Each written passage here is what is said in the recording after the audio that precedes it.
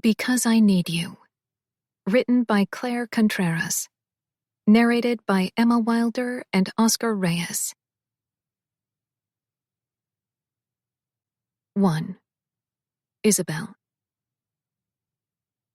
The past 10 days were a blur. I felt like I'd been struck by a force that was too great for me to bear. It wasn't just the loss of my father. It was the terrifying way in which it happened. To have him, a force of nature, just collapse in the kitchen right in front of me right after telling a joke. The ride to the hospital was shocking, and leaving without him after being told he was gone, even more so. That was how the doctor said it, too, before he gave me a moment alone with my father. "I'm so sorry. He's gone." "Gone where?" I demanded. "Gone where?" I knew it was an impossible question to answer, nearly an impossible thing to consider without delving deep into existentialism and religion. And yet, I'd rather deep dive into both of those than let him go. I wasn't ready to do that, and I needed an answer. The days that followed had been much muddier than that.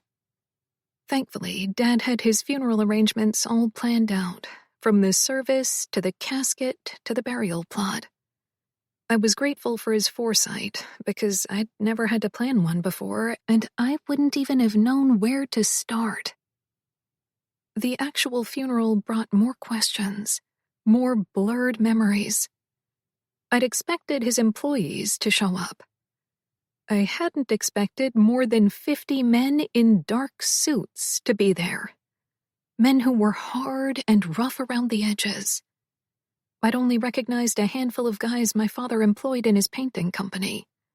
The rest were just bodies. Each of them squeezed my shoulder as they walked through and said a sentiment.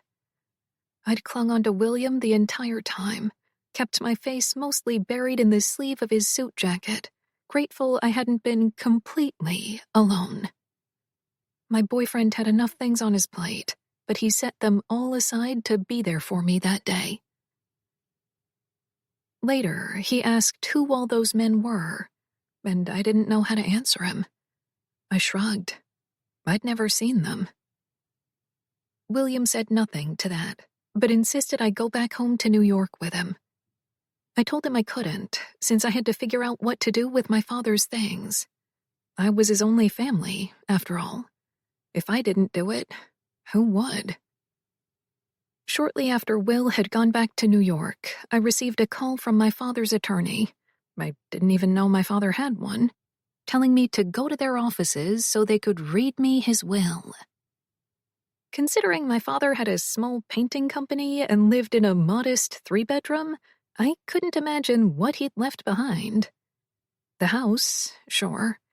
His old red Ford truck, maybe. Both things I did not want. I just wanted my dad to come home.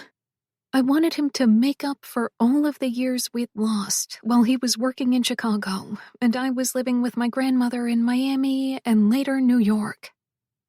So many years, compounded into occasional weekend visits instead of the day-to-day presence that I needed. He'd just started making up for it, too. He'd just started visiting me more and asking me to visit him more. I'd been in Chicago for 5 days when it happened. I'd planned to stay the entire summer while I was on break from teaching. And now, he was gone. Just like that.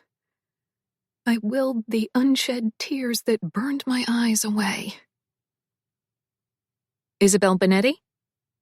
I snapped back to the present at the sound of my name and swallowed as I stood up and followed the woman to a conference room. I stood by the door for a moment, assessing the room. There was one man in a suit and one woman, also in a suit. Both were standing on the other end of the room, an odd, sympathetic smile on their faces. A fake one, really. Besides teaching middle school, I was dating the current and youngest mayor. I was used to being in a room full of assholes. This room, however, felt different. There was a certain uneasy charge to it, as though both of them knew that I was in the dark about whatever they were about to tell me. "Thank you for coming in, Ms. Bonetti," the man said. "I'm terribly sorry for your loss." I nodded in appreciation. I couldn't thank one more person verbally for that statement, and I shouldn't have to. I shouldn't have been here at all. I pushed that feeling back. "I'm sure this is a lot for you," the woman said. "I'm not sure what I'm dealing with, so I can't say whether or not it's a lot yet." I walked over. "I'm Dave Hunt," he said. "This is Parker Evans." I shook both their hands. "We're only here to help and facilitate, answer any questions you may have, and make this as easy and painless as possible," Dave said, while Parker smiled. "Help and facilitate what, exactly?" I asked, taking a seat in one of the chairs they signaled at. "Your father's trust, reading his will, signing a lot of papers, things like that," Parker said. I can't imagine what he would have left. My father painted houses for a living. "Let's begin." Dave cleared his throat, shifting in his seat uncomfortably. Within the first 3 minutes, I was told the large sum my father left me. Within 10, I was told about his properties. In the 30 minutes that followed, I was given more papers to look through. I took my time with each one of them, knowing I'd have to either have William do me the favor of looking through them or hire my own lawyer. It wasn't that I didn't trust my father's lawyers, but I'd seen the way Will conducted business, and he always had his own at his beck and call, which made me think I should do the same, just in case. It was just too much for me to wrap my head around, let alone understand. He had property everywhere, it seemed. Not just homes, but warehouses as well. Chicago, New Jersey, Rhode Island, Brooklyn, Miami. I took a deep breath and kept looking at the rest of the papers, pausing when I got to the marriage license. He'd been married? That was news to me. I looked up at Dave, who was chewing on the edge of his pen. Parker stood and excused herself. "My dad was married?" I asked, confused. "And divorced. We have those papers as well." Oh. The marriage license stated he'd been married to a woman whose name I didn't recognize before I was born. I looked at the divorce date. I would have been 12 years old then. He'd been married to someone I'd never even heard of for 20 years? My frown deepened. I glanced up again. This doesn't make any sense. Was this like an agreement for a green card or something? "No." Dave shook his head. "This was his actual wife. He was with your mother. I'm sorry." My jaw dropped. I looked back at the marriage license and divorce. My mother had been his mistress? That made me, what, his love child? I whispered those words aloud, feeling fresh tears prick my eyes. I swallowed them back. My childhood had been a mess, to say the least, with the back and forth between my parents' on-and-off relationship and the moving, but my mother and grandmother made it work for a while. We got to New York when I was 14, and I'd been instantly thrust into a fancy state-of-the-art school, rubbing elbows with celebrity kids and politicians' kids. It was where I met Will during our senior year. We weren't high school sweethearts, though. We weren't anything until we reconnected a year ago at a teacher luncheon he'd hosted. I'd continuously asked my mother once how we could afford that school, and she'd yelled to stop asking questions and be grateful I could attend, period. So I didn't ask any more questions. If I was a love child, surely my grandmother, who I was with most of the time, would have slipped up and told me, especially during one of her rants about how I should have never been born. You'd think she would have thrown it into those jabs, at least. I racked my brain for any clues, but there was nothing. My parents were cordial when they saw each other. My mother never had anything bad to say about my father, and vice versa. Mom was always busy working and dating, anyway. That didn't leave much room for conversation about their relationship. I knew they'd never married, but never in a million years would I have thought I was the product of an affair. Knowing that made me feel dirty. I kept staring at the dates, kept wishing my math was all wrong, but it was clear as day. He'd lied to me. My entire life, he'd lied to me. The only person I trusted, the only person who loved me unconditionally, and he'd been lying to me my entire life. Did he have any other kids? I asked, voice shaky. One. Dave said. My eyes snapped to his. A son. He passed away a few years ago. Passed away? I whispered. I had a brother I'd never met and would never meet. He was involved in questionable things, Dave explained. My brows hiked up. Questionable things? That could mean anything. I glanced at the papers on the table. This could literally mean anything. What was his name? I licked my lips. My brother, half-brother, whatever. Vincent Bonetti. Vincent. Look, Isabel, Dave started as I continued to stare at the stack of papers that knew more about my father's life than I ever did, ever would. I know this is difficult, but we haven't even hit the tip of the iceberg. So if you want to take a break to process this part and come back tomorrow, please, by all means. What do you mean? I felt my lip wobble. There's more? More secrets? Dave nods gravely. I shut my eyes, breathing through tears. I'd never been much of a crier. I had my parents to thank for that. All of the broken promises my mother had made. All of those weekends I'd waited by the window for my father to pick me up, and he never showed. Had he been with Vincent? Had he been with his real family? A sob raked through me as I buried my face in my hands. Dave set a hand on my shoulder. He didn't soothe me, didn't move it, just set it there, letting me know I wasn't alone. Except I was alone. My mother was long gone, living in Spain with her new husband. I couldn't even remember the last time we spoke. My grandmother was in a nursing home now, dealing with onset dementia and a body that may not hold her up much longer. I had Luke and Noah, who were the closest thing I had to family, but they had their own lives, and I didn't want to depend on them for everything. I had Eloise, but she was like a little hummingbird, showing up and disappearing whenever she wanted. I had Will, but he was just a boyfriend. Of less than a year, at that, and he was always busy. All my life, I'd told myself I didn't need anyone. I'd acted like I didn't need anyone. And now that the world had presented me with this, I wasn't sure I could handle it alone. I took another deep breath, wiped my face, and told myself to put my game face on and get this over with. Let's continue, I said. Dave took his hand off my shoulder. I didn't even look at him to confirm the wariness on his face. When I did, I shot him an expectant look.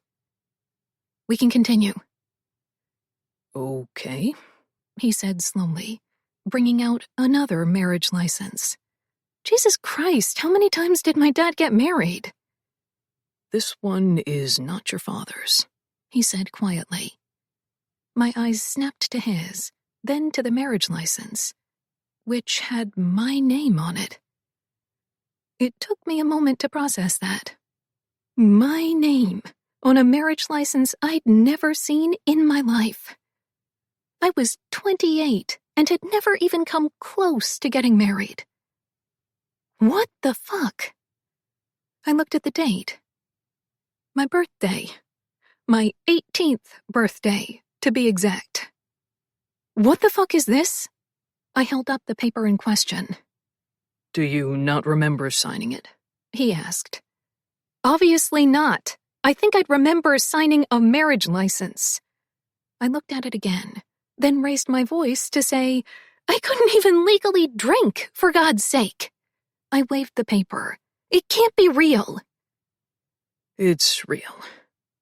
He looked down at the table, then met my eyes again. Look, I had many conversations with your father and pleaded with him to tell you about this double life he'd been living. None of this is fair to you. None of it. And what did he say when you suggested he tell me?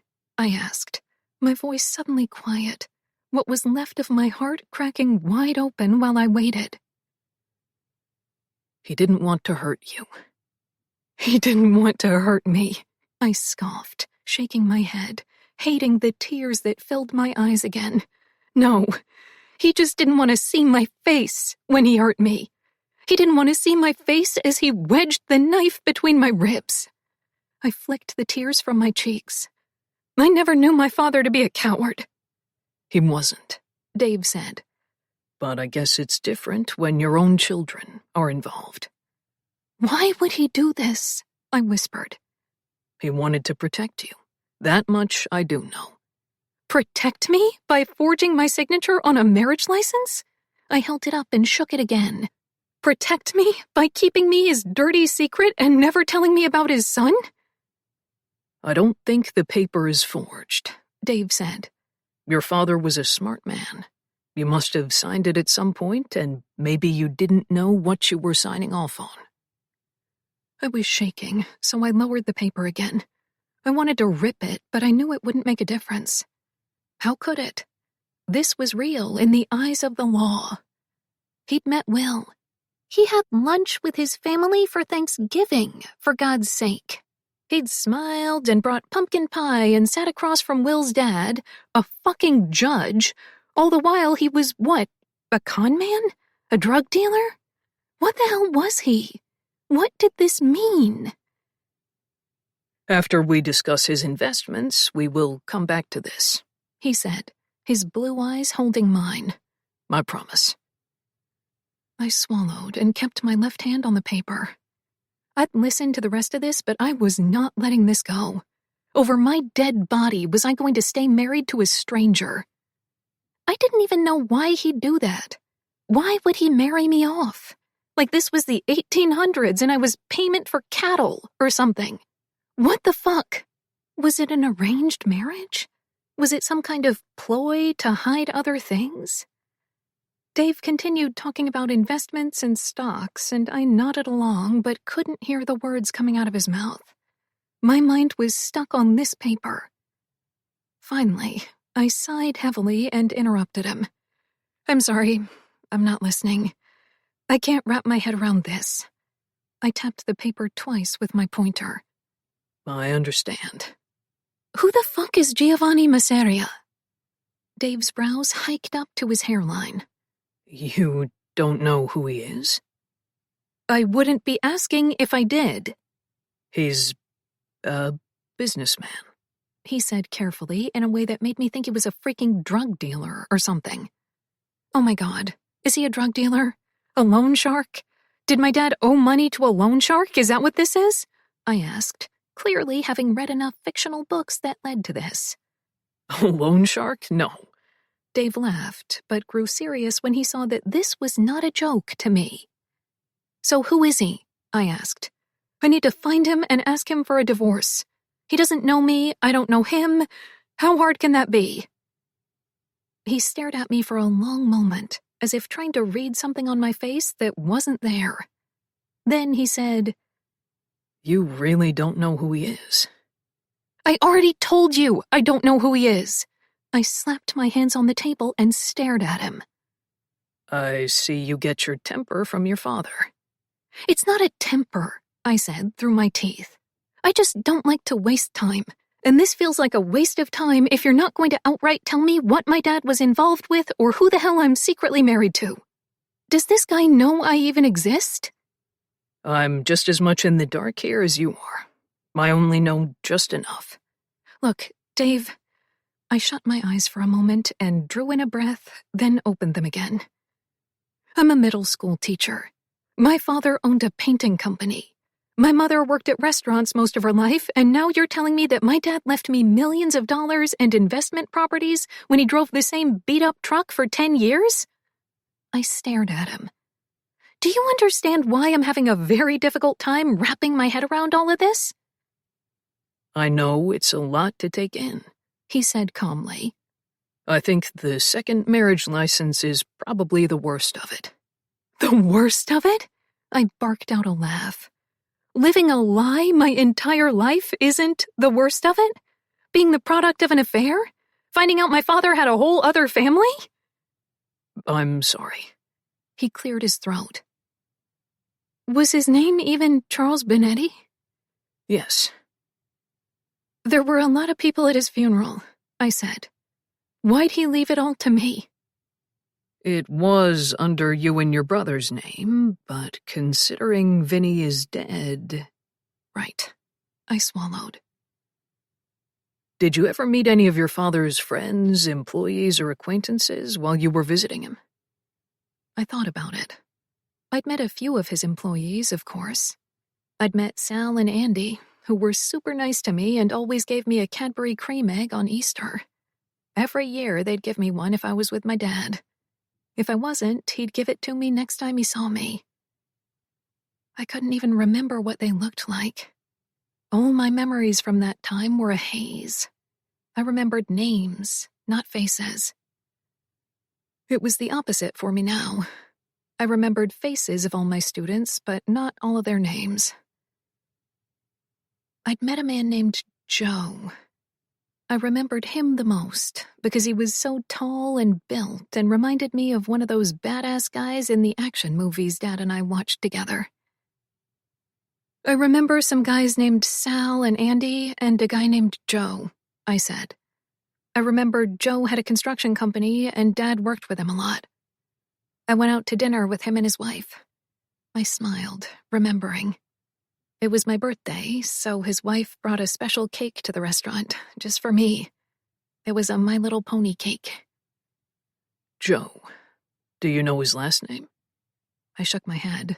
I was too young. Why? Would he know anything about this marriage thing? He might. Dave cocked his head in a way that told me he felt uneasy talking about this Joe guy. We continued. I signed off on everything I needed to sign off on. When we finished, Dave said he'd walk me downstairs. We made small talk about Cubs games and the weather as we took the elevator down, but my head was still spinning from everything that had just occurred upstairs. When we reached the lobby, I turned to thank him and noticed his face was serious again. Isabel, he started. I couldn't tell you this before, and I probably shouldn't be telling you now, but I couldn't live with myself if I didn't. That Joe person you met? It was probably Joseph Masseria. Masseria? I whispered. Like Giovanni Masseria? Yes. How do you know this? I asked. I'm his lawyer. It's my job to know as much as possible. I scoffed. And I'm his daughter, and he didn't tell me shit about shit. Your signature was on a lot of those papers upstairs, he said. That's probably how you ended up unknowingly signing the marriage license. Fuck. I remembered signing a lot of papers growing up. This is for my company. I want to make sure your name is on my things just in case. I just sign. Blindly. Because that was the kind of trust I had in my father. I swallowed and met Dave's blue eyes again. I take it he was involved in illegal activity, I whispered, looking down at the toe box of my red bottom heels. A gift from my father. Jesus. Had I been blind? No. I refused to believe any of this had been written on the walls, and I just didn't catch on. He'd taken me to work with him when I was little. He'd driven me around in his truck. He hadn't hidden me from anyone. At least, it didn't seem that way. Nothing your name is on was illegal, Dave said, which should have made me feel better. My boyfriend is the mayor of New York, Dave. I met his eyes. I can't have anything on me that'll tarnish his name. The mayor? His brows shot up. You're kidding. I wish I was. I let out a laugh that held no amusement as I looked away. I seriously wish I was. I only know one address for the Masseria family. It might be where you can find Giovanni, he said. If you tell him you didn't know about the marriage license and explain your situation, maybe he'll agree to a divorce. He shrugged. It can't hurt. Right. I nodded absently. Just, give me his information. He did, and we said our goodbyes as I walked out of the building. I didn't know Chicago. Not really. I hadn't even stepped foot here since I was 18, just before my high school graduation. Dad always visited me when he wanted to see me. I'd stopped visiting frequently when I was 14 because he was never home. He was always getting late-night phone calls and taking off. Sometimes he'd be back by morning. Other times he'd be gone an entire day. I never told my mother, out of fear that she'd pick that to pretend she cared and somehow stop letting me see him altogether. Instead, I told him I was busy with school and activities and friends, and he'd understood. He started visiting me instead on random weekends. Sometimes he'd get us both rooms at fancy hotels and let me order room service and bring a friend. I loved those visits. That stopped me dead in my tracks, just feet away from my rental car. Holy shit. He'd never missed a child support payment. He'd paid all of my college tuition, books, and expenses. He'd bought me my first car, a brand new white Volvo, the safest car at the time. And I'd never, ever thought to question where he got the money. He was always busy, always working, growing his business. Once I was inside my rental car, I gave myself a moment to let it all out. I cried harder than I'd cried all week, screamed louder than ever, and hit the steering wheel a few times, accidentally hitting the horn once. Then I took a deep breath, wiped my tears, and collected myself, the way I always did. And I set out to find out who the fuck Giovanni Masseria was.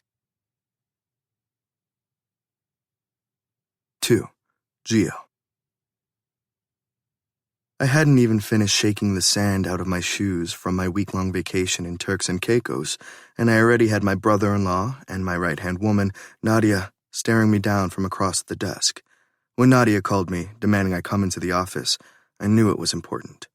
When she said Lorenzo was flying in for the meeting, I knew it was very important and involved money. There was always a problem, always an obstacle, and always a solution, but I wanted to deal with none of the above right now. Let's hear it. I waved a hand, impatient. How much money am I losing? Lorenzo cracked a smile at that, but grew serious when he said, Charles Bonetti is dead. Lorenzo said, Shit, really? My brows rose. Was it a hit? Lorenzo shrugged a shoulder. That's important, I said, because if it was a hit, someone may be trying to take the remaining 4 members out. Dean said it was natural causes, Nadia said. I sat back in my chair, letting it rock a little. It wasn't that I didn't like Charles. He'd grown up with my father and was still very close friends with him. Growing up, I called him Uncle Charles, but I called a lot of people who weren't my uncle's uncle. My father was the reason Charles Bonetti had a seat at the table with the family. There were 5 occupied seats. Well, 4 now, with Charles gone. I wondered if Dad had caught wind of this yet. Probably. No, definitely. There wasn't much he didn't know about. I looked at Lorenzo again. Why'd you call this little meeting? Because of the empty seat? I asked him, then looked over at Nadia. You shouldn't be in here for this. I don't think I'm going to be dragged into jail for this conversation, she shrugged. And what I have to discuss is related to this.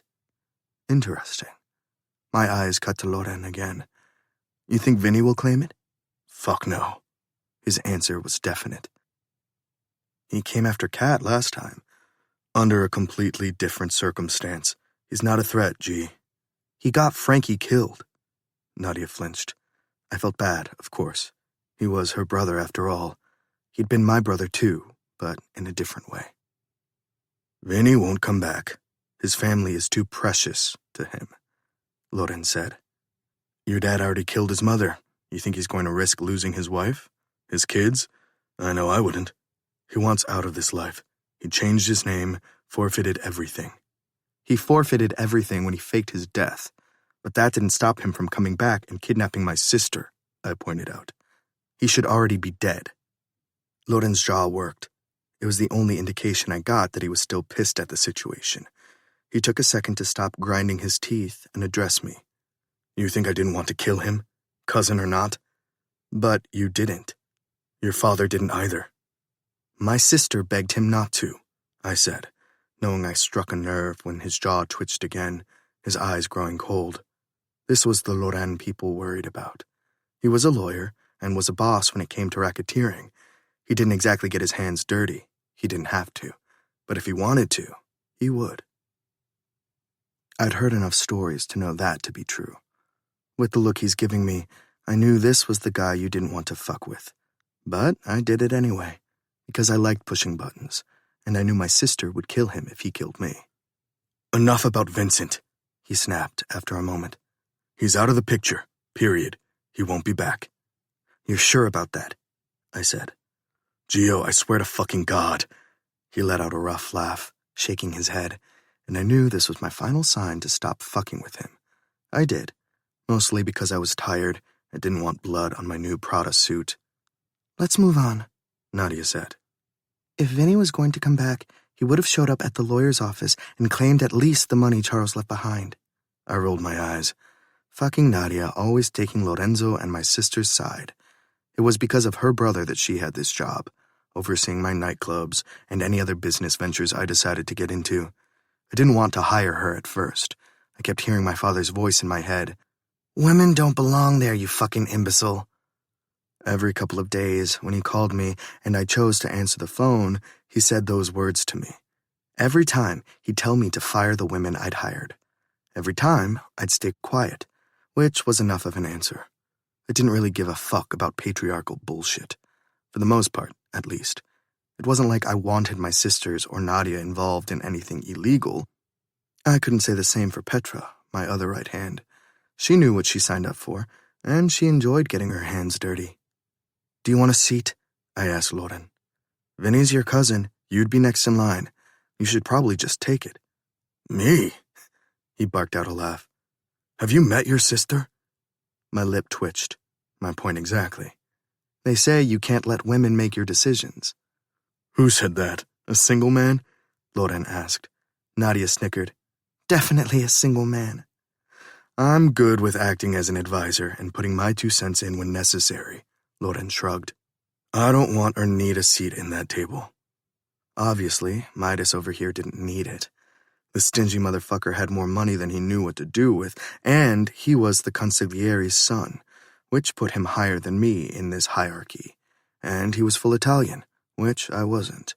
It didn't matter how much time passed and how much the world changed.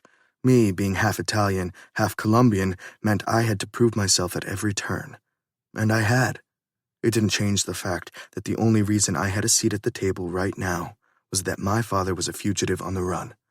Lorenzo, though, he could do whatever the fuck he wanted and still be guaranteed everything. If he didn't want the seat vacated by Charles, that meant it was for the taking, and none of us knew what that really meant. Our fathers, grandfathers, and so on had wars, real ones that ended with a lot of people dead. It was a funny thing. People often talk shit about the Mexicans and Colombians and any organization from any other country, when in reality, we were all the same. We were all monsters.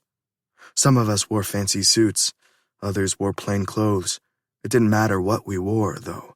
It didn't change the fact that we were bad human beings. The Italians treated organized crime the way the Catholic Church treated their organization. The irony shouldn't be lost on you there, for obvious reasons. Staying organized sometimes meant doing messy shit, and that was exactly what the men who came before us did. They did what they had to do to ensure we all had a shot at this. Times changed, though, and they were changing rapidly. It was something my father didn't want to accept, something Silvio Costello didn't want to accept, something Charles Bonetti sure as shit didn't want to accept, something Angelo Costello, Lorenzo's dad back in Italy, didn't want to accept. They were all the same, cutouts of their fathers before them. Our generation was different. We followed rules, but they were rules we made. We were constantly looking for a way to bend the old rules just a little, to forge change that would hopefully reflect the time we lived in. They may not want to understand that, but we did, and we knew if there was any way in hell to keep all of this afloat, we'd all have to adjust. So, while they had their meetings that we were privy to sometimes, we had our own meetings.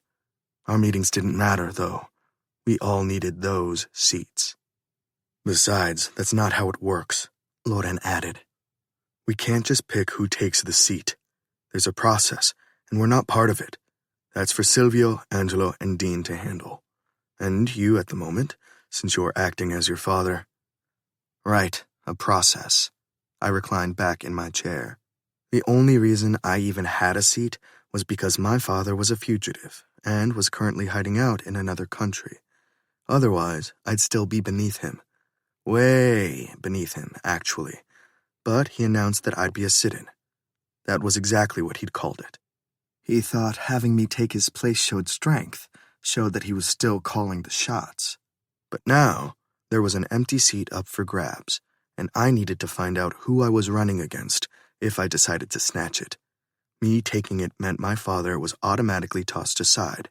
We couldn't have two members of the same family in these seats. Who wants the seat? Dominic? Maybe. Lorenzo shrugged a shoulder.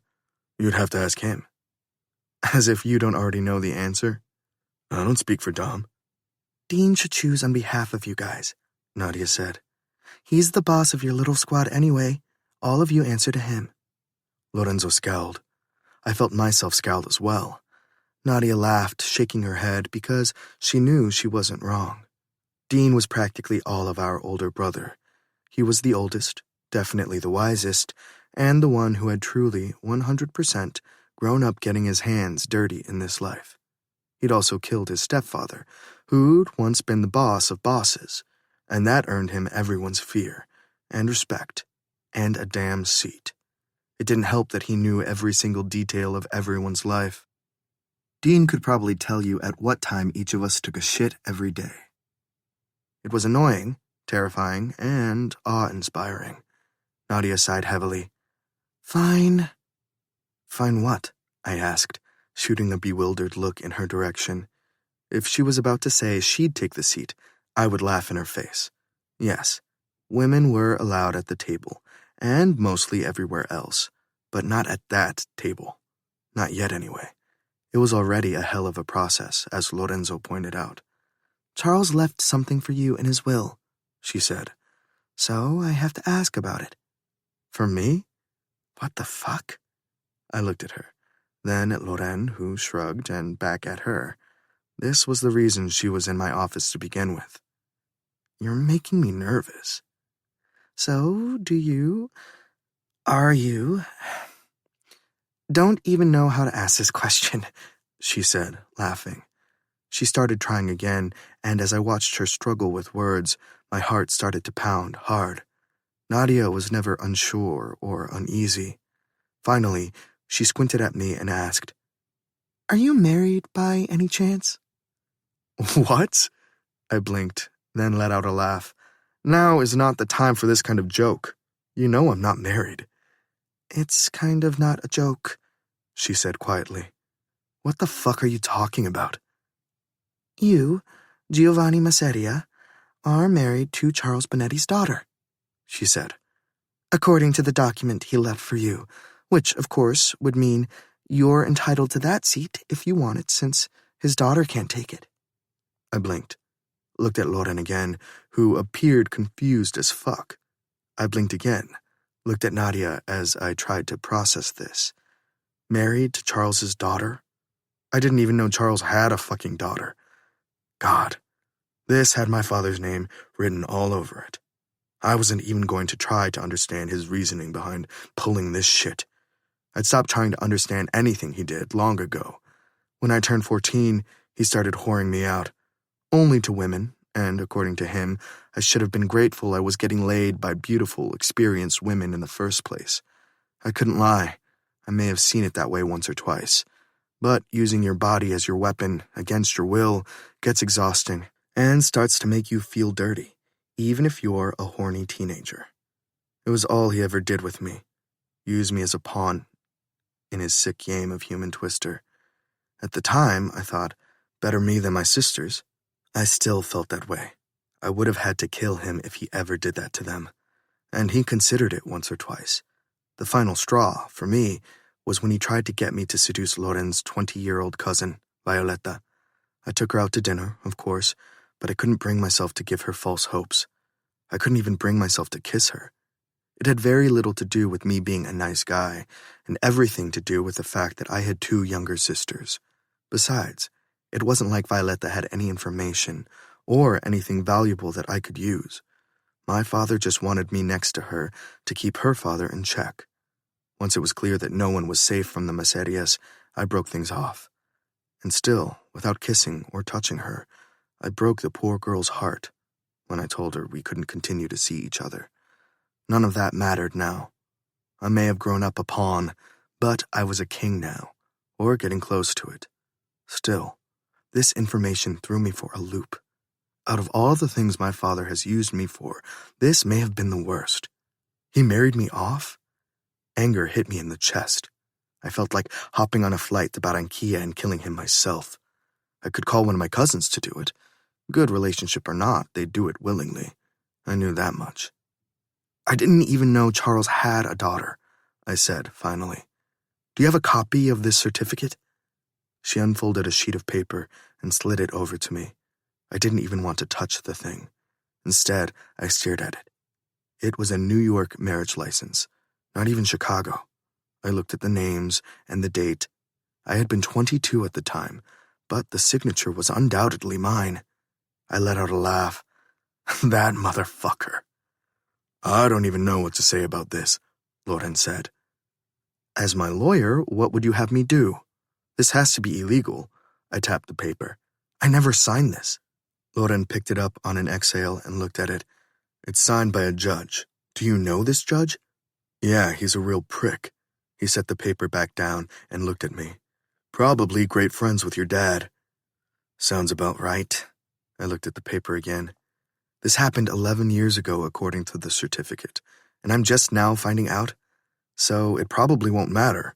We just have to get it erased somehow. Make it like it never happened. I shook my head again, looking at Loren. Did you know Charles had a daughter? Nope. She's your cousin, I said unnecessarily. Not really. Vinny is, my cousin through his mom's side of the family. I'm a Costello, not a Bonetti. I should have stayed on that goddamn island. I ran both hands down my face. What the fuck? Are you sure you didn't sign this yourself? Loren asked. Maybe you were drunk or high. I don't get drunk or high, asshole. I glared at him. At 22? He asked. Fuck. I never would have gotten married. Not drunk, high, or whatever else. Married? I scoffed. Fuck no. This had to be my father's doing. Some agreement with Charles. Can't argue there, he said. What do you have to do with this anyway? I asked. Why are you here? He was one of my movers. I need access to his warehouses. Seriously? I massaged my temples and closed my eyes. Who the fuck is not your mover, Loren? People who don't like making money. I opened my eyes just to roll them. He smirked. Nadia bit back a laugh. I sighed, dropping my arms. Okay, so, what do you want from me? Who the fuck is this Isabel person? I asked. Do we have any information on her? She's pretty low-key. She went to Rutgers. She's currently dating the mayor of New York. Nadia paused to grin after saying that. You're fucking joking. was the only thing I could manage. William Hamilton? Yep. Nadia was still smiling. My stomach turned. I couldn't stand the guy, and the feeling was mutual. Who cares, Lauren said.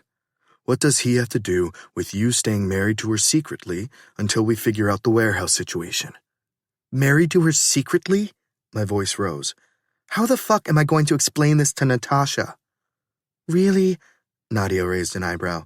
You're worried about Natasha's feelings all of a sudden? I frowned at that. Natasha was the woman I'd been seeing for 6 months now. 6 months was a big deal for me. She'd met my sisters, on purpose, not some run-in at a dark club or restaurant. That was a bigger deal. So, yes, I was worried about Natasha's feelings. Was Natasha in Turks and Caicos all week? Nadia asked. I glared at her. You know she wasn't. My point exactly. The minute Natasha had to fly to Paris, you had a replacement waiting for you in the lobby. It's not my fault women want me, I said, eyes narrowed. You act like I had someone flown in or something. How'd you find out about that anyway? I have eyes and ears everywhere. I let out a laugh. Of course, one of my men went and gossiped about this. My money was on Joey Z. Across from me, Loren chuckled, shaking his head. You better not do that to my sister, I pointed at him.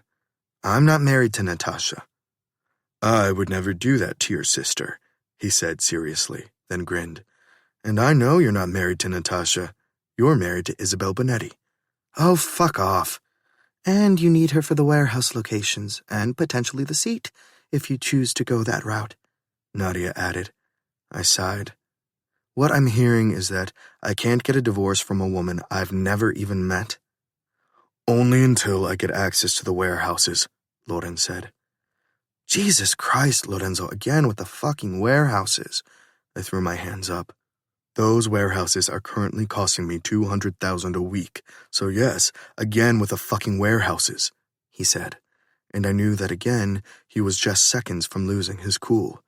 Midas loved making money, that was for damn sure. It was good for me, too, so I couldn't complain. Why not break into the warehouses? I asked. It seemed like the logical thing to do. Break in? He repeated back to me, as if I asked the dumbest question. Yes, have one of your guys break in. Hell, have one of mine break in. Charles has warehouses everywhere, and he never told me where the exact locations were. You know, for plausible deniability. Some of them are on Russian territory, Nadia said, according to Tony. There you go. We know Russians. Call one of them. Nadia laughed. We know a few Russians, and they all work against the Russians. They have no pull. I'm going to kill my father for this. I sat back in my chair. Maybe Lauren's right. Maybe she won't find out about this marriage, and we can just keep it a secret until we figure out a way to gain access. If Charles left this for you, he definitely left the same thing for her. She knows, Nadia said. Or, here's an idea, Lorenzo began, and I already knew I wasn't going to like where this was going. Maybe you should meet your wife and tell her straight up you need to see the documents. Or, Nadia started. I shot her a look, but she continued. Maybe you stay married until the big meeting, the one with the other 4 families. If Angelo Costello finds out about this, and he will find out about this, if he doesn't already know, Loren interrupted. He's your father. Why don't you find out if he knows? I asked. Not a good idea. Maybe Vinny gets the seat as next of kin. Hell no. Fuck Vinny, I said. He gets that seat over my dead body. What if Silvio Costello finds out and wants Vinny back in? She looked between the two of us. Frankie used to say Silvio always had a soft spot for him. I looked at Loren. Is that possible? Loren shrugged, sighing. Would you allow it? I asked, because that was more important. You think I can go over my father and uncle, 2 of the top bosses? Lorenzo's brows rose. I'm crazy, but not that crazy. I actually have something to lose now. Nadia's right. We need that seat. I already told you that you can have the damn seat, I said, even though I really fucking wanted it. I wanted all of the damn seats so I could plant the exact people I wanted in the exact places I wanted them. I was dying to get rid of these geezers, but Loren having a seat was a good alternative. He was my brother-in-law, and it would mean we were almost halfway there. I already speak on behalf of my father. I practically have a seat. I don't want it. Besides, Catalina, we'll kill you, I know, I sighed. I guess I'm going to New York. And here I was hoping for a boring workday. Boring? Loren stood with me. You launder money through a bunch of nightclubs. Exactly. I stood and looked for my jacket while they stood and started walking out of my office. Truth was, I actually enjoyed my nightclubs. And sure, the laundering. I tried to go 100% legit with the nightclubs in the beginning, but in this life, that can only last so long. I tried to go to each one frequently, but the one I went to the most was Devil's Lair, since it was the newest one. Natasha hated the nightclubs with a passion. If it were up to her, I'd sell them all. Leave it to me to find the one runway model who hated the nightlife. It was just one more thing I liked about her, though. She wasn't needy or clingy, and she was always traveling abroad for a job, which meant I was the perfect boyfriend. When she was in town, barely ever. The only downside was that my sisters didn't care for her, and unfortunately, that was a big downside. Neither of them could tell me what it was they had against her. They just said, "It's just a feeling," or "Her vibes are off," as if that meant anything. The only thing I knew was, in my bed, her vibes were definitely on. 3. Isabel. As it turned out, my alleged husband had a house in Lincoln Park.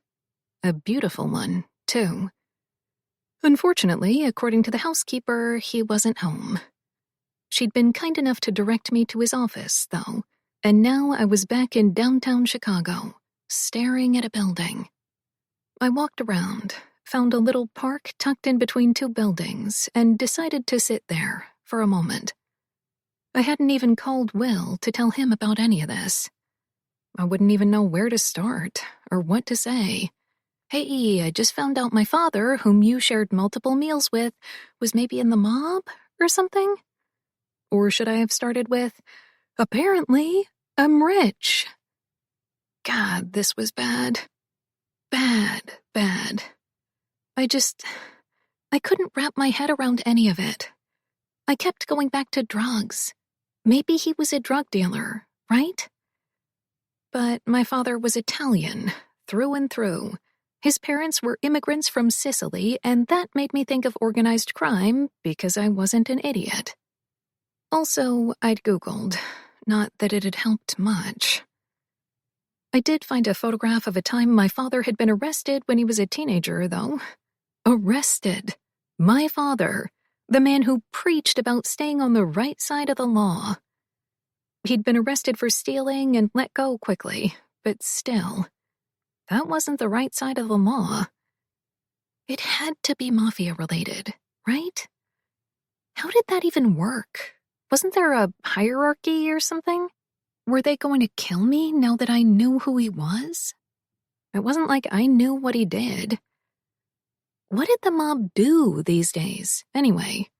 It wasn't the 1940s, and we weren't in The Godfather. I lived in New York. I'd know if Italians were still running around killing each other. People were killing each other, all right, but it didn't seem very organized from where I stood. I took a deep breath and marched over to the building, taking the elevator up to the 12th floor before I lost my nerves. I channeled all of the strength I'd channeled when I walked into school, because I didn't care what anyone said. A room full of middle schoolers was worse than the mob. I knocked on the door 3 times, just in case. Then I walked inside and felt stupid for knocking at all. I hadn't expected to find an actual business. There was a secretary sitting in front of a fancy glass that read Valley of Kings. I walked up to the man at the desk, who was smiling brightly. "I need to speak to Giovanni Masseria, please." Was he expecting you? He asked, frowning. "No." Mr. Masseria left for New York an hour ago. "You're joking." "I'm not." He offered a sympathetic smile. "Do you know where in New York I can find him?" Try one of his nightclubs, maybe Devil's Lair, or his restaurant, Masseria's." He shrugged a shoulder. "I don't keep tabs on him. Nobody really can."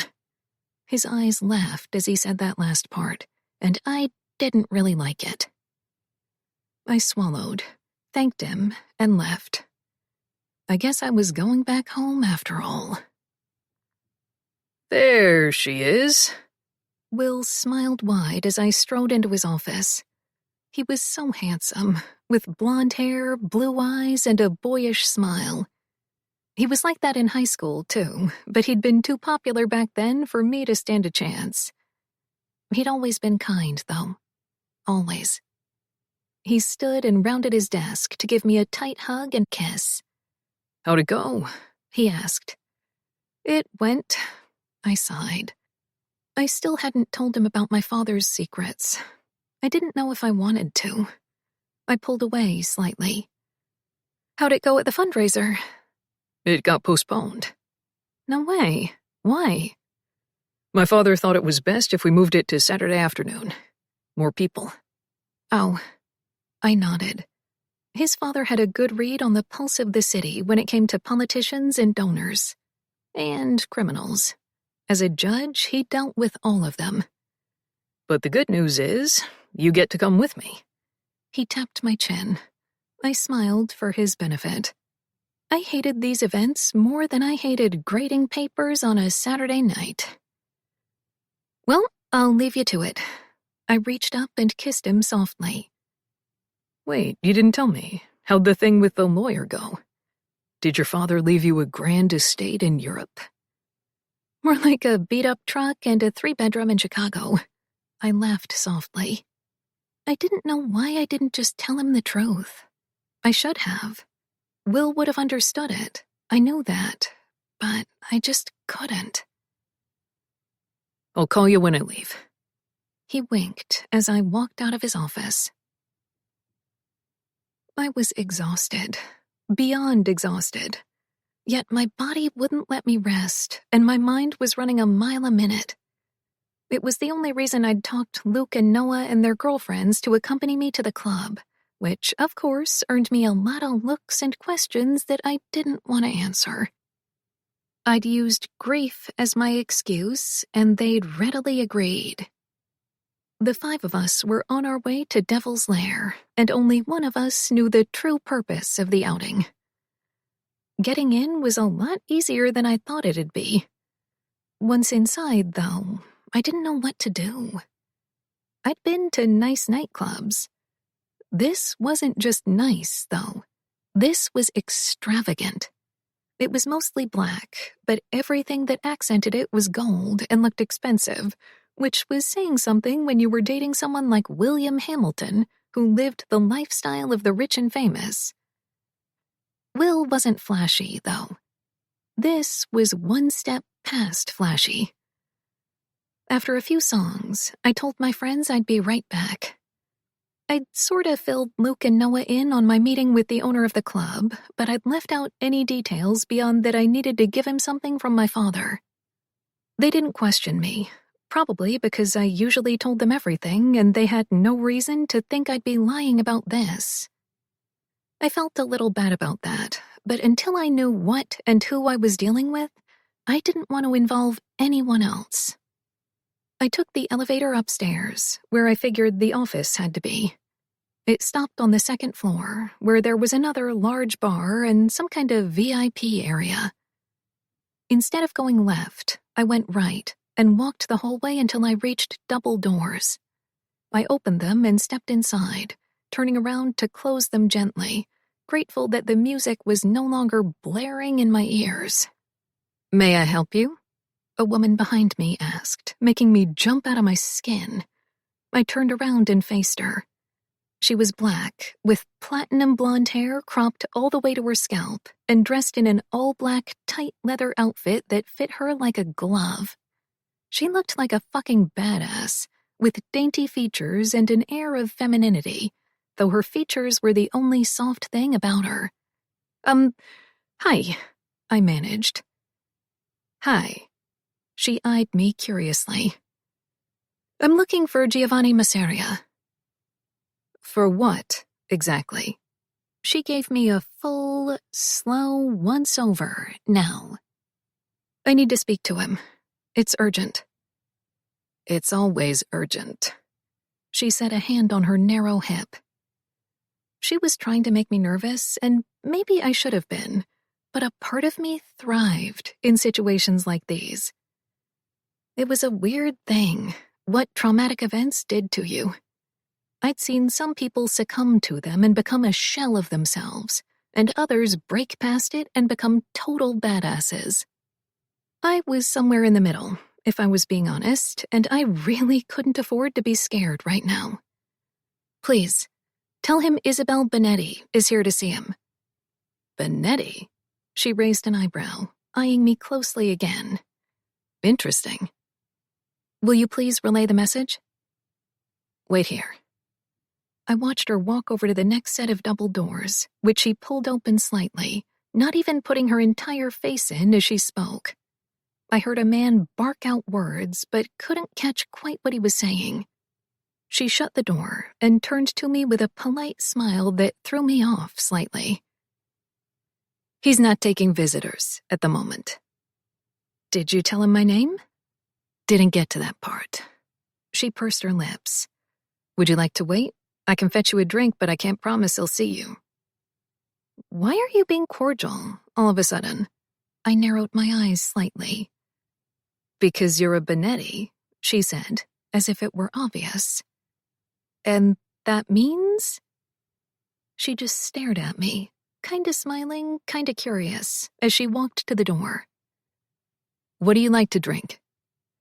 Tequila on the rocks with a lime, I said, looking at the double doors in front of me. As soon as I heard her walk out, I looked over my shoulder to make sure she was no longer there, and stepped forward, pounding on the door. What the fuck, Petra? A man barked from the other side so angrily that even I stiffened, but it only fueled the anger I'd already been bottling up because how dare he? He'd signed a freaking marriage license without my consent. He was probably just waiting for me to let my guard down before barging into my life and demanding whatever it is he wanted. I'd looked him up, too, this Giovanni guy.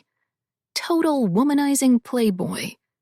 He was hot, yes, but everything else I'd read about him made him a little less hot, in my eyes. He owned a ton of nightclubs and a couple of restaurants. Definitely involved in organized crime. There were dozens of message boards dedicated to discussing his underground businesses. That angered me further, because it meant that my father, my sweet, funny, caring father, was also somehow involved in organized crime.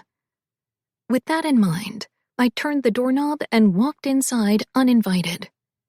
The office was massive, the lighting dim. It reminded me of a restaurant or a spa. The chair was turned around, so he hadn't seen me yet.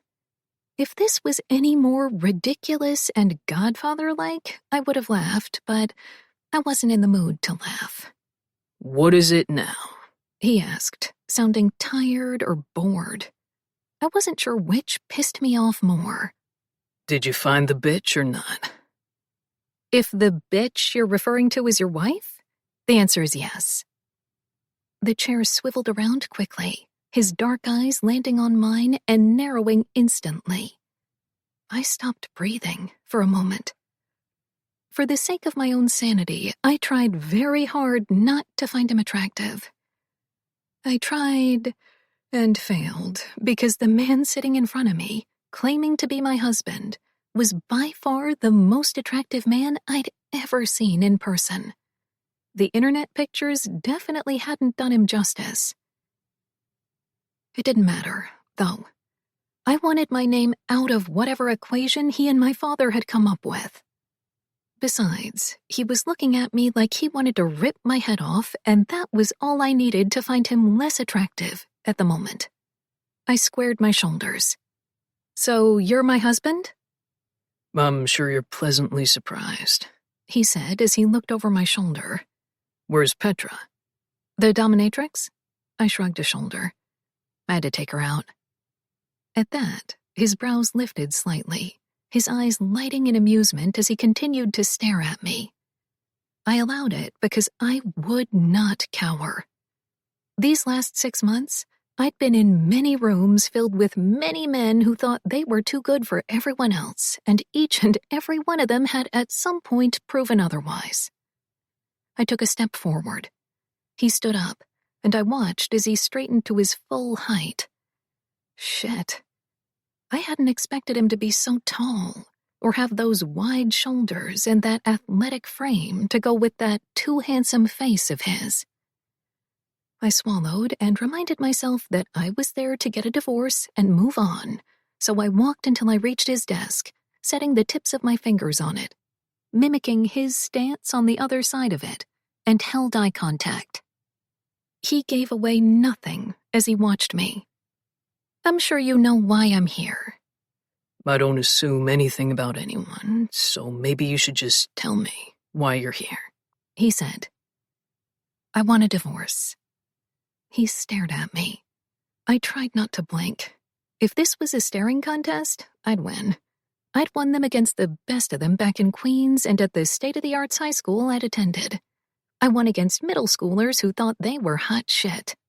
I wasn't going to let this man step all over me. A divorce, he repeated. That's what I said. He took his eyes away from mine and for the first time gave me a once-over that, unlike Petra's, set my skin ablaze.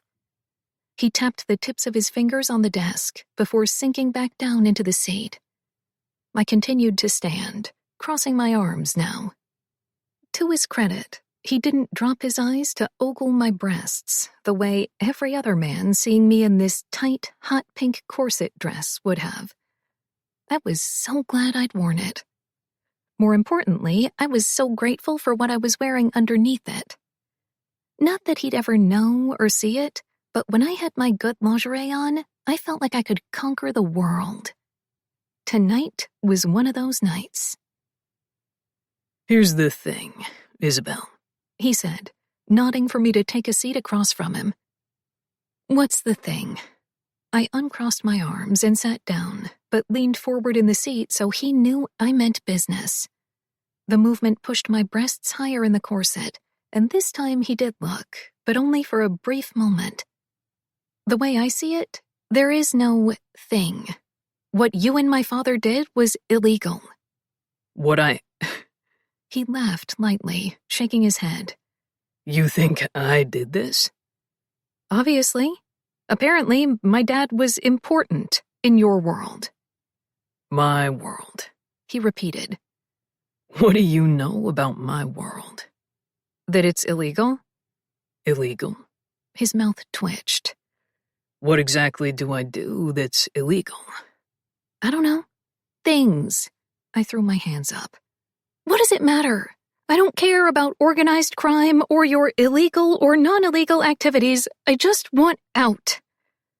I glanced away, hating that my emotions chose this moment to come out. Once I'd steadied myself, and when I made sure I wasn't going to cry hot, angry tears, I looked at him again. I don't want to hurt you or get you in trouble or whatever. I just want out. Out of the marriage or out of this world? He looked entirely too pleased with my display, and I had the sudden urge to grab the envelope opener on his desk and stab him with it. Maybe I did have a temper after all. Both, I said, taking my eyes off the envelope opener and looking at him again. But you don't even know anything about this world. Maybe you'd love it. I wouldn't. How do you know? He waited. When I didn't say anything, he continued, How do you know someone won't knock on your door tomorrow and tell you that you're next in line to rule an empire, and then you'll feel like you walked away from something big? I shook my head. I don't think you understand. I don't care if it's big or makes millions or whatever the fuck. I want out. He raised his eyebrows, rocking back in the seat as he continued to look at me. Where do you live? Here. Where? Queens. I swallowed, then rolled my eyes. Chelsea. Big difference there. He cocked his head. Which is it? You a Queens girl or a Midtown girl? Both. Not that it should matter since it has nothing to do with the conversation at hand. What do you do for a living? Again, nothing to do with my wanting out of this marriage and this world. I can find out, he said. One phone call and I'll know every dirty little secret you've ever tried to hide. Go ahead. Make that call. I smiled at that. It was the first thing he'd said that gave me real courage. Men like him were so used to getting their way at all costs because men like him didn't deal with women like me very often. I have nothing to hide.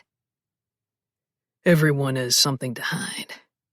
I let out a laugh. I almost felt like I was sitting across from Will. What's so funny? You reminded me of someone just now. A boyfriend, he said, and there was no question in the statement. He was sure of it. So sure of it that I didn't bother to deny it. Yes, a boyfriend, which makes this situation a little more urgent. Why? Has he proposed? No. I bit my tongue, then let it go because fuck this guy. None of this is your business. I am not your business. You're my wife. He crossed his arms, rocking back again, a sexy grin on his stupid, beautiful face. So that kinda makes you my business. This is so stupid. I threw my head back and groaned. I felt like one of my middle schoolers, but I didn't even care. This was a waste of time. He thought this was a joke. Just answer some questions for me and I'll think about it. Would that be so difficult if you have nothing to hide? Fine. Ask. My eyes snapped back to his. Queens or Chelsea? I currently live in Chelsea, I said. Spent a chunk of my life in Queens. What do you do for a living? I teach English and history. Really? A teacher? His brows rose. He assessed me again, this time a little closer, his gaze heating as if I'd just said I was a Playboy model or something. My heart skipped a beat, even though I tried to contain it because that was completely inappropriate considering I had a boyfriend. I glanced away. Yes, really, I said to the wall. What grades? 7th and 8th. God. He laughed, a real laugh, though it was so short I missed seeing it on his face when I finally looked at him again. That must be a nightmare. Can't argue there, I said. His eyes crinkled, but he didn't smile this time. Why a teacher? Why an astronaut? Why a firefighter? Why a whatever it is you do? You have a very short temper for a middle school teacher. I ran my tongue along my teeth and drummed my fingers on his desk. Is that all? Is your boyfriend a teacher? No. I almost laughed at the thought of Will as a teacher. He didn't even like kids. You're in love. So you do make assumptions after all. This time he did smile, and holy shit, I wished he hadn't. It was slow forming, his eyes sparkling as he grinned. If he looked hot before, it was nothing compared to this. I brushed my hair behind both ears, knee bouncing. I didn't want to answer his question. I loved Will, but I wasn't in love with him. Not yet, anyway. But sometimes love takes time, and I was giving myself that. I make you nervous, he said. You make me annoyed and angry and disgusted. Wow. All within what? 15 minutes of meeting me? He kept smiling. That's a new record. Yep. Now can you please, for the love of God, grant me the divorce? No. No? My jaw dropped. What do you mean, no? He tilted his face, running his tongue along his bottom lip. I need things. Some assets that your father has that don't belong to him. Like what? I'm not at the liberty to say without my lawyer present. Oh, okay. I laughed. You're one of those. One of whom? One of those people who need their lawyers present for every conversation and sues everyone for everything, I said. Will was also one of those. He'd just sued a freaking newspaper, for God's sake. And this annoys you? Kind of. It means you're going to stall, and I don't have time to stall. Because the boyfriend is going to propose soon. Will you stop it with the proposal stuff? I placed both hands on the sides of my face and looked up at the ceiling again, asking for patience and serenity and anything else that would help me. Will was nowhere near close to proposing, but I wasn't about to admit that to the man in front of me. I have a right to know when my wife is going to be proposed to by another man. Your wife? I squeaked, looking at him again. He looked so smug, too. Will you stop saying that? I am not your wife. The law says you are. Fuck the law. I'm not your wife. Fuck the law, huh? He raised an eyebrow. Sure you're not part of this world? Yes, Ariel. I'm positive. He barked out a laugh and looked as surprised by it as I felt. It was a genuine laugh, and I felt myself smile, proud that someone finally understood the reference. I'd quoted Disney movies to Will for 5 months, and my students longer, but they were too young, and Will had been too preoccupied with boarding schools and the violin and never saw those movies growing up. Citizen Kane he'd seen multiple times, though. Go figure. Look, Isabel, I can't grant this divorce until I get what I need from this arrangement, and that's going to take a little while. Are you staying here? Going back to Chicago to tie things up? Where will you be? Where will I be when? This summer, he said. School is out for the summer. Where will you be? Do you have to be in school all summer doing paperwork and shit? I hate to be the one to break this to you, but teachers usually leave the premises after school and actually have lives outside of teaching. I always wondered about that. Now you know. I shrugged a shoulder. Fuck. Was I still smiling? I got serious again. How long do you think it'll take to sort all of this out? If you give me full access to everything your father left, sooner rather than later. Full access? Are you insane? I blinked. I didn't know what that even meant, but if my father wanted anyone to have full access, he'd have granted it himself. Just tell me what you want, and I'll figure out how to get it to you. That might actually be a possibility, he said slowly. If you leave me your contact information, I'll let you know what I need. Contact information? As if I was merely leaving my email on a resume. I stared at him for a beat. How about I give you my number, like a regular person in the 2020s? That works, he said in a completely serious tone. I'm getting tired of sending pigeons with my messages. I bit back a laugh and looked away. If I wasn't dying to go back to my regular life, I might just be charmed by this interaction. I gave him my number. He gave me his in case I needed him for anything. I assured him I wouldn't, and I left. It seemed painless enough. 4. Geo. Dean hadn't given me all of the information on Isabel, and if I thought I wanted it before, I felt like I needed it now. She'd stumped me. I wasn't expecting her to be drop-dead fucking gorgeous, with golden skin, light brown hair that hit her at the elbows, and eyes that nearly matched the shade. I definitely wasn't expecting her to be funny, or sarcastic, or a teacher. A fucking teacher. How could Nadia have left that part out of her one-sentence pitch? That was my fucking fantasy growing up, and my teachers looked nothing like Isabel Bonetti. This took my fantasy to a whole new level.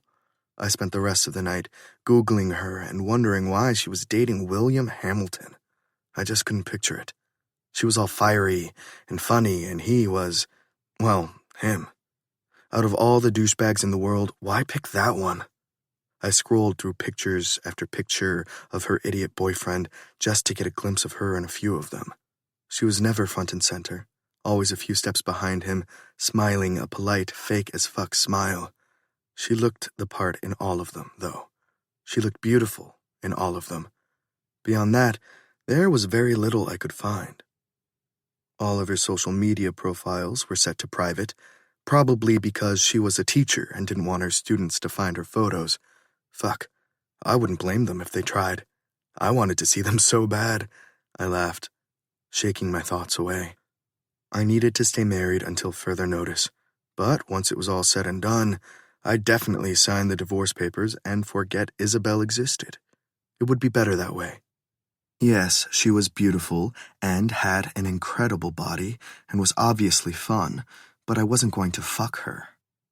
She looked like the kind of woman who would want a relationship, and thinking about being attached to another human being like that made my skin crawl.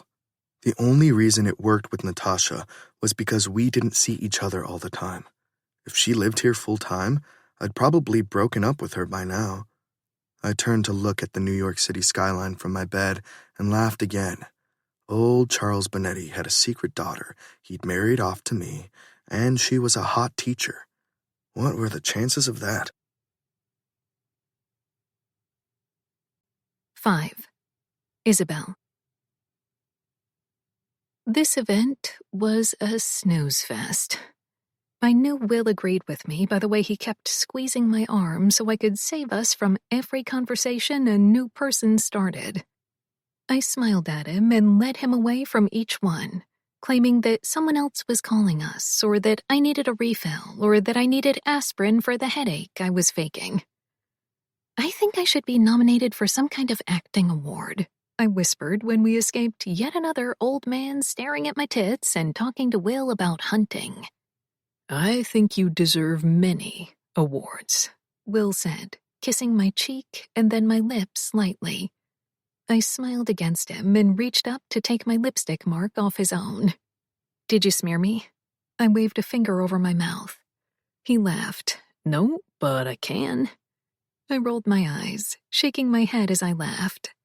Maybe our next excuse should be a quickie in the bathroom. I've never been a fan of quickies, a man said, and my stomach instantly dropped when I recognized the voice. What the hell was he doing here? Will and I both straightened and turned toward Giovanni, who was staring right into my eyes. I swallowed hard to regain control of my rapidly beating heart and the sudden rush of discomfort between my legs. He broke the gaze and looked at Will, giving a sharp nod. William. Giovanni. Will kept his voice even, but from the way the tips of his ears lit up, I could tell he wasn't thrilled to see him. Are you going to introduce me to your lovely date? Giovanni's gaze swept over my face before slowly raking down my body and back up. It was so obvious that I stiffened. Hell, Will stiffened, and normally he didn't care. This is my girlfriend, Isabel. He grabbed my hand and held it in his, not letting me shake Giovanni's. Isabel. His eyes danced with amusement. There you are. A tall brunette appeared behind him, wrapping an arm around his shoulder. She was freaking gorgeous. She smiled at me, then at Will, then at me. Hi, I'm Natasha, Gio's girlfriend. Will's tension slithered away. I felt it. He let go of my hand to shake Natasha's. I smiled at her as I shook it and introduced myself. I looked at Giovanni with an expression that I hoped he could read as, "You have a girlfriend, you idiot? Does she know?" And he arched an eyebrow and looked at me with an expression that said, "Does he know?" I glared. He smiled, looking over at Will again. It was a fake smile. I could tell. I'd plastered enough of them on my face to recognize it. So, William, what's going on with that theater? Giovanni asked. You know, the one my permits are held up on for some odd reason, even though I pay a shitload of money to avoid these things. I don't think this is the place, Will said in a hushed tone. Considering I made a hefty donation at the door, he said, then smiled at Natasha. 2 hefty donations. I think this is the perfect place. I already told you I have nothing to do with the holdup. Really? Because the way I heard it was that your father wants the theater for another cause. Something about another skyscraper? Gio tilted his head slightly as if this was a totally lax conversation, but his eyes said otherwise. Gone was the funny, charming man I'd met the other night. He'd been replaced by a menacing, cold, calculated man. And damn him if it didn't make him hotter. Something was definitely wrong with me. Maybe I was finally going through that bad boy phase everyone usually burned through in their teen years. I liked the sweet guys, the sure bets, the ones you could take home to your parents, or in my case, to chaperone the student dance with me once in a while. I'd never understood the bad boy appeal until this exact moment.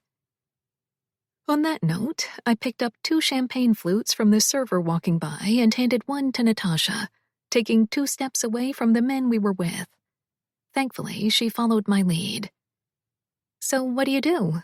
I asked, smiling. "I'm a model." She took a sip of champagne, rolling her eyes. God, it sounds so fucking pretentious every time I say it. I laughed. "Hey, it's a cool job. What kind of modeling do you do?" "Runway." "Whoa, really?" My eyes widened.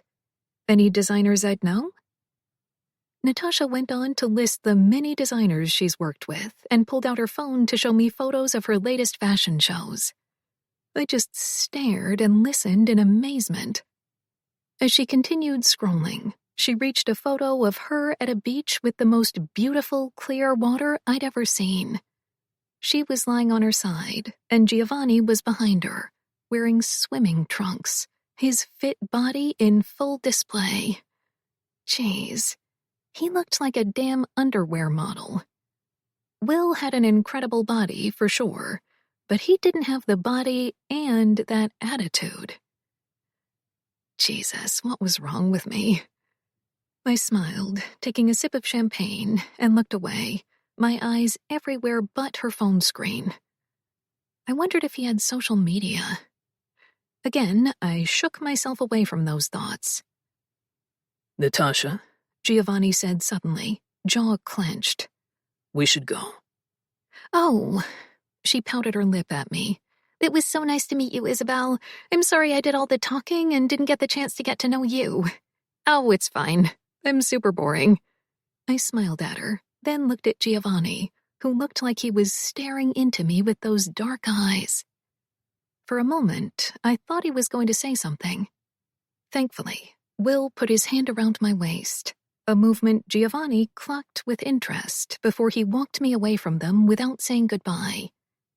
I glanced over my shoulder one last time and found Giovanni still watching me, fire brewing behind those eyes. "Everything okay?"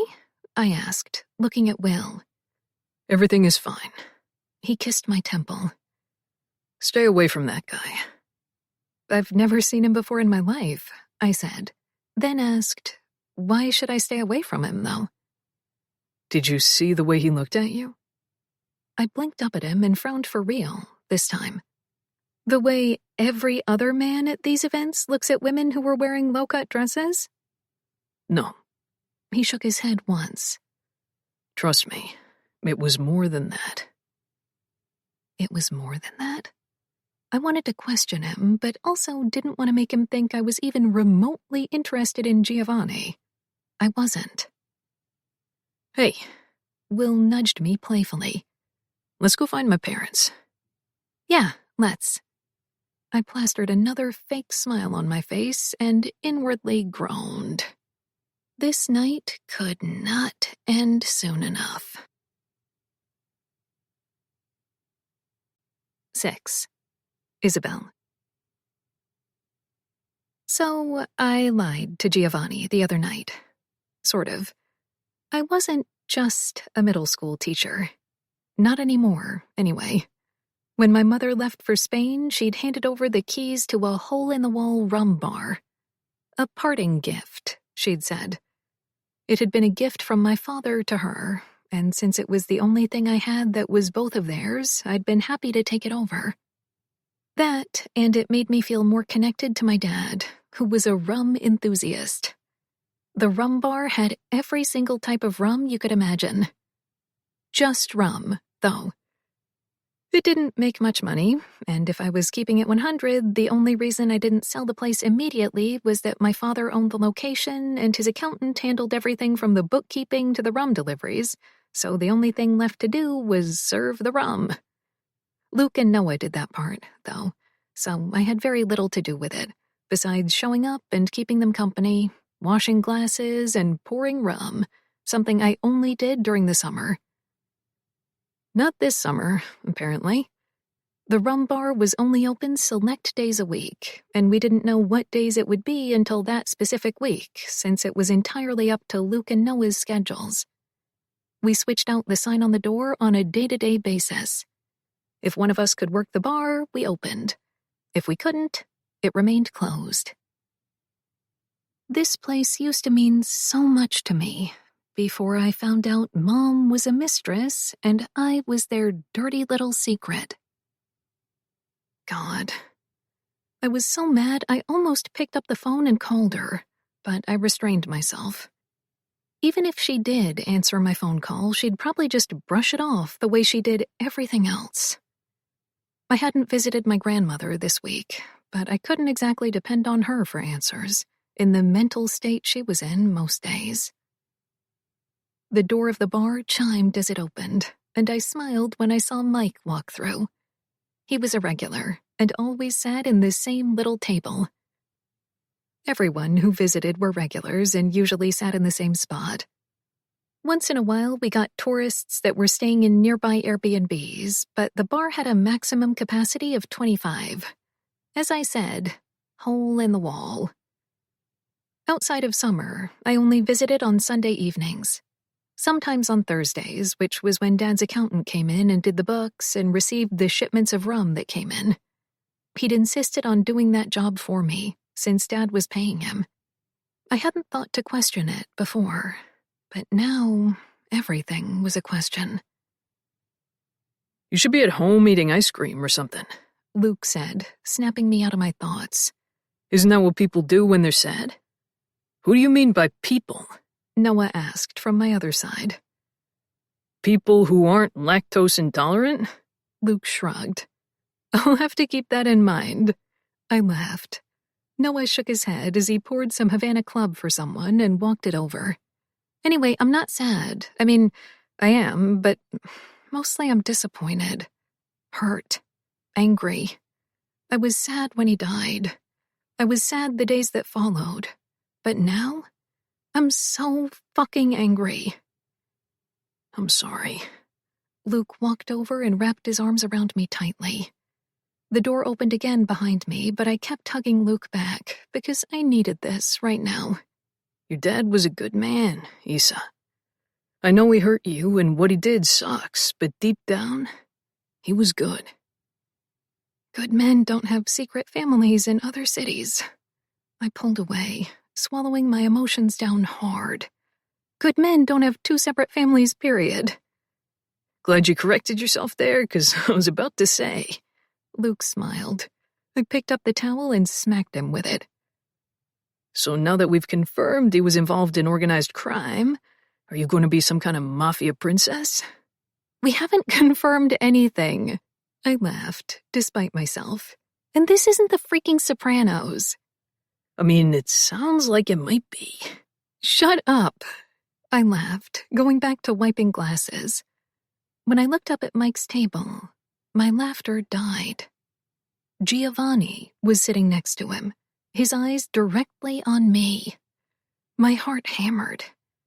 God, can he not leave me the hell alone for a minute? Who? That's the guy I'm supposedly married to, I said to Luke as Noah was coming back. They both turned to look. Good thing I didn't care if they weren't sneaky because they would have totally blown my cover. Giovanni Masseria? Noah asked. You're fucking joking, Luke said. My jaw dropped as I turned around fully, letting my back hit the bar as I looked at the two of them. You know him? We don't know him. We know of him, Noah said. Everyone knows of him, Isa. Not me. My brows rose. How would I? He's from Chicago. Isabel. Luke cocked his head. Masseria's Italian. You know, where they make the best lasagna. Oh. I frowned. I'd never put two and two together. It wasn't like I went looking up who owned what restaurant. Besides, I'd never had the lasagna there. But that's an actual restaurant. That his family owns. He owns nightclubs, I said. You're married to him, of all people? Noah blinked, shaking his head slowly. I can't wrap my head around that. Me either. Luke's eyes narrowed above my head, and then at me. Define married. I already told you the story. I'm not going to say it again, I whisper-shouted. I wouldn't have told you if I knew he was going to show up here. How the hell did he know about this place? And why is he sitting with Mike? He's been here a couple of times before. Noah shrugs. He always comes with Mike. Sometimes he used to come with another guy, but I haven't seen him in a while. He was killed, Luke said. Remember? Oh, shit. That's right. Noah nodded. Nice guy, too. Yeah. I slapped my forehead onto my hand.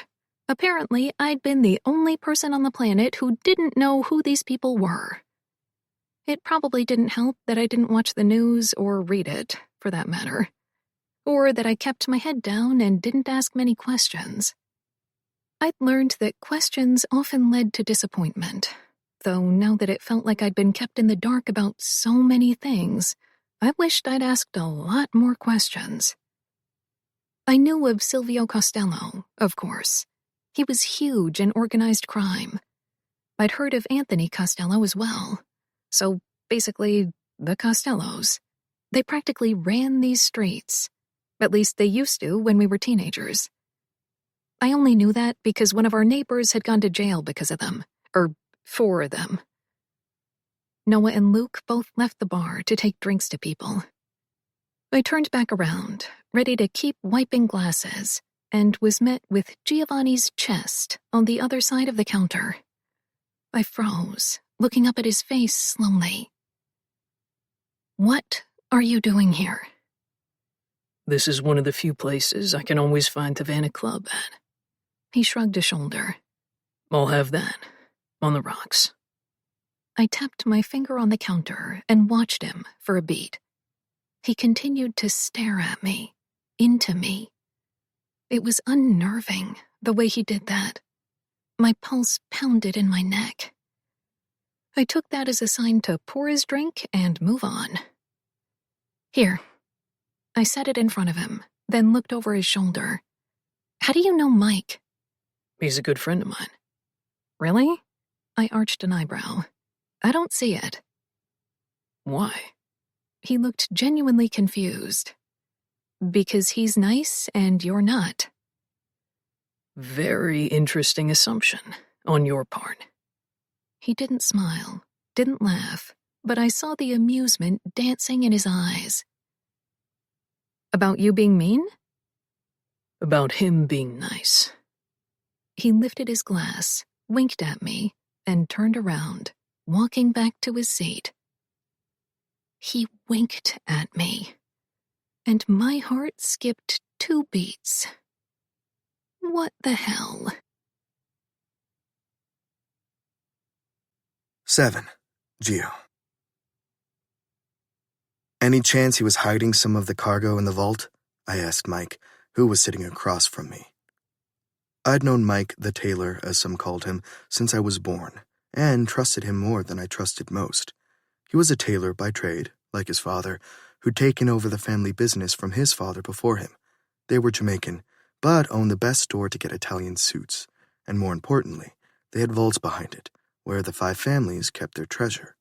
The fact that his father was able to gain their trust was mind-blowing. To us younger guys, Mike was our brother. To the older guys, though, the Italians of my father's generation, working this closely with Jamaicans wasn't exactly the norm. My father was the one who changed that, so I had to give him credit there. Maybe he was capable of change, not that I'd ever say it aloud to him. He hasn't been here in months, Mike said, so it's highly unlikely. Any chance he's hiding any in here? Mike shook his head side to side, debating as his eyes jumped on each surface. We can't rule it out, but I don't think so. He hadn't been here either in a while. Really? I frowned. I'd never paid much attention to Charles Bonetti. He was just another geezer who tried to control what we were doing and put a pause on the changes we wanted to make. He owned this little bar in Queens, though, that only served rum. The Rum Bar, it was called. Clever, I know. So, this girl didn't have a good relationship with him? No idea. Mike sat back and focused on his drink. You think she'd let us search the place? Isabel? He let out a laugh. I can't imagine what excuse you'd give her in order to get her to agree. Whether or not she was close to her father, she's loyal to him. She's my wife. I shot him a look and took a sip of my rum, watching the way his face switched from one expression to the next, starting in amusement and landing in horror. Tell me you're joking. You think I'd joke about that? I placed a palm to my heart. Fuck you, I'm being serious, G. Don't use that shit against her. He sat up and leaned forward. She didn't ask for that. Neither did I, yet here we are. I glanced at the bar briefly. She was talking to one of the old men who'd walked in while I'd been sitting here. Funny how she looked so at ease in here. Then again, she was a middle school teacher and was somehow dating the fucking mayor. She'd have to appear comfortable in any situation. She definitely had the looks for it. When she walked into my office and dropped the bomb of who she was, I could hardly believe it. She looked nothing like her father. It wasn't just in appearances either. Her father was a cold-blooded killer with eyes that matched. He hadn't killed in a long time that I knew of. Once he took over the vacant seat and started buying warehouses to hold cargo in, he focused on that. Still, the fact remained that he looked like a very hard man. Isabel wasn't that at all. She was guarded and open all at once. She was sexy as hell was what she was, but I couldn't let myself think about that too much. She's a good girl, Mike said after a moment. What do you know about her? I asked, careful not to sound as desperate as I felt, because I did. I felt desperate to know more about her, and I couldn't figure out why, which further pissed me off. I wasn't supposed to want to know anything about her. She grew up a few houses down from me, a few years younger, but we had mutual friends, he said, nodding at the bar. Noah and Luke being two. I looked over again. When I'd walked in, she was hugging one of them. Both big-ass dudes who looked like they belonged on a football or rugby field, not behind a bar, which was an unfair assumption. I knew it from personal experience. When people looked at me, they saw only the obvious. Rich, flashy, good-looking. All good things, sure, but they weren't what made me, me. At least, I fucking hoped not. Before Frankie died, those were things I never thought about. Not once. I'd always used my looks and charm to my advantage in every situation. When those didn't work, I used money. When money didn't work, I used my last name. The guys behind the bar weren't like me, though. I could read that from all the way over here. They weren't who I'd think would run with guys like Mike at all. I turned to him again. They seem nice? They are. Mike looked at them again. Their mama sheltered the shit out of those two. Turned out right, though. I took a sip of my rum. When I was a kid, no one tried to shelter me. And even if they had, it would have been an impossible task, being the firstborn son of Joseph Masseria, and all. And once I found out who the real Evelyn Alvarez was, well, let's just say I always figured I'd end up in jail eventually. Thankfully, I'd been very careful and able to dodge it, had never even gotten arrested. I got one speeding ticket once, and my father laid into me so badly that from then out, I went 1 mile an hour below the speeding limit at all times. What does her boyfriend say about this place? Fuck if I know, Mike laughed. Who do you think I am, Russo? At the sound of Dean's name, I gripped my teeth. He still hadn't gotten back to me with the information on Isabel. I told him I'd pay him double, and he was treating it like he had all the time in the world to get it to me. I exhaled. I can't imagine he'd be okay with it, as pretentious as he is, I said about William Hamilton. You still mad about the permits? Of course I'm mad about the fucking permits. I looked at Mike again. I wanted that theater ready by October. It's the middle of June, and that asshole is still holding up construction. Because his father wants it. His father doesn't want it. Silvio and his little team of investors want it. They're just using Judge Hamilton as a front and promising him big bucks. Silvio wants to build a fucking skyscraper. I would think you of all people would appreciate a luxury building. The theater is historic.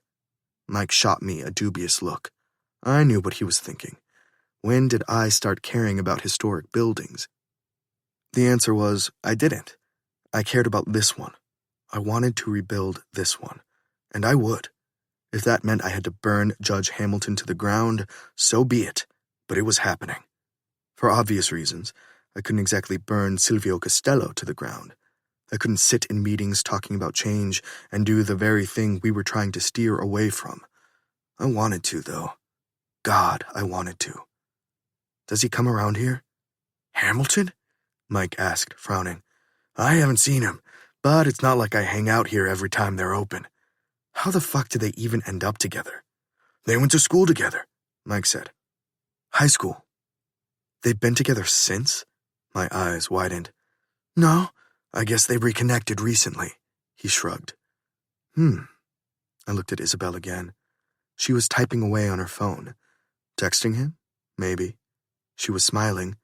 The moment her eyes met mine, she scowled and turned around. I felt myself smile. At the very least, I knew she was attracted to me. And I knew she wasn't acting this way to play hard to get. I'd met enough women who played that card thinking I liked the chase. I didn't. Isabel wasn't one of those women. She definitely found me attractive, but when I caught her checking me out, I also caught the way she quickly shut down the idea, as if she'd been reminded that I was bad news. I hated that split-second reminder, the moment her light brown eyes told me that she told herself absolutely not. I didn't know what it was about her that drew me in. I truly didn't. But I knew that for her, I'd chase. In another life, that was. I was too busy for the remainder of this lifetime to chase someone like her, especially since I knew she wasn't the kind of woman you could just fuck and leave. She was the type who stuck around, the relationship type. And as everyone around me liked to remind me, I was far from the relationship type. She swiped all of her hair to one side of her shoulder, leaving the other bare, her back bare, and that spaghetti-strap dress she wore. I swallowed, took another sip of my drink. Gee, you know I don't meddle in your business, Mike started. You always meddle in my business? Fair, but not about women. I know you have this thing where you need to fuck every woman you find attractive, but she's not the one. You need to leave this one alone. I was just thinking the same thing, actually. I kept looking at her, though, my gaze trailing down the curve of her neck. As if she felt me doing it, she looked over her shoulder, meeting my eyes again. Fuck. I knew that look. It was the look you gave someone right before you drag them to the back room and fuck them. Again, she shuddered it instantly, turning back to her friends, but I saw it. It was still burning into my chest. I looked down at the half-drunk rum in my cup. I shouldn't. I couldn't. I'm serious. I am too. I looked at him again. I'm not going to fuck her, but I still don't understand how someone like her ends up with someone like Hamilton. You mean a rich guy and a poor girl? I mean, politician asshole and a wholesome teacher. Mike laughed. What? I forget you're not from around here. What does that mean? I frowned. You think she's wholesome. You're saying she's not? I asked, my interest peaking again. I'm saying she's definitely a good girl. She has a good heart. She cares about people, Mike said, staring me down as he spoke. But she's not one to fuck with either. Tell me more. Nope, not my story to tell. He lifted a hand up. Don't ask me again either. I would never betray her like that. A secret, then. Damn, I loved secrets. I'll find out. If you do, you do. But there are some secrets that even Dean Russo has no access to. He shot me a look. Out here, we keep a lot to ourselves. Yet, you know hers. He shrugged. I squinted at him. I knew Mike, though. I wouldn't get any more information out of him. Best friend or not, they didn't only call him the Vault because of what was behind his tailor shop. The man did not spill secrets about anyone. 8. Isabel. I spent the week attending fundraisers with Will and speaking to a realtor in Chicago. I was listing my father's house and selling his truck as soon as possible. I'd told the realtor I'd be there by the end of the week to pack up his belongings while I debated with myself whether I should get a storage unit or keep what I wanted and get rid of the rest now, rather than later. Before then, I needed to visit my grandmother at the home. As it was, I hadn't gone in nearly 2 weeks, and she was used to having me visit once or twice a week. I packed a suitcase and left it by the door, deciding that I'd book my flight to Chicago while I was on my way back from my grandmother's. Will asked me not to go back until Sunday, because that was when he'd be able to accompany me, but I assured him that it wasn't necessary. He kept saying the same thing over and over. Be careful, Isa. Please be careful. Because I was stubborn as a mule, he knew to keep it at that and not try to take over my trip. On my way to the nursing home, I wished I'd listened and waited for him to get out of work so that he could at least accompany me today. I preferred visiting my grandmother by myself, but right now doing anything by myself was difficult. Doing anything with someone like Will was also difficult, though. When I got to the home, I made small talk with the women up front, and then the nurses who led me to where my grandmother was, in the television area. She's been doing well, the nurse said. This week, though, she's been waking up in a pool of sweat, saying someone is in her room. It's not uncommon for her to see things that aren't there at this stage, though. I swallowed and nodded. It was just one more thing I was angry at my mother for. She'd moved to another country with a new husband and didn't even think to visit her own mother. She called the nursing home once a week, but that wasn't enough. Since she left, I'd carried the full weight of this responsibility. I didn't like to say it was a burden, since my grandmother had given everything up to help raise me. But sometimes, when I'd had a longer day than usual at school and had to come here, it felt like one. It didn't help that I didn't know what version of my grandmother I'd get any given day. Sometimes she was the sweet woman who made me arroz con pollo and maduros. Other times, the things she'd say to me were evil and made me wonder whether or not she'd always felt this way, or if it really was the disease talking for her. I stood by the door and watched her, the nurse squeezing my shoulder lightly as she walked away. My grandmother was a striking woman. Not so much these days, since she didn't bother with her appearance like she used to, but she was beautiful, nonetheless. In her day, as she used to say, she was the most sought-after woman in Cuba. She'd married a famous actor who was equally as handsome as she was striking. Together, they had my mother, and allegedly lived in bliss for years. That was before the Castro regime got worse, though. Before she fled her country with my mother, just 10 years old, in tow, for the promise of a better life. I never met my grandfather, though I had spoken on the phone with him whenever my grandmother did.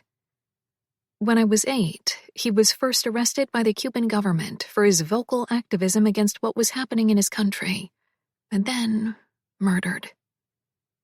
With his death, my grandmother's hope died. The hope she'd see him again, that he'd live here with her at some point, that they'd make up for all of the years that had been unfairly stripped of them.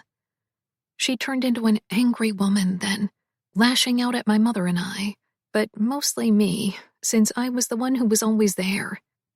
Up until I was 8, Mima had taken on the role of caregiver, cooking and cleaning while my mother worked 2 jobs. She was always telling me stories, brushing my hair, and singing to me.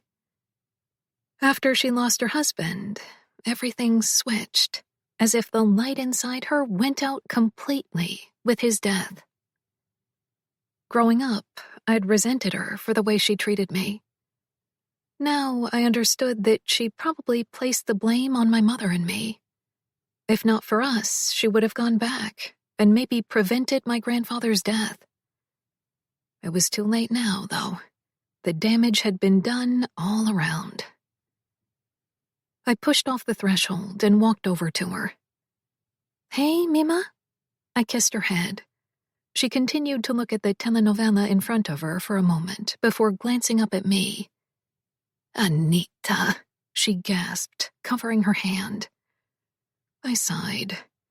The last few times I'd visited, she'd called me by my mother's name and treated me as if I were her. It was never okay.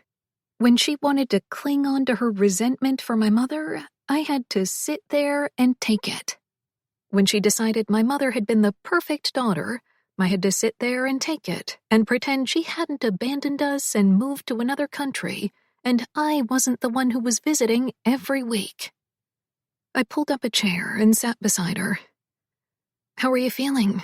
I asked, setting down the bag I brought with me and fixing the blanket on her lap. "I was fine until that man started visiting." She looked over both her shoulders before leaning in. "He asked where Isabel was. I told him to fuck off." "Mima?" My eyes widened and I bit back a laugh. My grandmother never, ever cursed. She hated it when I did, so I tried not to in front of her. Even though I knew this was yet another consequence of her illness, I played along. "Who is this man?" "I don't know. I couldn't see his face. I can never see his face," she whispered, her light brown eyes searching mine. She frowned. "Isabel?" I nodded, offering a small smile. "What did the man say?" "He asked for you," she said, now in a rush. "He came last night and the night before. I told him nothing. You need to leave. He'll find you." "You have nothing to worry about, Mima." I set my hand on hers. "I'm safe." "Have you spoken to your father?" she asked. "Speak to your father." My chest squeezed. "Speak to him about what?" "Tell him to tell you everything." "Can't you just tell me?" I ran my thumb over her soft hand. She fixated on that. When she looked at me again, her face had changed, and I knew I'd lost her. "Anita," she said, sighing. "You need to help Isabel." "I will." I let go of her hand to reach into the bag. "I brought you cheesecake." "Junior's." Her eyes widened. "Of course." I smiled, bringing it out to feed her a slice. "Tell me about this telenovela you're watching." I spent the rest of the hour watching it with her while she told me about it. Every so often, she'd remind me about the man who visited her. 2 weeks ago, the idea of anyone coming in here and asking for me would have seemed far-fetched, but I didn't know what to think anymore. On my way out, I asked the nurse to please keep an eye on her throughout the night and promised I'd be back next week. I'd go to Chicago, clear out my father's house, sell his truck, and hopefully get more information about what it was Giovanni needed from me. If this was at all related to him, I needed to wipe my hands of it as soon as possible. 9. Isabel. I hated the idea of staying at my father's house, but I'd only managed to pack up 4 donation boxes before I had to stop. By then, it was almost 1 o'clock in the morning, and I was hungry and tired. I ordered pizza. It was the only thing within a 5-mile radius that was still open, and even though I'd have to pick it up and hated the idea of going out this late, I had no choice. Thankfully, the pizza parlor had a well-lit parking lot and a space open directly in front of the door. It took me no more than 4 minutes to pick it up and get back in my dad's truck. The moment the doors were locked, I opened the box and started eating. Every single person I knew would have my head for thinking a pie from a big chain was this good, but I was that hungry. My eyes were closed as I chewed when there was a loud knock on my window. I jumped in my seat and looked over to find a homeless man with pleading hands asking for money. I lowered my window just enough so I could tell him I had no money. He eyed the pizza. I sighed and looked at the box. I'd eaten 2 slices.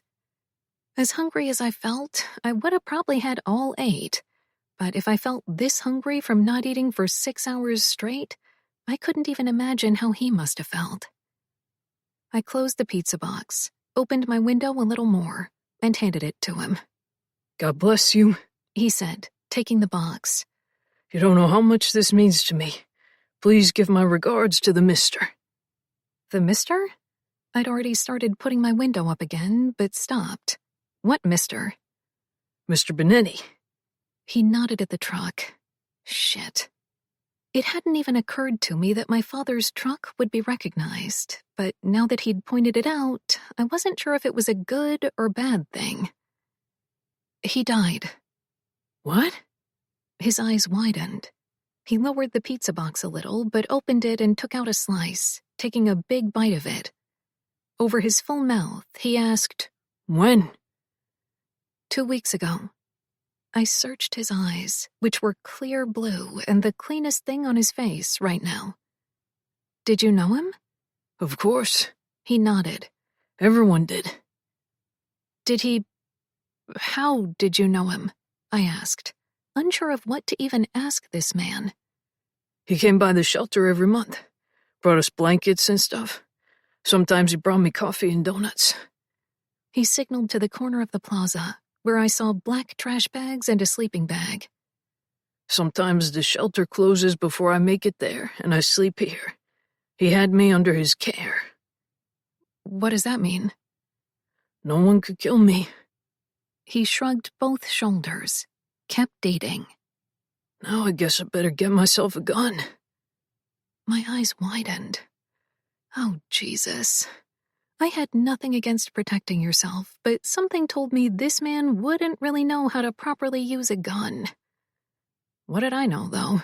He could have been a veteran for all I know. Who do you need protection from? I asked, because I couldn't just leave it. He laughed. Everyone. We're getting killed left and right out here. I frowned. Who is we? You mean homeless people? He nodded gravely, taking another bite, then looked inside the truck. You wouldn't happen to have anything to drink in there? I frowned. It felt like he was pushing his luck with me, and yet I reached over and grabbed one of the 2 bottles of water I'd gotten inside and handed it to him. Thank you. Thank you. He bowed his head, then asked, Were you his mistress? His daughter. His brows hiked up. Oh, shit. You should use that. His name holds weight around here. I'm not planning to stick around. I wouldn't either. He pressed his lips together. I'm Devin, by the way. Nice to meet you, Devin. Enjoy the pizza. And the water.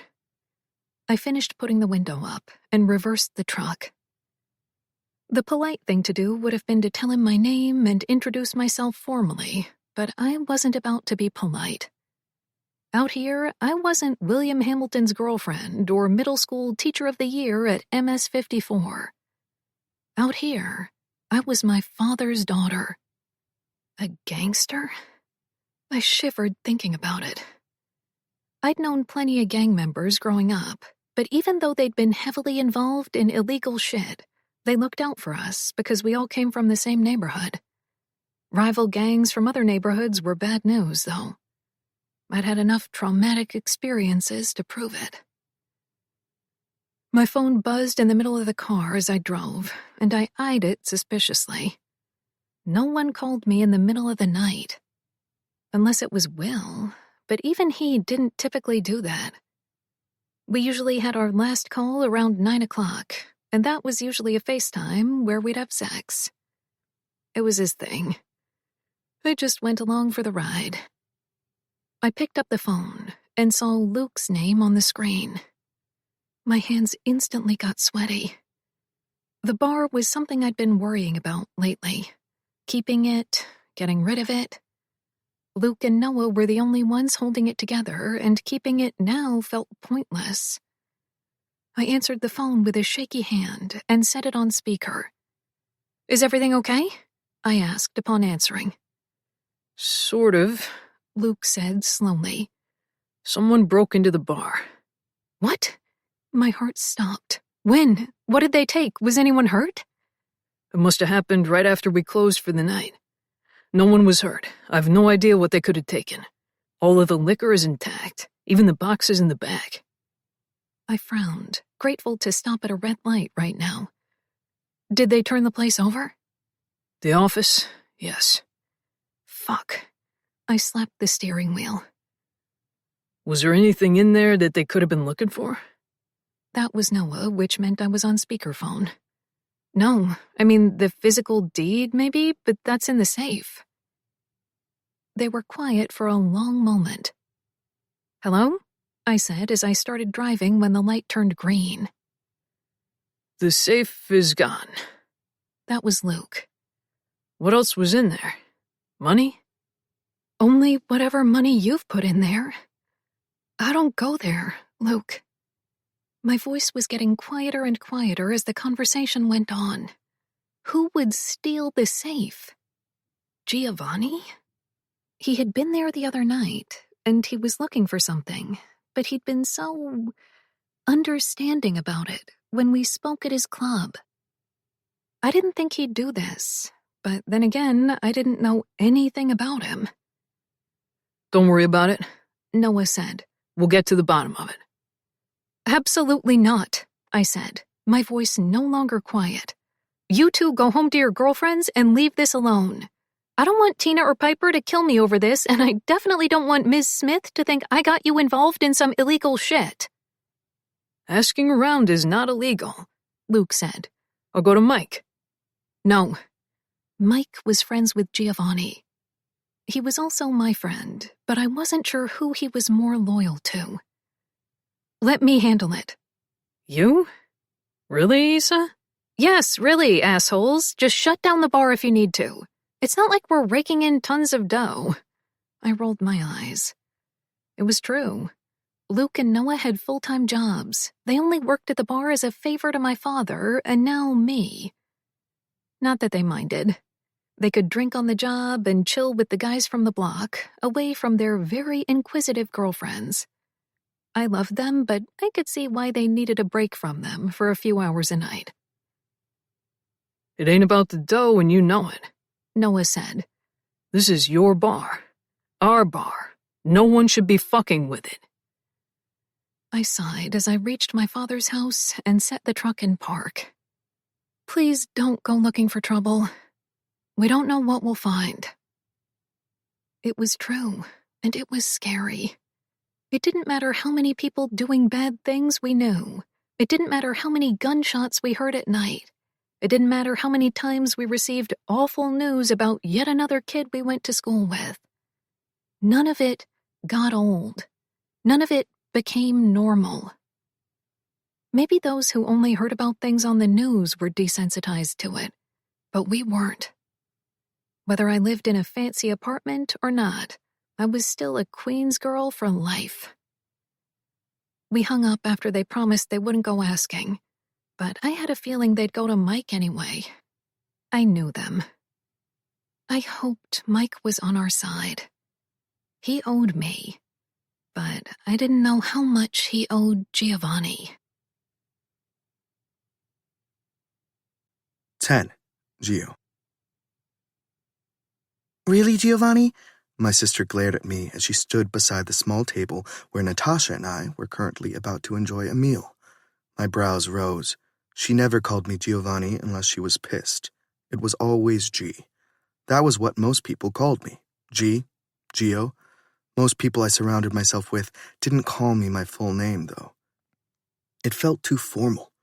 I watched as my sister turned to the table behind her, where there were 3 seats, but only 2 people were twirling spaghetti around their forks.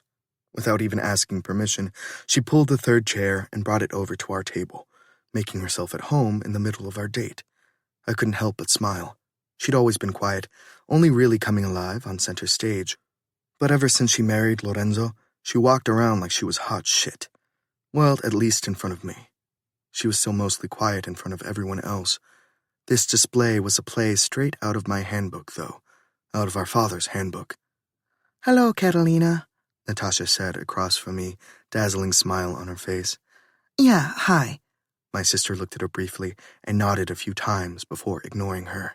I sighed. She'd never accept this woman, and I genuinely couldn't understand why. "You were just going to skip town without telling me?" "Skip town?" I laughed. That was what this was about? "I'm here every other weekend, sometimes every weekend." "Yeah, well, I'd like to see you from time to time, you know?" Her brows pulled in. "Have you talked to Mom?" I should have known this was about Mom. I shook my head. It was always about Mom, which was borderline comical, since she'd abandoned us and probably never gave any mind to what we were doing. Catalina had even paused her wedding plans just so our mother could be there. She got married in freaking Italy, where no one was gunning for Evelyn Alvarez, but she never showed up. She never showed. I was tired of trying to figure her out. At first, I bought the whole story about her brothers gunning after her for the inheritance her father left her. But now I knew for a fact it wasn't true. I had pictures to prove my mother and her so-called brothers were doing just fine. So-called, since the 3 of them were adopted. My sisters were sent to boarding school abroad, and while I knew they'd had a very difficult time with all of it, I was the one here, left to deal with my father's madness. I was the one doing dirty deeds for him. Sometimes, when I thought about my mother, I hated her for leaving. The majority of the time, I was indifferent. "Shut up," Kat said. "I spoke to Dad, and he said Mom was coming to New York for something." "When was this?" I frowned. I'd been avoiding my father's persistent phone calls for a couple of days. "Last night." "And she left when?" "Last night." She said it like she wanted to hit me. This was why Lorenzo didn't want that seat. If this was what he was dealing with at home, good fucking luck to him. This was exactly why I was never getting married. Well, willingly, anyway. Don't hold your breath waiting for her call, Catalina. I took a bite of the lasagna in front of me and nearly groaned with satisfaction. Natasha was vacillating between her food and typing away, probably telling a friend what a bitch my sister was. If that was the case, I couldn't blame her. My sister shrugged a shoulder. "Honestly, I'm done with her." "Since when?" I stared at her, setting my fork down. "Since we delayed our wedding 3 times just for her, and then she didn't show up or even bother to call." I gave an understanding nod and went to pick my fork back up when she spoke again. "I spoke to Marco," she said suddenly. Jesus Christ, Kat. I tilted my head back and exhaled. Then I remembered Natasha was still sitting there, so I told my sister, "We'll discuss this later. Stop speaking to Marco." "Why? He's our cousin." I drummed my fingers on the table, then looked up at Natasha smiling. "Will you excuse us for a moment?" "But I'm eating." She looked at her steak and salad and back at me. "Kat, let's go to the back." I folded my napkin and set it next to my lasagna. I'd been craving it for an entire week, and I knew it was going to get fucking cold while I sorted this out with my sister. I picked up my glass of red wine and started walking to the back office, not even bothering to see whether or not she was following. Once inside, I set my glass on the desk and waited for her to come inside. She was picking up her hair into a bun as she walked in. I took in her attire, yoga pants, a sports bra, and a see-through crop top. "What are you doing walking around like that?" "I was at hot yoga with Emma." I shook my head. "It's a good thing Dad's not here. He'd never let you walk in with this getup. I'm shocked Lauren lets you out like this." "Please," she rolled her eyes. "Can we talk about Mom coming over here randomly while Dad is over there? Isn't it a little suspicious?" I stopped trying to figure her out the night she walked out on us, I said, which was a total lie, but whatever.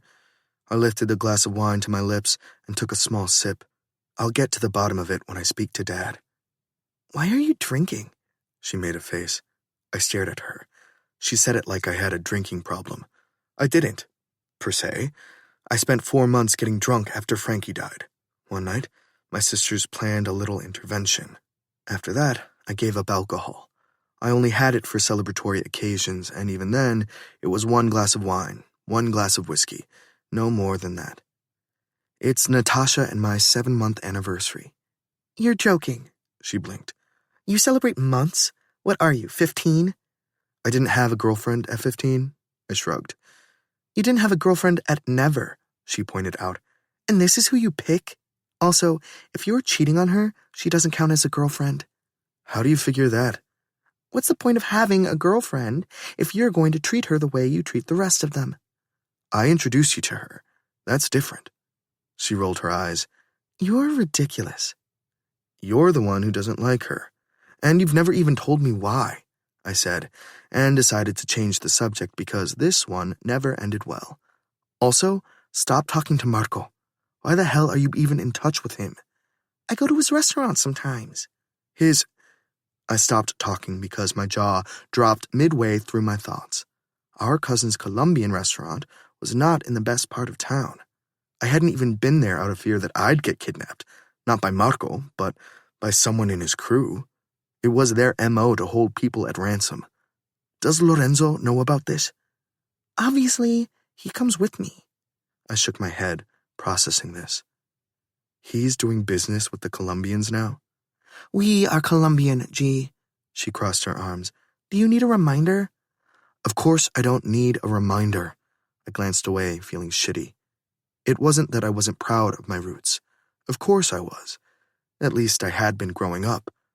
After Mom left, though, I kind of turned my back on all of it, including that half of my family, including Marco, who actually was nice, as Catalina pointed out, and technically wasn't even our cousin by blood.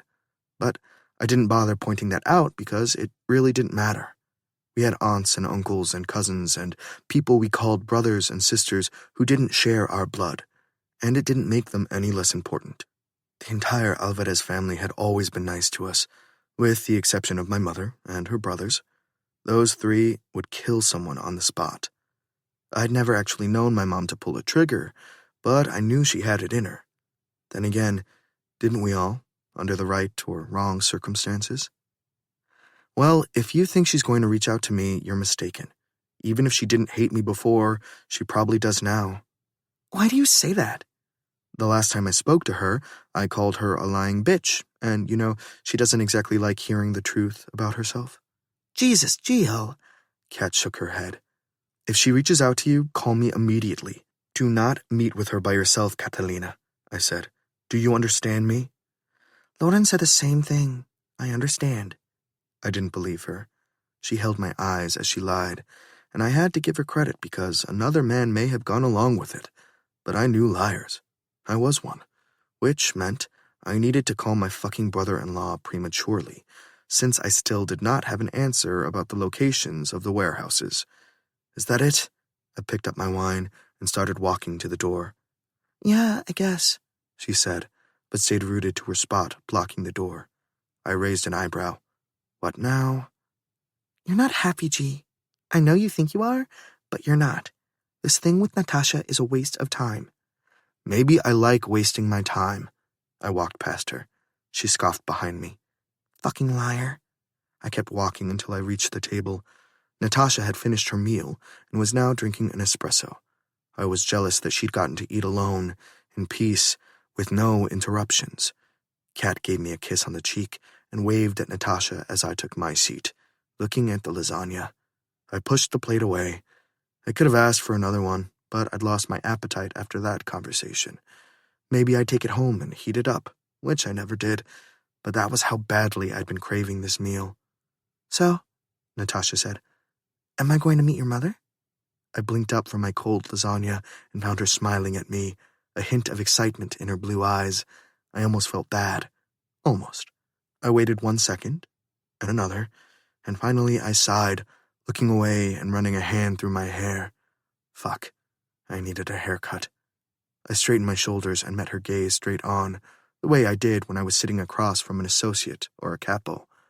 Absolutely not. What? Well, you don't have to be so mean about it, she frowned. We've been together 7 months today, Gio. And I have to admit, it was a good run.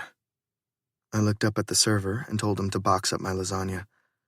Wait, you're breaking up with me? She asked, shocked. It appears so. On our anniversary? She squeaked, surely causing every head to turn in our direction, but I wasn't paying attention to them.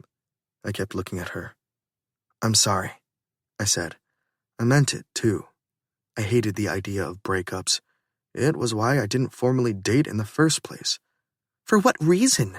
Her voice rose some more. I demand to know the reason. She demanded to know a reason.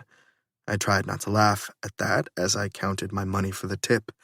It wasn't like I paid the bill at my own restaurant, but I always liked to leave the tip in cash. The server came back with my box and a glass bottle of Coke, something I always took with me. I thanked him and handed him the cash. His eyes lit up as he thanked me and walked away. Giovanni! Natasha slapped her napkin on the table. I deserve to know why you're breaking up with me. Because, Natasha, I stood up, my sisters don't like you. What? She let out a laugh. Your bratty sisters don't like me, so you're breaking up with me? You're not fucking them, you're fucking me. Why do you care what they think? You must have not been paying attention. I walked over to her and kissed her lips briefly. Family means everything to me. Everything they say matters, especially when it comes to this. I picked up my doggy bag and walked away after that. She tried to follow me. One of my guys stopped her. I waved at the rest of the staff and the chefs as I made my way through the kitchen and walked out the back door, where Petra was waiting for me outside the SUV. She dyed her hair platinum blonde recently. I hadn't gotten used to it yet. It was a striking contrast against her dark skin, but she made it work. Then again, with an attitude like hers, everything worked, and if it didn't, it was best not to tell her. We have a problem. She set her phone to her side and looked up at me. Of course we do. My whole fucking life was a series of problems. That girl, the one who came to the club the other night? Petra said, hesitating. Talk, I barked out. Petra raised an eyebrow. I drew in a slow, steadying breath. This was one of the many reasons why my father didn't employ women. Well, besides the fact that he was a misogynistic asshole. Women had a way of drawing things out and bringing out instead of getting to the point when they thought they were going to piss people off, though. She showed up at your house. Which house? I frowned. The Lincoln Park house? My father's house? I shut my eyes to try to reel myself in. What the fuck is she doing there? How the hell did she even know where the house was? Maybe the lawyer? That alone was a red flag. How did he know where it was? Unless my father had him on retainer. And if that was the case, why was he disclosing private information? I shook my head. Yet another thing to deal with. If there was ever a time to be grateful that my father was out of the country, it was now. The house always had 2 guards and 2 housekeepers, and I had to assume they'd let her in. I wondered how the fuck she'd pulled that off. Over the years, I'd had crazy ex-flings show up and never managed to make it past the gates. Yep, she said. Someone apparently broke into Charles's house. My eyes popped open. While she was there? I don't know, she shrugged. I was literally getting the 411 when you came out here. Call Flynn and ask him if he has a plane available here tonight. Tell him it's urgent. Got it. She gave a nod and walked away to the SUV in front of mine. I got in the back of mine and banged my head on the headrest a few times. Airport? Nico, my driver, asked. Yes. I didn't know who the hell this woman was 3 weeks ago, and she was already turning out to be a hell of a fucking problem. 11. Isabel. I hated asking people for help, but when I got to my dad's house and went inside, I'd been ambushed. They'd tied me up, put a bag over my head, and pointed a gun to the side of my head. My body's first reaction wasn't to scream or run or fight. It was to pee myself. I hated that I did that, but it wasn't really up to me. They'd assured me that they weren't there to hurt me, but I had heard that line before, and it always ended in pain. In the end, they didn't hurt me, not in all the ways they could have. It could have been so much worse, but to me, being tied up and feeling powerless was as bad as anything. Once they left, taking some boxes with them, the boxes I'd packed up to keep for myself, I was able to set myself free. They'd told me from the door that the knot had been undone. How I managed to get up to lock the door while still heaving with sobs was inexplicable. How I managed to get to the bathroom and shower and clean up after myself was a mystery to me. I didn't remember doing any of it. I didn't even remember how I stopped shaking hard enough to get back in the car and drive to Giovanni's mansion.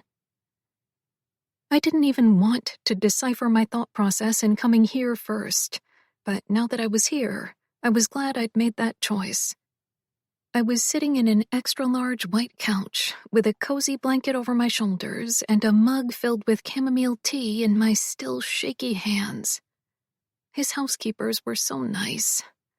His guards, not so much. They'd taken my phone, my purse, my keys, and my jewelry. And that was after I told them what had just happened to me. Assholes. My teeth were still chattering when the chime of the alarm rang, alerting of an open door. I was staring at the television, at the words, "Are you still watching?" that had been there since the episode of some matchmaking show ended. The housekeepers picked it for me. I had no interest in watching anything. A man cleared his throat, and I instantly knew it was him. I glanced over my shoulder.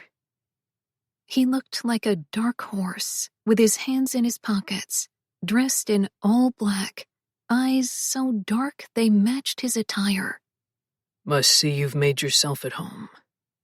He walked around the couch until he stopped in front of me, and I had to crane my neck to look up. The mug shook harder. He took it from my hands, setting it down on the table beside me.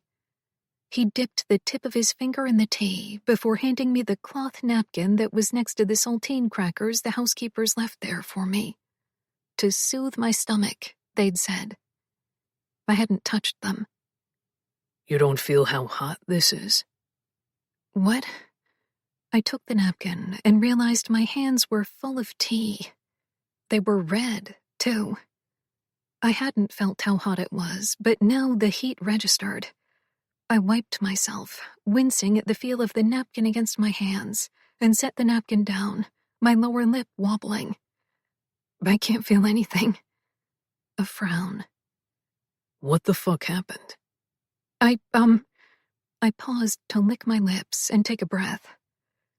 I flew in this morning. I'm trying to sell my dad's house quickly. I was packing up, and then I got hungry. I stopped again to breathe, hoping to get through this story without crying. And then I got hungry. You said that part. He snapped. You got hungry, and then what? I pulled back, looking away from his face, which meant I was now staring at his crotch. I looked down at my red palms. This man was no Will. Will would have comforted me and kissed my hands and asked if I was okay. But I hadn't called Will. I'd ran here, to him, without second thought. I went and got pizza. At what time was this? He looked at his watch and yawned. Fuck, the sun is about to come up. Around 1? In the morning, he said with an edge in his tone. It made me feel like I was an idiot, and that was what made me look up at him. Sure enough, he was looking at me like I was an idiot, and that finally made something inside me snap. Anger I could deal with. Anything was better than numbness. He continued. You got hungry at 1 in the morning and decided to drive around Chicago, a city you're not even familiar with, to look for pizza. Yes. I bit the inside of my mouth because it was less painful than the bite in his tone. I mean...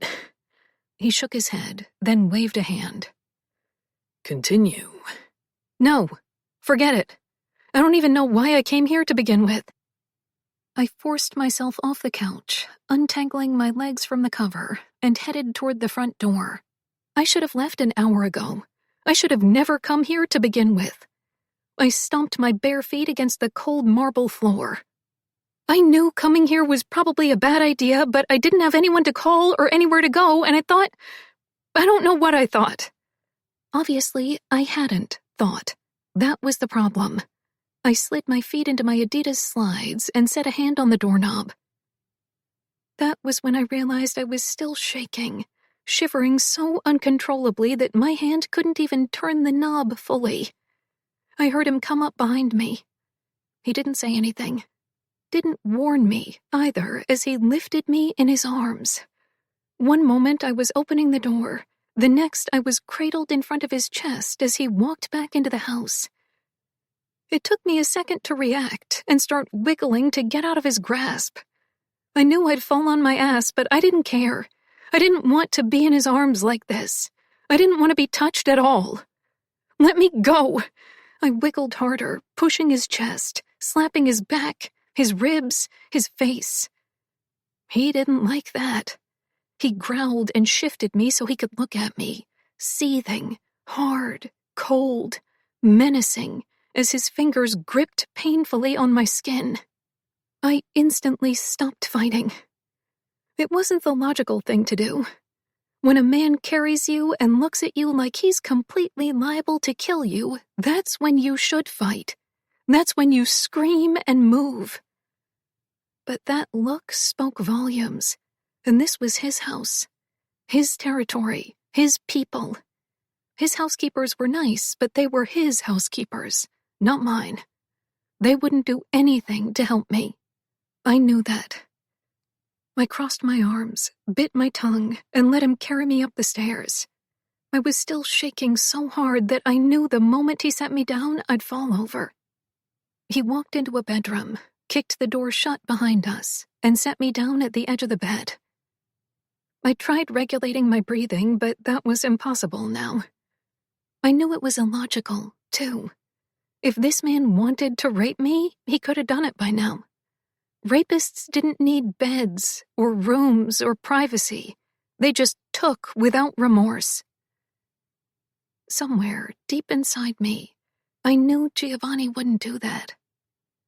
How I knew it, I wasn't sure. Maybe it was because I'd known enough men in my lifetime who took advantage of women. I knew their MO and the way they looked at you. When you really started to break it down, when you really started to notice the predators around you, it became obvious that the red flags had always been there and had gone ignored for another slew of reasons we used to cover them up. Giovanni didn't have that look. He backed away from me, still staring at me with those cold, hard eyes. Despite all of it, I didn't like being in this space with him. I didn't like that I was in a closed bedroom and that he was looming over me. I summoned all of the courage I could muster, knowing I'd need it to deal with him and whoever else came after. "I'm not going to tell you what happened," I said quietly, arms still crossed over my chest. I was wearing striped pajama pants and a navy crop top because that was what I'd brought to sleep in and what I put on after my shower, but now I was regretting it. At least I was wearing a bra. And still, I felt naked under his scrutiny. "I guess I'll have to keep you here until someone else tells me what happened, then." He started walking toward the door. "What? No!" "Don't worry. I'll know soon enough." He kept walking. Wait! I scrambled to unsteady feet, panic rising into my throat and wrapping around it. "I need my phone. I need my phone and my stuff." "Your phone?" He stopped at the door, glancing at me over his shoulder, half smiling but not looking very amused. "What? You want to call your boyfriend to come save you?" "Maybe." I swallowed, tilting my chin up. "Maybe I already did." At this, he chuckled darkly and let go of the doorknob as he turned around, leaning against it, crossing his arms and one foot over the other. His eyes were amused as fuck now, and I had the urge to hurl things at him. I would have thrown the bench in front of the bed if I knew I could carry it. If you'd called him, someone would have already called me. He cocked his head slightly, pushing off the door. Instinctively, I backed up, the backs of my knees hitting the bed, making me sit as I looked at him, wide-eyed, while he stalked over. Even the way he walked was nerve-wracking. This was not the Giovanni who had turned up the charm that night in his club or at the fundraiser. This wasn't the man who sort of flirted and then kept his distance in my bar. This man meant business, with the way his eyes stayed zoned in on mine and his defined jaw worked the closer he got. My gaze dropped to his forearms. He'd rolled up his sleeves and gave a glimpse of the roped muscle underneath his clothes that I'd only seen in that one picture in Natasha's cell phone. I met his gaze again and swallowed hard, moving back slightly, when he ducked down to my level and set his hands on either side of me, gripping the comforter with such force I felt myself move toward him. I was powerless without my weapon, without steady feet. My lip wobbled on its own accord. I'd been scared shitless once tonight. I'd be damned if I let it happen again, with this man. We were almost nose to nose. His breath on my face smelled of mint, one of those green sticks of gum Luke was always chewing on. I licked my lips. His gaze clocked it momentarily, before his cold eyes met mine once more. They were onyx stones, shining in the dim light. The way he just looked at me made it hard to breathe again. I'd almost forgotten what was happening, my head swimming in him, his scent, the hard expression on his face, his gaze pinning mine. You didn't call your boyfriend at all, he said, leaning in closer now, brushing the stubble on his cheek against my face. I shivered slightly at that, and the way he dropped his voice low when his mouth neared my ear. Instead, you ran straight to your husband. He straightened before I could react, turning and walking toward the door again. "Stop calling yourself that!" I shouted at his back. It's what I am. He shrugged those broad shoulders. You're safe here, but obviously you know that. Otherwise you wouldn't have thought to run here first. Try to get some sleep. It'll help this shock wear off. We'll talk in a few hours. I nodded, opened my mouth, shut it, felt new tears cascade down my face, and wiped them quickly. 12. Gio. What the fuck had she been thinking, running straight to the lion's den? Straight to my father's house, of all places. Whoever gave her the address obviously didn't know where I lived. It had to be the lawyer.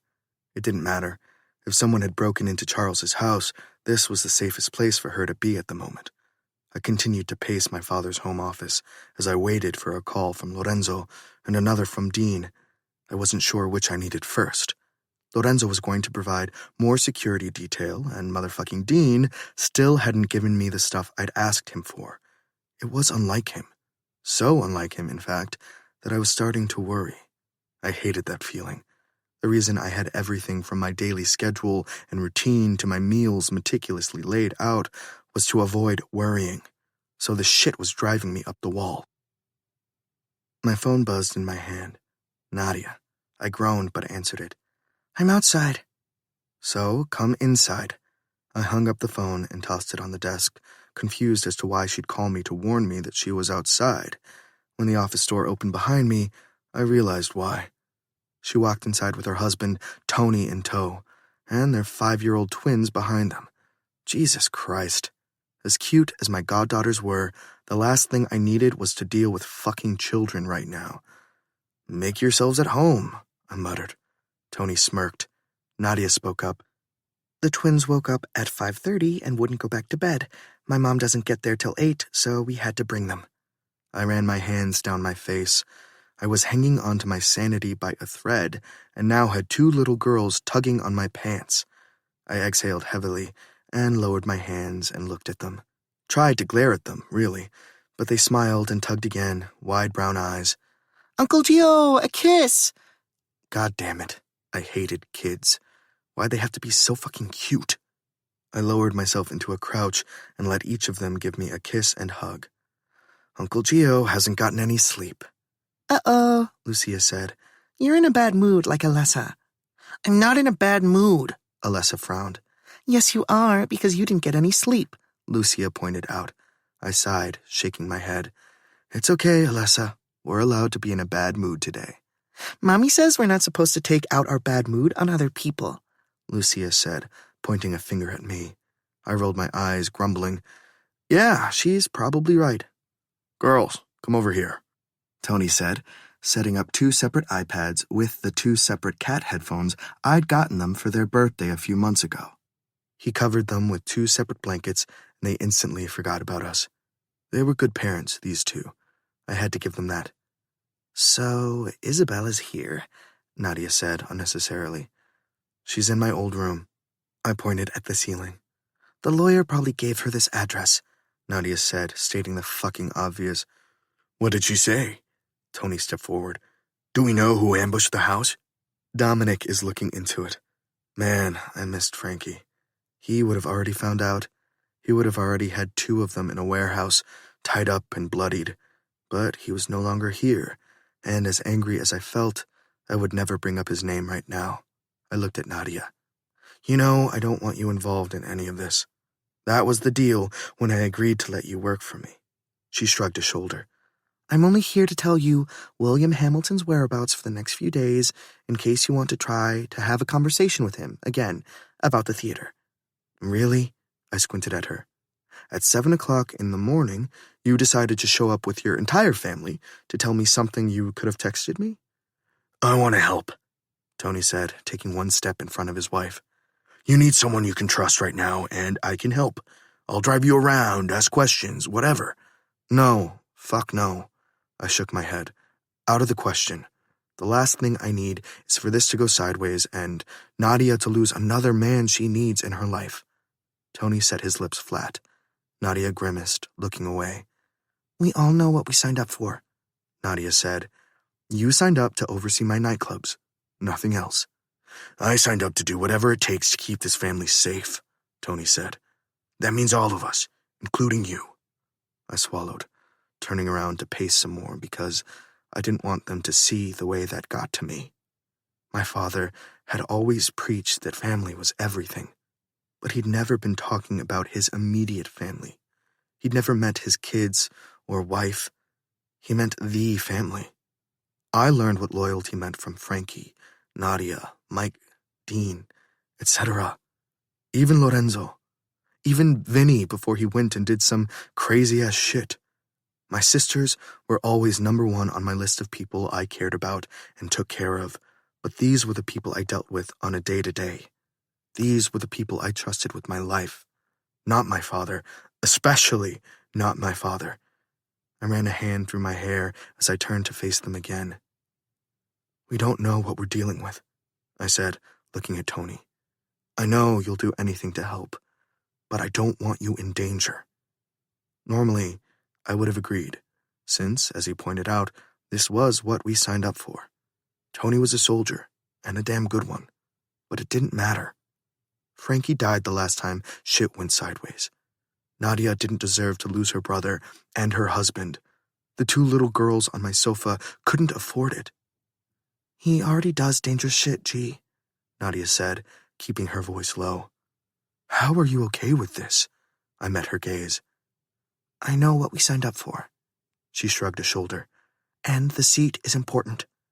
Ah, it was about the seat, which I couldn't quite grasp. It wasn't like Tony could take it. The sitting four would never allow that, and he'd need someone big to vouch for him.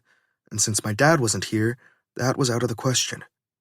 That seat meant automatic control of the import, export, and cargo. Lorenzo's operation may have been his, but the way things were set up, to ensure that no one would stab each other in the back, meant he wasn't allowed to act on his own. Charles held control of where everything was stored, and the stabbing in the back, it would happen over this. We all knew it. It wouldn't be me, or Lorenzo, or Dean, but Silvio and my father were wild cards. It was the reason I hadn't formally announced I was going after it. Fine, you can interchange with Nico, I said to Tony. I'm going to have Joey Z stick with Isabel in the meantime, but if shit goes sideways, it won't. He was so sure of himself, and I wanted to believe him. But shit had gone sideways one too many times in the past. You have guys who keep their ear to the ground, right? I said. Maybe you can ask around. If it was a higher job, it'll be easy to track. I'm on it. He took his phone out and started typing as he sat between his daughters on the couch. What did she say? Nadia asked, nodding her head toward the ceiling. Anything we can use? She didn't talk. What do you mean? She frowned. She came here, though. I went around the desk and sat in my father's chair. It still smelled like him. This entire office smelled like him, which I tried to ignore since the smell only brought beratement with it. You didn't ask questions? Nadia asked, taking a seat across from me. Of course I asked questions. And? What did she say? She went out to get pizza at 1 a.m, I said, trying not to grit my teeth as I thought about it. When it came to doing stupid shit, men had women beat by a landslide. But when women went and did stupid shit, they really went all out with their recklessness. That was ballsy, Nadia quipped. And when she got back, the house had been broken into? I set my elbows on the desk and shut my eyes as I massaged my temples. I guess. You guess? Nadia's voice rose. You didn't think to ask? She started fucking crying and tried to leave. So, what'd you do? I carried her up to my room and locked her in there. I let my hands fall on the desk and looked up to see Tony trying to bite back a laugh from the couch and Nadia's jaw on the floor. You are such a fucking asshole. She shook her head. You didn't even try to comfort her? Comfort her? I was sure the look on my face was bewildered. Have you met me? What the fuck would I even say? I don't know. You seem to know how to charm the shit out of women when you want to fuck them. I figured you'd know how to handle this situation. You want me to fuck it out of her? I asked, even though I didn't need the answer. Nadia's shrug was answer enough. I bit my tongue and looked away, my eyes landing on the portrait of my parents. It looked like an 18th century portrait, and not one done in the 90s. My father was the reason that everyone expected me to whip out my dick and turn up my charm as a way to deal with women. It was something I could never complain about without sounding like a pussy, but fuck, in times like these, it bothered me. Nadia wasn't wrong, though. Did I want to fuck her? Absolutely, but the alarm bells in my head told me to stay the fuck away. I'd never had alarm bells ring over a woman before, and this time, they were blaring and impossible to ignore. Under any other circumstance, I would have charmed the information out of her. I would have coaxed her until she was sucking my dick and begging to fuck me before I left her there, sleeping in my bed, in sheets that smelled of sex. She'd replay the scene over and over and ask for more. I'd be an idiot to turn it down. From the moment she walked into the office at my nightclub with her smart-ass mouth and her perfect body and beautiful face, I'd been thinking about bending her over my desk and fucking her. But I wouldn't.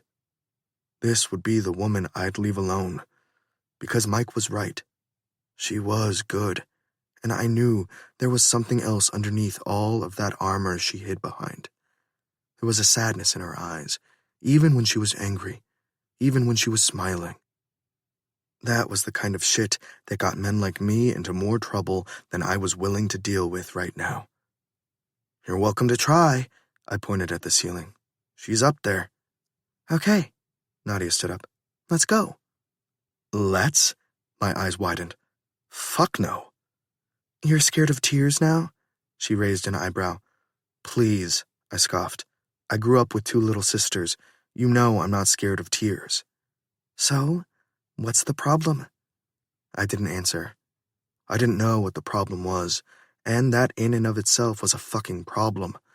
That was alarm bell number 1. I wasn't sure why I didn't like seeing her trying to leave the house, or why I liked the fact that she hadn't called her boyfriend and instead ran straight to me. 2 more alarm bells. I mean, I hated the guy, so that was definitely one of the reasons, but it wasn't the only one. It was that look, that sadness. It wasn't I got off on tears. It was more that the sadness and the need to hide it behind a smile, behind harsh words, behind flirting and sex, hit close to home. Fuck it. If she was going to stay here, I was going to have to get used to seeing it. I shrugged and walked out of the office with Nadia. 13. Isabel. The door opened as I was stepping out of the bathroom. I'd taken another shower. I couldn't seem to shake the feeling of disgust, and even though I knew Dove soap wasn't going to wash it away, I tried anyway. He didn't have many clothes in the closet, which made me wonder if he lived here at all, but I'd managed to borrow a black t-shirt of his and a black pair of boxer shorts. They were both too big, but the boxers stayed put thanks to my hips and ass. I froze when I saw a woman walk inside and Giovanni walk in behind her. He shut the door. I kept my attention on the woman. She was pretty, with short dark hair and light eyes. She was wearing a button-down and slacks, which made me wonder if she was on her way to work. It was too early for her to not have slept here, but I'd already met his girlfriend, who was the complete opposite of this woman, so I wasn't sure what to make of this. Giovanni was still wearing the same thing he had been when he got here. He looked tired. Beautiful, but tired. I didn't miss the way his eyes raked over me from head to toe and back, as if he was drinking me in slowly. That look made my heart skip a few beats. I focused on the woman again. "I'm Nadia," the woman said, stepping farther into the room. She stopped by the bench at the foot of the bed. "Gio's assistant." "Oh," I blinked. That explained the attire. "You're Isabel," she said when I didn't introduce myself. I nodded. "I need you to tell me exactly what happened last night," she said in such a soothing voice as she took a seat at the other end of the bed.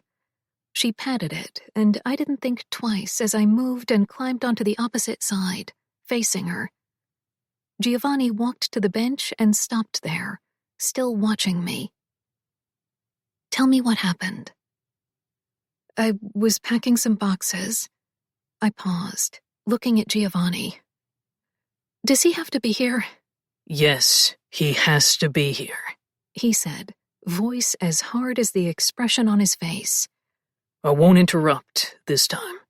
Just fucking talk. Nadia shot him some kind of warning look over her shoulder. He didn't even look at her. "I was packing boxes, and when I finished, it was 1 a.m, more or less. I was starving, but the delivery apps weren't delivering at that time. I found a pizza place nearby that was still open, so I decided to order and pick it up." I swallowed, waiting for Nadia's reaction to that.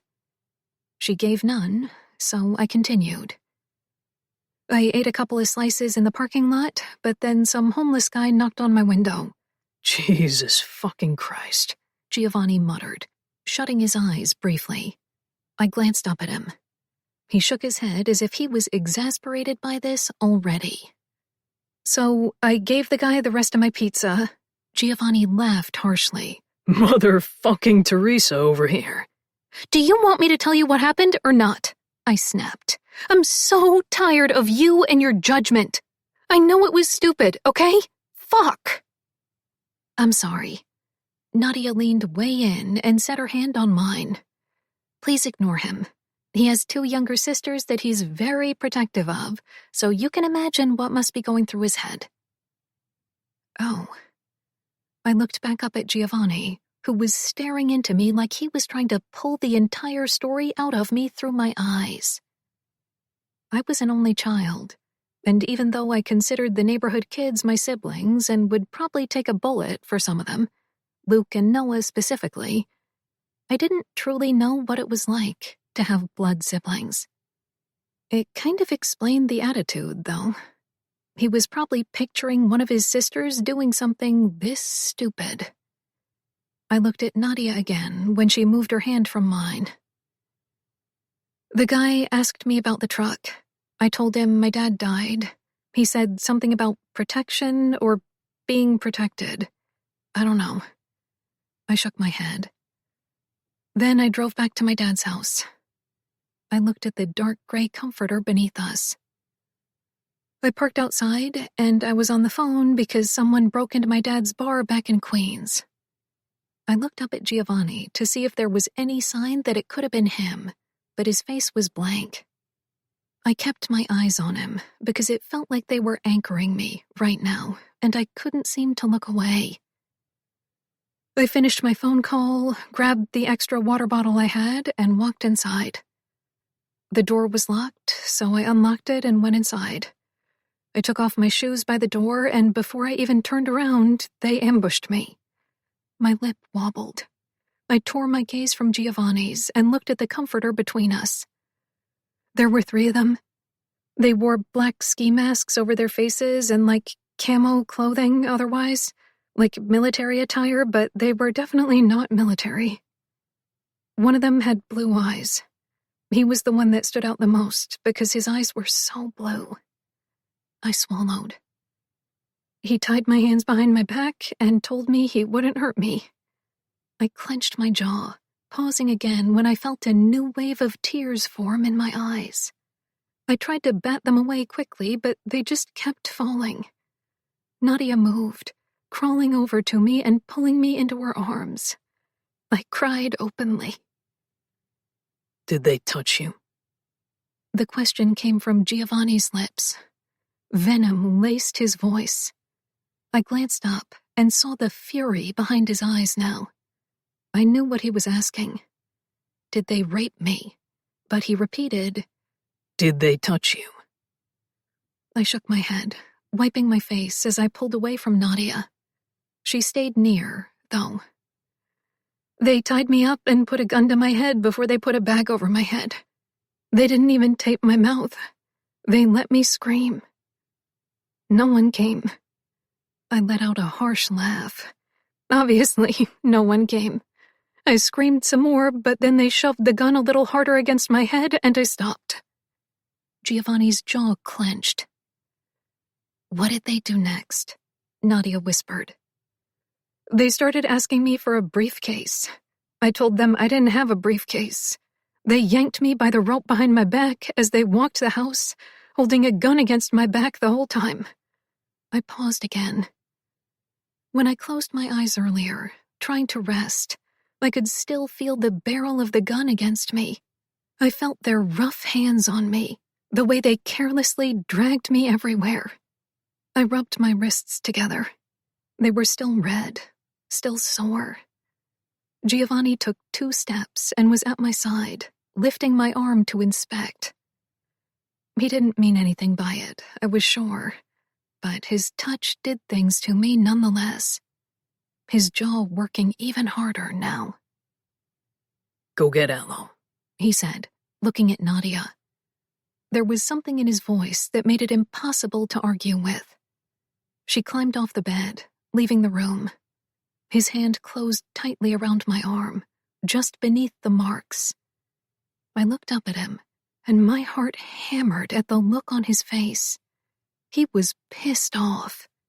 He was pissed off that they'd hurt me. And that meant something to me. Stupid, maybe, but this was the product of growing up in an uncaring environment. Whoever did this will pay. I don't know what to do now, I whispered, ignoring that. Do I get to go home?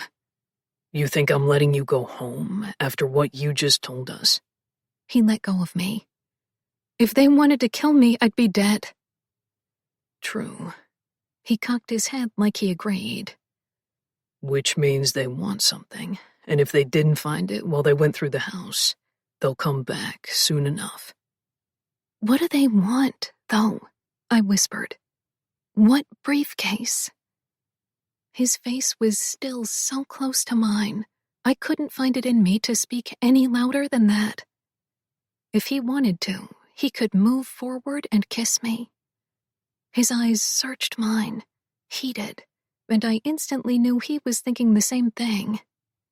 He pulled away quickly. For some crazy reason, my galloping heart deflated. I screamed at myself for that reaction. I had a boyfriend. Giovanni had a girlfriend. I'd been attacked not even 12 hours ago. What was wrong with me? I don't know, he said finally as he stood and began pacing the room. Maybe the keys and locations to the warehouses are in the briefcase. What warehouses? The ones your father owned. I need those keys from you. I'm assuming that's why you and I are in the situation we're in to begin with, to ensure they don't land on anyone else's lap. Oh. I rocked back slightly and decided to get out of bed because this was suddenly feeling weird now that Nadia wasn't here. I stood at the edge of it, by the bench, and set a knee there. Giovanni stopped pacing momentarily and let his eyes fall over me again. He looked like he wanted to eat me whole, and I felt like I might just let him. No, I have a boyfriend. I dropped my knee and straightened. He returned to his pacing, so I spoke again. My father didn't leave any keys. Not that I know of, anyway. Trust me, he left them. We just need to find them. What's in the warehouses? He stopped pacing again, looked over one of his broad shoulders. It's best you don't know. Oh, I whispered, trying to figure out why. Then I realized my father definitely was involved in illegal activity and said, "Oh." Exactly, he said. Which is why it's imperative I find this before whoever came after you does. Did they have accents, tattoos, anything you can remember? I thought about it. They didn't have accents when they spoke English, but two of them were speaking another language that I didn't know. Spanish? I know Spanish, I said. This was nowhere near Spanish. At that, he stopped pacing again, just a few feet in front of me. He looked at me again, as if I was some kind of puzzle he couldn't solve. I would have thought a man like him would have all of my information by now, down to my grandmother and mother's names at Ellis Island. Apparently not, though, because I could see the questions brewing behind those dark eyes. For some strange reason, I wanted to answer each and every one of them. Maybe it was because I'd met a different version of him. A charming, funny one. One that I was sure I wouldn't see again. And somehow, that made me a little sad. I inwardly slapped myself again. What were they speaking, then? He took a step forward. It made butterflies come alive in my stomach. I don't know. I don't know every language in the world. I looked down momentarily, desperate to get out of the intensity of his stare. When can I call Will? Not yet. But when? Soon, okay? He shut his eyes and tilted his head back. I kept my eyes on his long neck, the dip of his Adam's apple. He straightened and looked at me again. I wasn't sure what expression was on my face, but it must have been something he wasn't expecting, something he liked, because he ran his tongue over his bottom lip and looked at mine, eyes darkening again. My chest tightened, and it suddenly felt 10 degrees hotter in the room. His mouth twisted into a slow, sexy smile that made my pulse race behind my ears. You sure it's your boyfriend you want? Holy shit. My heart went into overtime as fast as it was beating. The door opened behind him. His smile dropped, expression blank, just like that. In a blink of an eye, he'd composed himself while I was trying not to clench my thighs together. We both looked at Nadia, who didn't say anything as she walked over to me with a piece of aloe. Not a bottle, but a piece of an aloe tree, broken in half. I raised my arms and turned them over for her to apply it. "I had to go outside and cut this, so it took a little longer," she said. "And my girls left with their dad, so I had to say goodbye and kiss them twice." "You have daughters?" For some reason, that soothed me as much as the aloe. 5-year-old twins. She looked up at me. "They're the biggest pains in the ass and the best thing that's ever happened to me." "I taught first grade for a year," I said. "They're so cute at that age." "What grade do you teach now?" 7th and 8th, mostly. God. She laughed, setting my arms down slowly. "That sounds worse than being Gio's assistant." "Probably equally as taxing." I smiled, looking over her shoulder where he was standing, still staring at me with that unreadable expression on his face. "Probably." Nadia laughed lightly. "The housekeeper is making pancakes. You're free to stay here, resting, or go down there and eat. I think it's best if you stay in this house until further notice, though, at least until we know it's safe." "Okay," I swallowed, nodding. "I need my phone, though." No. Gio's voice boomed behind her. Not yet. "I won't tell Will what happened," I said, "but I need to tell my friends I'm safe. I was talking to Luke when I got to the house, and they were shaken up about the bar getting ransacked. And Will is going to call on his way to work, so I need to answer, otherwise he'll send the cops looking for me." Gio's jaw worked.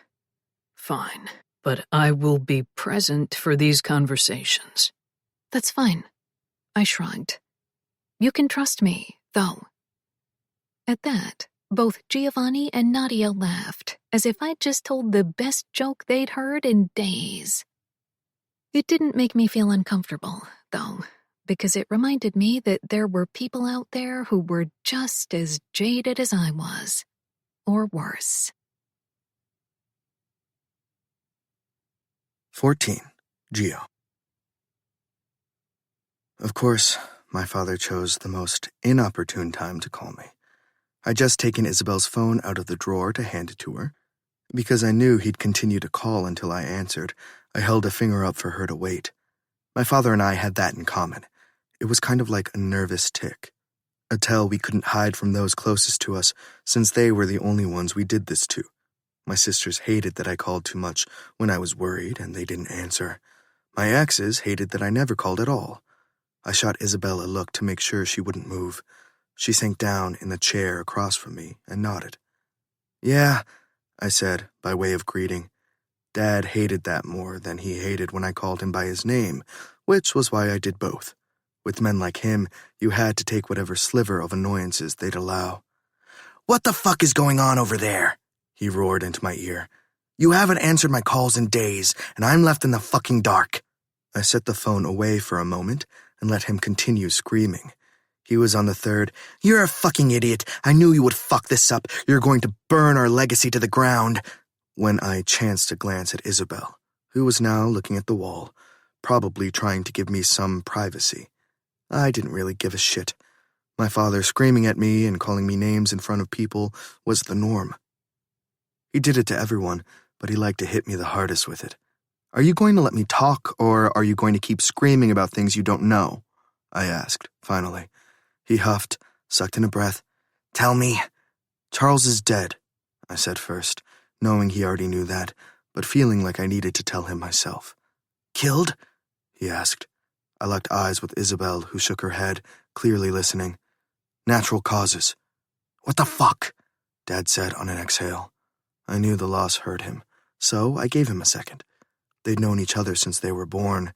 I knew from experience that losing a friend like that tore you up inside. "You married me off to his daughter," I said after a long moment.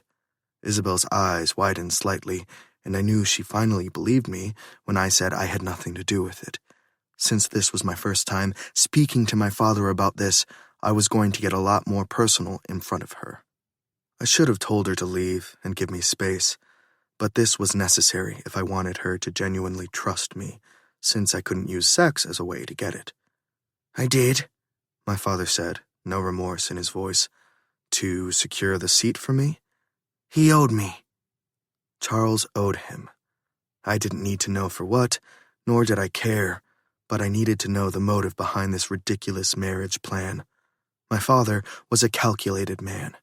2 family members couldn't have seats, so none of this made much sense, unless he'd found a loophole around it back then. It would have to be a loophole that would secure 2 positions for him, the one he had now and Charles's seat, where he'd plant me, someone he thought he could use as a puppet. 2 years ago, I might have gone for it without second thought, because it would have meant prestige.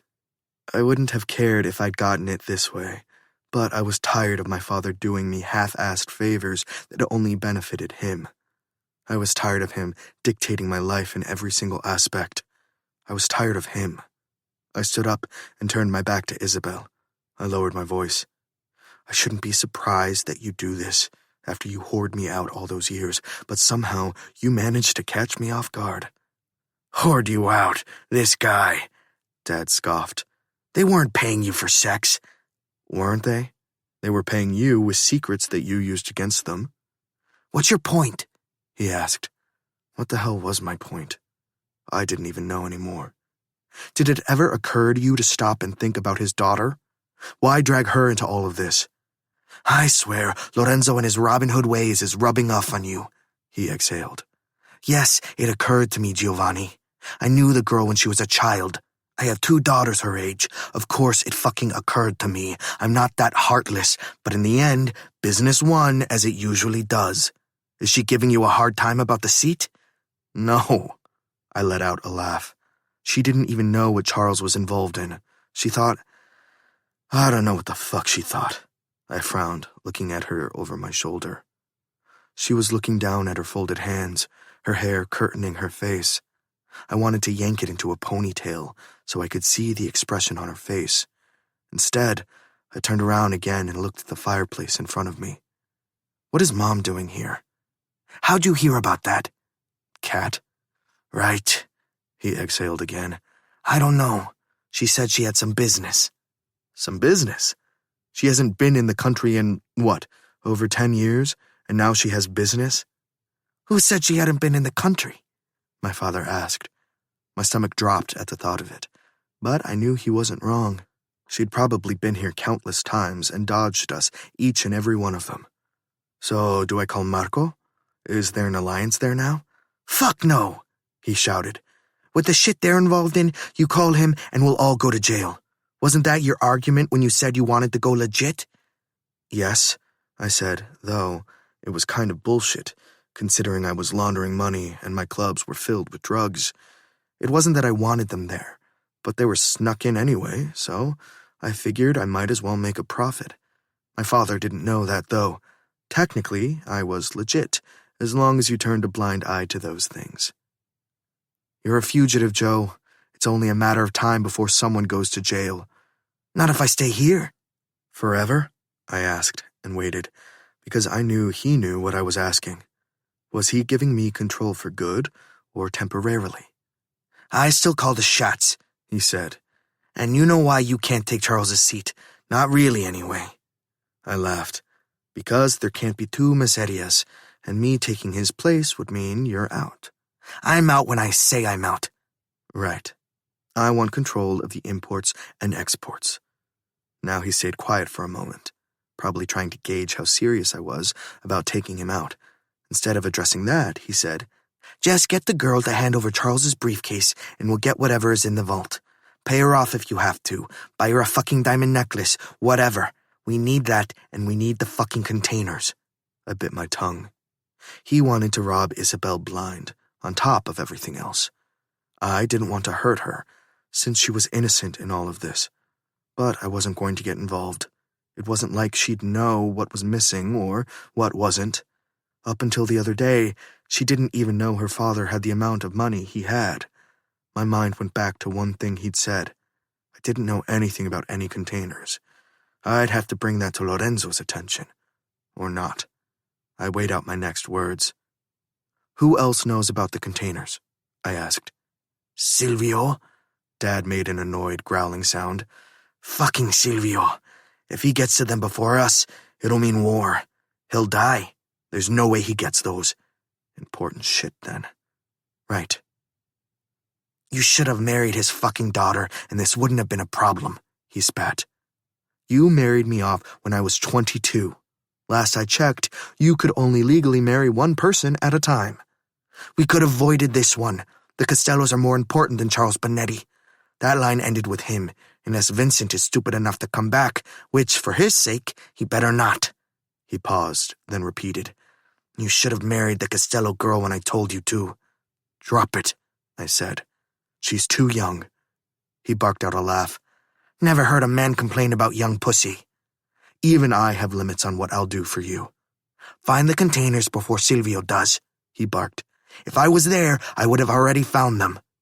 The line went dead after that. I slid Isabel her phone, but didn't look at her. My mind was muddled with containers, a briefcase, the vault, and my mother being here. I didn't have time to decipher whatever look was on her face after that. 15. Isabel. While I was assuring Luke that I was safe, my mind was still on Giovanni's conversation with his father. He'd said he'd been whored out for secrets. I wasn't sure what that entailed or when it had happened, but I heard the sadness in his voice when he said that, and it instantly made me sad for him. I fought the urge to get up and hug him, even though I knew he'd probably shrug me off and say something that would annoy me. When I hung up with Luke, I called Will and assured him I was fine as well. I told him I was staying at an uncle's house. It took me 15 minutes to convince him my uncle was real, but then he asked me for the address, just in case, and my gaze shot to Giovanni, who was staring at my mouth. It flicked up to my eyes quickly, but my heart was already beating a little faster at that alone. The address?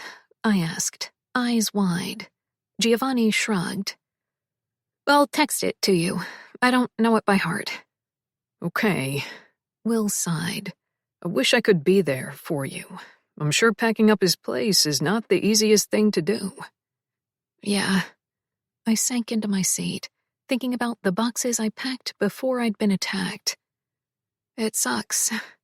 It's like I don't even know who he was, you know? That's not your fault, Will said. He only let you see what he wanted you to see, and he showed up too late. Yeah. I bit my lip and let it go as I agreed. Call me at 9, okay? He said, his voice lowering, and I knew exactly what for. My cheeks heated. Yep, I'll talk to you then. I smiled. I hung up before either of us said goodbye. You're not keeping your phone, Giovanni said. My eyes snapped to him. I gripped it tighter on my lap. Why the hell not? It's not safe. It's perfectly safe. You just saw me speak to 2 different people and I never wavered. You have to trust that I won't snitch. I shot him a look. Snitches get stitches. I'm not an idiot. Snitches get stitches, he repeated, his lips tugging. Maybe you should try to keep this seat after all. What is this seat you keep discussing? I asked. It sounded illegal. I don't want any seat unless it's one of those cozy massage chairs. Cozy massage chair? He laughed. The seat is supposed to go to his next of kin. Most people would kill to get this seat. People will kill to get this seat. Isn't it a man's world? I couldn't believe I was even pretending to entertain this. It is. Are there any women in these seats? Nope. He looked pleased with himself when he said that. But it's yours. But it's a man's world, and there are no women currently in whatever this is, I repeated slowly. It's the 2020s. The world is your oyster, baby. His eyes twinkled when he said that, and at the sound of the word baby coming out of his lips, something inside me trembled. I don't want it, I swallowed. I want a divorce. For what? So you can be free to marry that fucking clown? I laughed, despite myself. He's not a clown. He's a good man. He's a politician. He shot me a look. But he's one of the good ones. A stand-up guy. He scowled. And that's what you like? Stand-up guys? I pursed my lips and glanced away to think about it, because I hadn't really given it much thought. Was that what I liked about Will? That he was straight-laced and a stand-up guy? The complete opposite of the guys I'd grown up with. The complete opposite of my father, apparently. Maybe that was why I liked him. I guess I like this stability. I looked at Giovanni again. You deserve that. Stability, he said, understanding. It shocked me. Then he added, I'm not sure how much stability there is in politics, though. Yeah, I whispered. That was something I was thinking about a lot lately. Well, before I found out my father, who I thought was a stand-up, blue-collar worker, was involved in this. It bothered me, though. I'd met his employees. I frowned up at Giovanni. Can I ask you something? Did my father really paint houses, or was that all a facade? At this, he laughed. It was a loud laugh, with abandon, like the one he'd gifted me with when I met him in his office that night. When I met the charming Giovanni, the playboy who could have anyone's panties on the floor with a wink. He couldn't seem to stop laughing, and I found myself smiling because it was contagious. But then he took a breath and got serious again, and my smile slowly vanished. You've never heard the term paint houses? I shook my head. Your father. He smiled, shaking his head. He was a funny man, I'll give him that. With his legit painting company. What does it mean? Yes, he owned a real painting company, but your father was a murderer, Isabel. That's how he made his money. He said, no nonsense, no sugarcoating. To paint houses in this line of work means to murder people. He was a damn good one, too. The phone fell from my hands, landing on the hardwood floors with a loud thump. I didn't care. It felt like the walls were closing in on me slowly, my vision tunneling. A murderer? I knew he was into something bad. I thought maybe drug dealing or stealing or, I don't know, money laundering? Gambling? But a murderer? My dad? My funny, witty, caring, bear-hugging dad? I wiped my tears quickly and looked down, staring at the phone, which was face down. Giovanni moved from his chair and sat in the seat right beside mine, his knees bumping mine. He picked up the phone and set it on the table before lifting my chin with his finger. For a long moment, we just looked at each other. Through my hazy vision, I couldn't see the exact expression on his face, but it looked like concern. This is the life, he said. It sucks that you had to find out this way, but this is the life.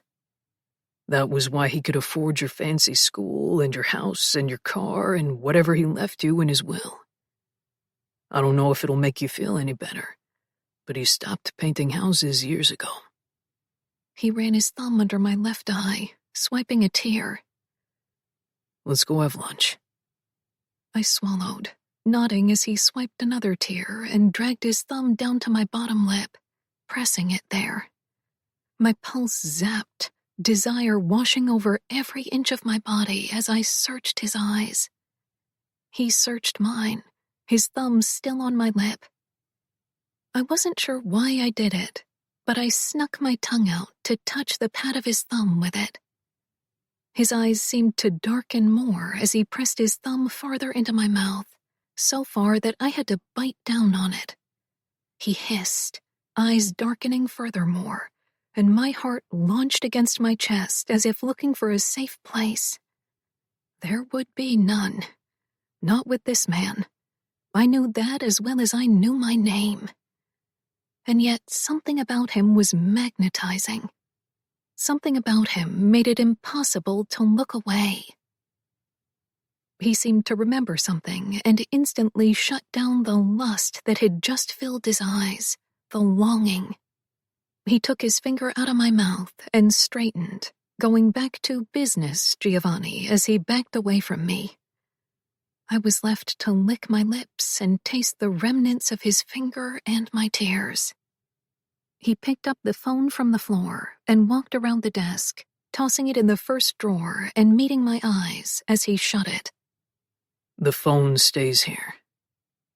The moment he put distance between us, I began to feel numb again, so I simply nodded.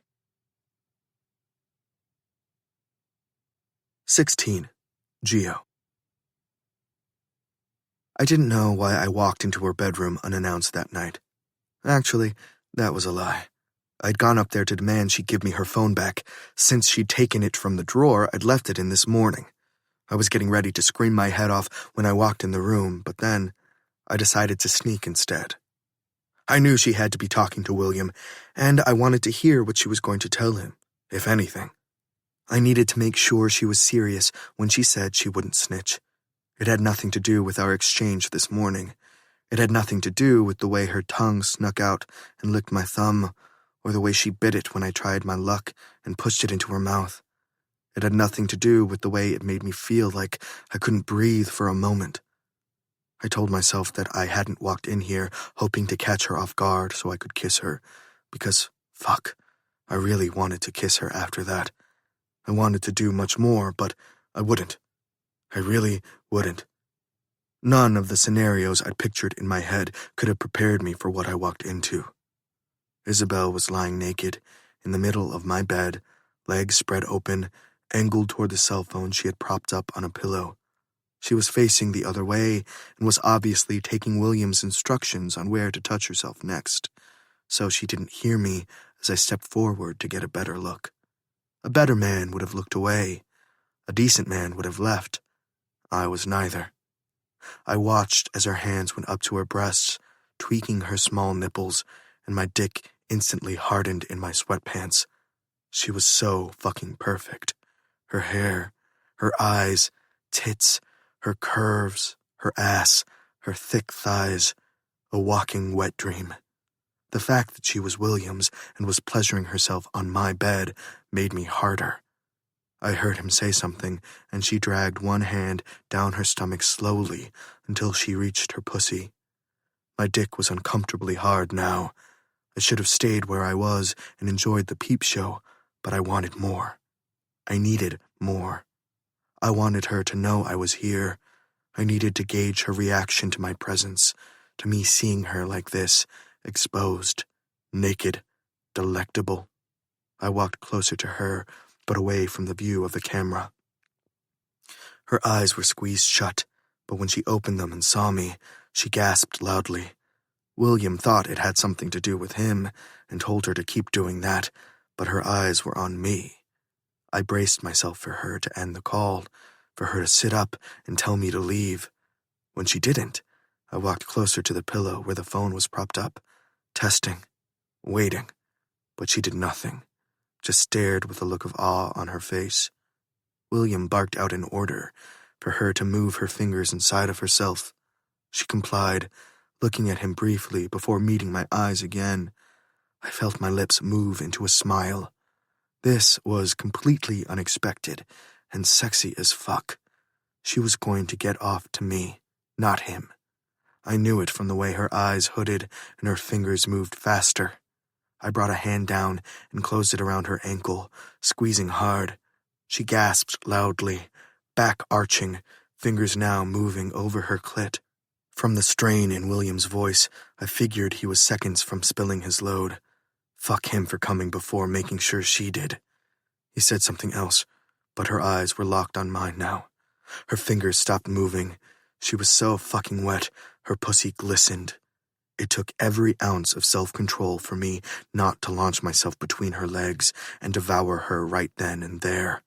For a moment, she just stared at me, and I was sure she'd end this, end the call, end my voyeurism.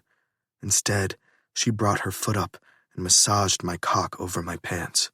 I shut my eyes and bit my lip hard to not make a sound, not because I didn't want the bastard to know I was the one she was with, but because she didn't need more shit on her plate right now. Fuck. This woman.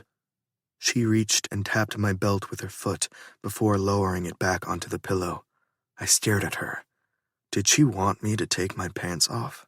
Did she want me to pull my cock out? She wanted this. Maybe she wouldn't let me touch her.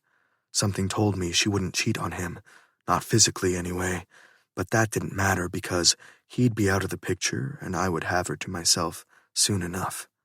I put my hand on her leg again, out of view of the camera. She looked panicked. I reached over and ended the call. She could make up some bullshit reason like the signal went out or something. I didn't care. If you want me to leave, I'll leave. I kept my eyes locked on hers and waited. Do you want me to? She shook her head but didn't say anything. Just say the word and my mouth will be on that beautiful pussy, I said, licking my lips as I imagined what she would taste like, my cock pulsing in my slacks. Say the word. I can't. She inhaled sharply and shook her head. You can't touch me. I gave a nod. I figured as much. It was the right call, too, because I knew myself. If I tasted her, I'd want all of her, and she wasn't mine to have, yet. You want me to touch myself while you touch yourself? I raised an eyebrow. She bit her lip and nodded her head eagerly. Fuck, Isabel, I groaned. I was about to say more when her phone started buzzing again. A FaceTime call from William, no doubt. She looked at it and looked back up at me, still wordless, not moving. I nodded toward the phone. Answer it, otherwise it'll look suspicious. Are you going to leave if I answer it? She whispered. Do you want me to? She shook her head, brought her foot up again to tap my belt. Fuck. My dick grew even harder. I gripped her ankles harder, pulling her legs farther apart. She moaned and threw her head back slightly at that, and I almost came right there. Are you sure you want me to do this? I asked, squeezing her ankles. I'd never asked that question in my life. With her, I felt like I needed to. With her, I was doing a lot of fucking things I didn't normally do. Yes, she nodded harder. Please. I couldn't remember the last time I'd been this turned on. The phone started to ring for a second time. We both just stared at each other for a moment before she leaned forward and answered the phone. I'm sorry, honey, the call dropped, he said. I rolled my eyes. Honey. If he only knew his honey was about to come because of me, not him. Now, where were we? He asked. Put 2 fingers inside. She complied. Keep playing with your tits, he said. She did. I unbuckled my belt, dropped my pants, and pulled myself out of my briefs. Isabel gasped, her eyes widening on the length of my cock. I felt myself smile in a way I hadn't since I was a teenager. Back then, when a woman saw how big I was, I'd been proud. Then it became a job, a chore sometimes, and the attention my cock received no longer held the same meaning. But when Isabel looked at me like that, Jesus, I wrapped my hand around myself and started stroking. She gasped again, looking up at my face. I leaned in slightly, somewhat the same level as her phone. I knew it was the only way she'd keep looking at me, and I needed that. I needed her eyes on me when she came, when I came. I didn't know why, nor did I care to analyze it, but my chest burned for it.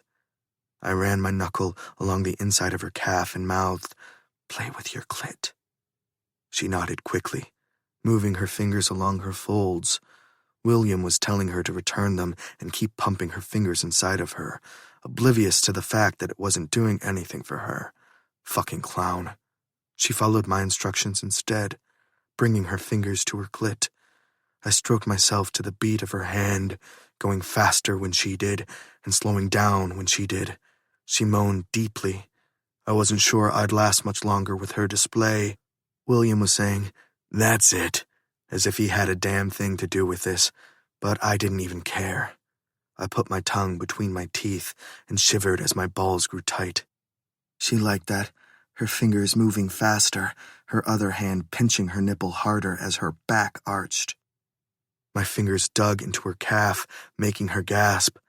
We kept our eyes locked. I only lowered mine briefly to look at the movement of her hand, the state of her throbbing, glistening bare pussy. Fuck. I wanted to eat her more than I wanted anything else right now. I was shaking with the need to do it. Instead, I bit my lip to keep myself from making noise and watched as she started to spasm, legs shaking as she moved her hand over her clit, slowing the movements as her moans grew louder until they were no longer. My release rushed through me, cum spurting, jetting on my hand, some on the pillow in front of me. I sighed, throwing my head back, feeling satisfied. Not satisfied enough, but satisfied for now. I moved and reached into the drawer next to me, pulling out the box of tissues and cleaning myself before fixing my pants and buckling my belt. When I looked back at Isabel, her chest was still heaving from that hard orgasm she'd gifted me with. "Damn," Will said, voice gruff. "I've never seen you come like that. I guess you miss me more than I thought." I was watching her so closely that I saw the moment her head began to clear, the moment she realized she'd royally fucked up by letting me be privy to this moment, by including me in it. I couldn't argue there. She'd fucked up in a big way. He wouldn't have her again. I decided that right then and there. She cleared her throat and sat up, smiling at the camera. "I have to go." "Okay," he yawned. "Remember, I need you at the event on Thursdays. It is for teachers, after all." "Sure, yeah." She nodded quickly while I tried to think about what I had on my agenda for Thursday. "Talk to you in the morning." "Yeah," he yawned again. "You wore me out." I rolled my eyes. He was worn out already? No wonder he couldn't please her. She ended the call and tossed her phone aside, then grabbed the pillow to cover herself. A little late for that, especially since some of my cum was on the pillowcase, but I didn't bother saying it aloud. I waited. She waited. I'd wait longer, though. She had to know that. Finally, she cleared her throat. "You shouldn't be in here." "It's my room." "That I'm staying in unwillingly," she said. "You saw what I was doing and you walked in anyway." "Yep." "This is so fucked up," she whispered, looking at me like I was crazy. She had no idea. "Maybe, but it turned you on. You wouldn't have gotten off if I hadn't been here. We both know it." "It still doesn't give you the right to do that." "You wanted me to stay. I asked you. I asked you before you answered his call, and you told me to jerk off in front of you. Admit it, Isabel. You wanted me here. You had your pussy spread out wet as fuck because I was here, not because of him." "Oh my God, this is wrong. This is so wrong." She swallowed and looked away. "This can't happen again." "I agree. You need to break it off with him." I started walking away. I needed a cold shower and to jerk off, and another cold shower after that. "What?" She laughed behind me. "You're crazy if you think I'm going to break up with my boyfriend over this." "You said it. This was wrong." I raised an eyebrow, turning around again. "You don't think this is cheating?" She opened her mouth, closed it, opened it again. This time, her eyes filled with tears and her lip wobbled as she said, "I'm not a cheater." I believed her. I was a cheater, though, and I knew how these things worked. Give a finger, they'll take a hand, and once you do, you might as well admit that you're a fucking cheater. I also knew I'd driven her to this. I took advantage of the situation, but I didn't care. and wouldn't take it back. I knew if I was William and she did this to me behind my back, I'd burn this place to the fucking ground. Then again, if I was William, I wouldn't have let her out of my sight for this long. The women I dated and I were never exclusive. Seeing other people was never discussed. We were just on the same page about it. My reputation preceded me in that sense. None of them ever gave me an inkling that they thought they'd be the one to tame me, so to speak. None of them wanted to even try. Natasha had been the first, and even that went sideways in the end, as Nadia pointed out. "It won't happen again," she said, voice low, "and I'm not breaking up with him." Suit yourself. I shrugged a shoulder and walked out, shutting the door behind me. She would break up with him. It was only a matter of time. She didn't belong with him. She sure as hell didn't belong with me either, but fuck if that didn't make me want her even more. She was pure, despite the fire that lurked inside. She was good. She was a helper, and that was the problem. I was a sucker for helpers, because they rarely had people who helped them in return. 17.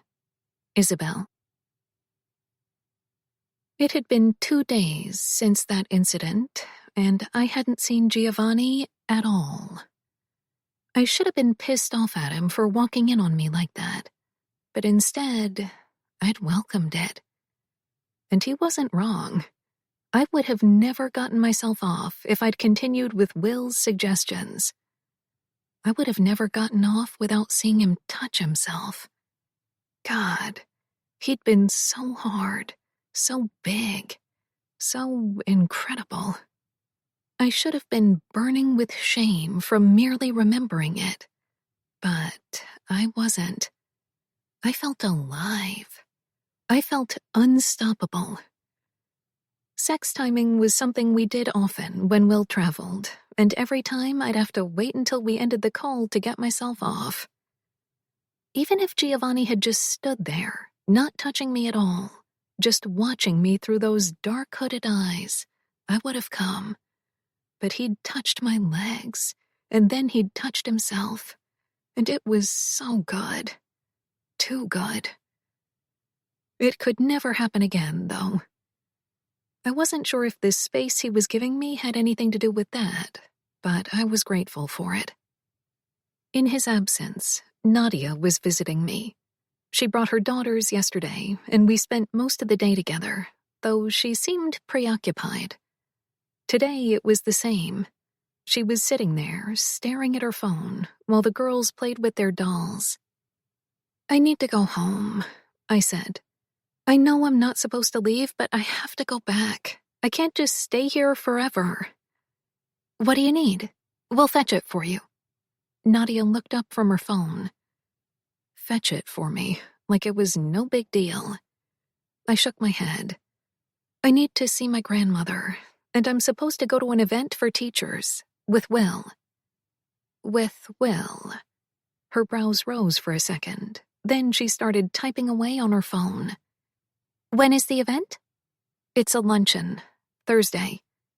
In 2 days." "Yep." "And you need to also visit with your grandmother." "Yep." "Okay." She set her phone down on her lap. "Okay, what?" "Now we wait." "For what, exactly?" "Permission." Her eyes gleamed with amusement. "Are you all like this? Excited about having people's lives in your hands?" She laughed. "Not particularly." "How does a person like you even get involved in this stuff?"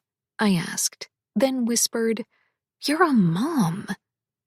"I know," she whispered back, smiling as she looked at the girls. She leaned forward to fix one of their hair bows. "I'm not involved in this stuff. My brother was. He died a couple of years ago." "I'm so sorry." "Me too. I miss him every single day." She smiled sadly. I swallowed back tears. I missed my father, too, but I couldn't imagine losing a sibling. She cleared her throat and said, Anyway, I'm only in charge of things that pertain to the clubs, the restaurants, that stuff. The legal stuff. What else is there? She asked, still looking too amused for my comfort. I don't know. Painting houses? I mumbled. Thinking about it made my heart hurt. It was what my father apparently did. Gio doesn't paint houses. Does he have people to do that stuff for him? This is where this discussion ends, she smiled. Try not to worry yourself with what he does and doesn't do. Unless you're asking because you're interested. In him? My eyes widened. A blush creeped up on my neck. I hoped it wouldn't reach my cheeks. No way. Good. Why good? I frowned. Just out of curiosity. Well, for starters, you're with William Hamilton. Gio loathes him and vice versa, she said. Secondly, you like men like Will, and Gio is not that. I'm not sure how much longer I'll stay with Will, I said, completely unrelated to Giovanni. Why? You don't think you're cut out to be a politician's wife or girlfriend? I know I'm not cut out for it. I don't know if I can do the whole keeping up the perfect image thing forever. You'd probably have to give up teaching, she added. I don't think so, but it would be a possibility, I guess, depending on how far he takes his political career. Those were things I'd discussed with Will, but not extensively. Only in passing on our way to events together. Never sitting down, having a heart-to-heart. By the time each of us got home from our jobs, we wanted to eat and go to bed. I thought about what it would be like to be with someone like Giovanni, and that somehow seemed worse. Sure, there was undeniable chemistry there, but what would I do? Sit at home all day to wait for him? How do you do it? I asked Nadia. How do you let your husband walk out of the house knowing he may not come back? It's part of the job. How do police officers' wives do it? Or firefighters, or military wives? They know what they sign up for when they get married. Is it easy? Hell no. Is it worth it? God, I hope so. For me, it is, she said, smiling sadly. If there's ever a day he doesn't make it home, it'll be devastating for me and the girls. But losing is the price you pay for falling in love with anyone, regardless of what they do for a living. 18. Gio. I watched William Hamilton walk into the movie theater with his security detail in tow. I wanted to pounce right now, but I needed to wait until Dean Russo finished his cigarette, which he was taking his sweet-ass time with, so he could finally give me the information I'd asked for. I'd learned to keep my cool and practice patience from him. It was an art to him. He once told me he'd gotten 3 men to crack without physical torture just by sitting across from them, smoking his cigarettes. I didn't have half the patience he had, but I tried, in front of him especially. Still, I was fighting the urge to pace the sidewalk. "Will you chill out?" he said beside me. He couldn't be serious. "I'm just standing here." "You're fidgeting." I wasn't fidgeting. I looked at him. He wasn't even looking at me. I sighed. "What did you find out? I asked for this over a week ago." "Your girl," he said as he tossed his cigarette, and damn, I liked hearing him refer to her as mine for some weird fucking reason. "Is Charles's daughter, as you know. He met her mother, Carolina Marrero, in Miami, where she was a waitress at a club he frequented. She was with him for about 8 years, on and off, while he was married to Vinny's mom. Isabel was born there after they'd been together 6 years, raised by her mother and grandmother. They'd moved to Queens when she was 14, probably to be closer to Charles." "Where's the mother now?"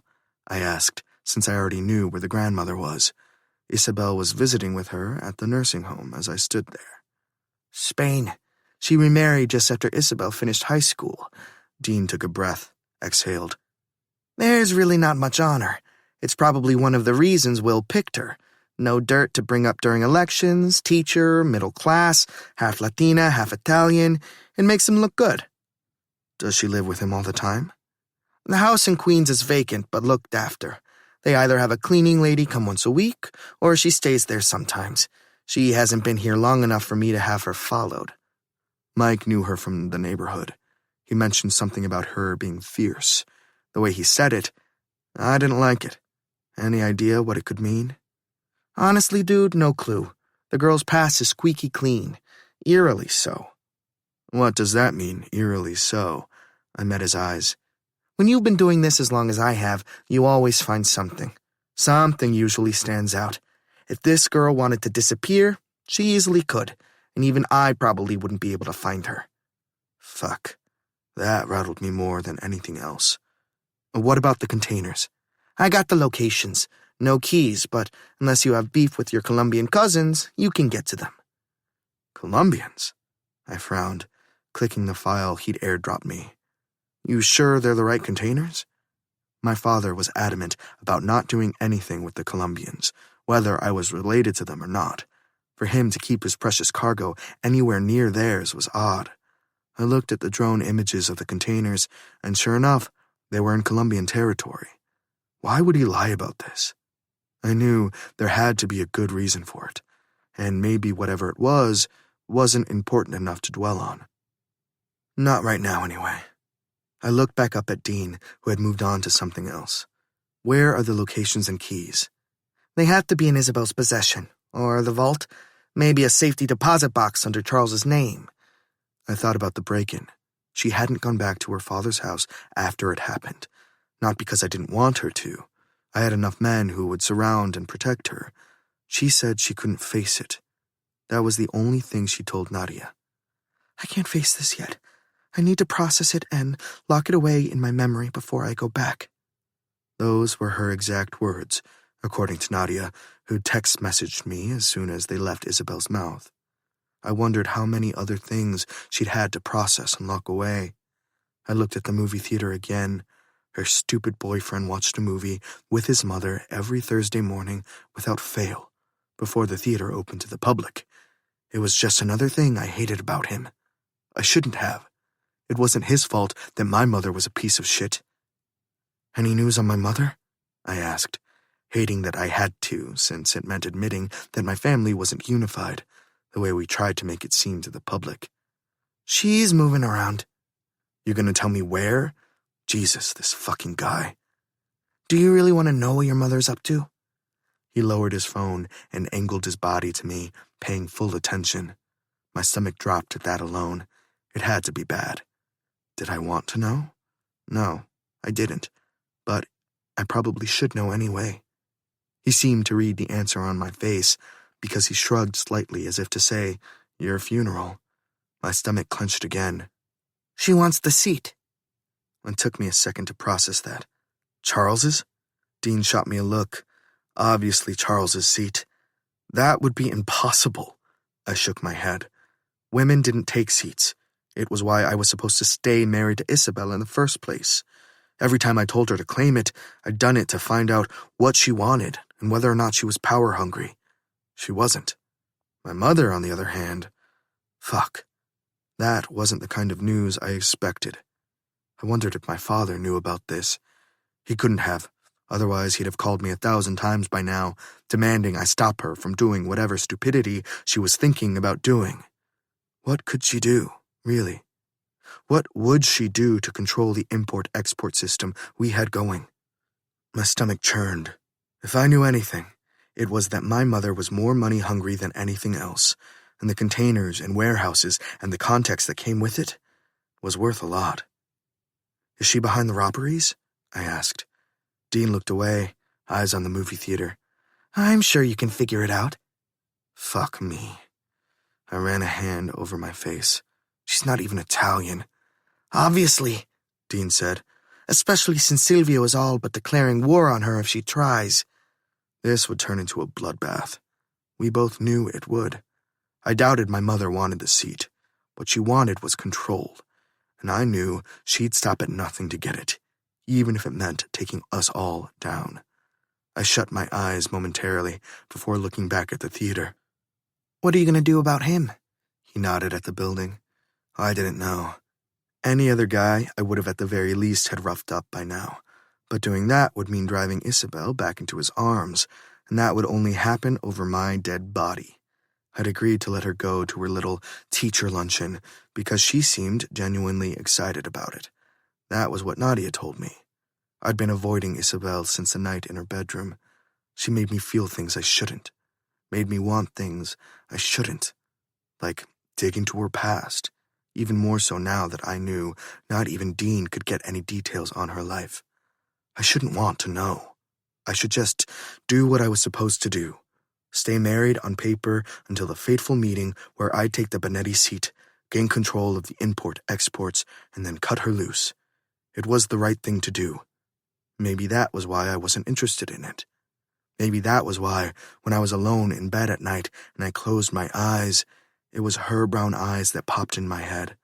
Her thick, dark hair, and her plump lips, and her perfect fucking body. It was worse now. Before, it was just a fantasy. Now that I'd seen her naked, that she'd played with her pussy and rubbed her tits in front of me. Fuck. Now it was something else. I'm going in there to have a little chat with him. Is this about the theater permits? The asshole still has everything on pause. For the life of me, I can't figure out why you want to renovate that place. He eyed me. Is it for your sister? I grunted my response. No use in lying to him anyway. It's my wedding gift to her. A year later? It's a big fucking gift. Right. He started walking away. I'm out. Good luck with the mayor. And with Isabel. He shot me a pointed look. She seems like a nice woman. My advice? Don't get involved. Right. I nodded slowly as he got in his car and drove off. I'd lost count of how many people had now said that to me. Nadia told me the same thing last night. I wasn't sure why they did it, knowing damn well that telling me not to do something would drive me to do it even more. I turned around and told Tony to keep the engine running as I headed inside the theater and made my way to Theater 4. They usually watched old movies, the black and white kind that I'd never been a fan of.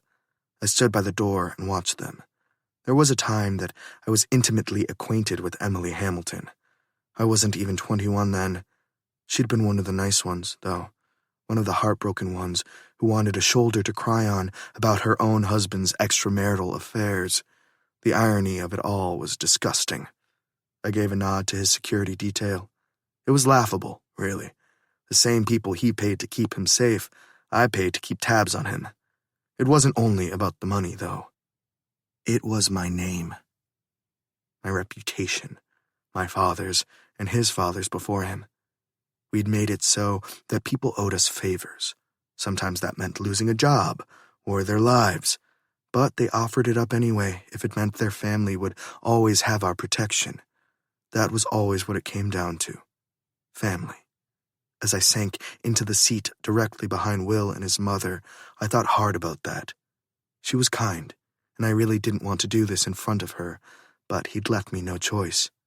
I leaned forward on the side opposite of her. Here's what's going to happen. He jolted at the sound of my voice, jumped out of his seat, and pressed a hand to his chest.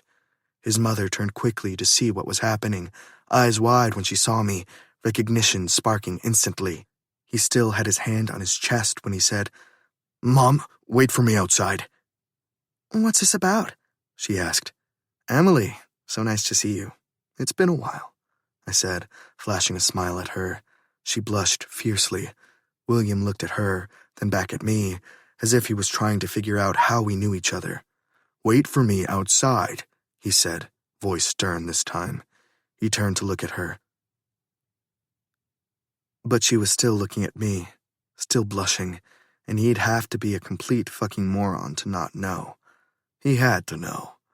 Emily walked out of the row. "How the fuck did you get in here?" he asked as soon as she was no longer in sight. "Here's what's going to happen." I started again, ignoring his idiotic question, because he had to know the answer to that one as well. You're going to have the city approve my permits and allow construction to continue. That's what this is about? He lowered his hand. You couldn't have waited until the luncheon? I saw your name on the list. No, I couldn't have waited until the luncheon, I said, mimicking his stupid voice. Every time I talk to you at those events, things go in one ear and out the other.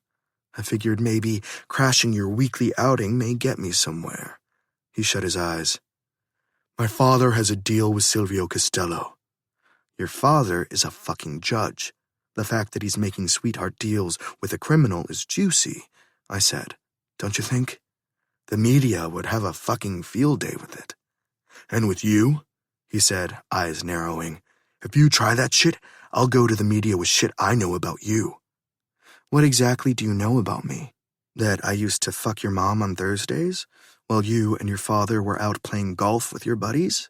I raised an eyebrow, his entire face drained of color. I thought he was definitely going to throw up or hit me. I would have hit me. Hell, I wanted him to hit me. We own the fucking construction companies. You can't lift a finger without my say-so. This entire thing is a fucking waste of time, and I've wasted enough time. I started walking out of the row. He still hadn't recovered from the comment about his mom, I could tell. I stopped at the edge of the row and turned one last time. One more thing, Mr. Mayor? Lose the girl. What girl? He asked, sounding genuinely confused. You know exactly who I'm talking about. You can't tell me what to do in my personal life, he said. I just did. I walked away again. I'm not afraid of you, he called out when I reached the door. I smiled as I turned around. I looked at his security detail, standing there, watching me, waiting for one simple word. That was all it would take to blow his fucking head off. I wouldn't give that order, though. It would be way too messy. I'm not, he shouted again. I'm not afraid of you or your goons. Well, William, the only thing I can tell you is that you really fucking should be. 19. Isabel. There was something to be said about repressed memories. I hadn't thought about the night that I'd been pinned down by two guys just feet away from a party I'd attended with Eloise. It happened so quickly. One minute I was waving goodbye to her and another friend, and the next I was on the ground, my back sliding against the wet grass beneath me as they held me down. There were countless memories I'd tried to bury, but that one was the worst. After being ambushed at my father's house, I'd had nightmares, not of the ambush, but of that night in college. It wasn't the last time I'd been cornered by men trying to take advantage of me, but it was the only time it had worked. After that night, I became obsessed with self-defense. I couldn't afford the classes, but I mentioned to my father that it was something that interested me, and he paid for a few sessions. Just enough that I'd be able to stop someone in the moment. Taking classes beyond that meant I would have had to explain myself, so I YouTubed and practiced on my own. It hadn't helped me the other night. I'd been completely caught off guard and off my game. It wouldn't help me today, either, considering that I was standing in the corner of the luncheon that Will was hosting for select teachers. I'd been speaking to some of them when I caught a whiff of a familiar cologne, and those memories came flooding back. I excused myself and stood in the corner near the door, watching and praying Will wouldn't spot me and call me over. I watched as he shook hands with the man, smiled and laughed with him, all while my stomach roiled. I couldn't do this. I thought I could, but I knew it was just a matter of time. My conversation with Nadia replayed in my head. It was the first time I'd said, aloud, that I wasn't cut out to be a politician's partner. Even if it hadn't been for the cologne, I'd know it was him. I'd know him anywhere. After all, it was because of me that he had a scar on his cheek. Trouble in paradise. Giovanni's voice made me jump. Nope. Liar. His voice was low. Under any other circumstance, it would have turned me on. He seemed to notice that was the case because his demeanor shifted. I hadn't even looked at him. I was still staring at Will, at the man he was speaking to, but I felt the instant Giovanni's demeanor shifted from flirty to on edge. Who's he talking to? I don't know. I swallowed. You're shaking. He touched my shoulder, and I nearly jumped out of my skin. Don't touch me, I snapped, finally looking up at him. He dropped his hand, dark eyes unwavering on mine. I knew he was trying to read me, and I knew he couldn't. Who is he? There was an edge to his voice now, a gruffness that pulled at me because it told me he was in my corner. I don't know, I said again. I really didn't. I'd never found out his name. I couldn't even point him out in a lineup if it ever came to that, because I couldn't remember his face. At least, I thought I couldn't, until this moment. Does William know how you feel about this guy? I don't feel anything about this guy. I gritted my teeth and made myself look at him. Stop asking questions. He stared at me for a long moment, those dark brown eyes far more in touch with this storm brewing inside me than I wanted to give him credit for. He'd kept his distance up until this moment. Given the circumstances, I shouldn't have felt this tug that magnetized me to him, that made me yearn to reach out and touch him, that made me want to tell him everything about my past because I knew he wouldn't judge me and he'd protect me. I wasn't sure how, but I knew that, deep in my marrow. I wondered if this was what all of the women felt when they let their guard down for him, when they let him waltz into their lives with the force of a tornado and leave them just as quickly. You're going to tell me, he said. Maybe not right now, but you're going to tell me. At that, I laughed, and I was so grateful for it. You seem sure about that. I am sure about it. Good luck trying to get anything out of me, I said. His eyes danced. It was the only indication that he was enjoying this. Otherwise, his jaw was set and his expression was lethal, and fuck if it didn't turn me on more than the damn charm he threw around. I always get what I want. That doesn't surprise me. I smiled and decided I needed to change the subject. Where's Natasha? No idea. Wow, I thought you'd keep tabs on your girlfriends the way you seem to keep tabs on me. I don't keep tabs on my girlfriends. His eyes were dancing again, his mouth pulling into a slow, sensual smile. I only keep tabs on my wife. I groaned, rolling my eyes and looking away, hoping to hide my blush and how much those words affected the area between my legs. Why they did, I didn't know, but every time he said it, I reacted. My eyes landed on William again, who was slapping the man on the back as he said goodbye and moved on to someone else. My eyes stayed on the man as he walked in our direction. He was leaving, which was great, but we were standing next to the only exit, which meant he'd see me. I held my breath, but refused to look away, refused to cower more than I'd already cowered.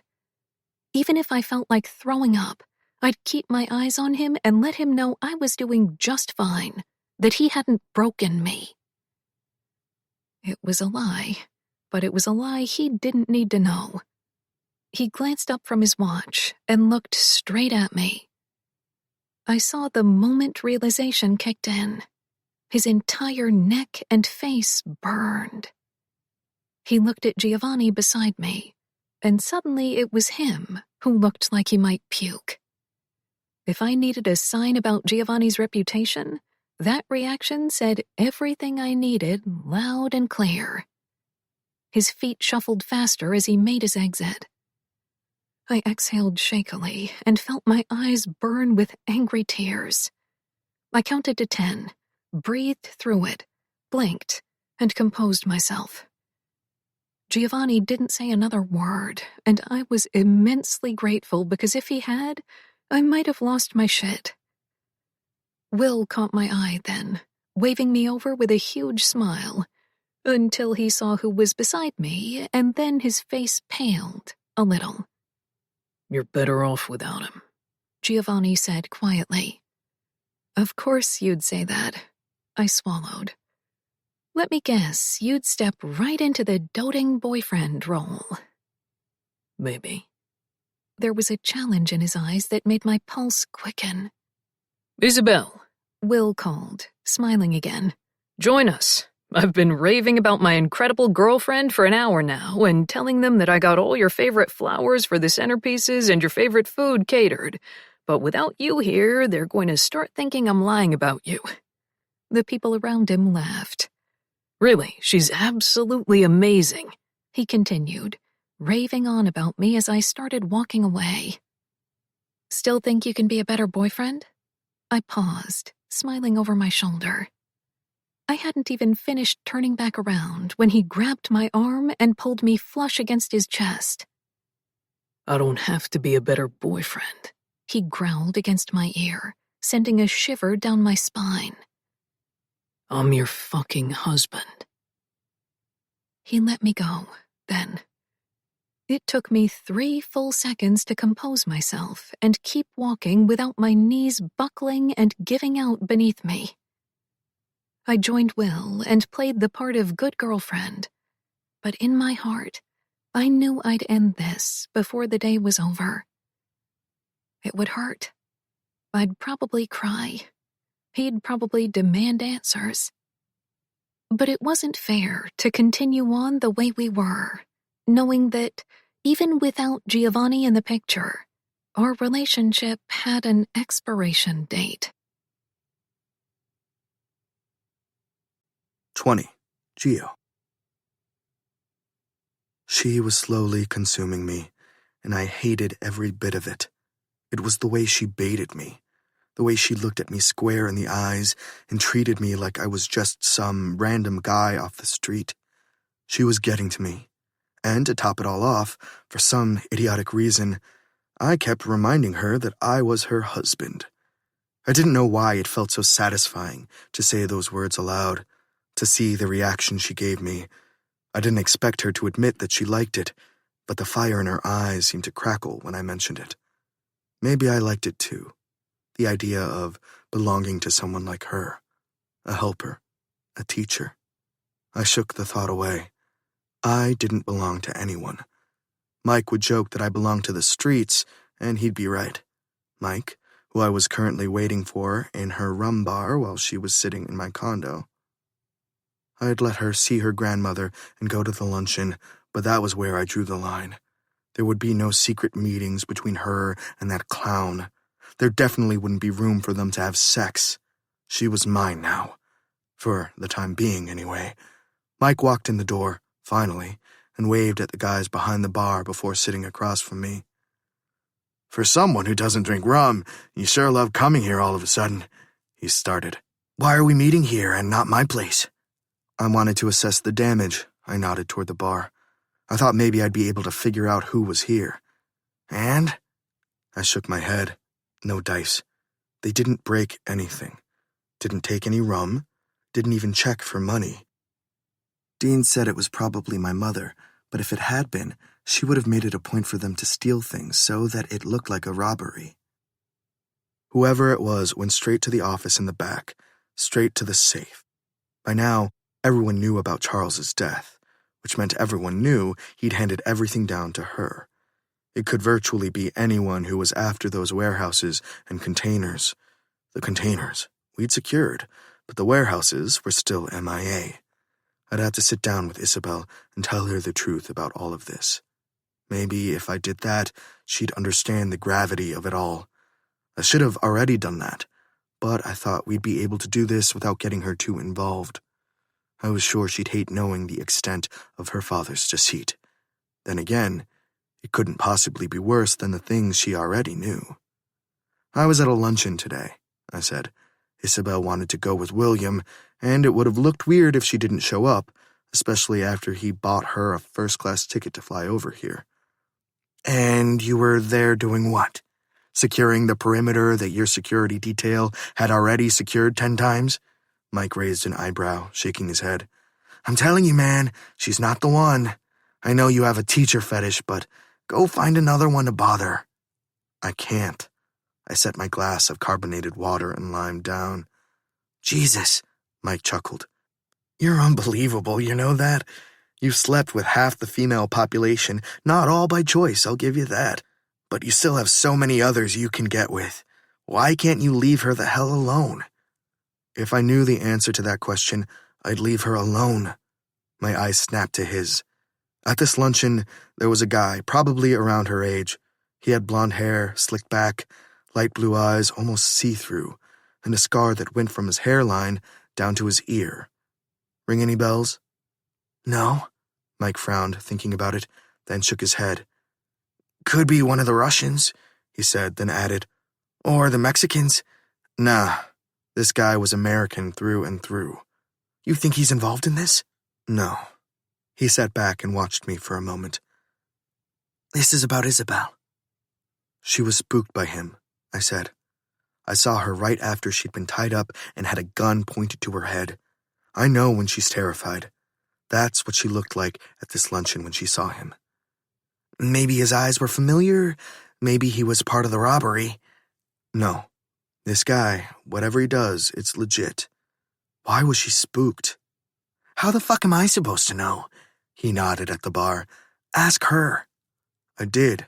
She wouldn't tell me. Go ask them. He nodded at the guys behind the bar. I already asked them, genius. They don't know any men with blue eyes. Mike rubbed his jaw. Fuck, man. I don't know. You said she's fierce. Not one to fuck with, to be exact. Why? No. Fuck no, I'm not going there. He started to get up. My fucking best friend. That alone made my stomach drop. Please. His eyes widened slightly. He sat down again. Mike was watching me warily, but I wasn't going to say it again. He got one plea from me. That was it. You're never going to fucking tell her I told you this, he said. You never mention it, period, because if you do, she'll know where the information came from, and that's not going to go over well with me the next time you see me. I'm not going to tell her anything. I just need to know. Mike let out a laugh, shaking his head. Never thought I'd see the day. Shut the fuck up, just tell me. This isn't going to get you any information about whoever you saw today. I really don't know who that could have been. Out with it, Mike. I was getting impatient, and no amount of channeling my inner Russo was going to help matters. There were a few incidents. This was back when she was in college, since I hadn't seen her around in a while. I was closing up the shop when I heard a woman scream, he said, my fists clenched on my lap. I ran toward the scream because, well, it could have been anyone, a friend, a cousin, my own mother. By the time I got there, she'd managed to kick the man on top of her in the nuts. He ran away when he saw me, probably knowing I'd take him down easily. Mike paused, rolling his eyes when I shot him a look. Okay, when he saw the barrel of my gun pointed directly at his chest. Did he do anything to her? He didn't get to, he said. That was how it was, though. I couldn't tell you how many stories just like that one we heard weekly, daily sometimes. Fuck, I exhaled, but it did nothing for my anger. I pictured her in that situation. I pictured my sisters. I wanted to kill every fucking asshole who would ever do that to a woman. What's the other incident? Ah, Mike laughed, scratching the back of his neck. Some guy pulled a knife on me when I was closing the shop. This was maybe 6 months later. There were a lot of new faces here, some who moved from rival areas. So, someone pulled a knife on you? I said, so he could get back to the point.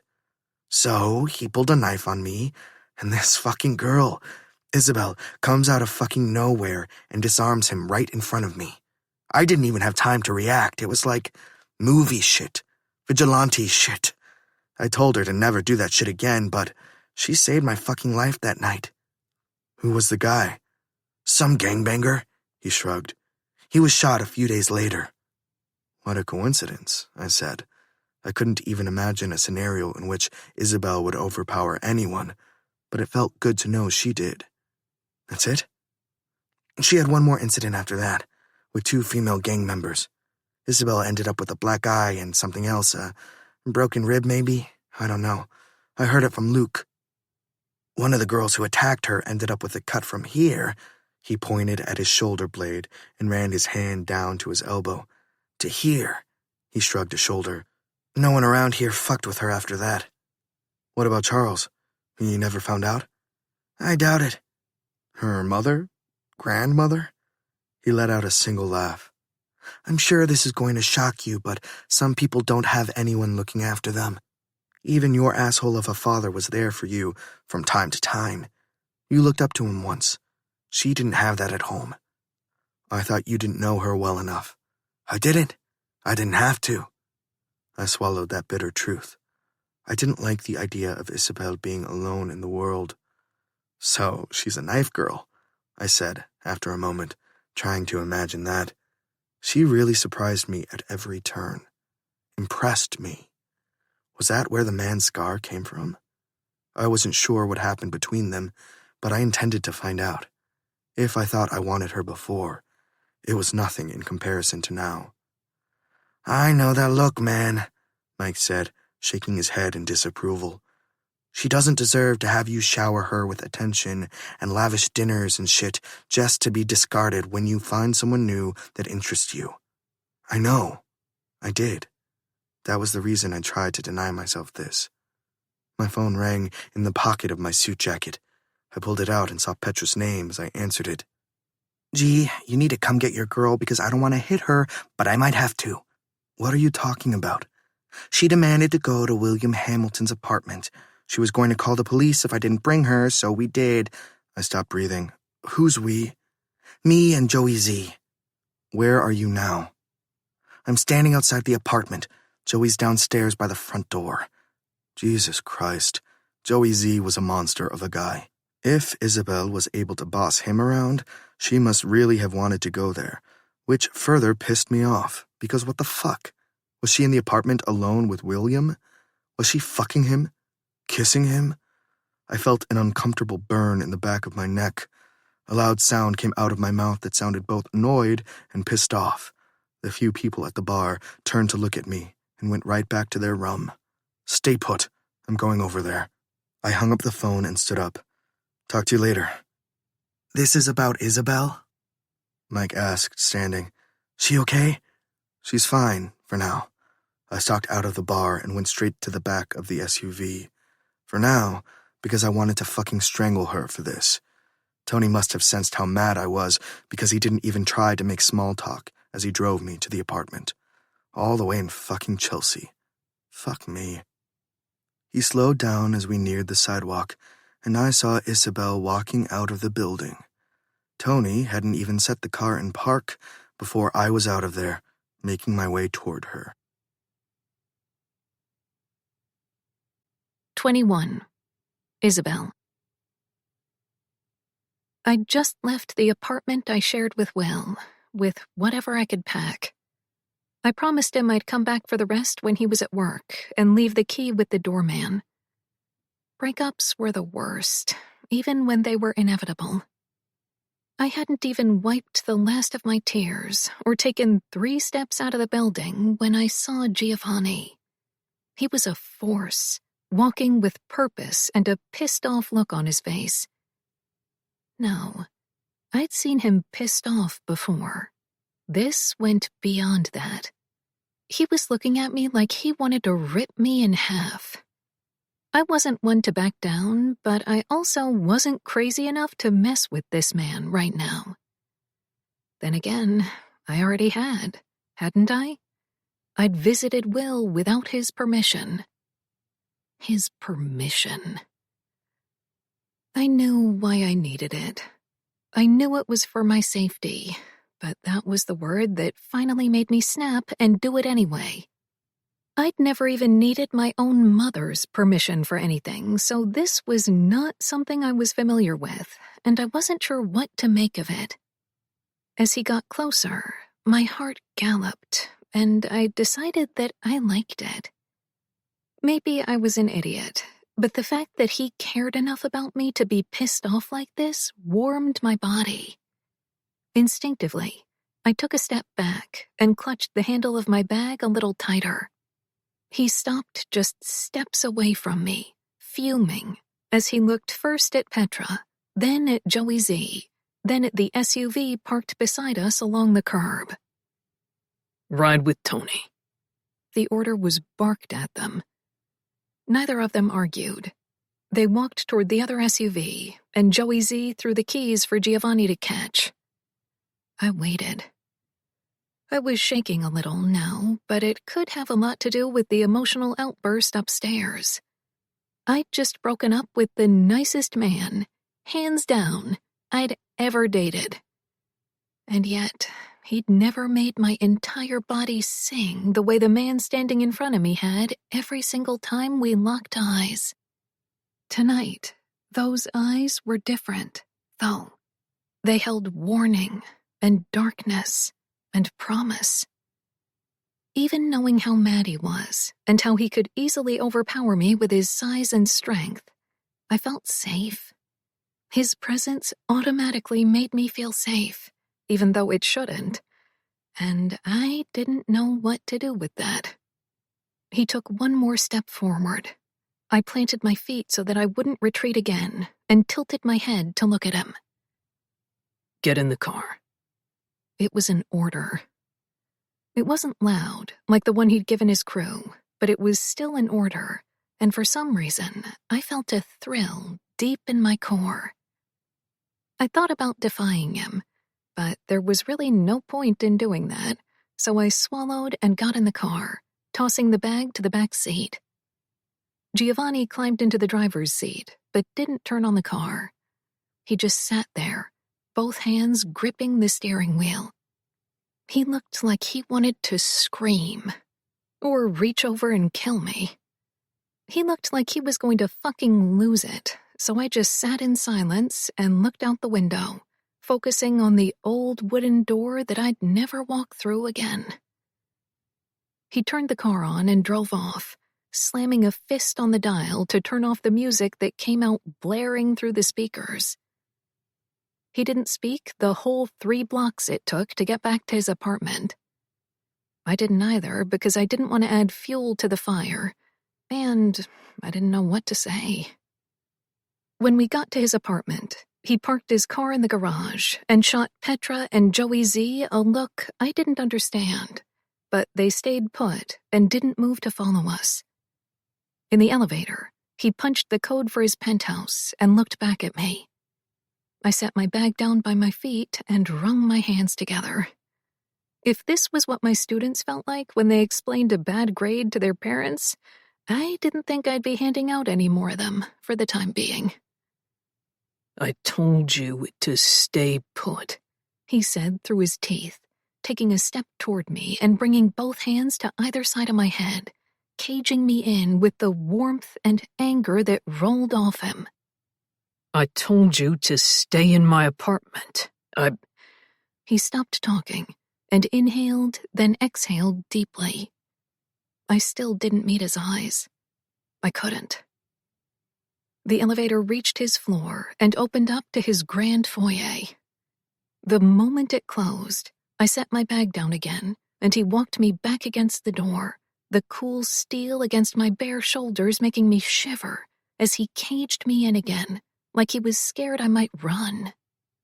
As if reading my thoughts, he pushed a button next to us, and I heard some kind of closure behind the elevator doors behind me. A locked door. What the fuck were you thinking, Isabel? He asked, breathing heavily against me. I needed to do something, I said quietly, still unable to meet his gaze. What exactly did you need to do? He spat out each word harshly, shifting in his fancy dress shoes as he kept his arms on either side of me. I needed to pick up some things. We could have done that for you. He took a breath. Was he up there? William? I nodded, swallowing as I looked at the way his throat worked. I still couldn't chance a glance at him out of fear that I'd either scream at him and slap him or be turned on and kiss him. So far, the latter was winning, and that seemed much worse than the aforementioned. He slapped his right hand against the wall 9 times, in sequence with his words. What the fuck were you doing up there alone? Oh my God. Something pooled between my legs. This time, I did look up. His face was so close to mine. Too close to mine. His eyes narrowed and fuming and sexy as hell. I considered it.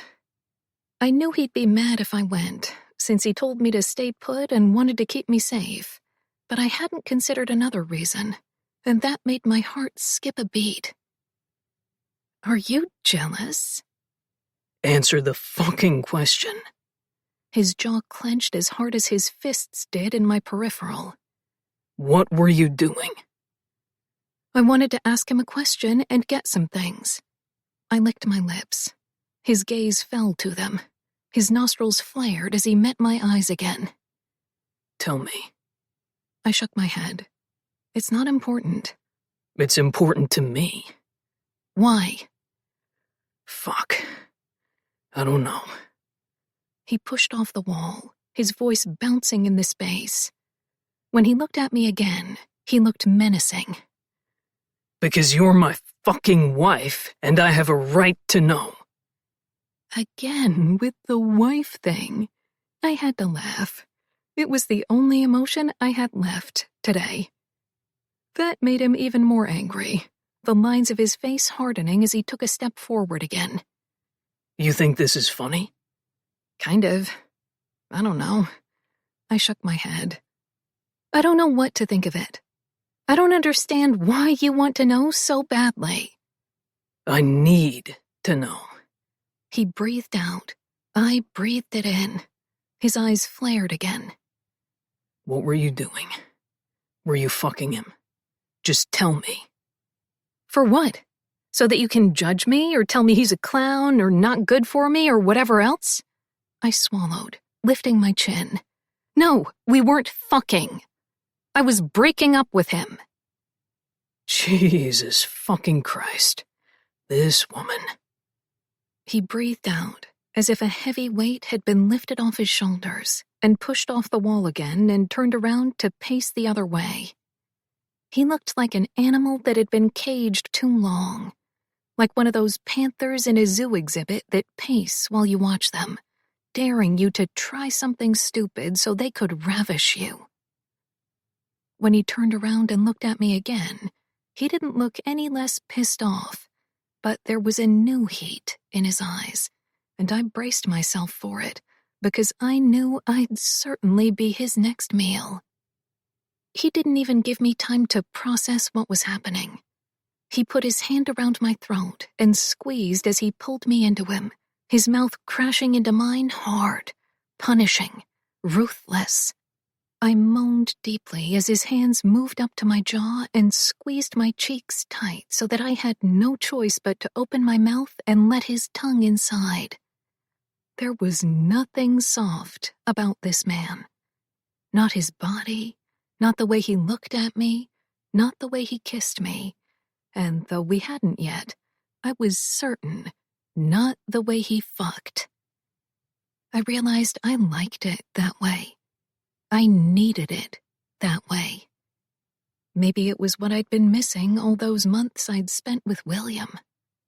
Giovanni used his tongue thoroughly, as if he's erasing any other kiss from any other person who's ever touched my lips. That's what makes me moan against him. That's what sets me into a frenzy, taking off his jacket and unbuttoning his shirt. It was tucked in, and I couldn't seem to get it out of his pants fast enough, so I sank my hands in it instead, and planted my palms on every single muscle on his torso.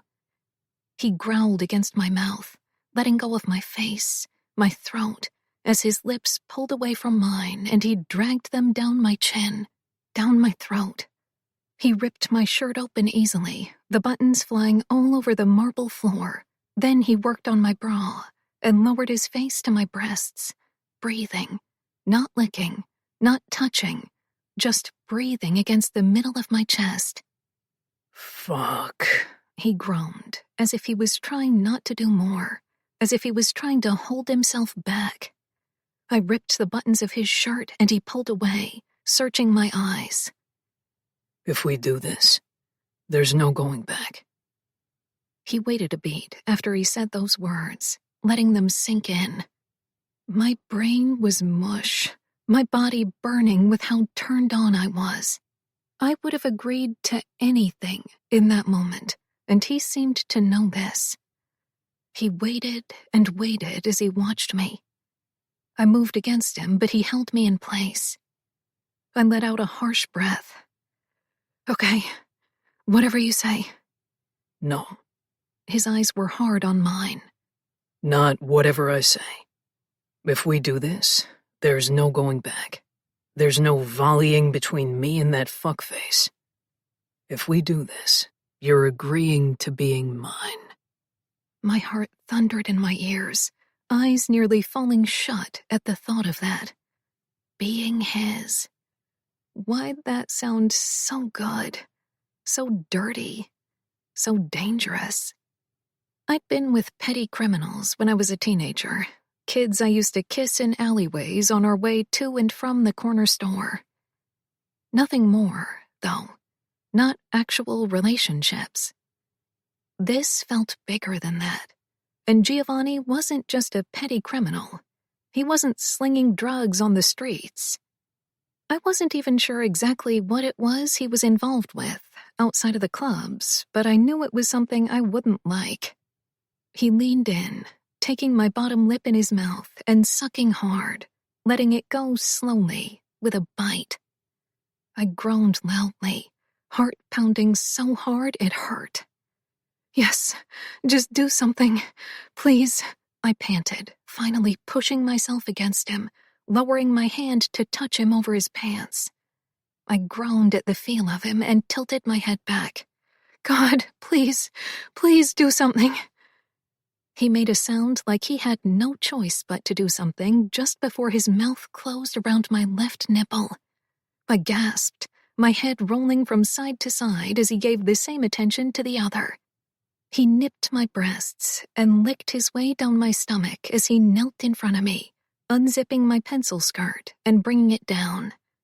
When he saw my black lace panties, he inhaled sharply and looked at me again. You wore these for him? I shook my head. For me? I wore them for me. I bit my lip, took a breath. But I'm glad you're the one seeing them. Fuck. He grabbed my ass and pulled me against his face, nipping me through the lace. My knees began to shake, and he hadn't even done anything. He brought a hand up and ripped the panties off so hard, it left a sting between my ass cheeks.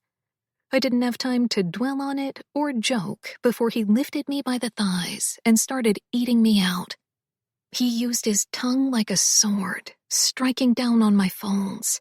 He feasted on me with abandon, as if it was a treat he'd been waiting for, lapping and sucking and gripping my thighs, pulling me closer to his mouth while he did it. It didn't take long for him to pull the first orgasm out of me as he sucked on my clit. The next one came when he started pumping his fingers inside of me. Oh, fuck, was all I could chant over and over as the orgasm washed over me. He nipped the insides of my thighs, then kissed his way back up my body as he set me down on wobbly feet. I don't think I can stand, I whispered, meeting his gaze. He smirked, clearly proud of himself. Just for a second. He reached into his back pocket, took out a condom, tore it with his teeth as I began unbuckling his belt, undoing his button, his zipper, pulling everything down quickly and shakily, needing more of this, of him. I watched, barely able to breathe, as he rolled the condom over himself. I'd seen him that night, through a haze of lust, but seeing him about to fuck me was different. I was sure I wouldn't be able to take him inside of me, but then he wrapped my legs around his waist and thrust himself inside me until he was seated with one swift motion that made me scream and clutch onto his shoulders. He groaned, meeting my eyes then. I wasn't sure what I saw in his. Something wild, untamed, powerful. He squeezed my ass as he began to move in hard, deep strokes. I gripped his shoulders tighter, burying my fingers into him, clawing him when he moved faster, harder, deeper. I gasped as another orgasm built inside of me. Surely I couldn't. I'd never come like this. He looked at me one last time before taking my lips in his, slower this time, less brutal, but not any less passionate. You feel so fucking good, he growled against me, his grip tightening even more on my ass. So fucking good. Come on my cock, baby. I know you're close. On the next thrust, I saw stars. My legs began to shake as the orgasm hit me hard. He bucked against me a few more times, deep, slower thrusts as he found his own release. We panted against each other, foreheads pressed together as we tried to regain consciousness. He kissed my lips hard one last time before pulling out of me and making sure I could stand on my own. It hit me as I picked up my scattered, ripped-up clothes and the bag I'd picked up from Will's place, that I'd just broken up with someone. Just. I should have felt guilty, but I didn't. I felt something. I felt alive. 22. Isabel. You're staying in my bed, Giovanni said from the other side of the kitchen counter as I walked out of the guest bedroom. I'd showered and changed into loose gray shorts and a matching t-shirt. I wasn't sure how I managed to even shower, since every single muscle and bone in my body felt languished. I sat down in the center bar stool, across from where he was. He'd also showered and changed into sweats and a t-shirt, all black. Keep looking at me like that, and I'm going to fuck you on the counter in the next 10 seconds. He raised an eyebrow as he set a plate of mac and cheese on the counter. I'm not sure my vagina can take you again right now. Even as I said it, I felt my face flame. He got himself a plate and set it in front of him, but instead of grabbing a chair, he just started eating as he stood across from me. We still need to talk about what went down at Will's apartment. Oh, God. I rolled my eyes. This sex wasn't enough to convince you it's over between me and him? You would have let me fuck you back in Chicago that night, he said pointedly before putting a spoonful of mac and cheese in his mouth. I'm not sure I would have, I whispered, looking down at my plate. This is so freaking good. Did you make it? Of course I made it. From scratch? My brows rose. From a box. He laughed like I was being ridiculous. I added milk and butter and stirred it up in the stove, though, so I'm taking credit for it. Well, it's amazing. Do you know how to cook? Are you kidding? I laughed. I started cooking when I was 12. Otherwise, I would have... My words trailed off as this smile fell from my face. I didn't want to get into that right now and mar the temporary bliss we had going. Finish that sentence. He set his bowl down in front of him. I don't want to talk about it right now, I whispered. But you will. Another time, you will. He pinned me with those serious eyes of his, and I merely nodded, Not because I would, but because I wanted to move past this topic. What did Will say about you breaking things off? He asked. I frowned. It was almost like he knew it was coming. He kept watching me as he ate. Like he was ready to accept it. I took a sip of the water he'd set in front of me. I mean, he did try to convince me to stay with him. He did, huh? His jaw worked, eyes suddenly gaining that darkness he normally didn't keep in check. How'd he try to get you to stay? Not by fucking me against the wall. I raised an eyebrow back at him. He laughed, eyes twinkling. Yeah, he was hottest when he laughed like that. Good. Otherwise, I would have had to kill him. I grew serious instantly. If anyone else said that, I'd take it as a joke, but not someone who had any relation to what my father did. I thought you didn't paint houses. I don't, but I make some exceptions for people who touch what belongs to me. I'm not your property, you know. I shot him a look. I'm not even your wife, legally, so as much as you like to throw that in my face, we both know it's bullshit. That document was forged. The law thinks it's legal. And you care so much about the law, right? His lip twitched. In this case, absolutely. Why that made me get butterflies in my stomach, I didn't know. I looked back down at my plate and continued eating. My father's lawyer called, I said, licking my lips as I pushed the plate away. He picked it up and started doing the dishes. What did he say? There's a safety deposit box, I said. Gio's eyes snapped to mine. I can't imagine they'd be there, though. The keys you need. I mean, why would he keep keys that he needs somewhere he can't readily access? That would be logical, but Charles was... He shook his head. They might be there. If you really think about it, those guys who broke into my dad's house would have just kidnapped me if they thought that would be in a safety deposit. He lifted an eyebrow. Is that what you would do? Obviously. He laughed, shaking his head as he set the plates down in the drying rack. You continue to surprise me, Isabel. Just because I can try to think like a criminal doesn't mean I am one. Not yet. He was joking, I knew it, but it still made me shake a little inside. I'm a teacher, I said unnecessarily. His eyes darkened. I frowned, smiling. What? That's a turn-on to you? You have no fucking idea. Really? My nose scrunched. That doesn't seem like you. What seems like me? I don't know. I shrugged a shoulder. Natasha? I gasped the moment the name left my mouth, clasping a hand over it. Oh my God. Did you just cheat on her with me? Would that be the worst thing in the world? He looked entirely too amused with this conversation. I scowled. Yeah.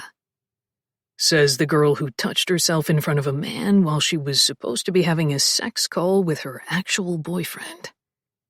I clamped my mouth together. He wasn't completely wrong.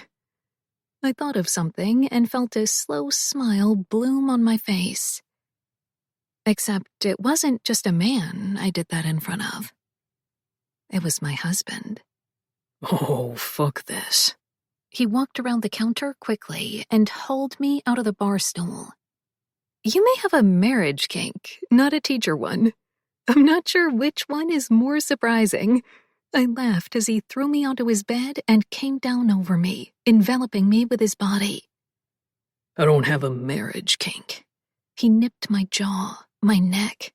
I sank my fingers into his hair. He glanced up at me. I have an Isabel kink. My laughter died in my throat, my heart fluttering uncontrollably. Hell no. I could not, would not actually fall for this guy, right? It would be the gravest mistake I could make for a plethora of reasons. I didn't even have enough space on a sheet of paper to name them all line by line. Having sex? Sure, yes, I'd take that. But falling for him? The thought made a surge of panic run through me. What? He paused and lay beside me, propping himself up on his elbow. He brought a hand to my face and pushed my hair away from my cheek as I turned to face him, my heart pounding in my ears. This can't happen. What? You and me? I nodded. You agreed to this? He raised an eyebrow. Him and his agreements. I know, but still, I swallowed. It's a terrible idea. That's all I've been hearing from everyone from the moment I laid eyes on you. He leaned in, kissed my mouth, sucked my bottom lip into his. You really think that'll stop me from having you? Well, yeah, if I'm the one telling you it can't happen. I was smiling when I pushed his shoulder hard. He fell on his back with a low chuckle and pulled me on top of him. I straddled his hips, throbbing between my legs when I felt his rock-hard erection there. Is this you telling me it can't happen? Because I really fucking like it. He rocked his hips up. I bit my lip to stifle a moan. What happened to Natasha? I asked breathily. You're really going to bring up another woman while you're in my bed, looking like you're ready to fuck my brains out? His hands skirted down to my thighs, his fingers gripping as they moved up, under my shorts, easily pushing the thong I had aside. Gio, I groaned, throwing my head back. Please, I need to know. How badly do you want to know? He kept a hand under my thong, his thumbs circling my clit as his other hand came up under my shirt, squeezing my breasts, tweaking my nipple. Does it make you wet? Me having a girlfriend? No, I gasped, rocking against his thumb. No, he asked, smile in his voice, though my eyes were still screwed shut as the orgasm rocked through me. I shuddered. He took his hand back, and as I opened my eyes and looked down at him through a haze, I saw him stick his thumb into his mouth and suck it with a pop. I shuddered again.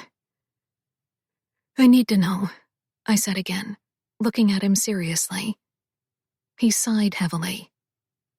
I broke up with her. For sure? Yes, for sure. He frowned. I wouldn't lie to you. When did you break up with her? He turned his face and looked away, but he was still hard beneath me. I rocked my hips.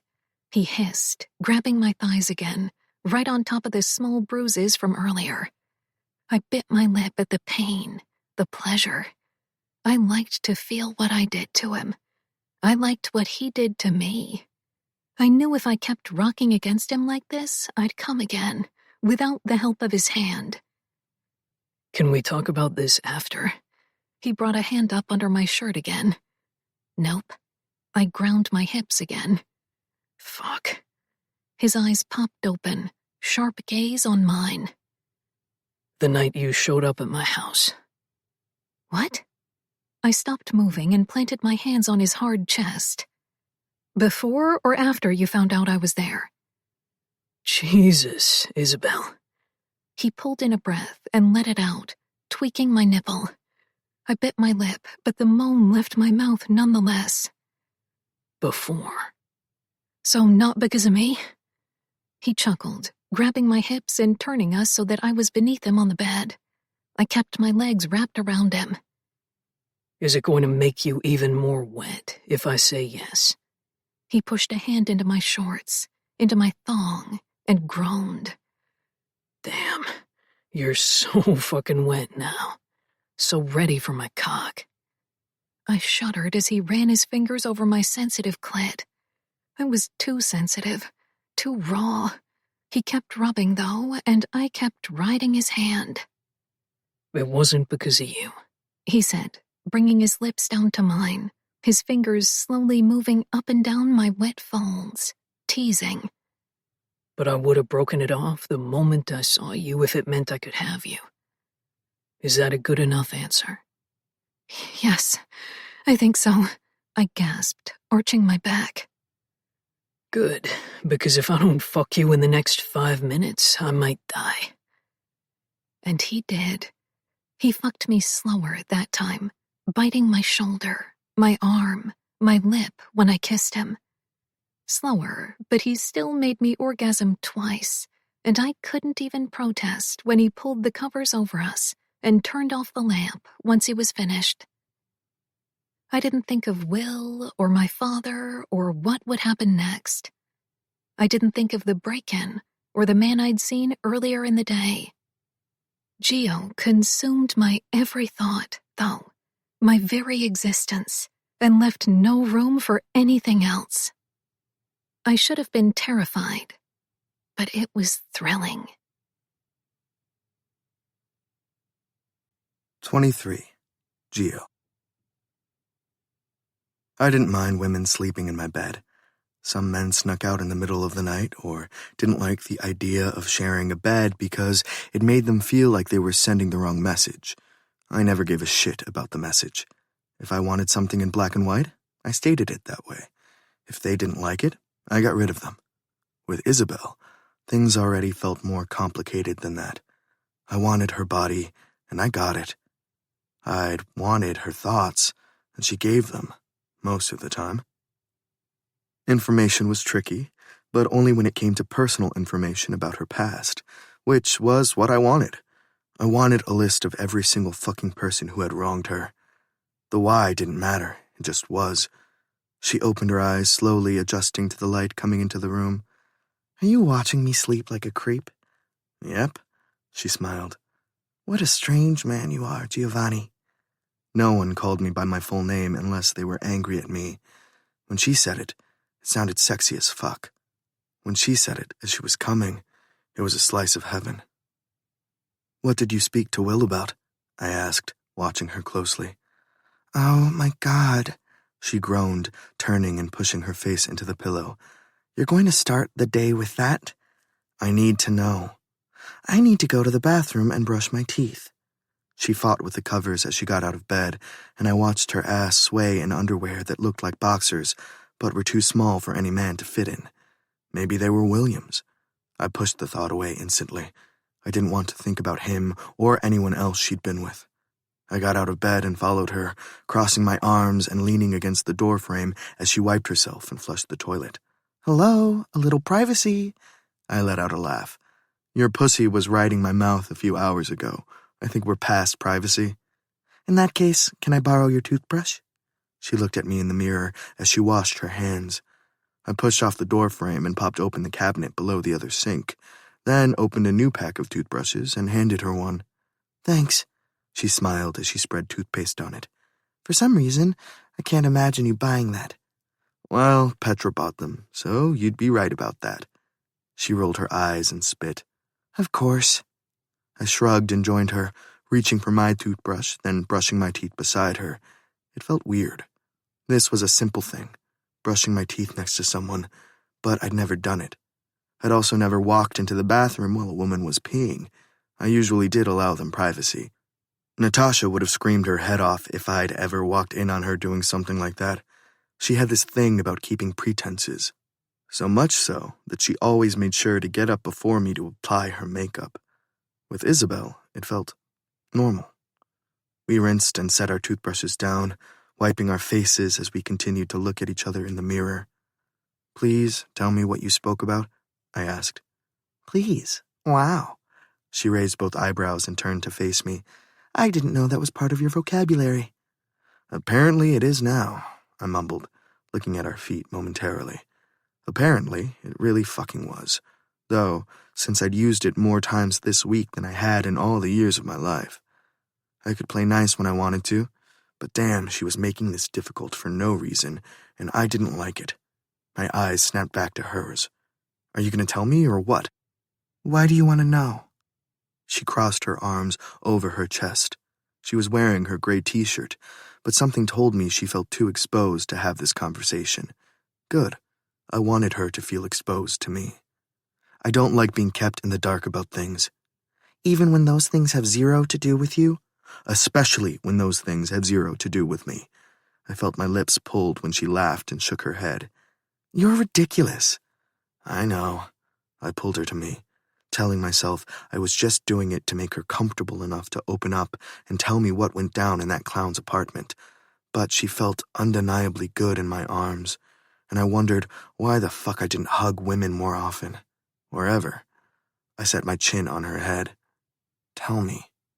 She sighed heavily. I braced myself because instinctively I knew that whatever it was would piss me off. I told him to reconsider being friends with that man we saw him talking to. You are the company you keep and all that. I ignored that since, well, I was the company she was keeping at the moment. The one with the scar by his ear. She nodded under my chin, making my head bob along. Who was he? No. She pulled away and put a good 5 steps between us, as if that would deter me from touching her if I wanted to. Isabel, I need to know. Why? Her whisper was soft, almost broken. Why do you need to know? Because I do. She watched me for a long moment and must have realized I wasn't going to drop it until she told me. Because the next words out of her mouth were, If I tell you, you have to promise to never bring it up and forget about it. Fat chance. This is why I don't want to tell you. Her shoulders dropped. She took another step back. 6 steps between us now. She could make it 8.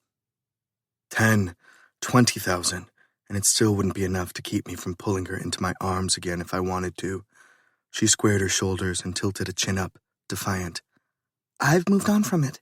I don't need you coming around and drudging all of this up and making me experience things all over again for the sake of your curiosity. You didn't move on from it, though.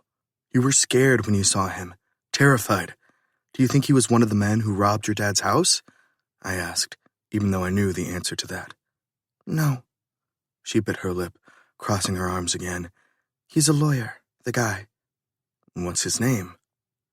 I'm not going to tell you his name. Her eyes widened. Her arms dropped at her sides. I reminded myself to breathe, rein it in. I wanted answers, and I knew I wouldn't get them if I lost my cool. Still, I was 2 seconds from losing my cool and taking the 6 steps to crowd her so she'd tell me. I ground my teeth together and stayed put. Who was he?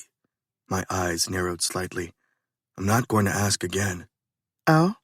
She raised an eyebrow, laughing as she walked out of the bathroom and into the room.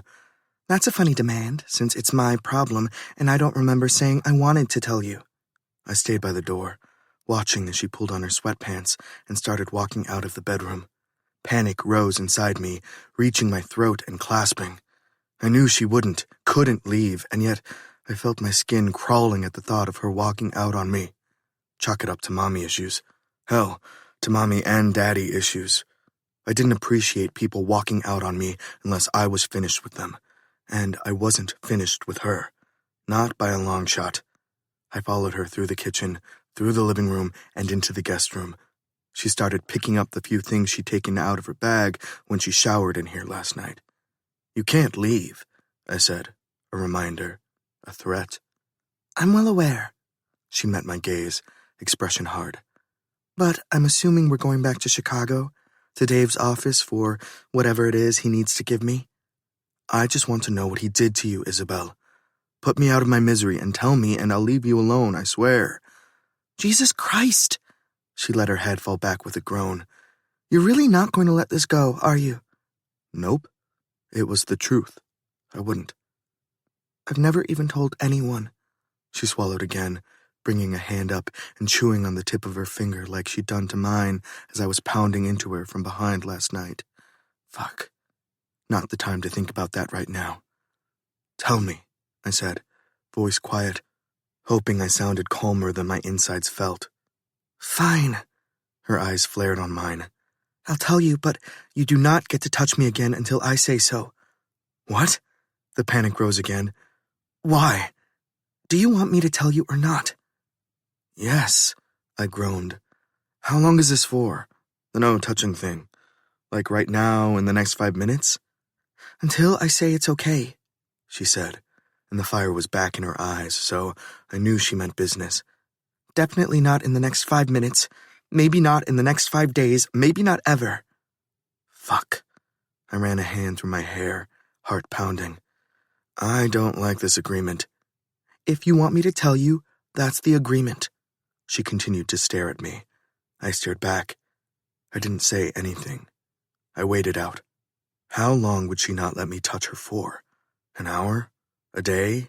A week? A month? Panic rose each time a new thought formed. I couldn't promise her that. And you can't talk to me the entire ride to Chicago, from the moment I tell you until the moment we get to the house. Fine. I took a deep breath and let it out. I could do this. I hadn't touched her until last night, even though I'd been dying to. What was one more day, or week, or month? The thought clawed at me, though. I gave a nod. I always keep my promises. It wasn't a lie. If I gave you my word, I gave you my fucking word. He raped me, she said simply, as if reading the fucking weather. I felt the air swoosh out of my lungs as I stared at her. Not what I'd been expecting. I was expecting... I don't know. A bully? Someone who'd threatened her? An asshole ex-boyfriend? But rape? I clenched my fists when I felt myself begin to shake and let her continue speaking without interruption. I owed her that much. We were in college. I just left a party and him and a friend of his, they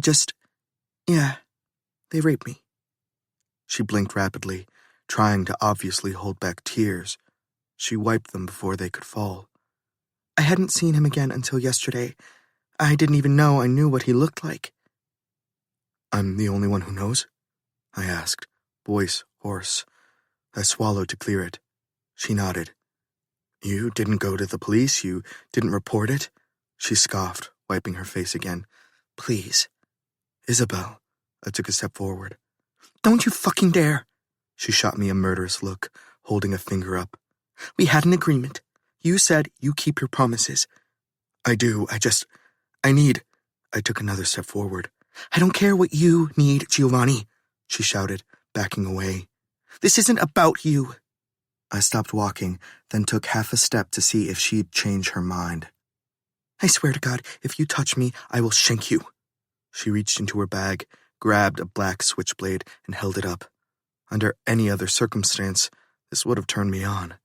Fuck, it nearly did right now, but I was still stuck on the rape thing. Isabel, I will cut up that perfect face of yours, she said. And I knew she'd put that scar on his face.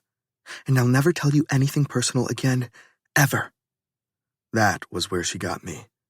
Not the cutting up my face bit, but the not telling me anything personal thing, because I wanted more. I needed more. I nodded and retreated a step back, then another. She lowered the knife but kept her eyes on mine. I wanted to fuck the fire out of them. I wanted to hold her and tell her it would be okay because anyone who'd ever hurt her would pay, but I didn't. Words without actions were just letters strung together. Meaningless. I'd make them mean something, though. Who was the other guy? I asked, when I managed to get my throat to work again. The friend. I don't know. She shrugged a shoulder. I'm not kidding. I really didn't remember what he looked like until I saw him, She shivered hard, wrapping her arms around herself. Just, please stop it with the questions. You can't imagine how hard it is for me to say this out loud. Thanks for telling me. I swallowed again and gave a nod as I turned around and walked out of the room. We're leaving in 30 minutes. There's coffee in the kitchen and Eggos in the freezer. He'd raped her. That no-good fucking asshole. I was an asshole, I knew that. I wasn't boyfriend material, and I treated some women in the past like they were just objects to discard. But rape? Fucking rape? By the time I reached my bedroom, I was shaking. My entire body buzzing with a rage I hadn't felt in years. Even when I'd found out my sister was dating Lorenzo, who I'd seen as a potential enemy at the time, I hadn't felt like this. I'd been mad, yes, but not like this. Even when Frankie was killed, even when Vinny kidnapped my sister, even when my father didn't kill Vinny like he should have, even when my mother walked out on us like we were meaningless, even when my father knocked me around or called me names, even when I was a teenager and heard all of the things the older women said about me behind my back, the way they spoke about my body like it was just a plaything. Even then, I hadn't felt this kind of rage, this blind, white heat that shielded my eyes from reason. I slammed my door with the back of my foot and paced the room, taking deep breaths, focusing on that, focusing on getting my heart rate back to a normal speed. If I made a call right now, I'd sound like a deranged man. I took one last breath as I took my phone out and pushed Dean's name on my caller ID. "I need a name," I said when he answered. Lawyer, blue eyes, went to Rutgers, graduated the same year as Isabel, maybe a little before or after. Has a scar coming down his hairline to the side of his ear. He practices in New York? Yes, I let out another breath. He was at William Hamilton's luncheon yesterday. Give me an hour. He hung up the phone. I threw mine on the bed and growled in frustration. I hadn't been lying when I told her I didn't kill people. I didn't. I had, but I didn't. It wasn't something I enjoyed. Some people liked it.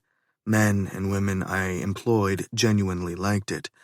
They got a sick power buzz from it, from the torture, from the killing, from having someone's life literally in their hands and then taking it. I'd never found it appealing. To me, it had always been a means to an end, or, when I was a soldier, an order I couldn't ignore if I wanted to move up in rank. This guy, I'd kill, though. This guy, I'd torture. My pulse was racing at the mere thought of seeing the helpless look on his face. And still, it would never be worse than what he did to her, and who knows how many others. My phone buzzed with a text message. I lunged for it and sat at the edge of my bed. It hadn't even been 4 minutes, and he'd found the man.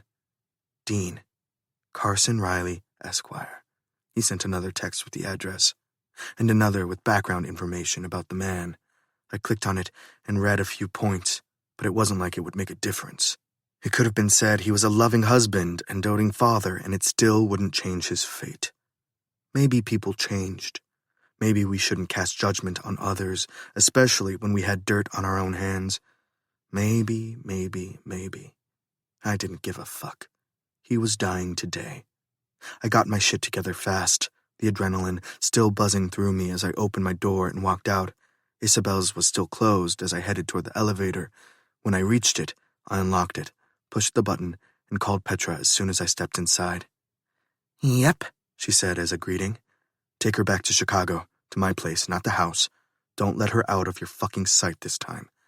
I didn't let her out of my sight last time, boss, she said, and I could hear the cockiness in her voice. I clenched my other fist tight as she added, We were right outside. Don't leave her in a room with a fucking man, Petra, I growled. Or a woman, or a fucking dog for that matter. You go to the fucking bathroom and stand there as she takes a shit if that's what it'll take to keep her safe. Got it. She had the nerve to laugh. You're real testy about this one. I like it. Shut up. I hung up the phone. When the elevator reached the first floor, I found Tony sitting in a chair on a FaceTime call with Nadia. When I approached, Nadia's eyes widened on the screen. Someone's pissed off, she said. Tony turned around quickly. We need to go, I said to him, then looked at Nadia. She must have read the expression on my face correctly because her eyes widened. Be careful, she said quickly, looking at me, then at her husband. Please be careful. I gave a nod. Someone would die today, but it wasn't going to be us. 24. Isabel. I boarded the private jet with Petra and Joey Z in tow. It was a different one than the one we'd taken the other day. It was always a different one, but it was always the same 2 pilots and the same woman handing us drinks and snacks. Neither of them spoke much. They just smiled when they were supposed to and gave as much, or little, information as they could. I appreciated that, in a way, especially today. I kept looking between the window beside me and the door, which was still open, waiting for him to waltz in at any moment. He hadn't ridden with us. He hadn't even been there when I got out of my bedroom. I didn't know why, but I needed to look in his, just to make sure he was gone. And he was. the bed was unmade, the sheets all wrinkled from our night together. My heart felt heavy as I left the apartment and followed Petra to the car. Something changed after I told him what that man did to me. I knew it would. Maybe that was why I'd never spoken about it. There was an underlying shame to it all. Like maybe I'd been at fault for it. In my nightmares, I'd replayed it over and over, trying to figure out what I'd done or said or worn or what kind of smile I must have had on my face for them to target me. I knew it wasn't any of those things. I knew I wasn't the problem. I knew that if the world were a good place, I'd be able to walk outside completely naked and not worry about a man thinking my nudity had anything to do with him. But that wasn't the world we lived in. Giovanni had been the first person I told. Maybe because I knew he wouldn't judge me. Not really. And he didn't, but he did get pissed. And that made me get even more mad because what the fuck? I'd been the one who endured that night, and every single night after that. I'd been the one to pick myself up and take myself to a therapist when I realized the nightmares weren't going away, and that I couldn't just go back to class and finish my semester.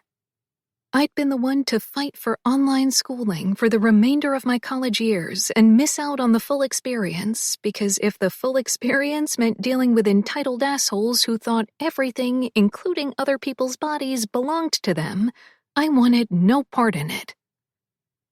I'd been the one to get up every morning, look in the mirror, and make the choice that I wouldn't let it define who I was.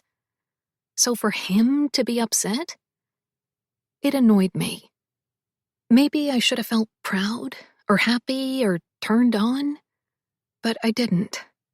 I felt annoyed, and through the annoyance, I tried to tell myself it was irrational, but I knew it wasn't. No feeling was irrational. Feelings were feelings, and we were free to experience them and make of them whatever we wanted. So, annoyed it was. I was grateful I'd made him promise not to touch me, too.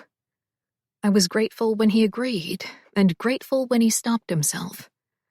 It took pulling a knife on him, but he didn't come any closer. Whether or not the knife was the deterrent, I wasn't sure. To men like Giovanni, sometimes a knife was just a knife, a tool they could easily conquer and dispose of. It hadn't been that way with that guy that night, though. It wasn't a knife I'd used.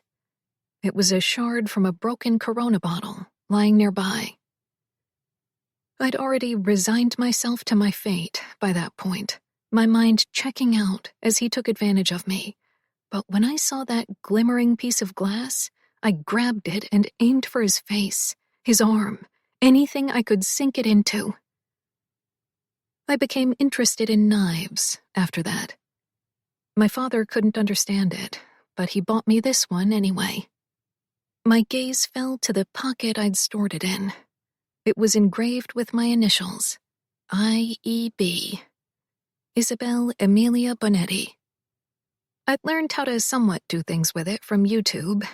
Thank you, Internet. But I'd never used it on a person. The first time I'd even threatened someone with it was last night. God, I shivered.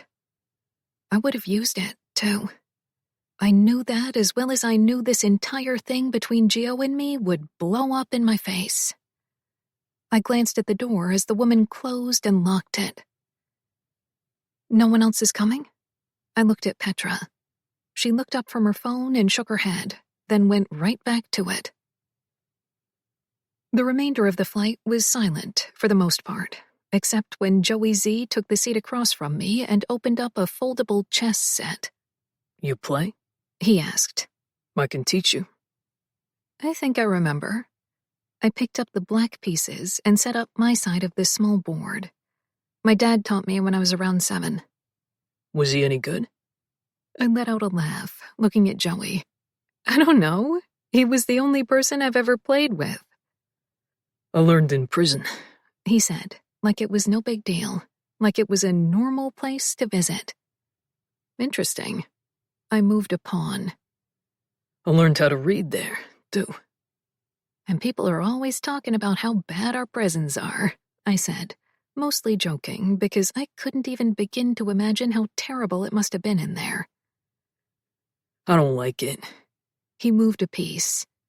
Some guys do, though. They get used to it, feeling caged. Don't know what to do when they're out here, you know. I don't know, but I can imagine. I moved a piece. What were you in for? Robbery. He shot me a look. I was a getaway, not even the fucking robber, but whatever. I'm not a snitch. You were still involved.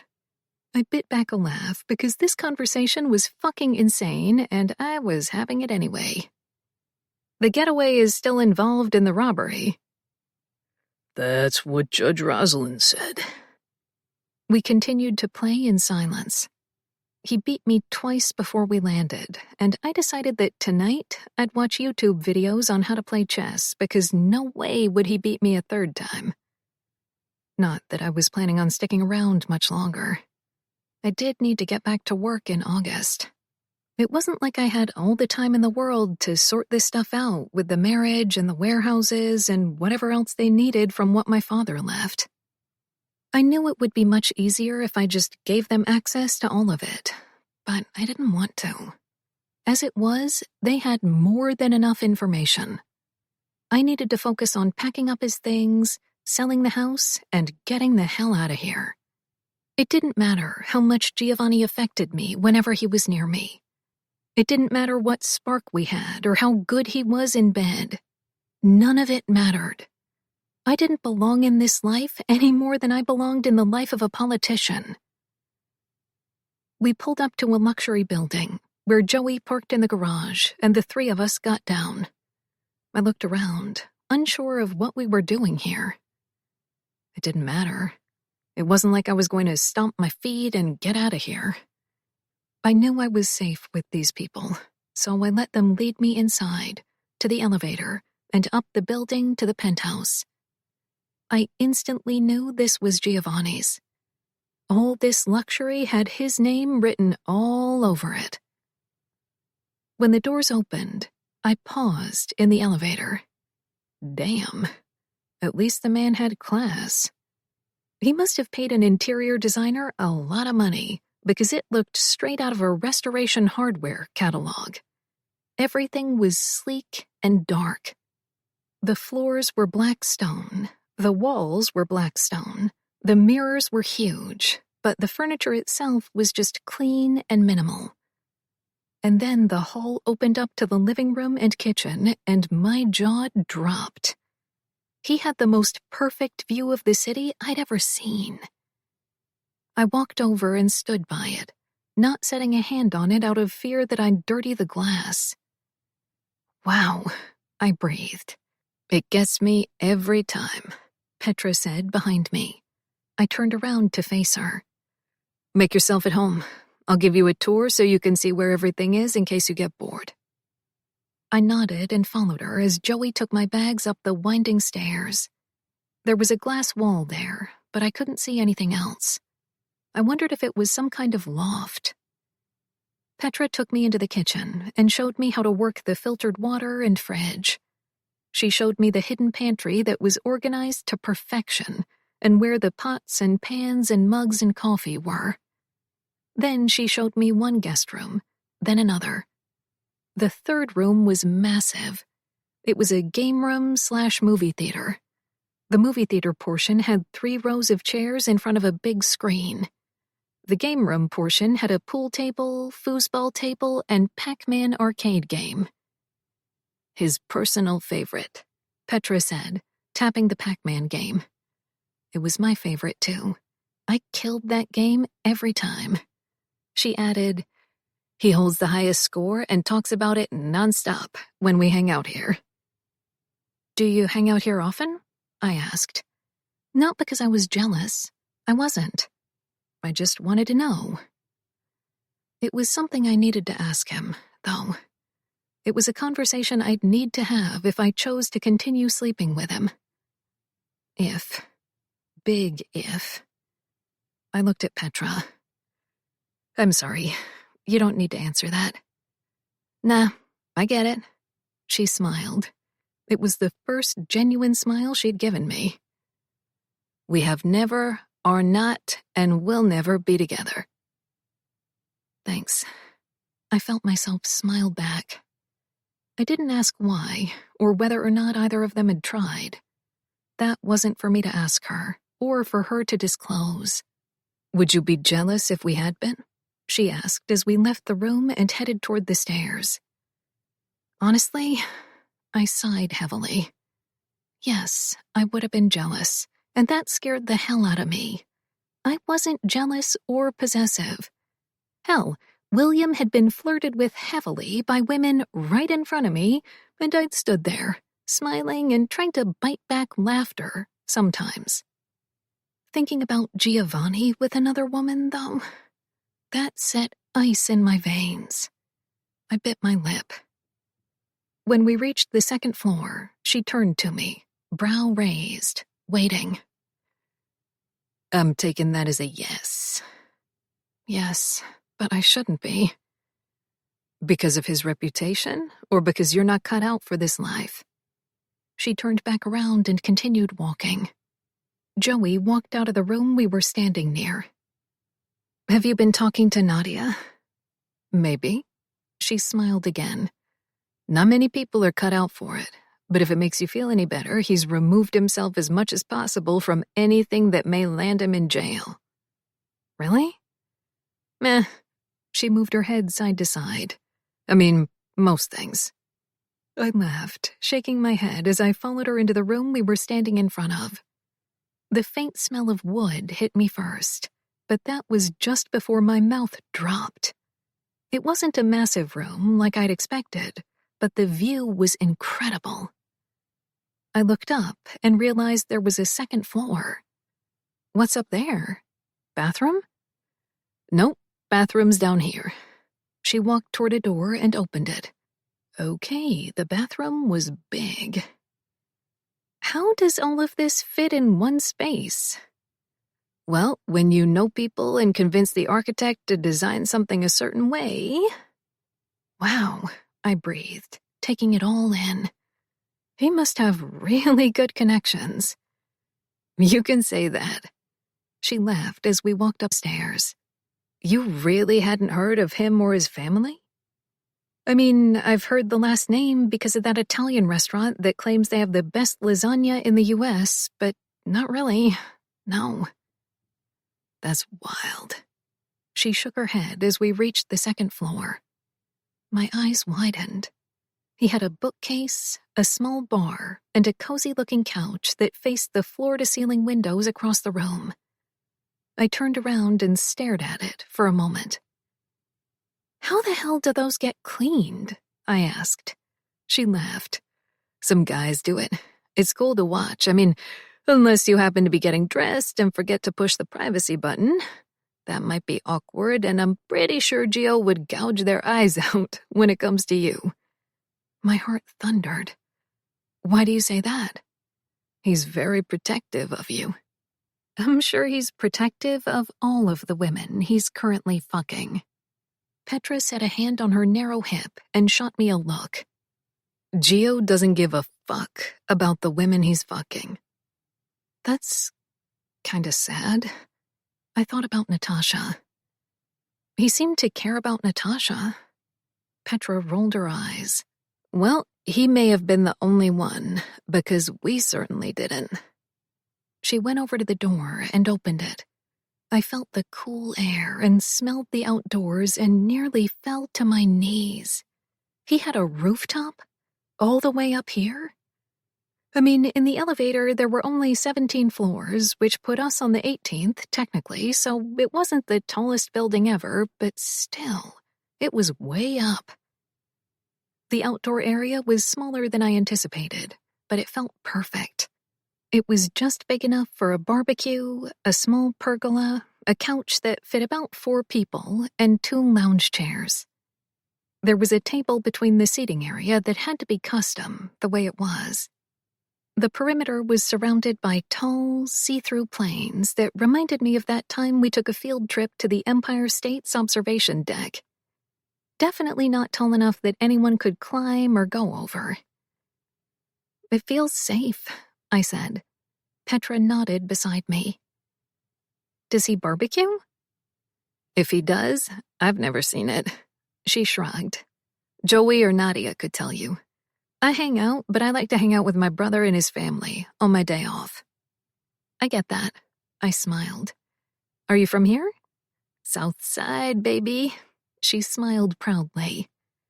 "How'd you end up working for him?" "You mean how did a skinny black girl from South Side end up working for a Masseria?" she asked, raising a brow.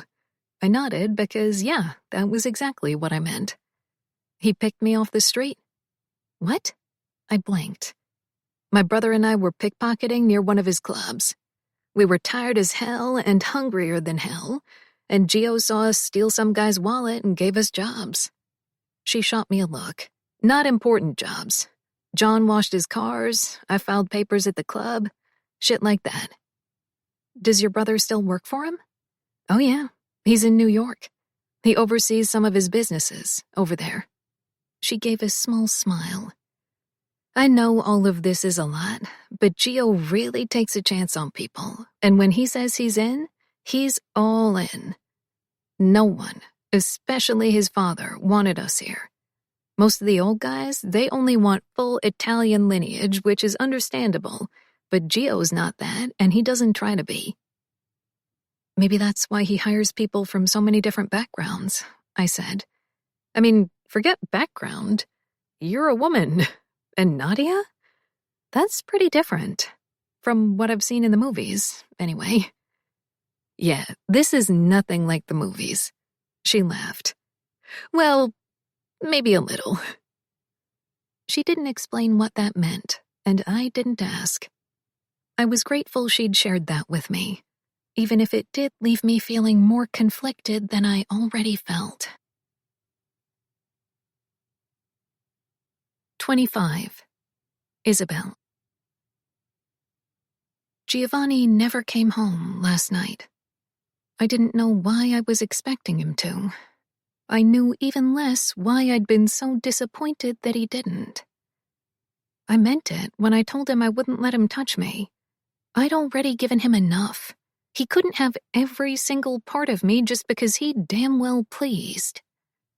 Besides, him touching me again, fucking me again, it would only complicate things more when it ended.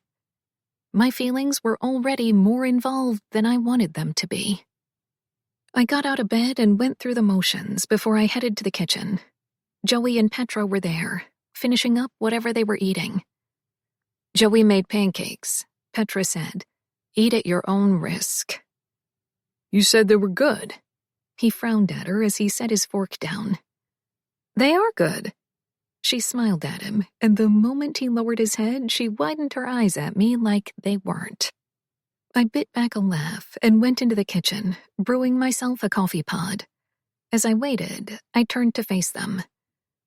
"I have to go to my father's house to finish packing up. When do you think that can happen?" "Tomorrow," Petra said. "We're going to do one more sweep to make sure no one has gone back or is staking out there." "Okay." I could wait until tomorrow. I looked around. There was enough for me to do here to entertain myself. "Can I have my coffee up on the rooftop?" "Of course," she said. "We're only here to protect, not hold you hostage." I stared at her. "Okay, fine, we're also kind of holding you hostage." She started washing the dishes. "But it's for your own good." "Yep, I got that part." I took my coffee, toasted a bagel, spread cream cheese on it, and headed upstairs. Out there, I felt free. Maybe it was the wind or the smell of the city or the fact that I felt weightless. It was probably the combination, but I felt free. I knew I wasn't, of course, but I'd learned long ago that you could trick your mind into believing anything, so I was sticking to this. I spent the rest of my day watching a movie on the big screen and playing Pac-Man. I was determined to beat the highest score. I didn't care how tired my eyes and hands got. That was what I was doing when the door opened and two women walked inside. They were probably about my height, with thinner body frames and dark hair, red or brown, I couldn't tell. Both had fair skin. One had lighter eyes than the other. The one with the darker eyes seemed to stand taller, hold her chin up a little more. They had to be sisters, though. I just wasn't sure what the hell they were doing here. The one with the darker eyes said, eyeing me up and down with such scrutiny I almost crossed my arms. I didn't, though. Interesting, the other one added, also eyeing me up and down, but she was nicer about it. When she was done, she nodded at the game beside me, where one of my hands was still holding the red control. So what's your highest score? I looked at the screen. So far, 85,000. Oof. The other one shook her head. Gio's is 230,000. I can beat that. I felt myself frown. I could definitely beat that. I just needed more time and less interruptions from women who were clearly very familiar and comfortable in this space and Giovanni. Fine, the one with the lighter eyes said, sighing as she stepped forward, extending a hand. I'm Emma. I shook it, still frowning. Isabel. Catalina, the other one said, stepping forward and shaking my hand as well. So formal, these two. I took a step back and looked between the two of them. So, who are you and why are you here? The one with the darker eyes smiled slowly. We're either your worst nightmare or your best friends. That's yet to be determined. Oh, relief rushed through me. You're not his girlfriends or anything, then? God, his reputation sucks, Emma said, laughing. We're his sisters, Catalina said. Oh. I blinked. Oh. I know, we don't look alike, Emma said. Some people say our mother had an affair with an Irish man. Emma. Her sister nudged her, then looked at me. Ignore her. She just got back to the U.S. and doesn't remember her manners. Oh, where were you? Medellin. She smiled proudly. Colombia? I raised an eyebrow. I hear it's beautiful there. It is. The place, the people, the culture, the food, she said with a groan. Oh my God, the food is to die for. Considering you could have died, that's not a funny joke, Catalina said, glaring at her. Oh, please. She rolled her eyes. I was trying to visit our father, but that didn't work out, so I had to come back. Oh. I stepped away from the machine beside me and licked my lips. They started walking toward the couches, and I followed, taking a seat near them. Your brother's not home. I'm not sure when he will be. I'm sure you know this since Petra's out there. Yeah, that's why we're here. Because he's not? I frowned. We wanted to meet you. He never introduces us to his girlfriends, Catalina said. I opened my mouth to tell her I wasn't his girlfriend, but she just continued on. Well, that's not true. Most of the time we run into him with them, and that's how we're introduced. Except for Natasha, Emma said, then looked at me. She was the worst. The worst, Catalina agreed. She seemed nice. Both their jaws dropped before they recovered and asked at the same time, You met her? Yeah, twice, actually. How the hell did that happen? Emma asked. I was with my boyfriend and they happened to be at the same events. They shared a look, a long one that was obviously some kind of unspoken conversation between siblings. I'd always wanted that growing up, that connection people seem to have with their kin. Found families were definitely heaven sent, but there was something special about this kind of bond. Tell us everything, Emma said. I laughed nervously and gave them a short, very minimal version of the story. As it was, I wasn't sure where these two stood on the whole illegal side of things, but something told me they were sheltered from it. Maybe it was the way their eyes lit up when they spoke. Petra's didn't. Not really, anyway. Nadia's didn't. I wasn't even sure that mine did. We ordered takeout from an Italian place nearby. We were sitting around the kitchen counter, eating our food and sharing a bottle of wine as I told them the funniest and absolute worst things my middle schoolers had said to me. Apparently, what I'd found offensive, they all found hilarious. Even Joey's laughter boomed through the penthouse, and I couldn't help but to laugh along. "But why were you wearing Birks?" Emma asked, wiping her tears, still laughing. "Who wears those?" "Listen," I shot her a look. "Don't knock 'em till you try 'em. I thought they were ugly until I tried them on, and now I have 3 pairs. "Nope." That was Petra, also laughing. "No, ma'am. I'm good." Whatever. I shook my head. I was still smiling when I heard the sound of footsteps in the hall. We all sobered up fast and turned to look. My heart raced, knowing it was him, finally, and that felt like a knife to the heart, because I knew that even though I'd merely dipped my toes in what was this thing with Giovanni, I was already in too deep. His dark eyes met mine first. He was wearing a white button-down, no tie, and charcoal dress pants. He looked tired, like he hadn't slept at all, his face covered in a shadow that surpassed 5 o'clock, for sure. He looked sexy as hell. I swallowed down that thought as I took in the rest of him. That was when I noticed his bloodied, bandaged hands and gasped unwillingly. I met his eyes again, questioning, but he gave nothing. He finally tore his gaze from mine and looked at his sisters. That was when he smiled. For them, he smiled a real, comforting smile that made me want to cry because I wished it had been directed at me first, or second, or at all. "Why are you here?" The demand in his voice was a contrast to the expression on his face. They both stood up and gave him a hug. I didn't miss the way his eyes flinched at that. They pulled away and took a seat back where they were, pouring more wine in each of their glasses. I continued to look at him, to examine his hands, what I could see of his body, which was nothing really.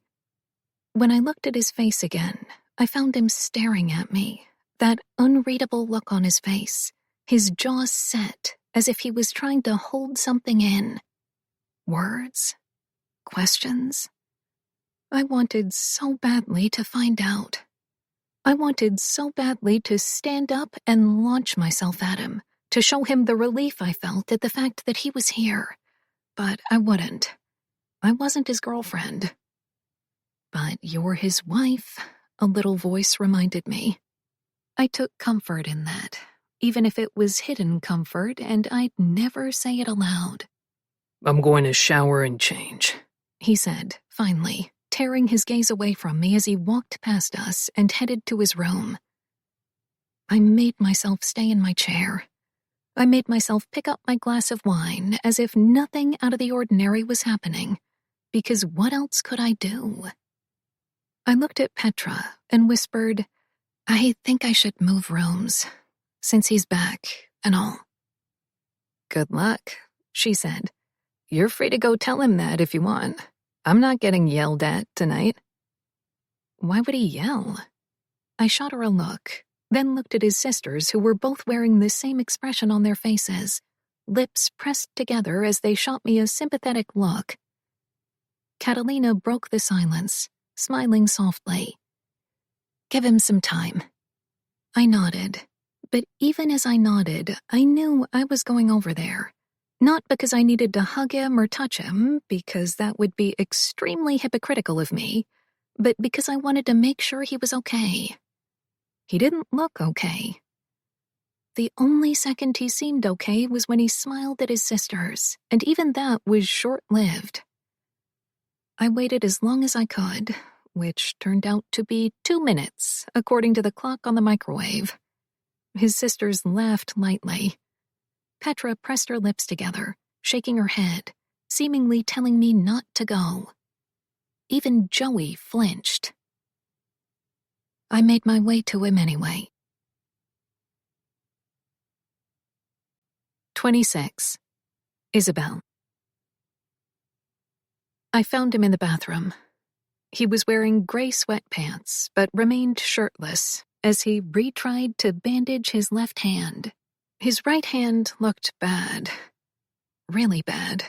As if he'd punched glass repeatedly. His eyes snapped to mine in the mirror. He didn't even hide his annoyance or his glare, or the fact that he looked like he was ready to kill me. You should go back to the kitchen. I should. I took a step forward, then another, until I finally reached him. I kept my eyes on his hand. He kept his on me. I knew this not only because my skin was prickling with the awareness of it, but also because his hand was still frozen in midair, the way it had been when I walked in. I swallowed. Let me do this. So you can touch me, but I can't touch you. I met his eyes, narrowing my own. This isn't touching you. This is helping you since you seem to be struggling with it. I'm not struggling with it. I'm fine. He dropped his hands, glared right back. Just leave. No. No? He raised an eyebrow. Get the fuck out, Isabel. No. I held my ground, even though hearing those words coming from his mouth hurt a little. You gonna let me touch you, then? His eyes narrowed. With what hands, Giovanni? I don't need my hands. His gaze smoldered. It was so sudden, that change from cold to hot, that I physically shivered. No, I said again. So no. He shrugged those wide shoulders of his. For the love of God, please let me help you do this. I looked at him for a long moment.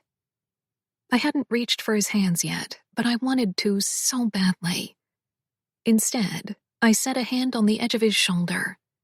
It wasn't meant to be interpreted as anything more than that. Joey could have touched him there, and he wouldn't have batted an eye, but the moment my skin touched his, he shut his eyes and inhaled sharply. He opened them and pinned me with his gaze. There was a storm brewing in there. I felt it inside me as well. Isabel. His voice was a whisper. Let me help you. I took my hand from his arm and turned it over, holding it out for him to place his hand in it. He didn't. He was trying to rattle me. He was trying to get me to cave, to kiss him, to touch him, to fuck him. I knew it. I could feel it because those were the things I wanted to do. But I wouldn't. I'd said no, and I meant it. I truly wasn't ready to do that again. Not after what he knew. Not after how he'd handled it. By disappearing and not coming home and making me feel dirtier than I already felt. Finally, he set his hand on mine, and I couldn't stop the relieved exhale that left my lips. I unwrapped what he'd already wrapped and hissed when I saw his hands. Jesus, Gio, I whispered, looking up at him. He gave nothing. Did you disinfect this? He nodded at the counter. I grabbed a cotton ball and pressed over his wounds, applying balm after and a gauze on top before I began to wrap it. You could have been a nurse. My lip twitched. I thought about it. Why didn't you go for it? It's a long story. I have time. He angled his body toward me. I glanced up and stared at his abs, wishing I could lick him there, then looked back down and continued to wrap. I've already told you enough about myself. I whispered. I want to know more. My eyes snapped to his. Why? Because I'm nosy. I snorted a laugh, went back to the task. I had a neighbor, Luke and Noah's mom, actually. She was a nurse, is a nurse. Sometimes she'd take me to work with her for daughter-mother work day. Where was your mother? I shrugged. Who cares? I'm pretty sure you care. I care, he said, voice so low I almost missed the words. I looked up at him again. I don't. My mother left us, he said suddenly. Just picked up and went. Didn't tell us about it, didn't call, write, nothing. That sucks. I finished wrapping that hand and moved on to the next. Yeah. He chuckled. I felt it in my core. It did suck, actually. It still sucks. And your dad is a complete asshole, I said. So that didn't help. How do you... He started, but stopped, probably remembering that I'd been present when he'd spoken to him on the phone. Yeah, he is an asshole, but so am I. It was fine. You're not. I looked at him again. I mean, you are, but you're not. That makes a lot of sense. It does in my mind. I felt myself smile as I tossed the cotton on the counter and started wrapping the hand. I want to know what's in there, he said, jutting his chin up. In your head. I shook my head, unable to look at him. Nope, I told you enough. Not nearly enough, he growled softly. My insides shook. More than enough. I looked at him then. Fuck, I wanted to kiss him. I looked away. Let me touch you. Nope. What if I beg? Will you beg? I raised my eyes and eyebrows as I looked at him. No. He scowled. I had to laugh. Of course, Giovanni drew the line at begging. It was good to know. We slept with a pillow between us on the bed. It was massive, custom, bigger than a king size. A replica of a mattress made for Shaquille O'Neal, he'd said. When I asked why he wanted a bed so big and followed up with, for orgies? He'd only laughed. I got the feeling it wasn't for that, but still, it left a bad, jealous taste in my mouth. And despite how comfortable it was, I kinda felt like burning the damn bed. 27. Gio. This woman was going to kill me or get me killed, and if I had to pick between the two, I'd take the latter, because death by Isabel would somehow be more excruciating than anything else I could experience. I'd known her less time than I was with my ex, and somehow she'd managed to reach something inside of me that no one else before her had. She treated me like I was just a random guy off the street, and for some strange reason, I loved it. I'd grown so used to women already having a certain image of me and delivering accordingly that I'd forgotten how to be. With Isabel, I just was. I was myself, not a pretense of myself that I thought she wanted me to be. It was dangerous. I knew deep down that I should give her up and just walk away from this now. It would be the smart thing to do, to let her keep her secrets and her body, but the more I thought about it, the more I wanted all of her. I hadn't gotten my hands dirty in years before I paid a visit to Carson Riley the other night. In the past, I dealt with a couple of people because my father expected it from me, but with this scumbag, it was personal. I didn't know what it felt like to want to rip apart a human being until I looked into his eyes after I knew what he'd done. Tony had called Lorenzo and Dominic for backup because he couldn't drag me out of the warehouse I tied Carson Riley in. Even the memory of his name brought the taste of blood to my mouth. I sat up in bed with a sigh, propping my right arm on one of the pillows Isabel set between us. She wasn't in bed. I groaned, letting myself fall back onto my pillow. She wasn't letting me touch her, could barely look into my eyes, and was making me sleep on the other side of my own bed. Not even the side I normally slept on. Nope, she'd pointed at the right side of the bed and told me that was where I would be sleeping. And normally I would have said something, shouted a reminder that this was my house and we played by my rules, but I was so tired. So fucking tired. I would have slept on the couch. My phone buzzed on the nightstand beside me, and I blindly reached for it, groaning when I saw my brother-in-law's name on the screen. "What? You good?" he asked. "Splendid," I yawned. "What the fuck time is it?" 12. "In the afternoon?" I bolted up. What the fuck? I'd never slept this late. "You practically just got home," Loren said on the other end. "Take a fucking day." "I can't. You know I can't." That was all I said. All I had to say. "I have to go. We'll be in touch. By the way, your wife is in Chicago. She was here last night hanging out with Emma and Isabel, and I'm almost afraid to know what they said and how they treated her because I don't want to lose my shit 2 days in a row." Loren laughed. "My wife is currently on an airplane coming back home, and she told me Isabel was her new best friend, so I don't think you have to worry about this one." I frowned and ended the call. New best friend? That was new and unexpected. What the fuck had they talked about? How long had they even been here? I hadn't even gone back to the kitchen after Isabel wrapped my hands and told me where I would sleep in my own bed and what I would and wouldn't be doing with her in my own house. As much as I loved my sisters and wanted to spend time with them, I couldn't go back out there. They understood. I knew that much. They were used to me, used to my moods and my need for solitude. I looked at my phone. 12:05 now. Fuck. I got out of bed and made myself get ready for the day as if it was just any other day. Because it was. Every day was the same shit around here. The only thing that would be different about today was that I'd have a little chat with Dave, the lawyer, about the manila envelope he was supposed to hand over to Isabel. Another day visiting another lawyer. Hopefully his fate wasn't anything like the last guy's. I was shrugging on my jacket when I walked out of my room and stopped short. There was music playing. Fucking music. In my house. At least it was wordless music, just rhythm. Brazilian, maybe? And it wasn't loud, just background noise.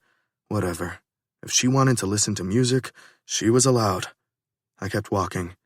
In the kitchen, I found Isabel and stopped short again. Something in my chest, squeezing a little for God knew what reason. I swallowed. It was the exhaustion. She was wearing a dress that was covered in little flowers. I took her in as she spoke on the phone, a smile on her face. Her long brown hair was down and moved whenever she animatedly moved her hand as she spoke. The dress had sleeves that covered half her arms and wasn't skin-tight. In fact, you couldn't see much of her curves at all. But I knew they were under there. Fuck, did I know they were under there? My dick twitched just thinking about it. She moved toward the refrigerator, and I saw the rest of her. Hell no. Absolutely fucking no. Now I understood why the dress was so modest up top. It was way too short. Way too short. One gust of Chicago wind, and we'd have a second Marilyn Monroe type of picture. Except it would be on a cell phone and posted on social media, and I'd have to track down the asshole who took it and threaten him until he deleted all signs that he'd ever taken one. Her legs were so beautiful that a part of me didn't want her to cover up at all. Either way, I'd have to pretend it didn't bother me. That was the thing about women like her. If you told them what you wanted them to do, they'd go and do the opposite. I'd had 2 of those pains in the asses growing up, though Catalina was definitely a little more of a people-pleaser and rule-follower. Emmeline was the opposite. I cleared my throat, as if I needed to alert her of my presence in my own house, and stepped forward. She turned quickly, those big brown eyes widening a touch when she saw me. I watched as her eyes made their way down my body, all the way to my shoes and back up. I saw the way she visibly swallowed. Knowing she wanted me just as much as I wanted her made me breathe a little easier. What that asshole had done to her justified what I did to him, but knowing she wanted me, knowing she'd be mine again when she was ready, made it that much sweeter. "I gotta go," she said, hanging up the phone once she finally composed herself and stopped gawking at me. I stepped into the kitchen. Are we going to hug or kiss or what? What? Her eyes widened. She took a step back. No, why would we hug or kiss? How do you greet people in the morning? I turned my back to her to hide my amusement as I set a pod in the coffee maker. I was crowding her space. Maybe I was a bastard for it, but it was the closest I could get to her without touching her, and she set these stupid rules, not me. I turned and faced her, pressing myself onto the counter and setting my hands on either side of myself as I waited for the coffee. The only people I greet are classrooms full of tweens and teens. She scrunched her nose as if thinking of something gross, then added, And a lot of them come in right after physical ed. Sounds lovely. I felt my own face scrunch, because that was fucking gross. I stood straight when my coffee started to pour into the mug I'd set there. I was thinking, she said, and I already didn't like where this was going. After we go to the lawyers and figure out that mess, I want to go back to my dad's house to finish packing. That's fine. I have to go to the office anyway to sign some contracts. Petra and Joey can take you while I'm there. I grabbed the mug and took a sip. Her nose scrunched again. I sighed. What now, Isabel? I should have known you'd take it black. How do you take it? I asked, biting my tongue to not add what I really wanted to add. She knew it too, the way she blushed a little and looked away quickly. I couldn't help my smile. 2 creams, 1 drop of sweetener. Drop of sweetener?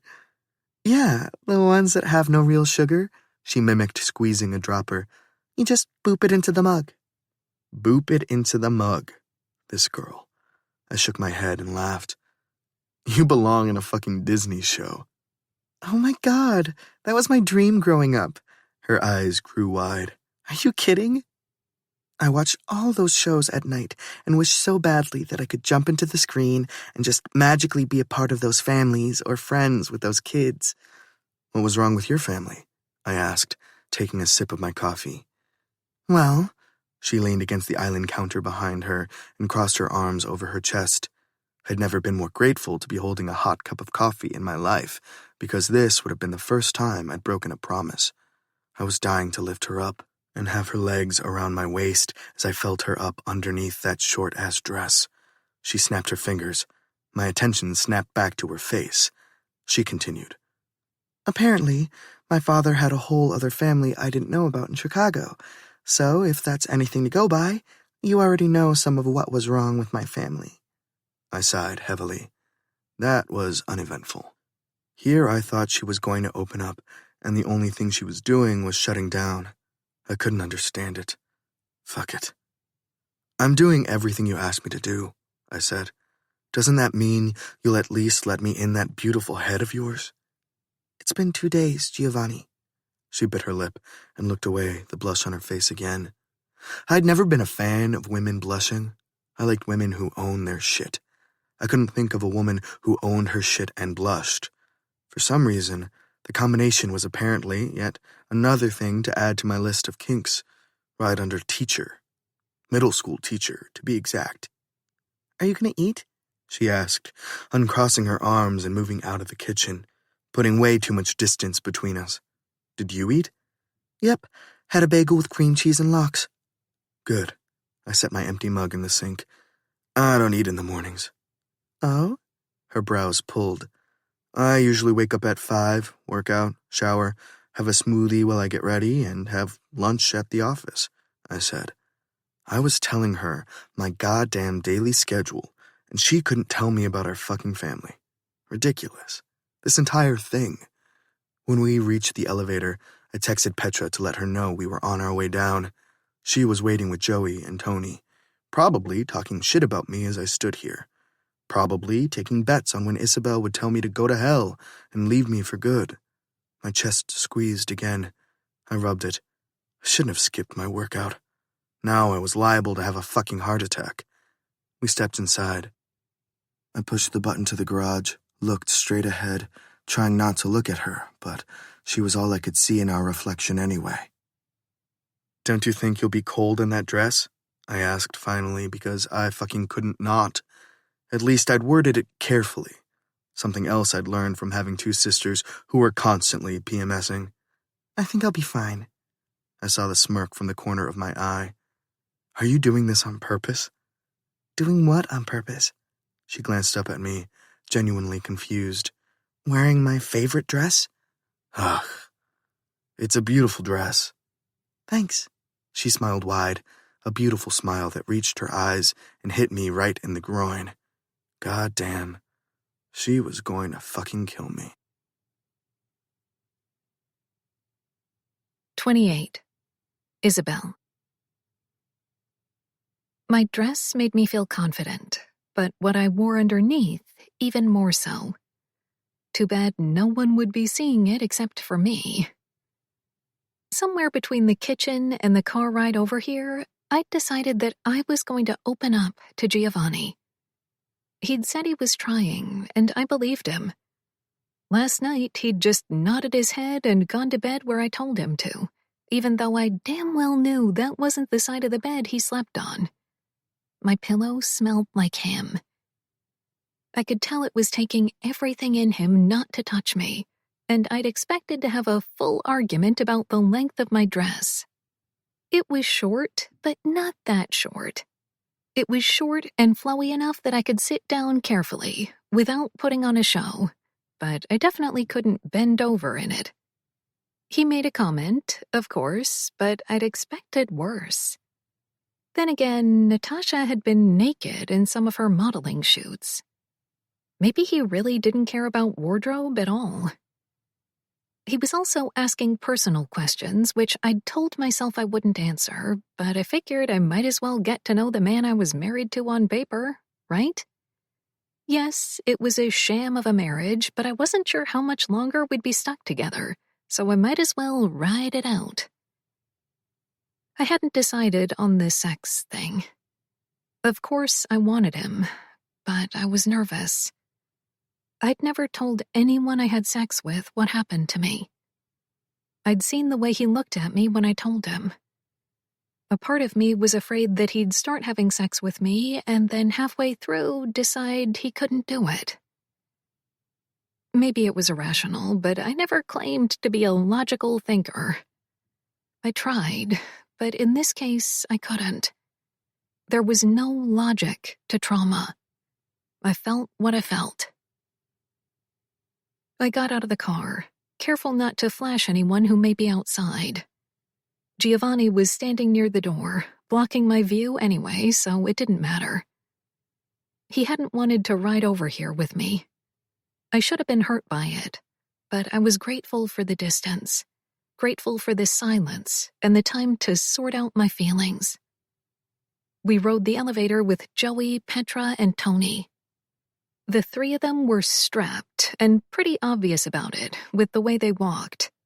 Petra was the least obvious, but her face told its own story, and it wasn't one with a happy ending for whoever dared to cross her. Giovanni walked next to me. My heart galloped every time his arm brushed against mine. Tony opened the door to the conference room for us, and the three of them stood outside. It seemed like overkill, but whatever. Walking in there again felt different, as if a different person had taken over my body. Maybe it was having Giovanni at my side. Maybe it was my damn dress.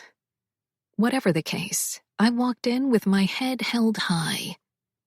Isabel, pleasure seeing you again, Dave said as he shook my hand. I can't return the sentiment, I said with a smile. Nothing personal against you. Giovanni laughed behind me. He shook Dave's hand as well and introduced himself, as if Dave didn't already know who he was.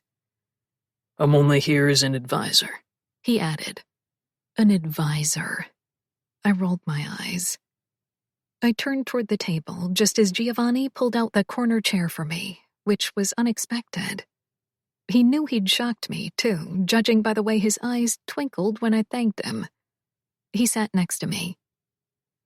I'm sorry it's taken me so long to give these to you, Dave started, taking a seat at the head of the table, next to me. His eyes assessed me, then Giovanni, and I knew he was trying to figure out how the heck this happened, or what the heck was happening.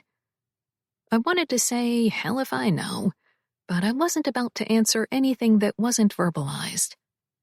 He cleared his throat after a moment and kept his eyes on mine the entire time he spoke. We only open each safe twice a month, he explained. There were a couple of things in the first safe. Giovanni pulled out his phone quickly beside me and started to text someone. I ignored him. He was only here for the keys anyway. The damn warehouse keys. Dave reached for a suitcase beneath the desk.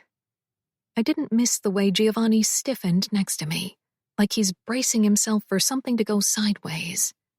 At a lawyer's office. He lowered his phone slightly. I glanced at him. He didn't even look at me. Didn't even blink.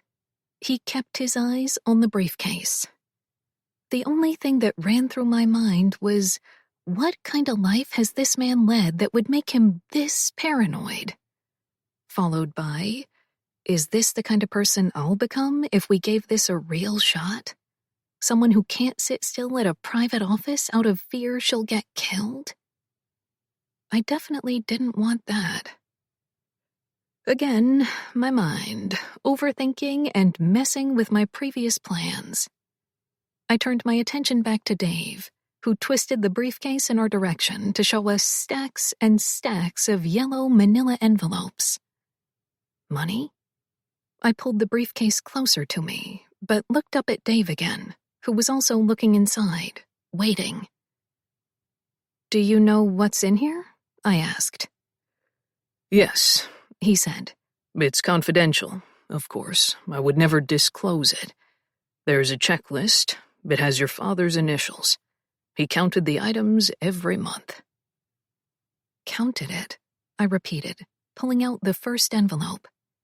I opened it just a tad, so only I could peek in. I saw a diamond glittering. At least I thought it was a diamond. Giovanni didn't get closer or speak. He just sat there. He might as well have been a statue. My advisor, he'd said, but even an advisor would speak, right? Maybe he was really just being supportive. The next 3 envelopes were more of the same. Tiny diamonds. The only thing I could think about were the amount of people who died for these damn diamonds. Digging for them and moving them around here before my father got a hold of them. Who knew how many? The 4th was a gold band. His wedding ring, maybe? I closed that one quickly and set it down as if it burned me. I opened the next. This one held a driver's license. I pulled it out. It was my father's face, but it was a Colorado license. I didn't know him to have ever even visited Colorado. The next one was the same. Florida driver's license. Same photograph, different name. What the fuck? I opened a larger envelope and peeked inside. There were rings. More wedding bands? The licenses I understood. I didn't want to, but I did. But I couldn't imagine why he'd need so many different wedding bands, unless he married these many women? The idea made my stomach churn. They were different colors, too, different styles. One in particular caught my eye because it seemed like it was dirty. I picked it up and examined it. It looked like blood. I turned to Giovanni. His eyes were on mine in an instant. Does this look like blood? I whispered, hoping Dave couldn't hear me. Giovanni looked at the ring in my hand and gave one sharp nod. That was it. His mouth set hard, expression blank, and a sharp nod. I dropped it back inside the envelope and shut the briefcase with a loud thump. I'd seen Dexter, both the regular and the sequel. I knew what trophies were. The thought of these being trophies made me want to vomit. Really vomit. I set the envelope back in the briefcase. There were 2 other big ones, but I didn't want to look. I couldn't, right now. Instead, I buried my face in my hands, trying to breathe through the nausea. I'd never known him. Not really. All of these years, 28 fucking years, and I'd never known him at all. I was trying to keep myself from crying, but I knew the chances were low. A phone buzzed loudly on the table. Shit. Giovanni stood up. I'll be right back. Emergency. I nodded, face still in my hands. I waited until I heard the door close behind me before lowering them and looking at Dave. What is this? I never asked for details.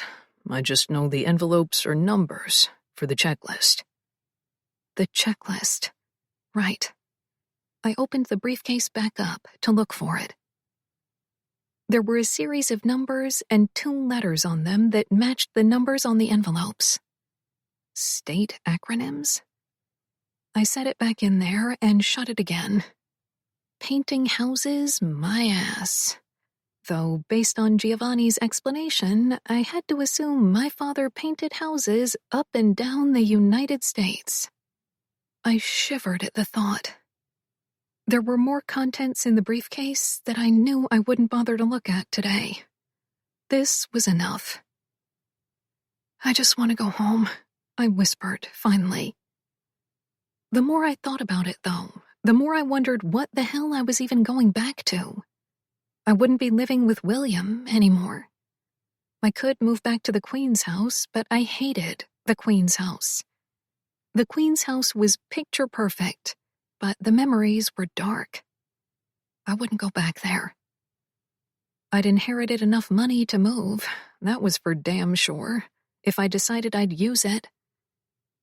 Blood money. That was what it was. Blood money, blood diamonds, and bloody wedding bands. I hadn't noticed I'd started crying until Dave shoved a box of tissues at me. I thanked him and patted my face. I'm sorry. I let out a laugh, wiping my tears. It seems like I only cry in your office. Maybe you're comfortable here.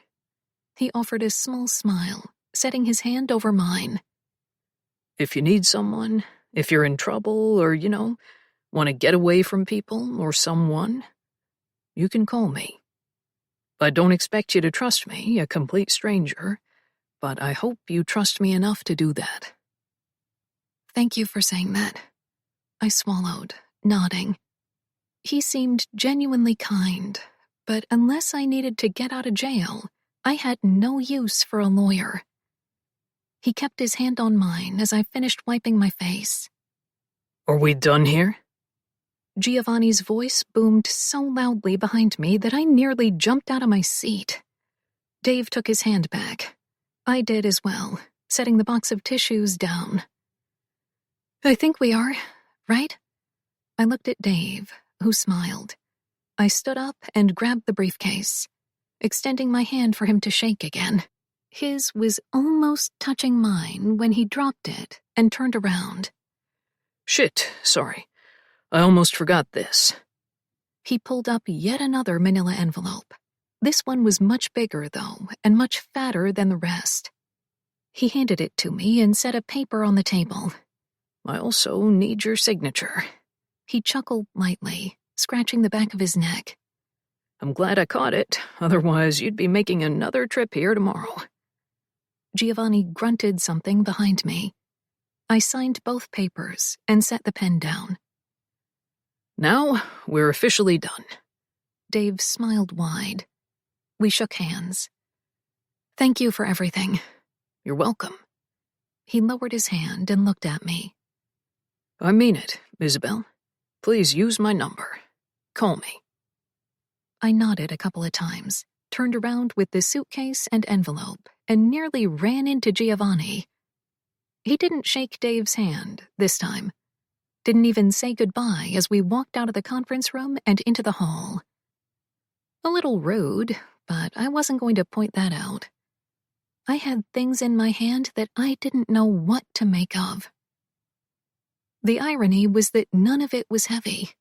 It was easy enough for me to carry both things in my right hand. I hadn't even opened the envelope, and I didn't know if I wanted to do it today. This was a lot, as it was. When the elevator arrived, Giovanni shot Joey and Petra a look. It looked like a warning. Whatever it was made them take a step back. I frowned as the elevator doors closed between us and them. I turned to Giovanni just as he started pushing every single button on the elevator from this floor to the parking garage. "What are you—" Please use my number. Call me, he asked, mimicking Dave's voice. What was that about? My heart skipped a beat as I turned to face him, a shiver rolling through me when I saw the look on his face. Dangerous, pissed off, and definitely jealous. I swallowed. The elevator stopped on the next floor, opened. He pushed the button. It shut, kept moving.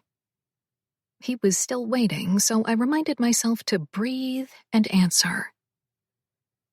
He was just saying that if I was ever in trouble, to call him, I said, looking at the next floor the elevator doors opened at, shut, kept going. You know how lawyers are. I know exactly how lawyers are, he mumbled, looking at his wrapped fists.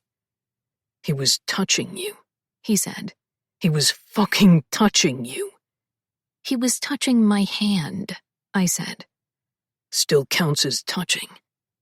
He shut his eyes and backed into the furthest wall from me, breathing hard. It seemed to me like he was really, really trying not to lose his shit. Why that turned me on was a mystery to me, but it did. It does, I said quietly. His eyes opened, and he pinned me with a look that I could only describe as feral. My heart skipped 10 beats as I held his gaze, fully expecting him to pounce at any minute, to break the damn promise I'd made him make me. He didn't, though. He just stared. The elevator stopped again, opened. This time there were 2 men in suits there, about to walk in. Take the next one, Giovanni said, no room for argument in his voice. Their eyes widened as they backed away, letting the doors close. Why would you do this? I asked, pointing at the panel. It still had about 10 more numbers lit up. It gives us time. For what? To talk about a man that I'm never going to see again in my life touching my hand? I asked. Is this your way of telling me you're jealous? Of staking a claim on me or something? Is that what's happening? He took a step forward, then another. I didn't know why I'd chosen today to wear flats. Maybe because I knew I was already wearing a short dress and I didn't want to risk tripping over my feet. Regardless, I had to really crane my neck to keep eye contact. He stopped as close as he could get without touching me, my heart pounding frantically. I don't have to stake my claim on you, he said, his voice low, gruff. You're my fucking wife. I knew he was going to say that, and I still gaped at him. The words and the way he said them sent a shock between my legs, my nipples pinning against the thin bra I wore. Suddenly, I couldn't remember why the no-touching rule was even a rule and why I'd thought he'd be the one to cave first. I felt my breath coming in a little faster as he looked at me, his dark eyes bouncing between mine, a contained fire in them that I felt blaze through my entire body. I would bet my life, he said, inching forward, still not touching me, that if I put my hand up your dress and dip it into whatever sexy as hell underwear I know you're wearing under it, you'd be wet as fuck. He didn't touch me, though. I swallowed, pressing my thighs together. I can tell you want me. I know you do. Say the word, babe. Say it and I'll make you come on my fingers before we reach the next floor. My mouth popped open. God, I wanted that, but I shook my head. It wasn't a firm shake, but it was a shake. He groaned, throwing his head back slightly. God damn it, Isabel. Let me fucking touch you. I can't give you everything, I whispered. His eyes snapped back to mine. You either get my body or you get my secrets. Which one do you want? You can't have both. Why the fuck not? Because if I give you both, you'll leave me with nothing. I tried to swallow back tears, but I was still freaking out about the stuff in my hand, the briefcase biting into my fingers as I gripped it, a reminder. A tear fell, then another. He breathed even heavier, his chest expanding fully with it, nearly brushing against my breasts. Don't you understand that? I'll have nothing. I already have nothing. I can't risk losing myself, too. The elevator opened on the garage floor. Finally. Giovanni took one huge step back, eyes narrowed on mine. Tony was waiting for us right outside. He walked out first and looked around, then made way for me to walk out. It reminded me of the movie The Bodyguard, except I was no Whitney, and Giovanni Masseria was certainly not my knight. The way he walked out and looked to make sure I was safe, though. I liked that. He was quiet as we walked to the SUV that Petra and Joey were standing by. Petra raised both eyebrows, but didn't say anything as she opened the door for me. I set the briefcase and envelope down, curling and uncurling my hand to fight the cramp it had gotten from gripping it so tightly. I turned to face him, to say something or wait for him to say something. I didn't even know what I was expecting. Maybe for him to answer and tell me what he wanted from me. Maybe for him to say fuck it and just take it without asking. I wasn't expecting just silence or the way he was looking at me with that blank expression, as if he was done with the conversation altogether. Are you riding with me? I asked, finally. I need to see what's in the big envelope. He gestured toward the back seat with his chin. Oh, right. I turned around and grabbed it, opening it as my back was facing him. I took out a folder and opened it. There was a handwritten letter addressed to me. Damn. My hands shook as I read it. Isabel, if you're reading this, please know that I'm sorry. You were the best thing that ever happened to me. The only good thing that ever happened to me. You have to know that. I'm so sorry. I hope one day you'll forgive me for all of this. Those days at the ballpark, the park, the mall, the museums, those were the days I was allowed to let my guard down and be myself. I was always myself with you. Go to those places while you're here and remember the good times. Go and think of me. Please don't look at the rest of this. Find Joe Masseria and give it to him. He'll take care of you. Love always. Your Pop-Pop. My Pop-Pop. He had some nerve signing off like that. I swallowed as I folded the letter. I probably would cry about it later. No, I knew for sure I would later, but right now, I was too busy running through the motions. I shut the envelope and followed his instructions. God only knew that the last thing I wanted was to get involved in whatever this was. I wondered if I was really supposed to give it to Joe Masseria, or if any Masseria would do. Either way, I knew which one I'd be handing this over to. I turned around and faced Giovanni. He had his bandaged hands in his pockets and was looking at the floor. His hair was messy, as if he'd run his hands through it 1,000,000 times from the time he'd left his house to now. He sensed my eyes on him and looked up. My heart pumped harder, the way it did every time he looked at me. God, why was this happening? With him, of all people.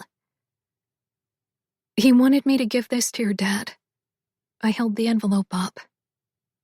Giovanni closed the distance between us, my heart gripping tighter with the way he was looking at me.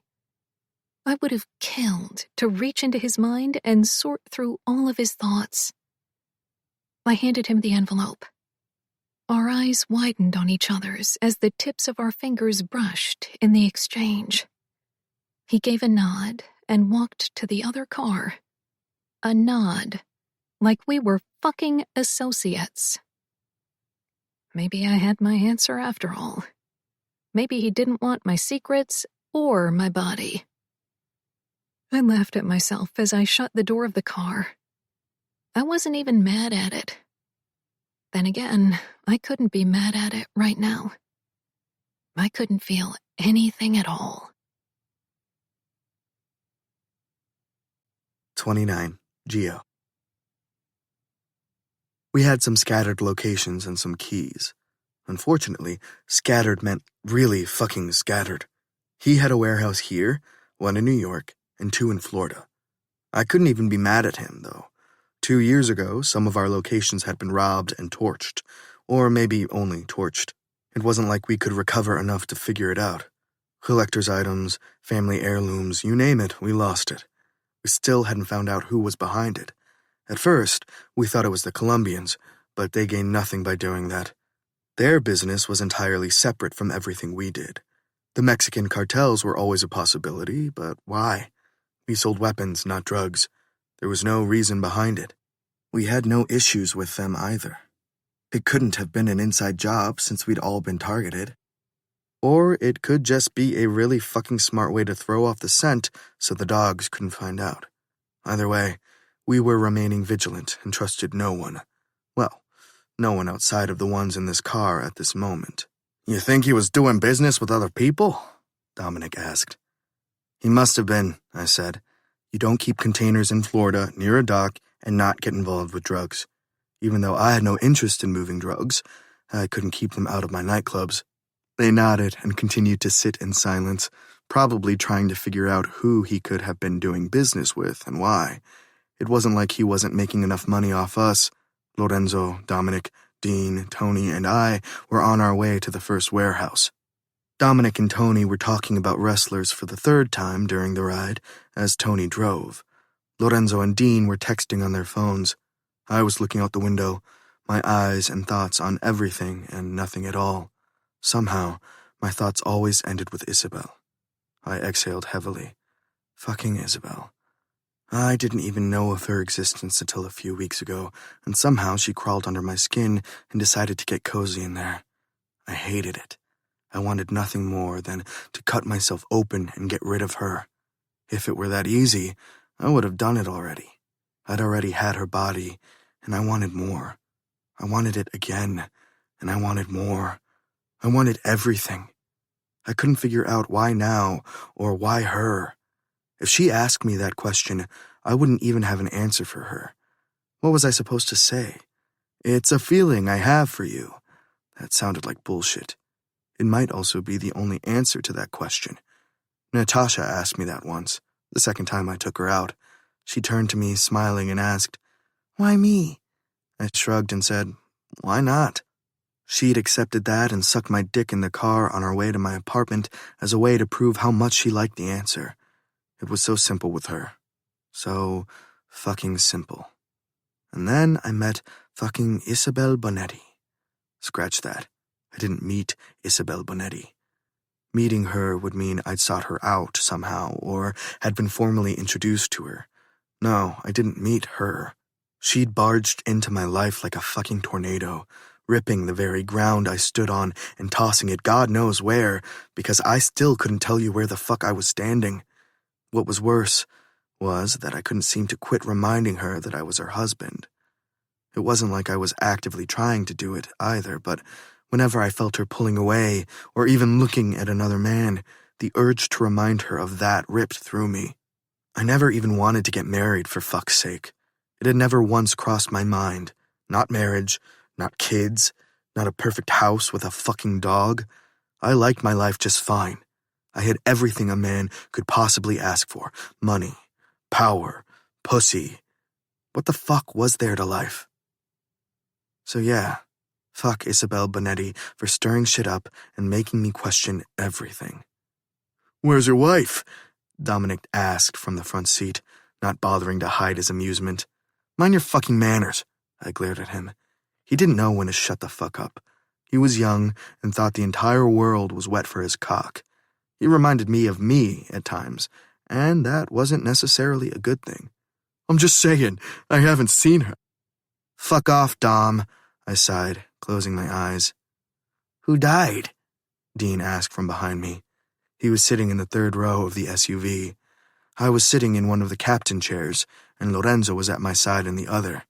Dean was lounging in the middle of the bench, legs splayed out, fucking relaxing and shit as my head split open with this goddamn headache and these goddamn questions. I opened my eyes and turned slightly, frowning at his question. He nodded toward my bandaged hands.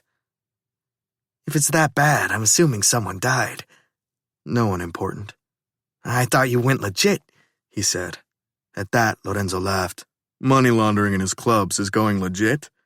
"Fuck you," I muttered, but felt my mouth tug at one side, because that shit was funny.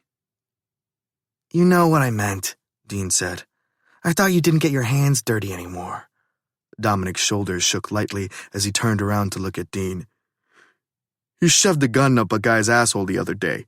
I can't imagine his hands not being dirty after that." I sighed heavily. "Yeah, let's discuss my private business, Dominic." "Fuck," Dean said, laughing. I knew he was shaking his head in the back seat. I also knew he didn't care one way or another. Yet, he had this concept in mind that involved all of us taking over the 5 seats. After all, our lineage followed all of the fucked up bastards that came before us. The concept was that we'd fill the seats and work together. Together. As in, everyone's business was supposed to be discussed at the dinner table, like we were on a fucked up version of Family Matters or something. We all laughed about it and made fun since it didn't feel like that would be a possibility anytime soon, unless we took the seats from our fathers, but it really wasn't a terrible concept.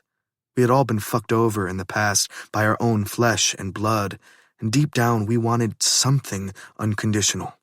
Unconditional loyalty, support, whatever. So, Dean didn't really give a shit whether or not I'd killed a guy. But he wanted to know details so that he'd know what we were up against if it blew up in my face. It wouldn't. I had made sure of that. I may not have gotten my hands dirty in a long time, but I wasn't a fucking amateur. I also didn't want to discuss it. Everyone in this car knew what happened, whether they were there for the aftermath or not. I turned around and shut my eyes again. "He did it for his wife," Tom said, all prideful and shit. "Fuck off." "No, I'm serious. It's honorable. I dig it." "Thank you for that, DeLuca. I was really hoping to earn your respect." I massaged the area between my eyes, hoping he caught the sarcasm. Knowing him, he'd take it as a compliment. "I just think it's crazy that you did it and she's not even going to stay your wife for long," he said. "Stop fucking talking about it," I snapped, opening my eyes and staring at him. I swear to God, if the man kept talking, I'd choke him with his fucking seatbelt. He must have either heard the threat or seen it on my face, because he shut his mouth and turned around, looking at Tony and starting back up again with the wrestlers. "I haven't seen you around with any other women," Loren said. "You haven't seen me around at all, dickhead." He chuckled. "I'm just saying, it seems like you haven't gotten bored of her." Jesus fucking Christ. My jaw twitched. They were goading, and I knew it, and still I couldn't stop them from getting to me. "Can we please stop talking about Isabel?" "Whoa," Tony, the fucking quiet one, looked at me through the rear view. "The motherfucker said please. Hell is freezing the fuck over." I raised a middle finger at all of them. "He's not wrong," Dean said. My head whipped around. "I thought you were above this petty shit." "I never said I was above anything," He looked amused. This chick has gotten to you. This chick. Fuck you, Russo. I turned back around, closing my eyes as he chuckled behind me. For the record, I never said I wasn't fucking anyone else. Thankfully, that response seemed to work. Dean changed the subject and went back to the matter at hand. We needed to find the warehouse with the weapons, since those needed to be shipped out ASAP. I needed to find the one with alcohol, since I needed to stock up my clubs. Dean needed whatever the fuck Dean needed for his gambling facilities. Loren needed whatever he was selling on the black market. Dominic was basically coming along for the ride, since he was Loren's right hand and low-key enforcer, though Loren would never refer to Dom as an enforcer. No one really would, unless you saw him in action. The kid looked like a fucking runway model. A runway model full of tats, but a model nevertheless. He was a stealthy motherfucker, too. By the time you saw him, you were practically dead. If I hadn't seen it with my own eyes, I wouldn't believe anyone who told me. Originally, I'd suggested we split up to search the warehouses, but Dean shot that down quickly. He'd said if the Russians or the Irish were sniffing around and only saw one of us, we'd go down. But they didn't have the balls to kill all of us at the same time. Unless Silvio hired the hit, then they'd gladly do it. Snake-ass Silvio. He probably wouldn't have a problem taking us all down at the same time. It hadn't yet been confirmed, but I was almost positive he was the one sniffing around for the keys, sending men to tie up Isabel, sending men to her bar. Maybe my father was right, after all. Maybe I should have fucked his daughter so I could slap that in his face. I could have lied, of course, but the poor girl didn't deserve that, nor did her mother. Silvio should be thanking whatever higher power he chose to believe in for the women in his life every night before he went to bed, because it was out of respect for them that he was still breathing. "You going to the club tonight?" Dom asked. "I should. I have a shit ton of work to catch up on." "You're not going to stay open long if the liquor isn't in one of these warehouses," Loren said. Fuck. He wasn't wrong. Charles had been importing liquor from the Caribbean and Russia for me. It was another thing to worry about. The operation was a big one. Whoever took over that seat would have it made, though. None of us had discussed it. We should have. But we were kind of walking on eggshells about it. No one wanted to be the asshole to say, "Vote for me, I'd be better than the rest of you." "Fuck," I said, eyes still closed. "The liquor isn't here." "How do you know?" Dom asked. "He has a warehouse in Brooklyn. He has a rum bar in Queens. It really didn't take a rocket scientist to put two and two together." "Is it near the docks?" Loren asked. "Looks that way." I opened my eyes and clicked my phone, turning it for him to see. "God damn it. I guess we're going to Brooklyn tonight. If the alcohol is there, the weapons will most likely be there. We still have to check out this warehouse, though." He lifted his phone to his ear, probably to call Flynn and check if he had a plane here. "Fuck Charles for this. Kat's going to fucking murder me for having to cancel our anniversary dinner." I scoffed, closing my eyes again. I guess I wouldn't be seeing Isabel tonight, after all. It was probably for the best anyway. It would give us both time to process whatever the fuck this was. She'd said she didn't want to give me everything because she was afraid I'd leave her with nothing. She'd said she was alone as it was, which meant that unless I was willing to give her everything, I had to try to respect that. Still, I couldn't not have her. My entire life, I'd gotten easy pussy, which wasn't to say anything bad about the women who gave it to me, but I'd never really had to chase anyone down. I'd grown up my father's son. My last name alone preceded me. That wasn't a good thing in a police precinct or a court, but from a woman's standpoint, it meant money, trips, and good dick. Of course, the only one I was trying to chase was making it harder than it needed to be, but that was okay. I'd have her secrets, and I'd have her body. My phone buzzed on my lap, and I looked down to see Mike's name on the screen. Mike usually sent text. He hated phones. I answered quickly. "Yo." "The vault was broken into." "What?" My stomach dropped. Every head in the car turned in my direction. I looked at Tony and pointed at the nearest empty spot along the road. "Stop the car. Park right there." Once he did, I got out of the car in a hurry, trying to breathe. "When? What did they take? Who did they steal from?" "They didn't take much. They had no time. I had it set up so that it would ring the cops immediately. They must have seen the address and been around since they got here at record speed. Who did they steal from? I asked again. The vault was where all 5 families kept their shit. The important shit, anyway. Art, mink coats, jewelry, personal items no one wanted to lose. I'd heard Charles even had slabs of actual gold and endless diamonds in his, amongst other things. I had cash in mine, a lot of it. I put it in there for safekeeping while I opened a new bank account and had yet to go back and get it. My father had nearly everything he owned of value in there. The vault was basically a robber's wet dream, but only the 5 could get in there. We were the only ones who knew the location and had access to it. They went into your stash and Silvio's, Mike said after a moment. I looked at the cameras. It happened half an hour before I got here.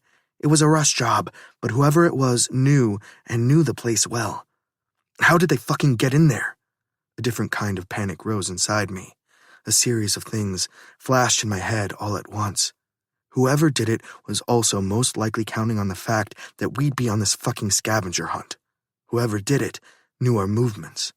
My heart beat even faster. I asked again, how did they get in there, Mike? It was open. The vault was left open. I let those words sink in as I tried to think about what I had in there. What we all had in there. My father was going to fucking... I didn't even know what he'd do.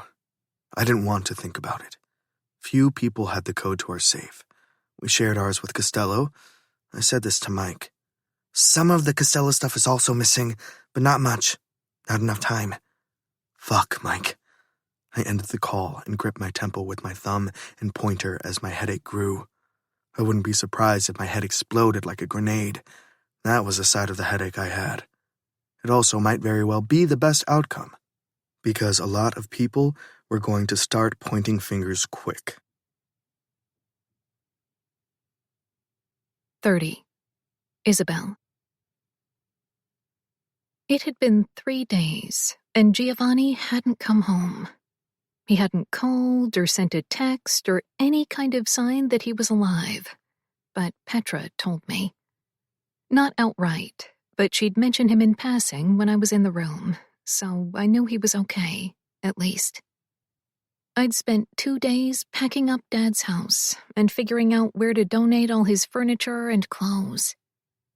I hadn't even looked through the rest of the contents in the briefcase, since I'd spent the 2 days reading his letter over and over and crying until I was too exhausted to do anything else.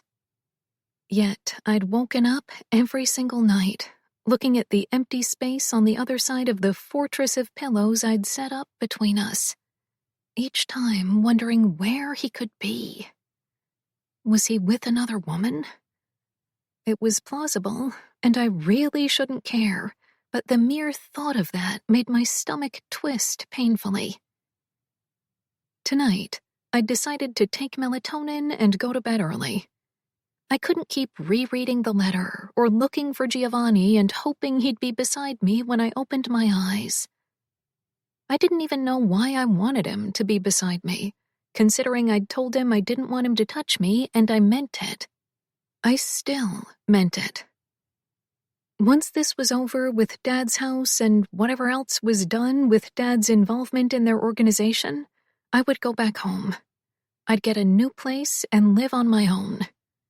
I'd go back to school in August and continue living as if nothing had happened, and he'd continue on with his nightclubs and his model girlfriends. That was how it all played out in my head.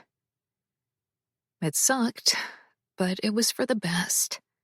We weren't meant to be together. Technically, we weren't even meant to meet. I wasn't sure what time it was, since I'd been sound asleep, but suddenly I felt the bed shift beneath me. For a full second, I panicked, but then I remembered where I was and who they'd have to go through to get to me.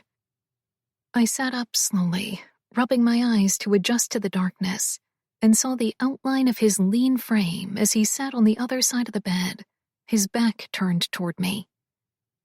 "Where have you been?" Working. He reached over and switched on the light beside his side of the bed. Now I could see more, but not enough since he had it at the lowest setting. For 3 days straight? You worried about me, Isabel? His voice was rigid as he threw a smirk over his shoulder. Yes, I whispered. Yes. He turned a little more, surprise written on his face. I was worried. He looked at me for a long time, so long that I couldn't help but wonder what was running through his mind. Maybe I should have moved to the guest room after all. Maybe he needed his space and I was all up in it, demanding things he couldn't give me. Maybe he would rip the Band-Aid and tell me he'd moved on. It was best if he did. It would break my heart, but that was what should happen. When he finally spoke, his voice was low, a near whisper. Are you going to let me touch you? I'd not been expecting that. The question nearly took the air out of me. I looked down, focusing on my fingernails, and shook my head slowly. It wasn't that I didn't want it. I seemed to want it more and more as the seconds ticked by, and even more in this moment. But he had to understand that it was the only way to shield myself from him encompassing me entirely. Was that what you were doing? I asked quietly, lifting my gaze to his. Touching someone else? No. His eyes narrowed. The only person I'm interested in touching is sitting in my bed, denying me. He turned back around and switched the light off, lying down. Good night, Isabel. I turned my back and did the same. I wasn't sure why his answer brought such relief, but it did, and I finally got a good night's rest. The next morning, he was gone. I showered and looked in the mirror. I looked awful. With a heavy sigh, I set down my makeup bag. I needed something to help this swelling from all the crying and lack of sleep.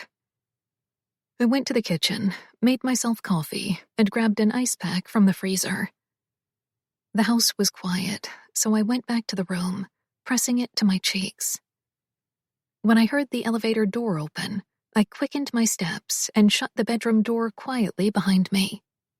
It could have been Petra or Joey or whoever else, but I didn't want to see them yet. Not yet. I headed upstairs, grabbing a blanket to throw over myself as I went outside. I sat down on the couch, setting my mug down to wrap myself better before picking it up and lifting it to my lips. I shut my eyes and breathed the natural Chicago air.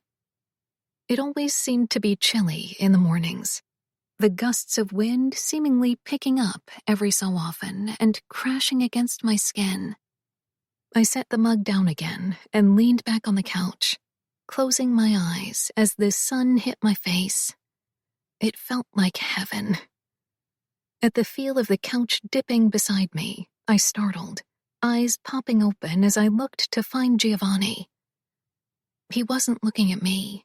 His eyes were set on something in the distance. The extensive body of water of Lake Michigan, I assumed. He was wearing black shorts and a gray t-shirt that was wet, his hair messy in a way that made me want to tame it. I realized he must have been working out. After 3 days of nonstop work, he'd gotten up early to work out. I shook my head. His jaw was working with much more than just a 5 o'clock shadow now, and I had to fight the urge to run my fingertips over it, just to feel the prickle of hair against them. He did look exhausted, but still unfairly gorgeous. Meanwhile, I was holding an ice pack to the bags under my eyes. When I was 14, my father decided I needed to get laid, he said, voice gruff as he spoke. My attention snapped back to his face. He was still staring at the lake, or the sky, or whatever, just not at me. It wasn't like I had a lack of options. A lot of kids my age were already getting action. He shrugged. I wasn't in a rush to do that, if you can believe it. He let out a harsh laugh, shaking his head. But one of my best friends at the time, Vinny, your half-brother. He paused to glance in my direction for a beat, then looked away and continued. He had gotten laid and was boasting about it to anyone who would listen, so my father decided that no way in hell was one of his associate's sons going to one-up his son. He leaned back on the couch, crossing his feet at the ankles. So he drove me to someone's house, dropped me off for a few hours, and I got laid. There was a pregnant pause there, and I licked my lips, unsure of what to say. He went on before I could even form a thought. It turned out to be the wife of some guy. He waved a hand. The mom of one of my friends, actually. He shook his head as if the whole thing annoyed him. I fucked her, or she fucked me, rather, and I left. The next week, my father dropped me off there again. It became this weekly affair, where we'd fuck, and then she'd tell me things, and my father would pick me up and demand to hear those things. He glanced at me again. I was a honeypot, essentially. A spy for my father, who used sex as a means to extract information from the wives of the men he wanted control over. The list was endless. I nodded my understanding, but still didn't speak. What could I possibly say to this? That I was sorry? That seemed like a slap in the face. I knew that was how I'd take it if someone apologized for some guy raping me. Thankfully, Giovanni continued to speak. I never had a girlfriend. I did, but that didn't last very long. He laughed again, unamused.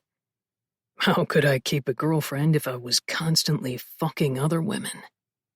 I flinched, looking away this time. Why are you telling me this? I figured it was only fair to tell you my secrets in exchange for yours. He shrugged a shoulder. Like a honeypot? I felt my brows crease. If you want to give me your body and secrets, I'm not going to turn down the offer. His lips lifted, but the amusement didn't last long. I don't. I tore my gaze from his, shutting it down before I looked at him again. I already told you. You have to pick, and based on this conversation, I'm assuming you picked secrets. He shut his eyes, shifting his body lower so that his head was resting against the back of the couch. My eyes fell on the gray shirt, which was plastered against his muscled chest and arms. I wasn't sure if to take this as a confirmation or what. What do you want to know? Everything. He opened his eyes and pinned me with his gaze. My heart dipped. I want to know everything about you. Everything. I let out a laugh, as unamused as his had been. I don't know where to start. Where were you born? Miami. And then you moved back to Queens when you were in high school. Someone's been asking questions. I shot him a pointed look. If you have all the answers, why the hell are we having this conversation? Would you rather we not talk?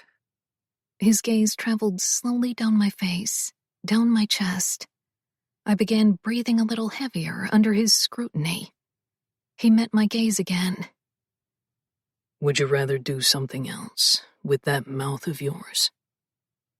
You said you wanted secrets, I whispered. He got up so quickly I didn't get a chance to move. He set his hands on either side of me on the couch, his nose just inches from mine. I said I wanted everything. Everything is not on the table. I licked my lips. His eyes darkened as he watched me do it. Instead of asking something else, or saying something else, or even doing something else, he sighed heavily and straightened, turning to walk away. He looked at the lake one last time, pointing at the mug on the table with a finger without even looking in my direction. Use a fucking coaster. With that, he left me there, heart in my throat, wondering what the fuck had just happened. 31. Isabel.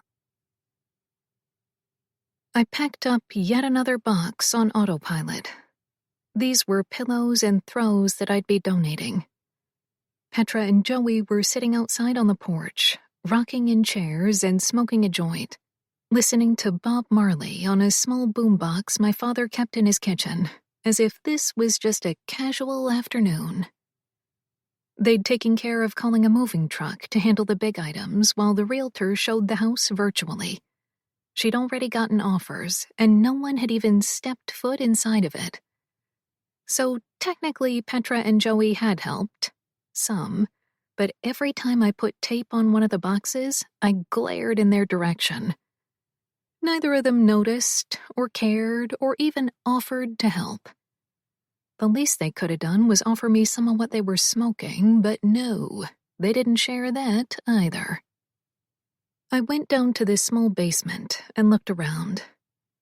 There wasn't much, just a television, a couch, and a small desk with minimal things on it, an old laptop, and some small black notebooks. I'd been here countless times and never stepped foot near this desk. There was nothing interesting about it. Now I sat on the chair and looked at it, really looked at it. He had a calendar that took up nearly the entire surface. On it, he had pictures of us together on the right-hand corner. One of me and him at a Cubs game, smiling at the camera in one of them as he took a selfie, and just him smiling as I kissed his cheek in the other. My dad, the man who was always smiling, always joking, always doing kind things for strangers, was a killer. I couldn't seem to process how those two truths could make up the same man. I leaned back in the chair and looked around. The house had always felt cozy and unassuming. Everything about him was low-key. He didn't buy new clothes or shoes unless he needed them. Didn't wear watches or flashy jewelry, with the exception of the pinky finger ring he never took off. My thoughts narrowed on that. I looked at the pictures, and sure enough, there was the ring. I'd had him buried with it since it was the only thing I knew he loved to wear all the time. Even as I sat there, in a room I'd been in countless times growing up, one we'd watched movies in whenever I was in town, one that still smelled like my father, the immense feeling that I just wanted to go home hit me. It wasn't like I had people waiting for me, besides Luke and Noah and my grandmother whenever she remembered my existence, which wasn't often at all. But it was still home. I was still comforted there, in my city, walking my streets, smelling the disgusting sewers, taking the pain-in-the-ass trains that only worked when they wanted to, listening to people bicker and laugh and joke and try to con everyone out of $1. I missed everything about home. My phone buzzed on the table, and I reached for it quickly, frowning when I saw Will's name on the screen. "Hey," I answered. Hey. He paused. I'm just calling to check up on you. "Oh, I'm at my dad's house, packing up boxes," I said. "Well, taking a break and resting my arms from packing up boxes." I figured you'd be in Chicago, he said. You're by yourself? "Yeah," I said, because I didn't want to explain the guards outside the house.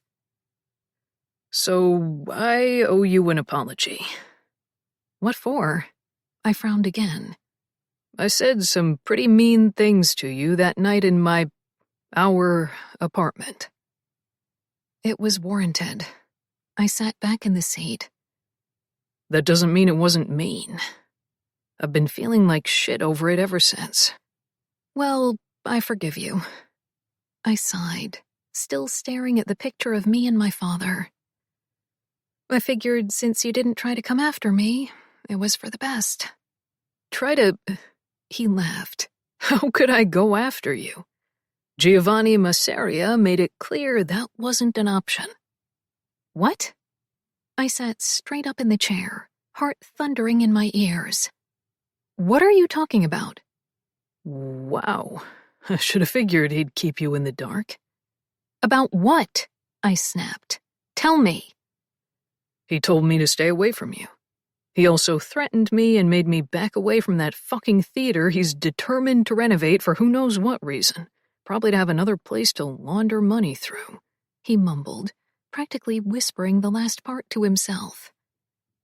I didn't know. I licked my lips. Not that it's worth anything, since the outcome would have been the same. I supposed. He cleared his throat after a beat.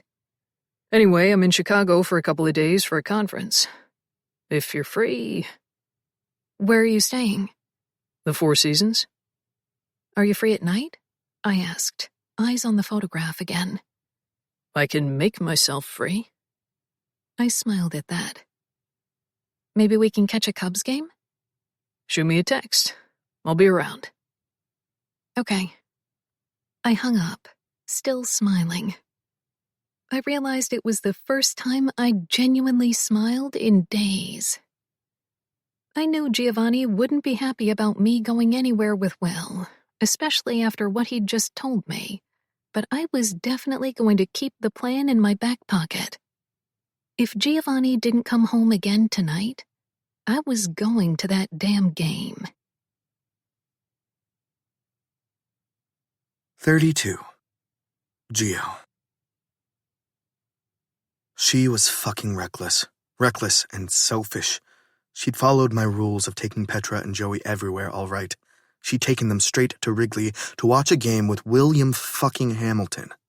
I was in the middle of a fucking disaster on the burner phone with my father. I'd considered calling Silvio to straight up ask him if he was behind all of this, but I knew better than that. He didn't settle things verbally on the phone, or ever. With Silvio, if you crossed him, you were done.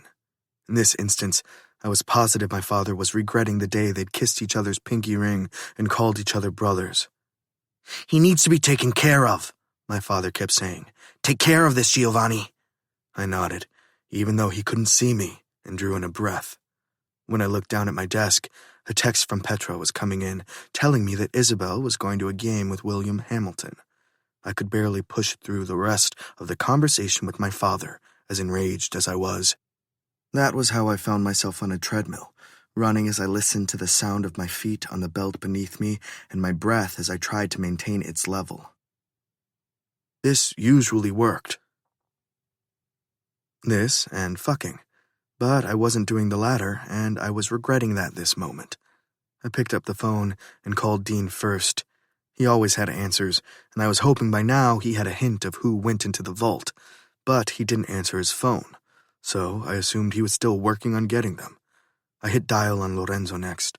He answered, and I told him more or less what my father told me, leaving out the obvious words since you never really knew who could be listening to these conversations. "You know I can't say anything about that," Lorenzo said. I knew he couldn't since Silvio was his fucking uncle, but I hoped he would since he was my brother-in-law and friend. I exhaled heavily as I got to my 3rd mile. "Did you look at the camera feed?" "Yeah, black ski masks. There was one short guy and 2 average build. They were covered in camo head to toe, as if they were expecting war. But they weren't. Someone let them in. Do you think—" He didn't even bother finishing the sentence. It was what we'd all been wondering. Was Mike screwing us over? Did he set this up? He easily could, but why would he? I couldn't fathom it.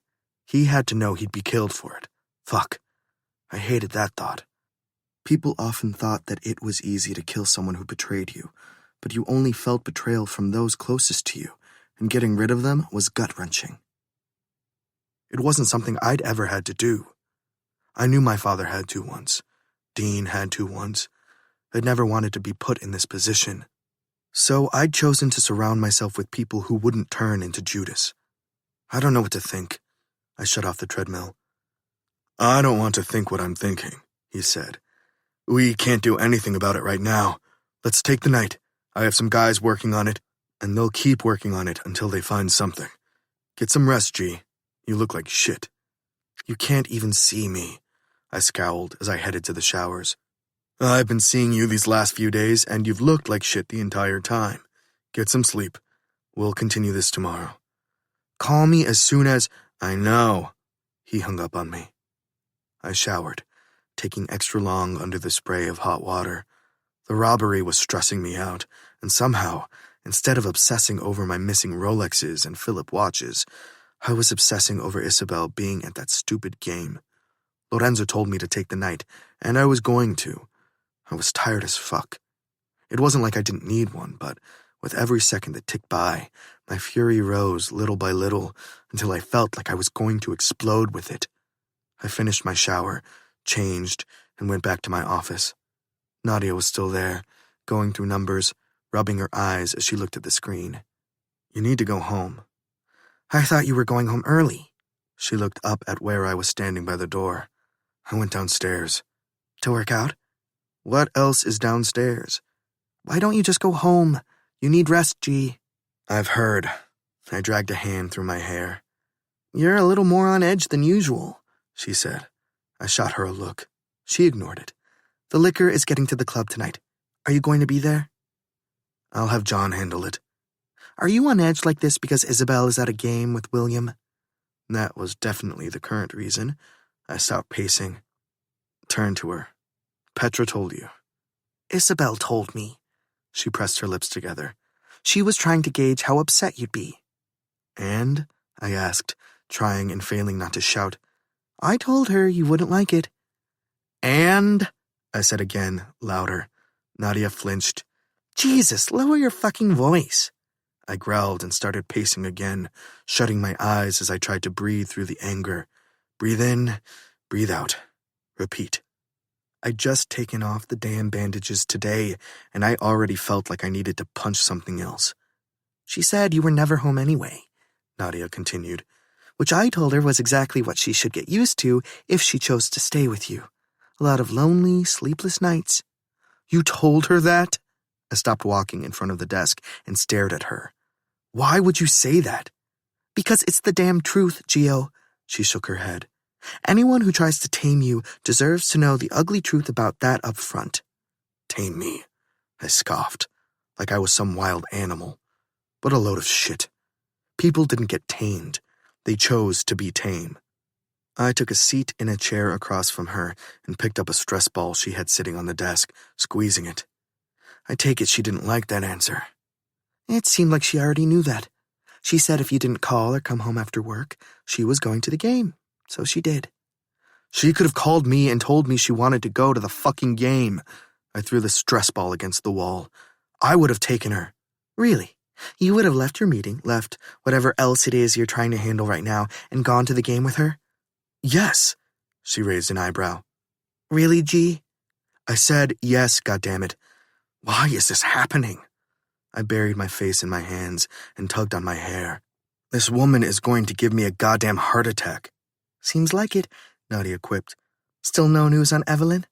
I groaned at the sound of my mother's name, pressed the heels of my palms harder against my eyes.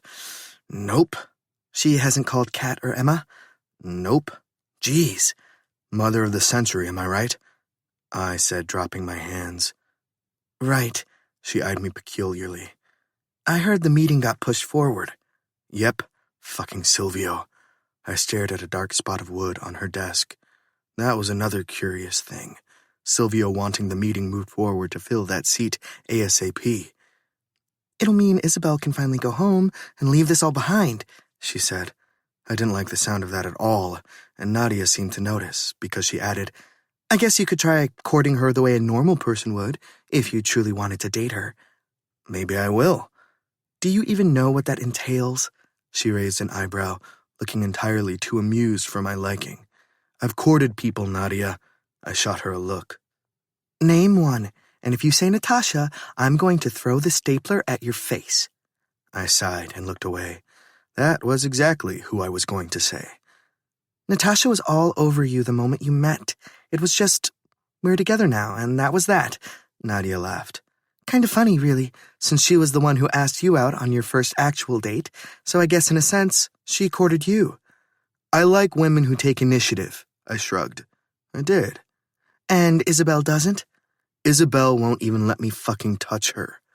Nadia's brows hiked up.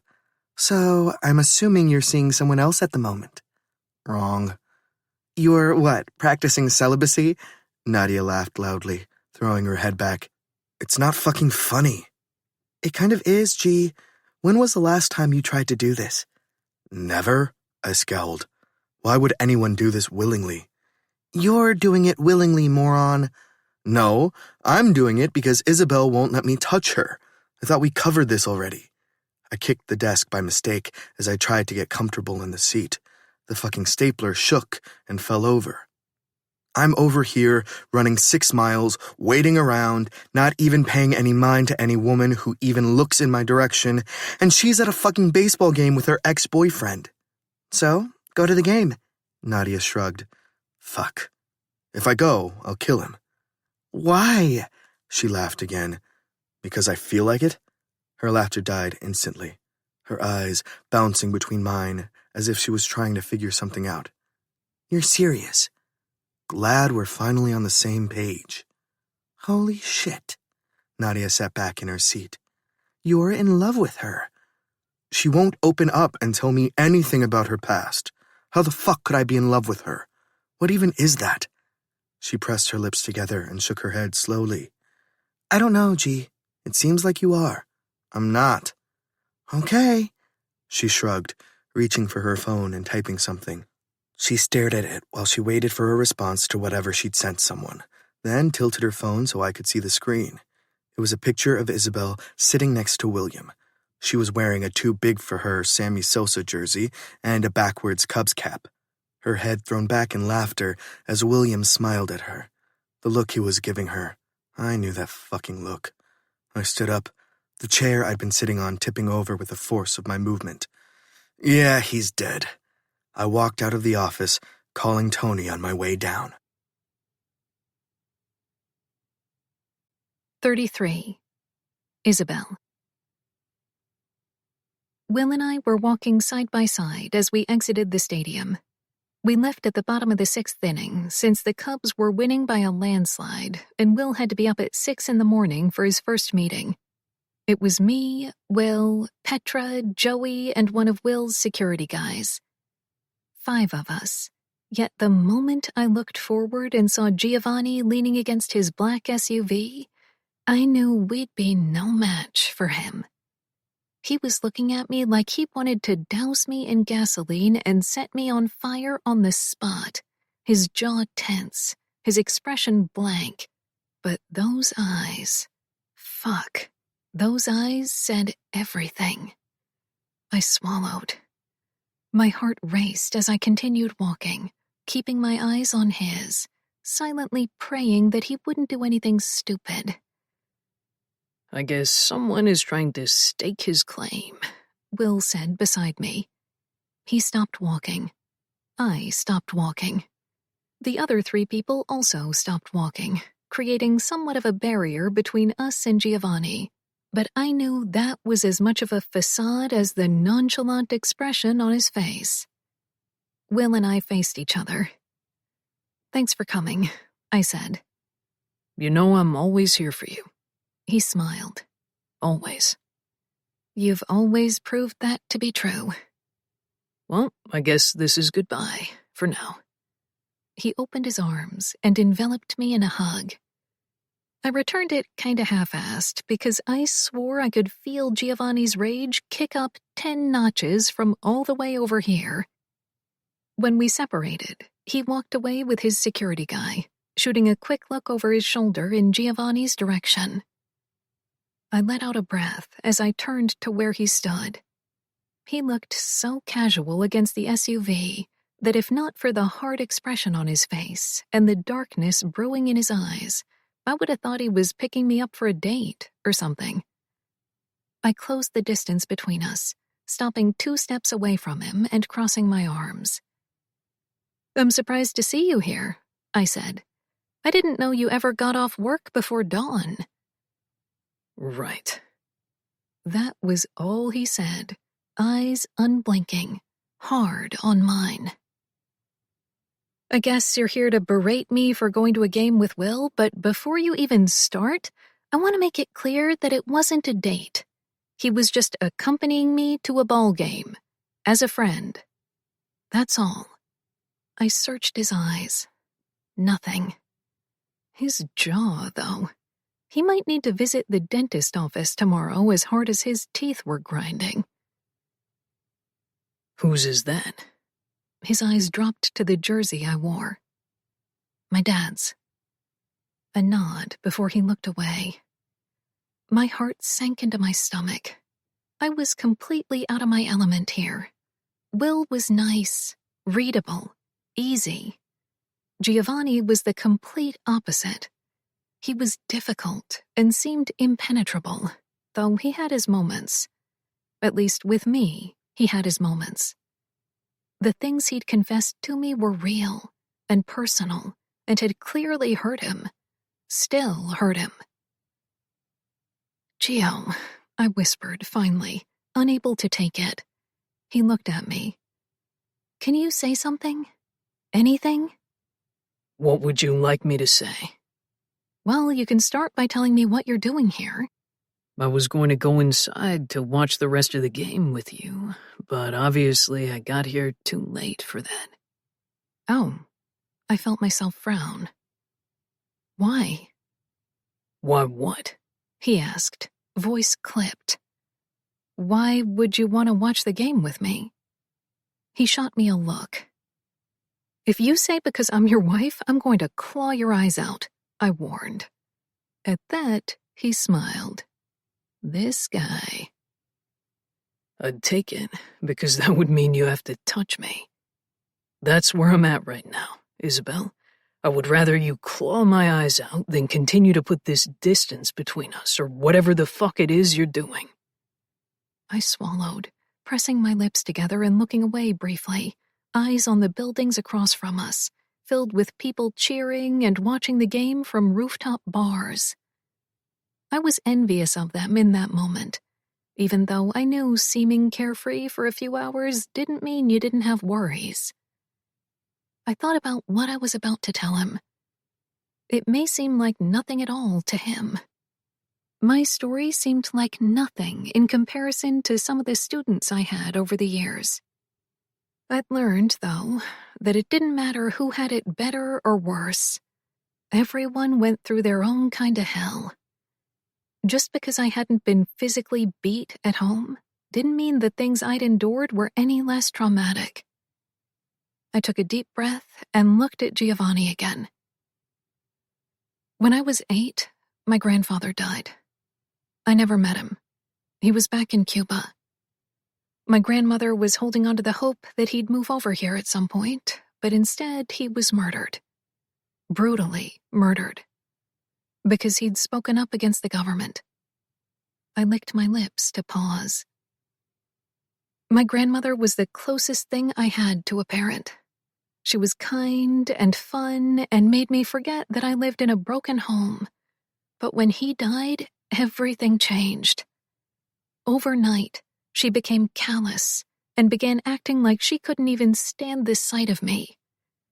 My mother was already barely there, and when she was just as bad, so I had 2 mean people in the house, constantly telling me I'd never be enough, never be pretty enough or smart enough. Every day, I heard that reminder from sunup to sundown. They never hit me. Maybe once or twice, but their weapon of choice was words. They didn't hug me, kiss me, nothing. They fed me and kept a roof over my head, and that was enough to be grateful for, I guess. I took a breath. The only time I felt happy was when my father picked me up. Genuine happiness. I'd beg to go live with him. I'd beg him not to drop me off. I never told him why, of course, but he must have known. How could he not? I looked down at the dirty white Converse on my feet. I obviously started looking for attention elsewhere. Luke and Noah's mom helped as much as she could. When boys started paying attention to me, I felt special. Until I didn't. I scrunched my nose as I thought about it. I liked the emotional attention, but they were handsy, and I wasn't interested in that. Every single man I've ever come into contact with wanted my body, wanted to use me. You know. I shrugged a shoulder. I was able to fend most of them off until that night in college. Then, suddenly, I felt truly powerless. Then, suddenly, I did feel unworthy and like a failure. I took another breath to continue. Gio remained quiet and unmoved. I didn't know if he was even listening, but now I needed to purge myself of all of it. So anyway, you know what happened that night. I went home, got Dad to buy me a knife. I smiled sadly. Learned how to use it from YouTube videos. Took some self-defense, blah, blah, blah, stabbed some people, blah, blah, blah. Went back to college, even though I had daily panic attacks and vivid nightmares. I roomed with a friend, Eloise, because I was so scared to be alone. I graduated, got my master's online because at that point I was holding on to my sanity by a thread and couldn't be on campus anymore. I got a job, kept my head down, hung out with Dad when I could. Mom had already left for Spain with this new guy that I don't even know. Mima's in a nursing home. Mima's my grandma. I paused to make sure he was still following. She has onset dementia. Sometimes she remembers me. Most of the time she thinks I'm my mom and sits there insulting the fuck out of me. I laughed, shaking my head. It's actually pretty funny when I think about it. I'm the only one who cares enough to visit her, despite everything, and she still treats me like shit. Another deep breath. People cheered in the distance. Drunk people walked out of the stadium. I looked up at him again, noticing that his expression had finally softened slightly. So yeah, I reconnected with Will at an event for school, we started dating, and the moment he mentioned moving in, I said hell yeah. Because you hate to be alone, he said, startling me when he finally spoke. Pretty much, I nodded. He's a good guy. A great guy, I said. Giovanni's jaw clenched again. I just wish I'd felt differently about him. How do you feel about me? I let out a surprised laugh. You make me feel crazy. Then we're on the same page. That's not a good thing. Because you'd rather go home to your boring, vanilla boyfriend and fake smile for cameras for the rest of your life. I glanced up at him, narrowing my eyes. Who said the smiles were fake? Were they real? He straightened. I bit my lip and looked away. Isabel. I looked at him again, wondering if this was when he'd finally touch me. I'd let him. I wouldn't even hold it against him if he did. Instead, he said, What happened to you wasn't your fault, and no matter what anyone told you, you are enough. Thank you for saying that, I whispered, swallowing and blinking away the tears I felt pricking my eyes. So can we go now? Where? Home. He looked at me as if to say, where else? Okay. We rode in the back seat of the SUV together, in silence. We were sitting on complete opposite ends of it. He was so close to his door, I thought he might open it and jump out at any moment. I kept replaying his words over and over. What happened to you wasn't your fault. You are enough. I hadn't realized how badly I needed someone to say those things to me until that moment. So, I started, since I never finished my story. all of my best memories were with a man who was lying to me the entire time. And you think I'd be that man? He glanced over. You think I'll let you down, eventually? I don't want to think that. But you do. He shook his head, looked away again. Just like you thought I was fucking another woman just because you weren't touching me. I didn't know what to think. Not that. He met my gaze again. I know my reputation sucks, but I don't want you to ever worry about that. I wouldn't do that to you. Okay. I swallowed. Still, you have to understand why I'm not cut out for this life. I understand why you think that. It doesn't mean I agree. Nothing else was said. We arrived at his place, took the elevator up. Everyone else kind of idled downstairs. I walked straight to his room, taking my shoes and socks off the minute I walked in the door, and doing the same with the jersey I wore, but one of the buttons was stuck. Underneath, I was wearing a white sleeveless camisole and a white lace bra that matched my underwear. I wasn't going to completely undress in his bedroom, though. It would give him the wrong idea. Or maybe the right idea. I didn't even know anymore. Giovanni walked in the room.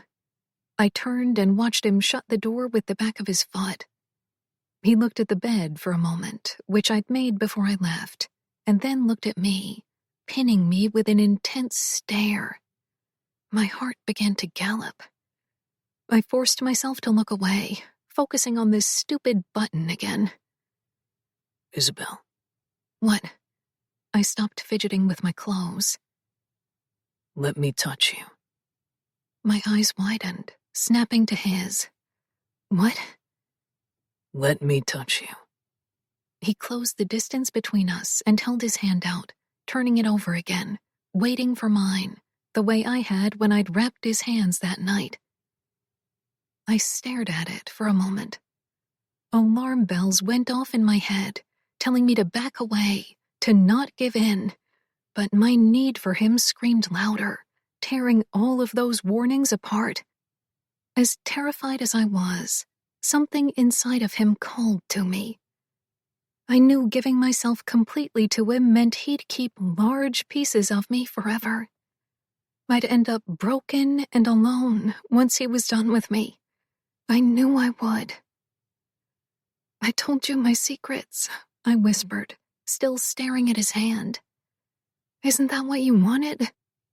I told you I want everything. You can't. I met his eyes again. His hand was still there. I can't. Give me a reason. He dropped his hand. One?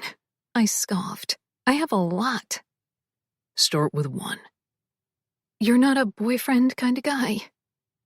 You can't know that. We haven't tried. And for you, I'd fucking try every day.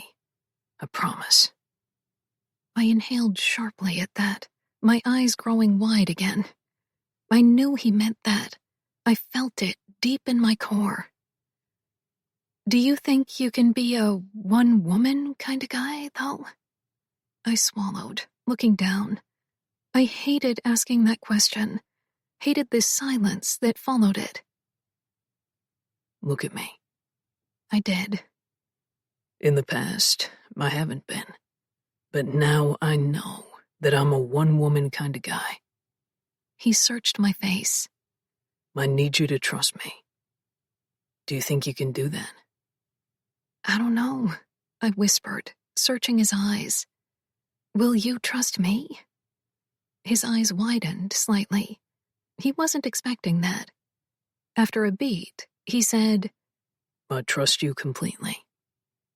Even when other men say or do things that you don't like, you'll trust that I'm yours? His eyes darkened. You're mine. Isn't that what we're discussing? Me being yours and you being mine? Fuck. He let out a harsh laugh with an exhaled breath as he looked up at the ceiling for a moment. Now I really need to touch you. Is there anything else on this ridiculous list of yours? My heart skipped. Yes. You don't know me, not really, and vice versa. I know everything I need to know. His eyes dropped to my mouth and moved back to my eyes. Whatever we don't know, we learn together. Oh my God, I laughed, looking up at the ceiling for a moment. This is insane. That you're considering it. I met his gaze again and nodded. I wasn't even considering it anymore, and he seemed to know that. He lifted his hand again, turning it over. This time I put mine in his, and he pulled me into him with such a force my cheek hurt as it crashed into his hard chest. His arms engulfed me as he squeezed and breathed me, inhaling me deeply. Thank fuck, he said against my hair. God, I needed this. A hug? All this time and what you wanted was a hug? I smiled against his chest. I want everything. He exhaled against the top of my head, letting out a chuckle that permeated through me. I guess William Hamilton will live to see another day after all. He didn't do anything, Gio. I laughed against his chest. He had his arms around you. He pulled away slightly, setting a finger under my chin to tilt my face up. If Natasha walked over here and gave me a hug like that after I told you that you couldn't touch me, how would you feel? I'd want to stab her between the ribs. Fuck, Isabel. He shook his head as he looked at me for a moment before stepping forward. He brought his mouth to mine and kissed me then, a slow, thorough kiss, his tongue exploring my mouth and teasing my tongue. I moaned against him, pressing into him even more. He pulled away, keeping his lips against mine. You'll be the death of me, I swear. My exhale came out shuddered as he pressed his lips back to mine, his fingers skating down the sides of my body. I lifted my arms for him to pull the camisole over my head. He took a step back, closing his eyes and groaning momentarily before opening them again, a new fire blazing in them. It should be illegal for you to walk around wearing this underneath your clothes. He shook his head slowly as he tugged the thin straps of my bra, letting them fall over my shoulders. He reached behind me and took it off. He pinned me with his gaze. Any other night, I'd make you keep this on and fuck you in it. He started working on my shorts, letting them pool over my feet, biting his bottom lip when he saw the white lace-matching thong. He brought his eyes back to mine. Any other night, but I'm starving for you, desperate to have you again. His hand dipped into my panties, his head lowering to catch a nipple in his mouth. Fuck. I set my hands on his shoulders, gripping the suit jacket he still had on. Take this off. He stepped back and obliged, kicking his shoes out of the way and shrugging out of the blazer. I worked on the buttons of his shirt while he took his pants off.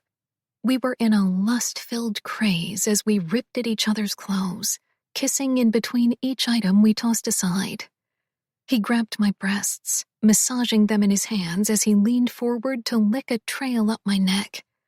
A shiver rolled through my entire body. I'm going out of my mind for you, he said below my ear before taking my earlobe into his mouth and sucking. He moved back to my breasts again, taking each nipple into his mouth and sucking, biting. I gripped his shoulders, sinking my nails into his shoulder blades. He sucked harder. I threw my head back with a moan, and he let go of my nipples and started sucking on my exposed neck, one hand moving to cup me between my legs, sliding his fingers up and down my folds.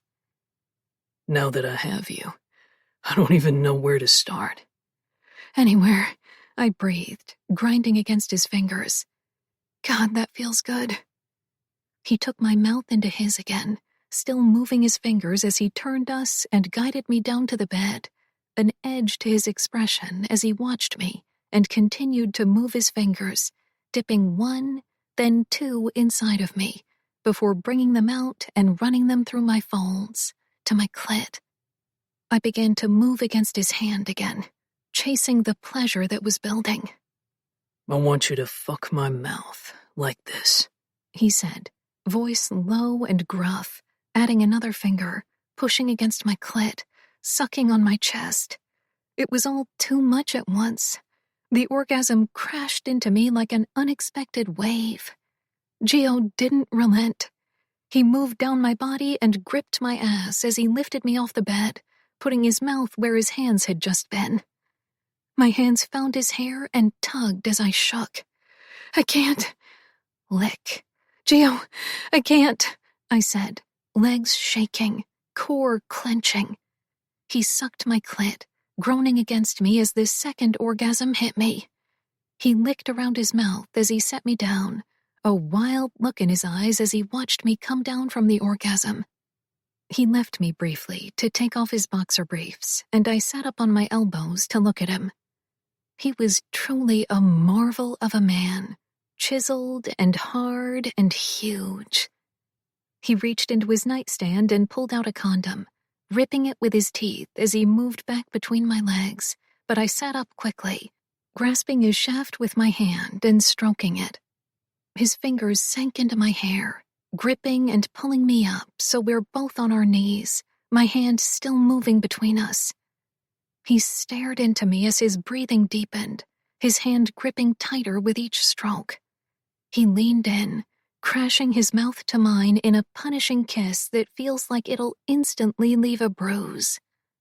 I kissed him back with the same intensity, tasting myself on his mouth as I stroked him, his grip in my hair making my eyes prick with hot tears. It hurt, but it also felt so good. After another stroke, I leaned in and licked the tip. No. Fuck no, he growled, yanking my hair back so that I couldn't put my mouth on him. If you do that, I'll come right now. My breathing quickened at his words, at the realization that this man wanted me that badly. I licked my lips as I watched him roll the condom over himself. He leaned back into me, kissing me again, lying me down on my back as he pulled my legs up to settle between them. He gave no warning before thrusting in, deep and hard. I heard a scream rip out of me as I arched my back at the feel of him as he stretched me. That's right. Scream for me, baby. Let everyone know you're mine. He fucked me harder then, his cock so deep inside me that I could barely breathe, let alone utter coherent words, but scream I did. Another orgasm tore through me, this one shaking my entire body against him. When I opened my eyes, I shuddered again, because he was looking at me with an expression I'd never seen on his face. Open, vulnerable, so fucking scary because it felt different. It made me feel different. He moved in slow thrusts, sucking the tips of my fingers as I lowered them from his hair, kissing the backs of my thighs as he rearranged my legs, setting them down on the bed, keeping his movements slow and gentle. You feel this, Isabel, he whispered. I know you fucking feel it. My pulse throbbed behind my ears. Something passed between us in that moment. I didn't know what, but it was definitely something I'd never experienced before. Something that both terrified me and excited me. He brought his forehead down against mine before taking my lips in his again, a slow, sensual sweep of my mouth with his tongue. My heart pounded harder and harder with each thing he did. Another orgasm shot through me when he said my name again and again and again, tensing above me, grunting with one final thrust before coming down over me with an exhale. I let out an oof sound as his body crashed into mine. He was too heavy for me to move. I froze beneath him. It was something I wouldn't have normally allowed. I was always on top, and when I wasn't, I didn't necessarily like to be hovered over too much. Our breaths fell into the same rhythm after a moment, and instead of pushing him away and demanding he get off me, I wrapped my arms and legs around him. Hey, Isabel. He murmured against my neck. Yeah? Can we get rid of the fucking moat between us on the bed? I laughed loudly, and he squeezed me as he turned us over so we were facing each other. Yes, Gio. His eyes searched mine. I like it when you call me that. Yeah? I felt my brows pull in slightly. I thought you liked it when I said your name. I do, but this makes me feel like you're finally comfortable with me. He kissed me again, softly, before getting up and walking over to the bathroom. I stayed in that position, staring at the pillows. I did feel comfortable with him. It was an odd thing, considering his reputation and the way he discarded women. When he walked back to the bed, he threw the pillows to the other side of the room as he climbed back in and pulled me to his chest, wrapping his arms around me tightly. I would never hurt you, he said against my hair. You have to know that.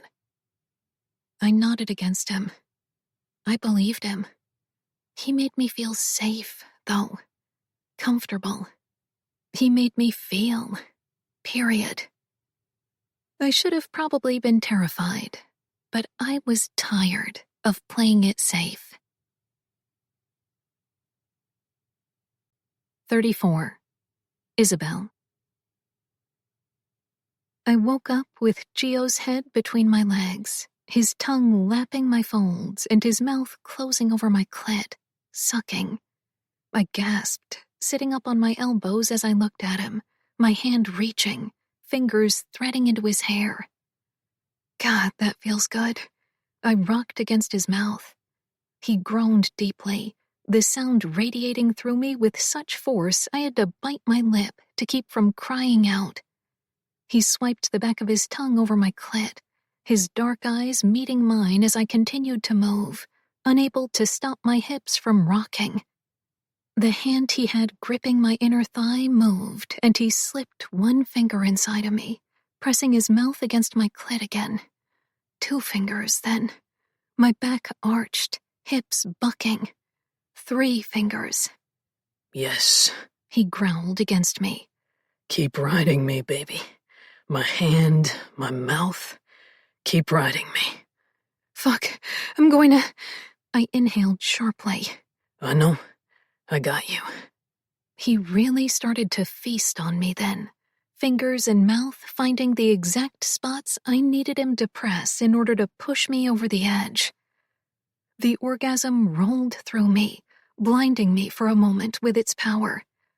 I was still panting when he moved between my legs, pressing both hands on either side of my head.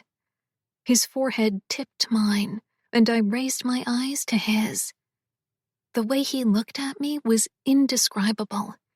I'd tried to put it in words when I sorted out my thoughts and how I felt about him, but it was impossible. It had never been this way for me with anyone, and I knew that to be true for him as well. We were both out of our element here. Somehow that made me feel better about the situation. We were both figuring it out together, as he'd said we would. He pressed his mouth to my forehead. I reached and grabbed his ass in my hands, squeezing him closer to me, hoping he'd apply pressure where I needed him, but he remained unmoved, a statue above me. Gio, I whispered. Give me a moment. He swallowed, mouth still pressed against my forehead. I couldn't imagine what he needed a moment for. He was hard and thick, and the tip of his cock was glistening with pre-cum. The urge to reach out and wrap my hand around him was immense, but I did as he said. He lowered his face, pressing his mouth to the side of my neck, sucking there, licking, biting, still unmoved above me. I started to writhe beneath him. I needed him inside me, needed it like I needed air. Patience. He pulled back slightly, shooting an amused look at me. Please, I breathed, biting my lip. I was whining, but I didn't even care. You want my cock inside you? He moved me so that I was higher in the bed and wrapped a hand around himself as he began moving the tip of his cock over my clit, up and down my folds. Fuck, my hips circled. Please, please. Tell me you want me. He locked eyes with me then, the darkness in his eyes brewing. Tell me. I want you. I grinded against his cock, taking whatever he could give me, needing him to make me come again. Please, I want you. I want you so bad. How bad? He cocked an eyebrow, sliding his cock down my wet folds again, applying pressure right at my entrance, but not thrusting inside. Oh my God. My head slammed back onto the bed. You're going to kill me. There are worse ways to go. I can't imagine. I wrapped my legs around his waist, pulling him closer, but he didn't budge. He was staring at me, that stupid smirk on his face that normally I liked, but right now I wanted to kill him for. I let myself drop onto the bed, my back flat, and brought my hands to my breasts, tweaking my nipples as he looked down at me. Fuck. He bit his lip, thrusting against me, still not inside. You're so wet. I know. Soaking, baby. I know. My hips moved again, my fingers twisting my nipples. I felt the orgasm building again, my legs shaking slightly with it. I was close. He grabbed my wrists with one of his hands and held my arms over my head, stilling against me. I gasped. I was right there, and he'd stopped. I shook my head side to side, eyes wide on his. No, please keep going. This okay? He asked, squeezing my wrists over my head. I swallowed and nodded. I knew what he was asking, but I trusted him. He leaned down, pressing a kiss to my lips, then my jawline, my neck. He brought his mouth to my ear. You sure? I'm positive, Giovanni, but for the love of God, please fuck me. He chuckled, pulling away again. I fully intend to. Right now.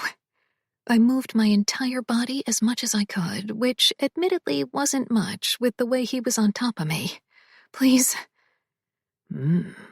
He groaned against my chest, lowering slightly to pull a nipple into his mouth. I love it when you beg for my cock. My eyes squeezed shut. Please, please. You want your husband to fuck you? My eyes popped open. I nodded fiercely. Say it. Tell me. I want my husband to fuck me. I arched my back slightly. He let go of himself with the hand that wasn't holding my wrists and started playing with my clit again. Oh my God. Is your pussy mine, Isabel? He bit my earlobe. Yes. I moved my hips. Fuck, yes. It's yours. I'm yours. You gonna let me fuck you like this? He asked. No condom. That was what he meant. We'd already had a conversation about this. An unsexy one, as we brushed our teeth yesterday. I'd confided that I'd never done it that way. He'd said he only had once, when he was 15, and then he panicked, so he'd never done it again. Tell me. He gripped his cock harder, breathing heavier as he slid up and down the folds of my pussy. I was so wet. So wet. Yes, I gasped. Please. Please what, baby? Please fuck me like that. Now. Why? He searched my eyes, fire blazing in his. Because I need it. Because I need you. Because I'm yours.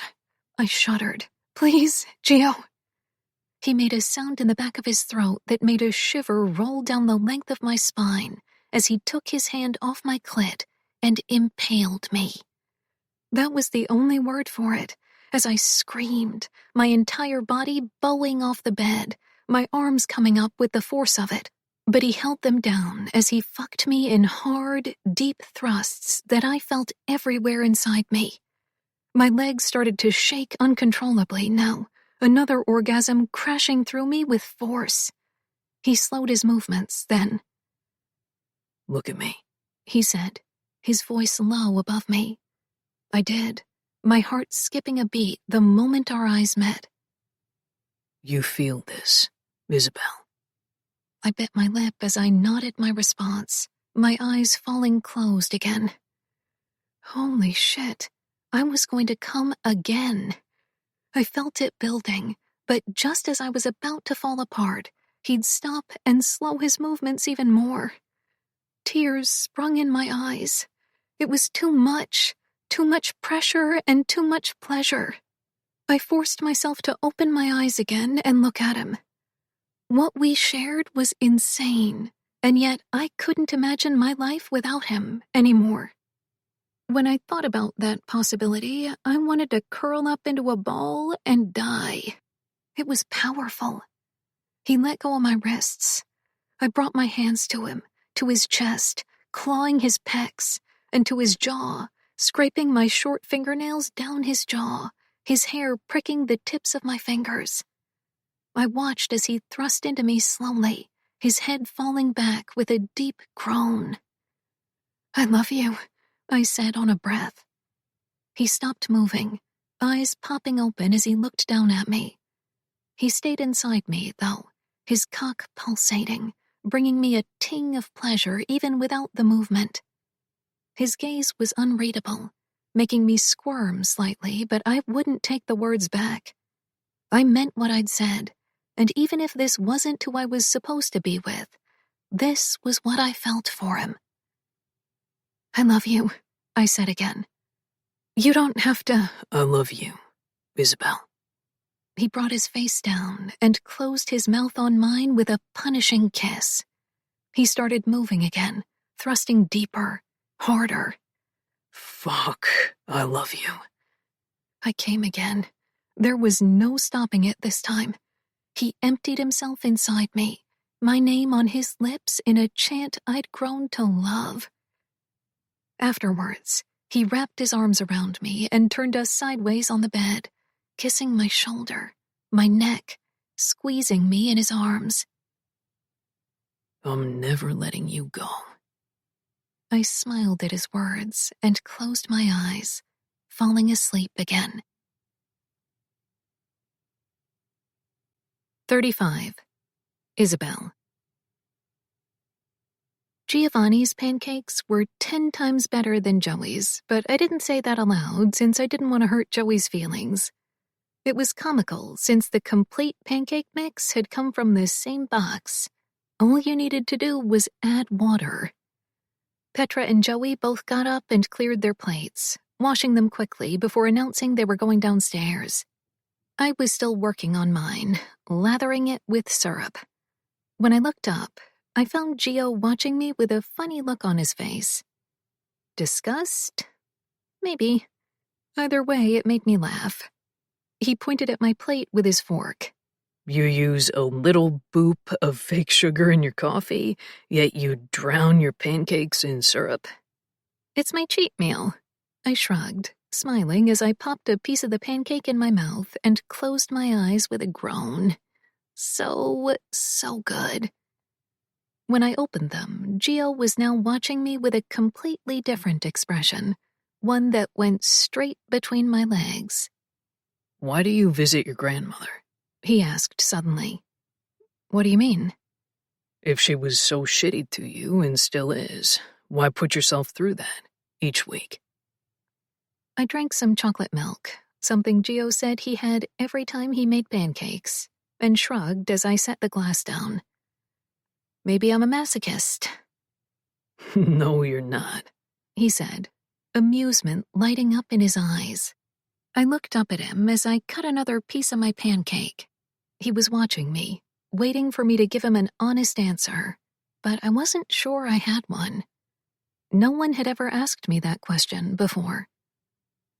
Once I was done chewing, I set down my silverware and gave him and that question my undivided attention.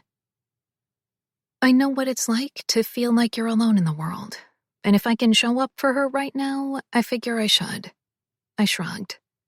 He watched me closely while he chewed, as if looking for an underlying answer or something, but there was none. That was the truth.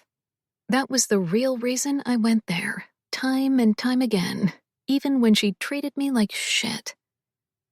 Once upon a time, she'd been kind.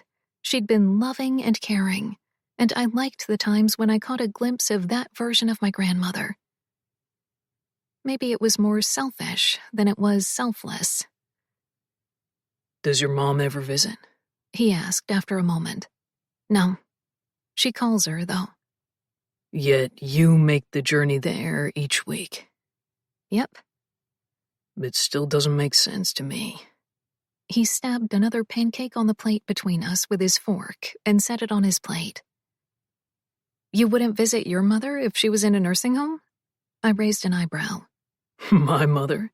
He chuckled darkly, shaking his head. Fuck no. That made me sad, but I understood that side of things as well. I looked down at the pool of syrup on my plate. I'd never realized how difficult talking about this with someone would be until this moment. It was difficult to explain to anyone, but it felt even more difficult to say it aloud in front of him, since I knew he'd experienced similar circumstances, and he'd been genuinely able to write off his mother in a way that I hadn't. It wasn't like I ever spoke to my mother, but that was a mutual choice at this point. I'd lost count as to how many times my calls went unanswered, so I just stopped trying, and she never did. Sometimes she's nice, I said quietly, eyes still on the syrup. And that's enough of a reason for you to go? Because sometimes she's nice? He shook his head, chewing another piece of his pancake and waiting until he swallowed. Like I said, I know what it's like to feel alone, but imagine being old and alone. It's sad. So many of the people in there have no one who visits them. Maybe they were all sucky parents, what do I know? But it has to be heartbreaking to selflessly give your all to your children and then not have them return the favor when you're unable to do things on your own. He looked at me for a long moment, his eyes bouncing between mine, searching my face, skimming down my body, even though I was wearing one of his t-shirts and a pair of shorts, so it wasn't like he could see anything, and yet goosebumps scattered over me as he did his slow assessment. When his gaze met mine, he shook his head again. What? I don't deserve you. He shrugged a shoulder, and before I could say anything, he added, I don't think anyone on earth is worthy of you, but if you want to give it to me, I'm going to take all of it. I shouldn't, because I'm a bastard, but I'm too selfish to let you go. You're not a bastard. I smiled at him. If you knew everything I've done in my life, you'd say I was. Well, you don't paint houses, I said with a shrug. That counts for something. Of all the things you now know about your father, is that what bothers you the most? Yes. What if all of the people he killed were horrible humans? It would still bother me. Why? He looked completely dumbfounded by this. Because, Gio, we're not the ones who should be judging who's good or bad or getting rid of people, I said. Besides, people change. You really believe that? I'm telling you I do. He shook his head. Most people don't change. They just adapt. Same difference. Not really. Change is change. Adapt comes from the Latin word aptus, which means fit. So you're not really changing. You're merely lessening whatever it is you were already doing so the people around you can feel comfortable. Change is a concept, and concepts are just perceptions. So what you're saying is that you can't change your philandering ways? I pointed my fork at him, raising an eyebrow. I said most people. Smartass. He walked around the counter, stopping in front of me and wedging himself between my legs. He ducked down to kiss me, suck my bottom lip into his mouth. Most people don't have you. Only one person has me, I said against his mouth. You're goddamn right. He lifted me off the seat and carried me back to his room. 36. Isabel. So all I have to do is accept the offer and sign the papers and then we're done? I asked Josh, the realtor, who nodded. Basically, it's a good offer, he said. A cash offer. Which will make it painless, I said, since that was what I'd gathered from the first 10 times he'd said that it was a good offer. It was, apparently. The value of the home was almost triple what Dad paid for it when he bought it. That in itself was beyond my comprehension. It wasn't that it wasn't a cute home, but it didn't really have much of a yard, or even that much space, despite having a basement. I didn't tell the realtor, but I was planning on accepting any offer. I just wanted this done already. It'll be the most painless transaction I've made this year, I'll tell you that. I believe you. I looked at the papers in front of me and signed on every X necessary. When we finished, I shook his hand and walked out of the real estate office, with Petra and Joey in tow. I worked at a realtor office once, Joey said. Petra and I shared a confused look. Joey shrugged. I did. I cleaned the office every night after they closed. Oh, that's more up your alley, Petra said. I'm not going to let that offend me. I laughed. I actually think you'd make a good realtor. Really? They asked in unison. I nodded.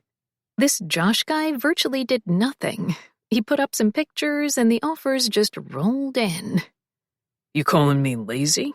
Joey frowned, but I could see this smile in his eyes. Not lazy, I smiled.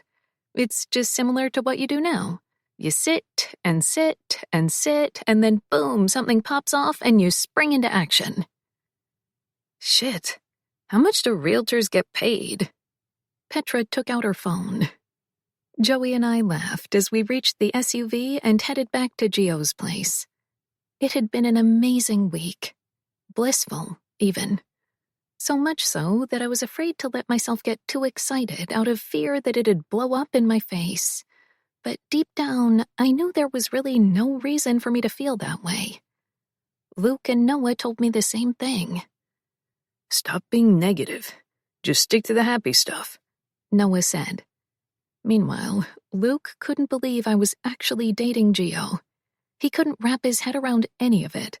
But the more we spoke, the more he agreed that I sounded genuinely happy, and Gio sounded like a decent guy, despite everything he'd heard.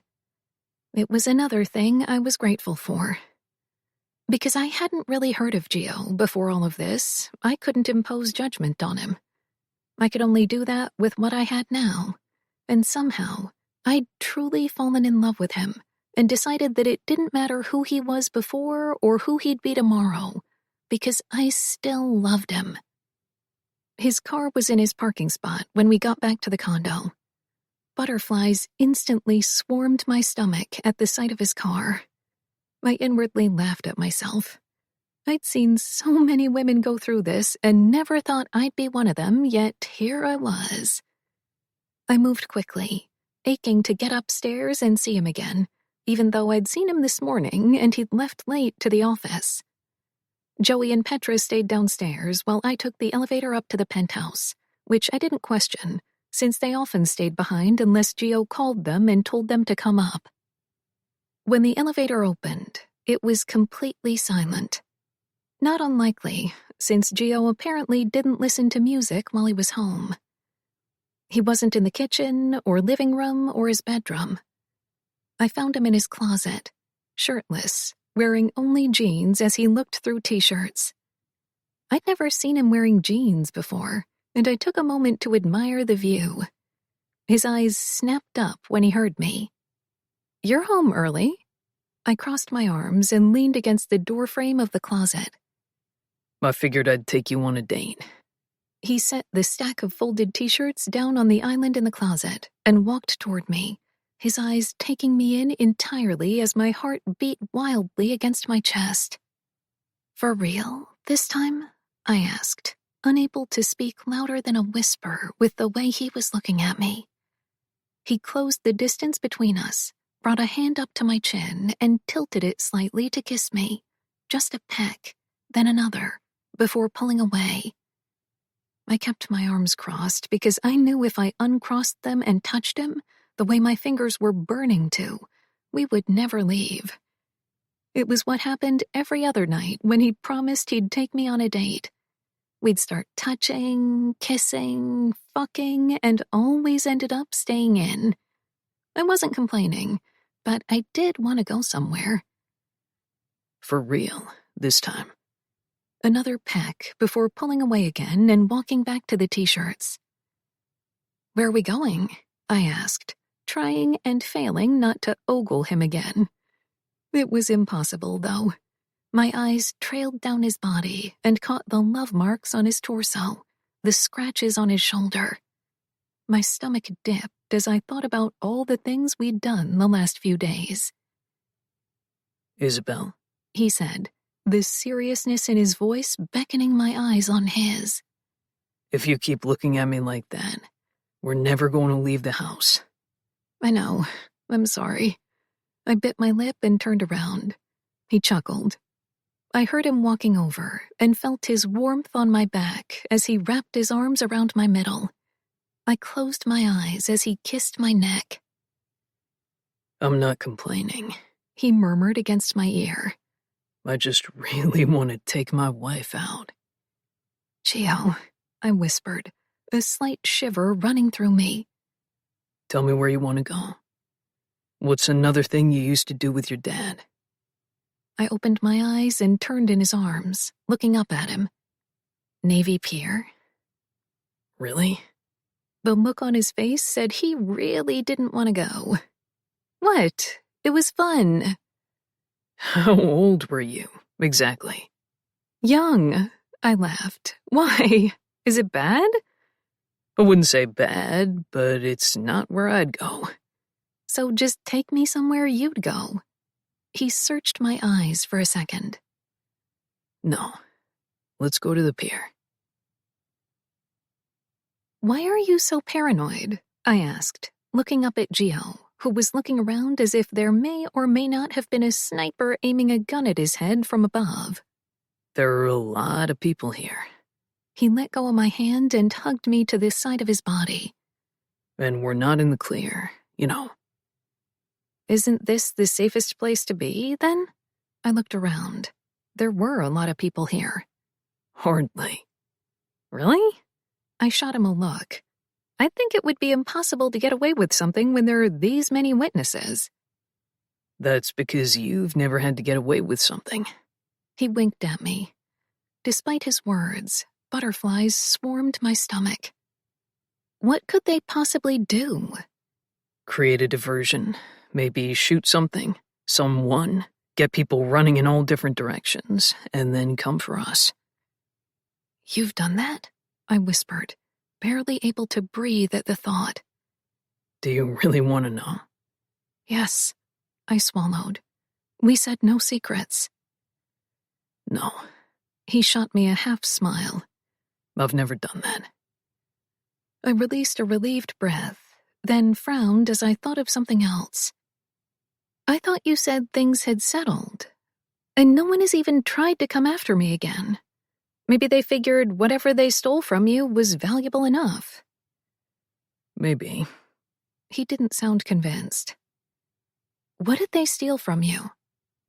Stupid shit. He shrugged the shoulder behind my head. Replaceable shit. Huh. I didn't push, because I'd learned when he didn't want to outright tell you something, he wouldn't. You know what I would kill for right now? He chuckled. Let's hear it. Chicago pizza. He dropped his arm and stopped walking, turning to face me. His face was serious, but his eyes were glimmering in amusement. Did you say Chicago pizza? Yeah, like the deep dish stuff. I bit my lip. Why? You don't like it? Oh, I love it. I'm just surprised you do. Do the people in Queens approve of this? He raised an eyebrow. We're not going to find out because we're not going to tell them. I shot him a look. I don't know. I kind of want to see Luke's reaction to this. Don't you dare, Giovanni. I laughed when he lunged for me and picked me up. Don't worry, I won't tell. But it'll cost you. I kept laughing. What will it cost me? A blowjob? His chest rumbled in approval. You said it, not me. We drove to a pizza place and were instantly ushered to a table in the back.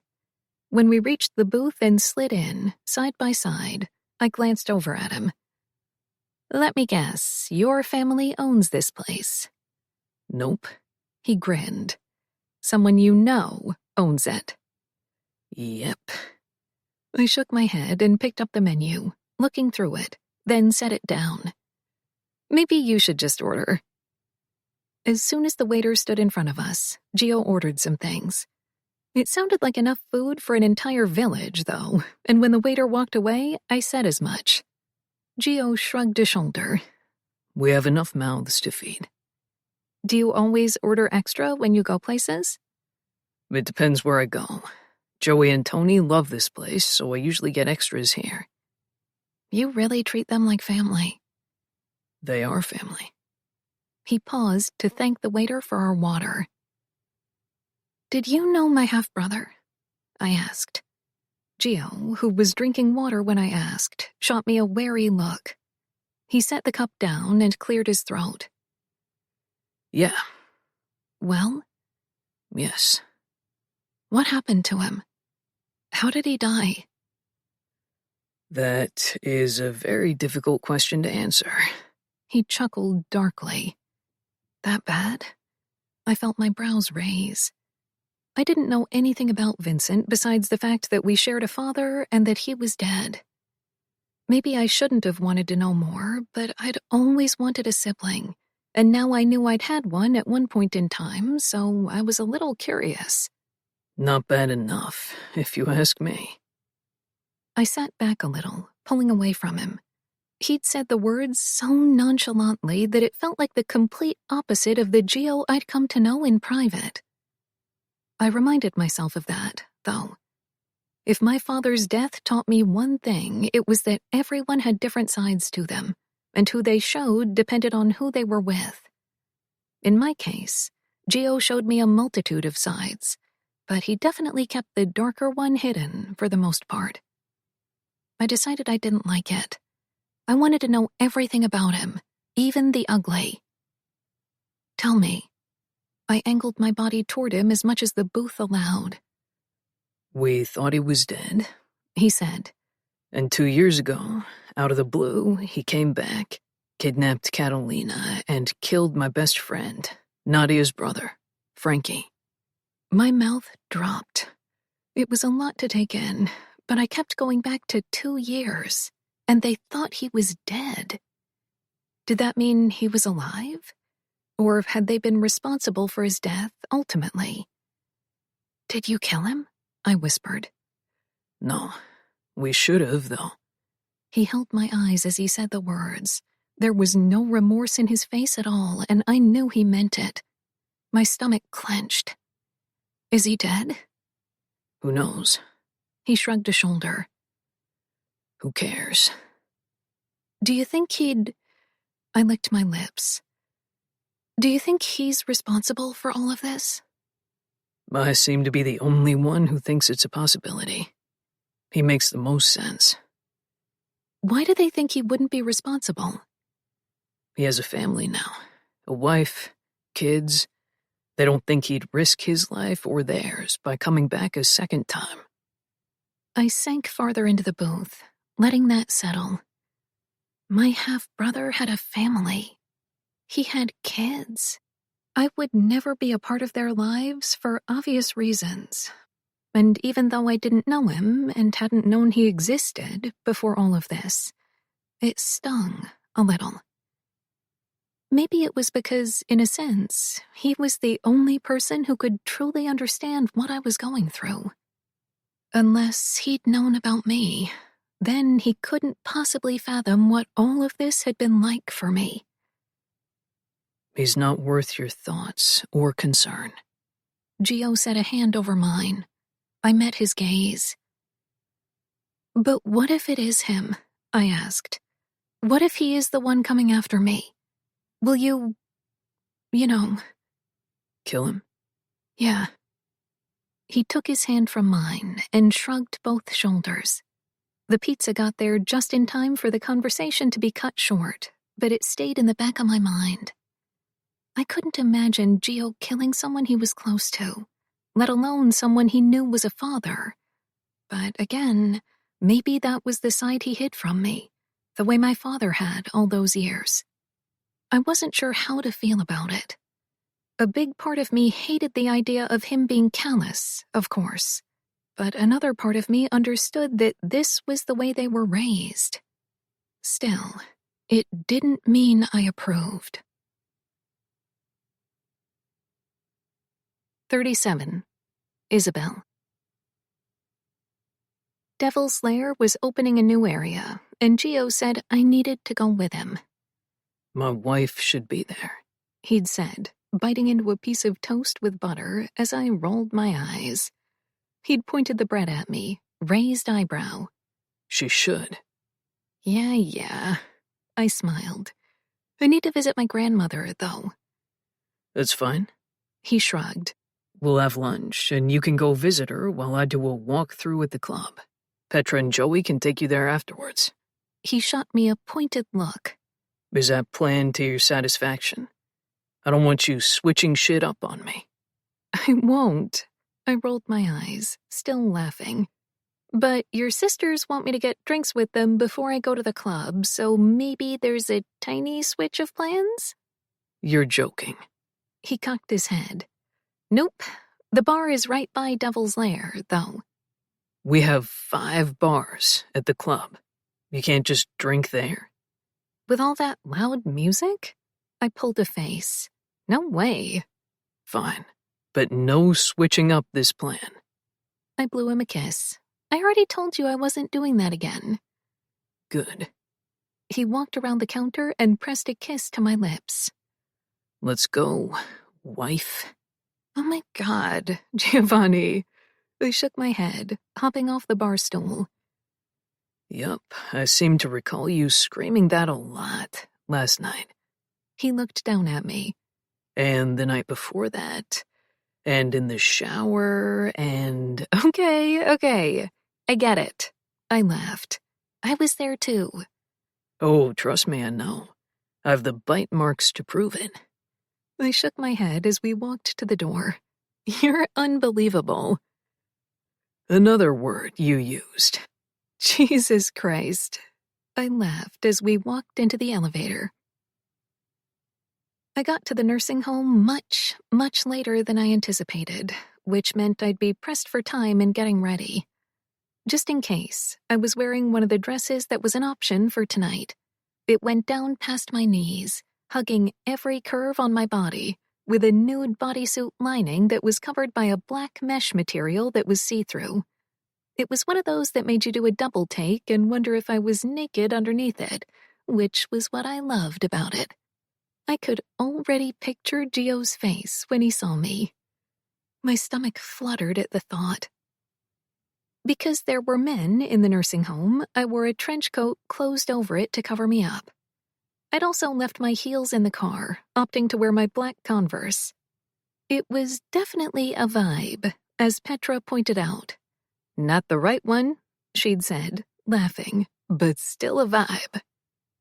In the elevator, I'd asked Petra to hold the bag of food I was carrying, 2 slices of cheese pizza and a slice of cheesecake, courtesy of Gio, who was adamant about grabbing lunch at my grandmother's favorite place so we could spend a little more time together, and opened my trench coat, taking a selfie of myself in the mirrored elevator. I texted it to Gio. Petra shook her head, laughing. I know he says it jokingly all the time, but I really do think you might just kill that man. I laughed, grabbing the bag of food from her as the doors opened in front of us on the second floor, where they'd moved my grandmother a few days ago. According to the nurse, she wouldn't quit complaining about being on the first floor, so they finally moved her when a room on the second became vacant. Petra fell into step beside me. Joey was downstairs, manning the door, because that was totally necessary in a nursing home, but I didn't argue. I was learning to pick my battles with these people. My phone buzzed in my hand. Giovanni. Fuck. When did you get that? Me. Wink face. Giovanni. What are you wearing under it? Me. Wow, I'm not going to spoil the fun. Giovanni. I'm going to drag you into my office the moment you get here. Me. I can't wait. God, I couldn't stop smiling. I set my phone on airplane mode as we reached the door, knowing full well that once Gio got going with texts or phone calls, he wouldn't stop. It was odd, feeling this way about him, of all people, as Luke pointed out. It wasn't like I hadn't thought about it more than a few times. I was still so angry about my father, yet I'd fully fallen for someone who was technically in the same line of business, if you will. The difference was Giovanni didn't kill people. I didn't know much about what went on behind closed doors outside of the nightclub business, and I didn't want to, but as long as he didn't kill people for a living, or for any reason, I could deal with the rest. Taking a life was just something I couldn't justify doing outside of self-defense. I didn't actively practice religion, but I certainly didn't think any of us should be playing God and taking lives. The more I thought about it, the angrier I felt at my father. I didn't know the reason he'd done it, but I wasn't an idiot. I knew it couldn't have been self-defense. Maybe once, twice, but over 300 times? I shivered uncomfortably, my stomach clenching at the thought of it. When we reached the door, I knocked twice and eyed Petra. When I opened the door, she stepped inside, did a quick sweep of the room, and headed back to the door, where I was still standing. I'll be out here. I'll check in with you in about 20 minutes. She set the timer on her watch, then looked down the hall. There was a nurse's station and a vending machine on the other wing that we could see from here. I'm going to grab a Coke and be right back. I let her step outside before walking into the room and shutting the door behind me. This room was colder than her last one. She probably loved that. My grandmother used to set the air at 68 every night. She would have set it lower if my mom hadn't screamed at her so many times to stop messing with the thermostat. I looked at my grandmother. Her eyes were closed, but the television was on, so I knew she must have either just dozed off or was pretending to be asleep. She'd done both on multiple occasions. I sighed heavily and leaned in to kiss her cheek, pulling up the chair to sit beside her. "Mima," I said. No response. Before sitting down, I set the bag of food I brought on the movable table next to me, taking out the box with the 2 slices of pizza and the smaller box with the cheesecake. Sometimes she'd open her eyes when she smelled the food. Sometimes she waited as long as she could. It didn't matter. I sat back in the chair and looked at the television, set on Univision for a few minutes, before pulling out my phone and taking it off airplane mode after all. The texts were instant. Giovanni. I can't stop staring at this picture. Giovanni. Does it come in other colors? I'm buying you another one. Giovanni. Fuck, Isabel, what the fuck are you doing to me? I laughed to myself but didn't respond. I wanted to wait until I saw him in person. Instead, I opened up the news app on my phone and started scrolling. It was always the same heartache, wars, a mass shooting, murder, and some crooked politicians. Then I caught sight of a face, one that sent a cold shiver down my spine. Beside the face, the headline read, Carson Riley, missing. Next to that, the last date he'd been seen. I opened my calendar app and scrolled back, my stomach plummeting. Images played out in my head, the bloody knuckles, the anger, staying back here while I went to Chicago ahead of him. Fear gripped my heart. Had he killed him? Did I care? I truly wasn't sure, and that scared me more than the possibility of him having done it. Through the haze of emotions, I decided that I did care, but mostly because he'd lied to me. He did kill people. I knew in my bones he'd killed this man. A poor excuse for one, sure, but it wasn't like people didn't change. I couldn't believe my own thoughts, but it didn't make them wrong. Some of my middle schoolers had convict parents who had turned their lives around for the sake of their children. Some of them were already headed toward a dark future, initiating in street gangs and trying to prove themselves with their fists. I tried extra hard with those. Extra attention in class, extra care in the way I spoke to them, and extra help after school when they needed it. And even then, I knew it wouldn't change the trajectory of their lives. I thought of Gio, who technically had everything he could possibly ask for growing up, and yet he was unhappy, angry, would have changed so much about his life if given the chance. Really, the life they called organized crime that he was involved with was no different from those street gangs. They liked to think so, of course. When I brought that argument up to him, he'd said that they were absolutely different since they were organized. He'd emphasized that word, too. I'd argued that it didn't change the things they did, and once again he'd reminded me that he didn't kill people.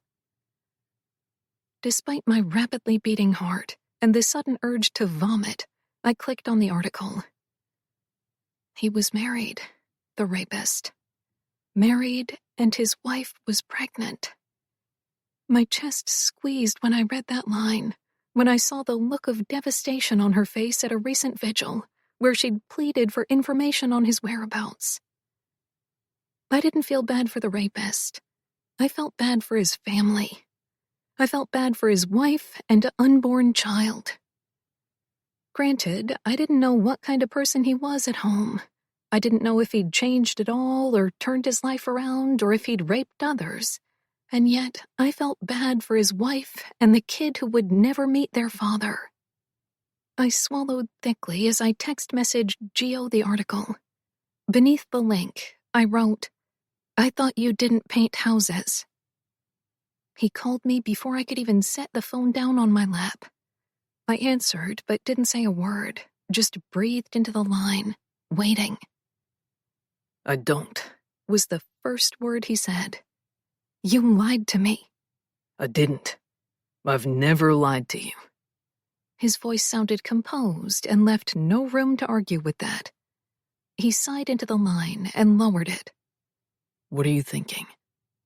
I'm thinking that you asked me to trust you, and I did, and now I'm second-guessing that, I said, keeping my voice low. No. I heard something slam on a hard surface. His fist, probably. Don't say that, Isabel. I don't know if I can do this, I whispered, my eyes instantly watering. My own words were ripping me apart. I don't know if I can just... I exhaled, wiping a tear with my other hand.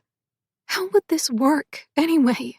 I'm a teacher. You own nightclubs and do whatever else it is you do when you're gone, lying to me about... When have I ever lied to you? Name one time. His voice was hard. I swallowed. Don't do this. You lied about this, I said. Did you not? He was quiet on the other end of the line for a moment. We should have this conversation in person. Did you do it? Yes. He sighed. My heart stopped beating for what felt like an eternity. I knew he was involved in some things that I probably wouldn't condone, but killing someone? There was no way I could justify anyone doing that, even if it was a man who took something from me, because that was what he did that night. He'd taken my dignity, my confidence, my safety. He'd reached into me and taken the light from inside me. Before then, I'd been in awful situations, sure. I'd been in a not-so-good situation at home. None of the horrendous things that happened before then could ever reach that level, because that night, I felt stripped of everything that made me me. It took a while for me to find it in myself to even smile, let alone sleep with another man, and that didn't happen until I rekindled my friendship with Will. I'd tried, of course. I'd tried to sleep with other people as a way to regain my strength, thinking that it would give me what I needed to move on. But each and every time they tried to climb on top of me, I stiffened and pushed them away. Until Gio. He was the second man I'd trusted with my life. And the second man I'd found out was capable of taking a life. And you know what? He continued, snapping me away from my thoughts. I'd do it again. You weren't the only victim, you know. He had a long trail of women accusing him of this shit. I swallowed hard as guilt gnawed at me. That had been my only fear when I didn't go to the police when it happened. Days later, weeks later, I thought that maybe me going would make a difference to someone else. But I didn't. I stayed quiet. I didn't know how to process what had happened to me, let alone verbalize it.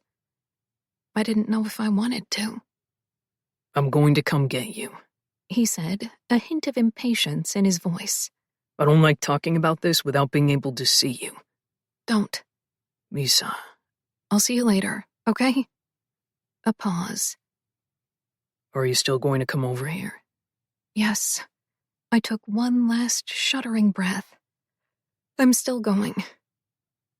I love you, Isabel. He breathed into the phone. Please don't leave me over this. I shut my eyes, my heart stumbling in my chest before dropping and cracking a little at the plea. I knew it would hurt him if I left him.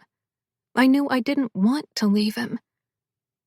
I didn't want to be with a man like my father, though, who held secrets, who killed people, who kept wedding bands as reminders of it all.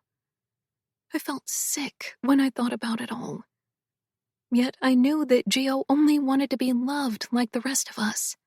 He wanted a sure thing, someone who wouldn't walk out on him when things got rough. I just needed to figure out whether or not I could be that person, knowing what I knew, and not asking questions about what I didn't. Just at least wait until we see each other and discuss this in person, he added quickly. I could tell he was on edge, probably pacing his office as he spoke to me. I'm not going to leave you, Giovanni. I sighed. I just need a moment to process all of this. Okay? Okay. I don't do that, Isabel. I swear I don't. This was different. Okay, I whispered again because I didn't want to even think about it anymore. Besides, what else could I say, really? He'd done it. He'd admitted to it. I hung up the phone and clicked out of the article. I didn't condone murder, but I never wanted to see that man's face ever again. When I set the phone aside, my grandmother was opening her eyes. She looked at me, at the food, and back at me. Isa. She smiled wide. My favorite nieta. I shut my eyes for 1 second, smiling at that. I wasn't sure how long the good mood would last, where she acted like I was still 7 years old, and the light was still in her eyes, and her husband was still alive. But I was certainly going to enjoy it. You're only nieta, I said, standing and rolling the table over her bed and opening the box of pizza. You're still my favorite. She smiled, looking at the pizza. Cheese? Yep. From Joe's? You know it. I smiled as she sat up and took a slice in her hand. Best pizza in town. She took a bite and looked at me as she chewed. Do you like this room more? Are you sleeping better? She stopped chewing, her eyes clouding, and I inwardly kicked myself for ruining the moment, silently praying that she wouldn't remember how much she hated and blamed me for taking time she would have rather have been with her husband than with me. She started chewing again before she asked for water. I poured her some in a plastic cup and gave it to her. I like this room better, she said after a moment. It's colder, and there's no balcony that leads to the parking lot. I smiled softly. So no more visits from the boogeyman. That's right. She finished the slice of pizza.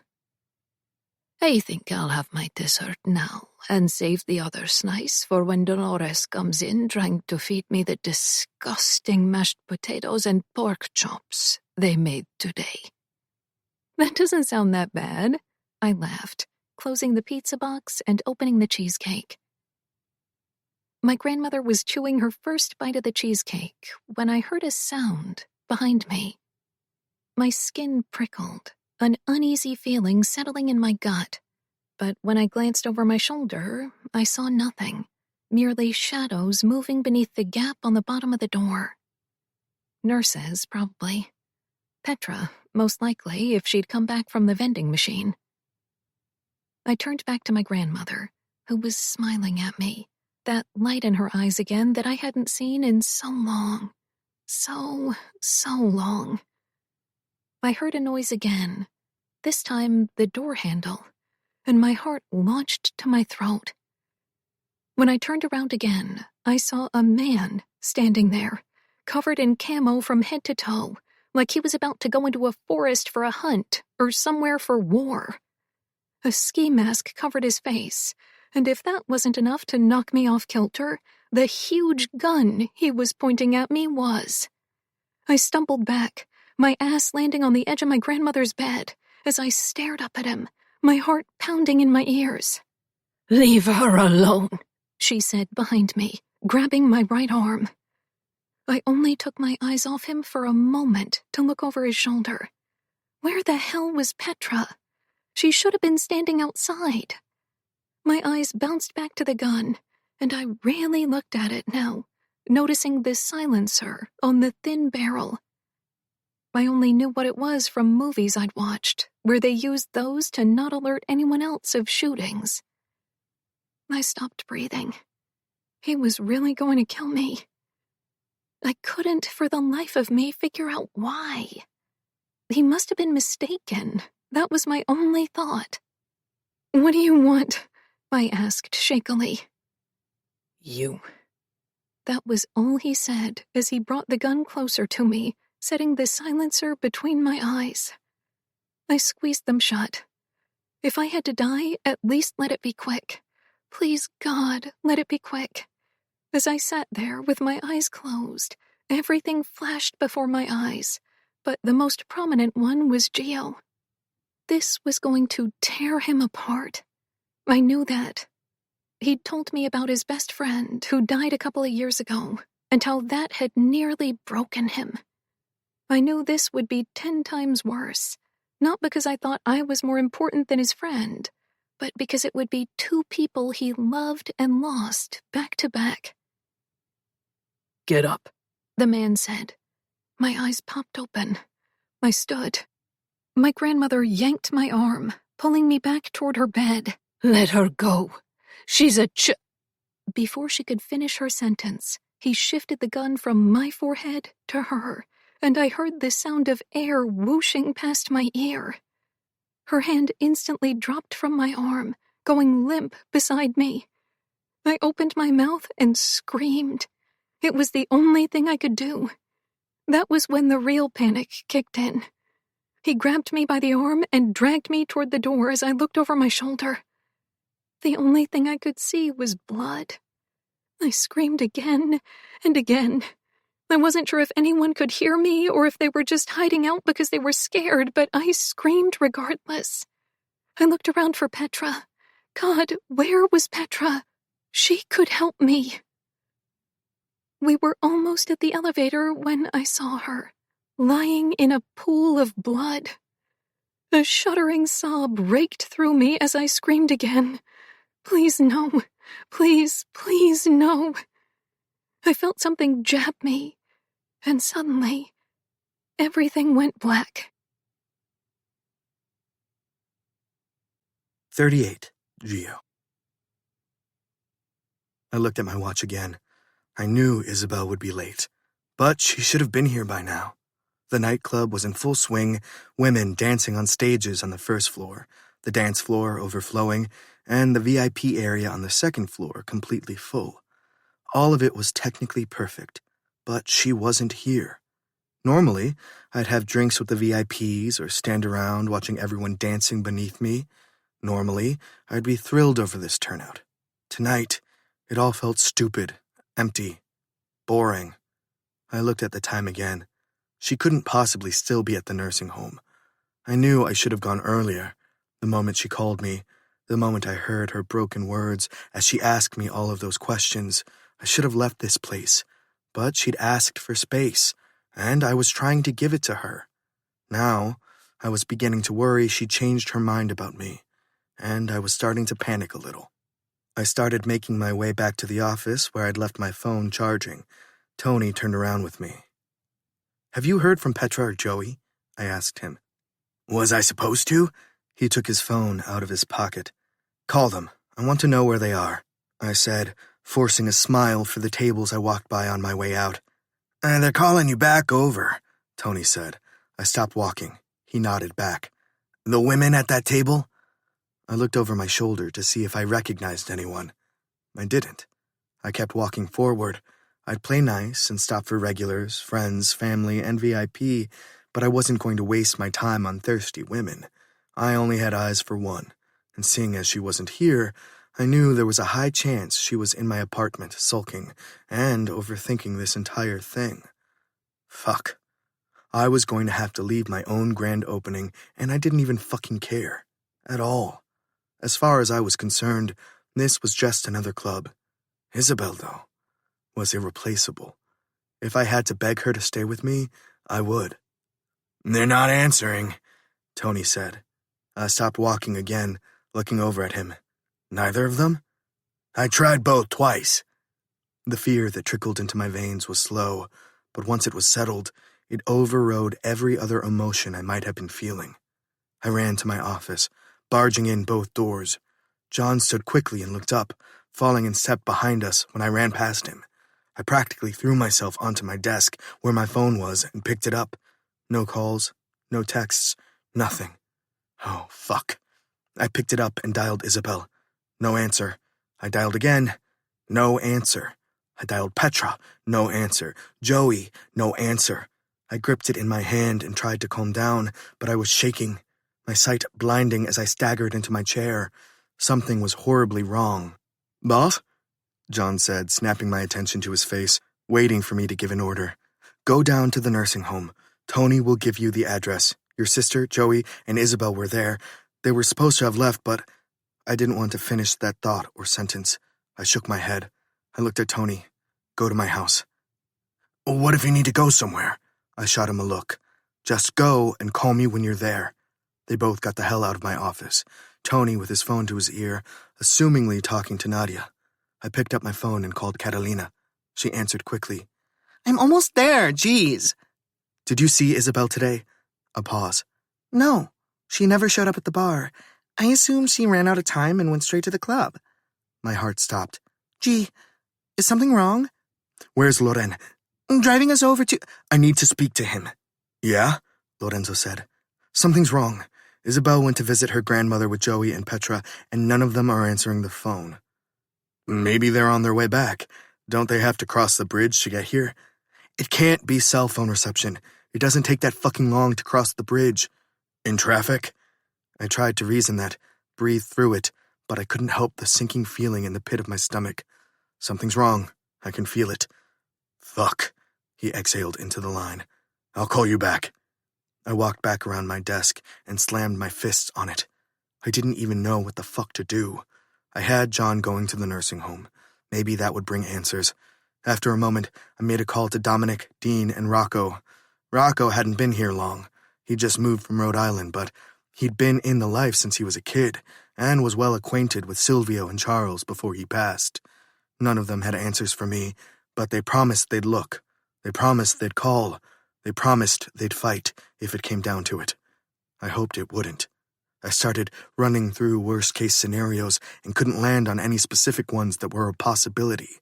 She had 2 of my best soldiers with her. There was a slim chance shit could go sideways while visiting a nursing home, unless something was wrong with her grandmother. Maybe she died while she was there and her phone ran out of battery.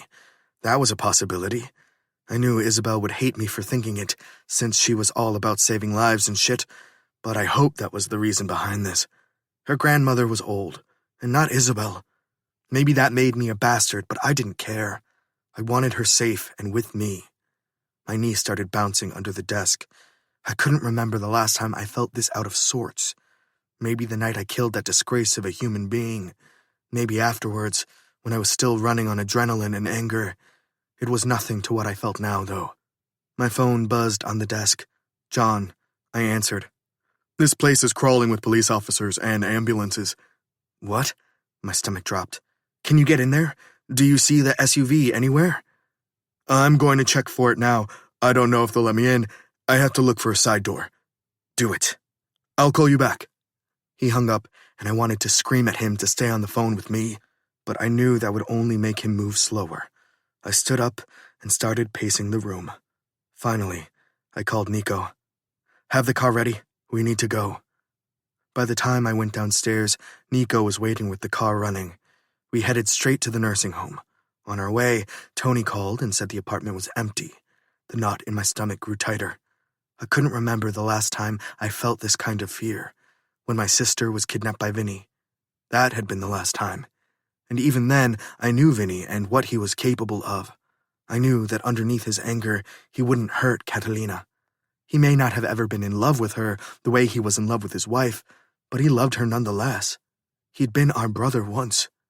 I'd never spoken to him after the fact, since I had nothing to say to him, and I was liable to shoot him on sight for what he'd done. Now that I was convinced he wasn't the one behind any of this, I wish I'd had him in my corner. He was just like Frankie. The same bullseye, fearless mentality. I'd run into a burning building if it meant rescuing someone I loved, but I didn't do shit like that for the fun of it, the way Frankie had, and Vinny had. The only other person I knew who was crazy enough to run into burning buildings for kicks was Dominic. Jesus, what was the world coming to that I had to turn to Dominic DeLuca of all people? 39. Gio. Any info? I asked as I answered Dean's call. You still on your way to the nursing home? Yes, we were stuck on the bridge for 40 fucking minutes. I clenched my jaw, trying not to kick and punch the doors of the SUV like a child, even though that was what I felt like doing. Any news? Based on logic, Silvio is the only one who could be behind this, he said. I shut my eyes. I was really, really hoping it wasn't him, but fuck it. He wants the briefcase? What else could he want? Dean asked. Like I said, it's the only logical explanation. No one has talked or slipped up, which means he's not using hired guns. Does Midas know? Dean scoffed. Loren would have shut this down before it got this far, and he would have told us about it. Do you really believe that? I closed my eyes. I didn't know what to think anymore. I didn't want to doubt my brother-in-law, but right now, I felt like I had a bandage over my eyes, and everyone was a prime suspect. Boss, we're here, Nico said. I'll call you back. I hung up on Dean and looked at the scene in front of me. There were news helicopters flying above, police tape everywhere. My heart stopped beating for what felt like an eternity. I jumped out of the SUV before it even came to a complete stop, running toward the building. 2 officers stopped me immediately, pushing me back, telling me I couldn't go in there. I pushed them both away, yanking myself from their grasp. I couldn't even see their faces to know if they were one of mine. I couldn't see anything. Masseria! Someone called out. My head whipped in the direction of Detective Marchetti, who told the officers to let me go. They did immediately. Marchetti was one of ours. Well, technically not one of ours. He was one of them, the boys in blue, the ones who laid their lives out on the line for the people of this city, but he also happened to be Rocco Marchetti's older brother, which meant he was one of ours, whether he liked it or not. We'd all grown up in the same circles, called each other cousins, went to birthdays, and saw each other during holidays sometimes. Detective Marchetti didn't really like mixing business with pleasure, especially when business meant more than half of the people in his family were involved in organized crime. He could have easily turned us all in, but he wasn't a rat, and he especially would never sell out his little brother. "What the fuck is happening?" I asked, walking over to him. "There was a shooting," he said. That much was obvious, based on all the police tape and people everywhere, but it still made my stomach sink. "A couple of your people were in there, right? Where the fuck are they?" "Petra Spellman was taken to the hospital. Joey Zaffino." Marchetti shook his head softly, sadness in his eyes, and I just knew. Fuck. I looked down momentarily. "They were here with my girl, my wife," I said. There was no way for him to hide his shock, and I had no time to be offended or explain. "She was visiting her grandmother on the second floor." I swallowed thickly. "I need to get in there." He looked around for a minute before lifting the police tape for me to walk through with him. By the main door, I saw dried-up blood. We were walking inside while John was walking out. We stopped in front of each other. He shook his head. I could see the desperation in his eyes. It was the same thing that was clawing at me inside. "She's in the hospital," he said. "Isabel isn't here, and Joey Z—" "I know." I set a hand on his arm and squeezed. "Go be with your sister." "I can—" "She needs you, John. You've done enough, thank you." I squeezed his arm one more time before letting go and walking toward the elevator. The entire place looked like a scene out of a horror movie. There were things thrown everywhere and blood all over the floors and walls. John said Isabel wasn't here, but I needed to see for myself. I needed to see so that I could convince myself that she was okay. Maybe she was hiding. She was smart. She could have been hiding. I was sure that, as a middle school teacher in today's world, she'd had enough training on active shooters. The thought gave me a sick feeling in the pit of my stomach, but nothing in comparison to what I saw when the elevators opened on the second floor. There were crime investigators everywhere, taking pictures, laying down tape where they didn't want us to step over. There was blood everywhere. I couldn't imagine how many people lost their lives today. Normally, I was able to compartmentalize that, reminding myself that even when you aimed for a target, those around them could become collateral. But this was an old people home, and they were innocent in all of this. I continued walking. I knew what room her grandmother had been in because Petra gave me all of the information, so I headed in that direction, stopping short next to a vending machine that also had a puddle of dried blood beside it. Whoever did this showed no mercy. I turned to Marchetti. "How many people died?" "3. "3? That was a lot less than what it looked like." "A lot injured," he said, as if reading my mind. He shook his head. "I don't know what this is about or what your involvement is, but even you have to see how fucked up it is." "I do see it." They slowed down as we got to her grandmother's door. "Were all of these rooms searched? Every single one?" I pushed the door open, eyes instantly taking in the food on the floor. The bag Isabel had brought it in. The rolling table was knocked over as well as 2 chairs. The bed was empty, but there was blood everywhere. "Who was taken from here?" I asked, hating the way my voice came out so quiet, so shaky. "An old lady." "And no one else?" "No one else." I put my head in my hands for a moment, just breathing. Whoever did this was targeting Isabel. If they were trying to get to me, why hadn't they called for ransom or sent a picture letting me know they had her? "We need to get out of here," Marchetti said. "It's only a matter of time before someone starts breathing down my neck about you being in here." I gave a sharp nod and straightened, heading toward the door. "Any idea who did this?" he huffed. "Not that I'd expect you to tell me." "If I knew, I'd tell you." I looked him dead in the eye. "I need to find my wife." "Why do you keep saying that? When the fuck did you get married?" "It's a long story." I jabbed the button for the elevator. "Her name is Isabel Bonetti. She's about 5'5", long brown hair, caramel skin, light brown eyes." I don't know who took her or what they want, but whatever it is, I'll give it to them." He looked at me for a long moment before nodding in understanding. Normally, I wouldn't really consult with him. His brother, sure, but not him. This wasn't the time to play cops and robbers, though. Half the force was on our side anyway, and the longer Isabel was gone, the worse the outcome would be. 40. Gio. When I found her and ensured she was safe, I would let her go. I decided that on the ride from the nursing home. It wasn't because it was the honorable thing to do, because fuck that, but I couldn't go through this again. If it weren't for me, she'd still be in New York, pouring drinks to old men in her little rum bar while she waited for the school year to start. If it weren't for me, she'd be with William Hamilton, and even though I fucking hated the man, I couldn't deny that he'd give her a good life, a safe life. How many people had warned me against going for her? How many had reminded me that this wasn't where she belonged? Too many, and I'd ignored each and every one of them because I was selfish and I wanted her anyway. Nico pulled up to the warehouse and parked across the street. I didn't even bother looking over my shoulder as I stomped to the door, punching in the code before stepping in and kicking the door shut.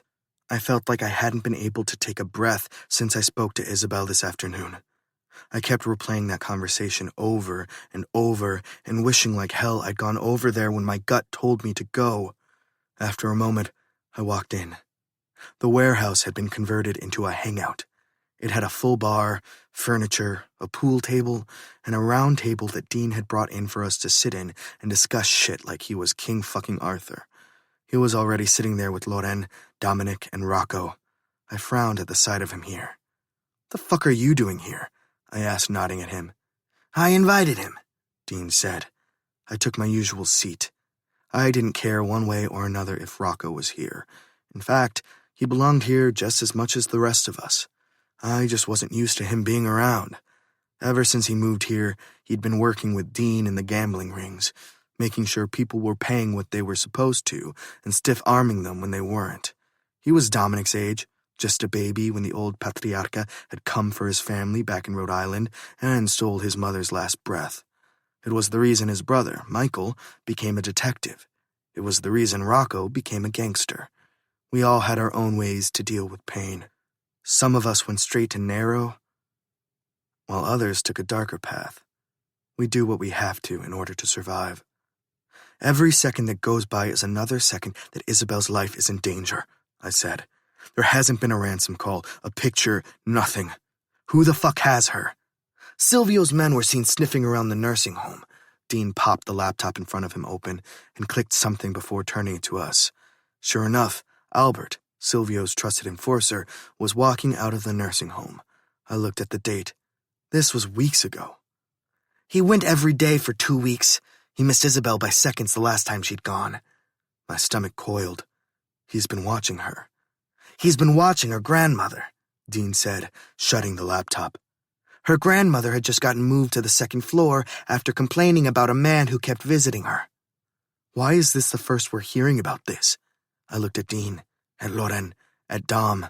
Not at Rocco, since he'd just gotten involved, but the rest of the guys knew enough to have their ear to the fucking ground. Her grandmother had dementia. She said a lot of things, saw a lot of things, Loren said. She would have most likely have told Isabel about the man, and she probably shrugged it off like anyone else would have. My eyes lowered to the wooden table. It had marks on it from all the times these assholes hadn't used a coaster, mostly Dominic and Frankie. I rubbed the back of my neck to relieve the tension that came at the thought of my best friend. Worse, at the thought of my best friend linked to Isabel. I hadn't lashed out, hadn't called Mike or her friends yet, hadn't really done anything besides go to the nursing home. I was helpless and hopeless as I waited for a fucking call from someone who could tell me why they had her, where they had her, and what the fuck they wanted in exchange for her. If they'd gone to these measures, they had to know I'd give it to them, whatever it was. Gee. At the sound of Dominic saying my voice, I snapped out of my trance and looked up. Do you want us to send Silvio a message? I looked around the table, all eyes on me, all ready to follow whatever call I made. It was just the way it was with us. My eyes landed on Dean again, the oldest one, though not by much, but certainly the most respected. I want Silvio's operations burned to the ground. My voice was eerily calm, but that's how I felt all of a sudden. Maybe I was tired. Maybe I was just going through the motions until something happened. And I want his location. I'll handle him. Gio, Dean's eyes widened slightly as he shook his head. We'll have someone do that. I want to do it myself. Whoever took my wife is going to die by my hands. My voice left no room for argument. Everyone's eyebrows shot up, but that was the only confirmation I got that they were fine with me handling it. I looked at Dom. I'm going to need you to come with me. I'll go with you, Rocco said, his eyes shooting to his boss briefly. Dean gave a nod, permission. He usually comes by the laundromat on Washington, the one near Holland Tunnel. I sat back. Dean had too many locations for me to keep track of. But if there was one near the tunnel you had to cross to get to or from where the nursing home was, it could mean Silvio had taken her there. I said this aloud to them. They agreed that it made sense. He has a bingo hall on 69th by Joey's. I know the one. I pushed off the desk and stood quickly, walking to the armory closet. We normally didn't bring weapons to the table. The Big Five, the geezers, they didn't allow weapons in the building at all when they met up. They didn't trust each other, though. The only supposed alliance they had was to their own blood, and we'd all seen how little that meant to them when push comes to shove. We all knew that the only reason they were in the positions they were in was because they'd killed someone in their own family, or had them killed. It was the same shit. I picked up an M17 and the Walther. I loaded both before moving on to the knives. I didn't know what the fuck to do with the knife, if I was being honest, but I picked one up anyway because if it came to close contact, I'd use the fuck out of one. Rocco reached down for his backpack and took out the weapons he had, making sure they were loaded before setting the safety back on. It didn't surprise me that he had this many, but I hadn't expected him to be carrying them with him. I didn't ask. We waited for Dominic. Loren and Dean stood up. Loren walked over to me, handing me a bulletproof vest, which I took and put on, even though we all knew we'd most likely get shot in the head, and there was nothing that could save us from that. What can I do? Loren asked. Go get the briefcase. Chicago? Under the bed, I think. Call Nadia. She'll get it for you and meet you at the airport. I'll call Flynn. Loren sighed as he walked away. Fuck. I should have looked inside that fucking briefcase. I didn't think to, since I'd seen the envelope she opened. Rings, diamonds, more diamonds. Those were valuable, sure, but something else must have been in there for this to happen, and I should have checked for it. Loren, I shouted. He stopped walking and turned around. Call John to check on Petra, and don't tell my sister about this. He didn't comment as he turned around and kept walking. I didn't know what that meant, but I knew he wouldn't. Dean patted my shoulder and told me he'd look at the camera footage on that intersection in case he saw something, before turning to speak to Rocco quietly as Dominic and I left the room and headed outside. Nico, who was smoking a cigarette, threw it down, eyes wide when he saw us. We either looked completely deranged or like something out of the movies. By the time we reached him, Nico was in the driver's seat, starting the car. Dominic walked out of the warehouse, looking around for a second first. He'd been the only one out of the three of us to take care to do that. I couldn't even berate myself for not doing it. I just wanted to go. He jogged to the SUV and shut the door after getting in. Nico started driving, looking at me. Where to, boss? 69th and... I looked over my shoulder at Rocco. Grand, he said. Nico gave a nod. Shit. He was in Joey's enough to know exactly where we needed to go. My heart pounded faster as we drove closer, the adrenaline finally kicking in again. My phone buzzed in the center of the car, and everyone froze. I picked it up quickly, looking at the screen. Blocked caller. My heart pounded harder as I answered it and held it to my ear.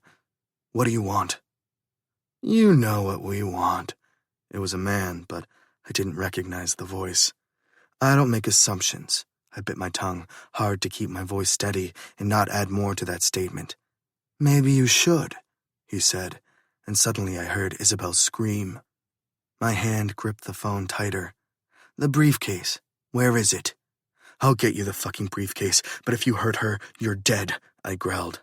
Well then, the man tisked. I guess I better start looking for a plot.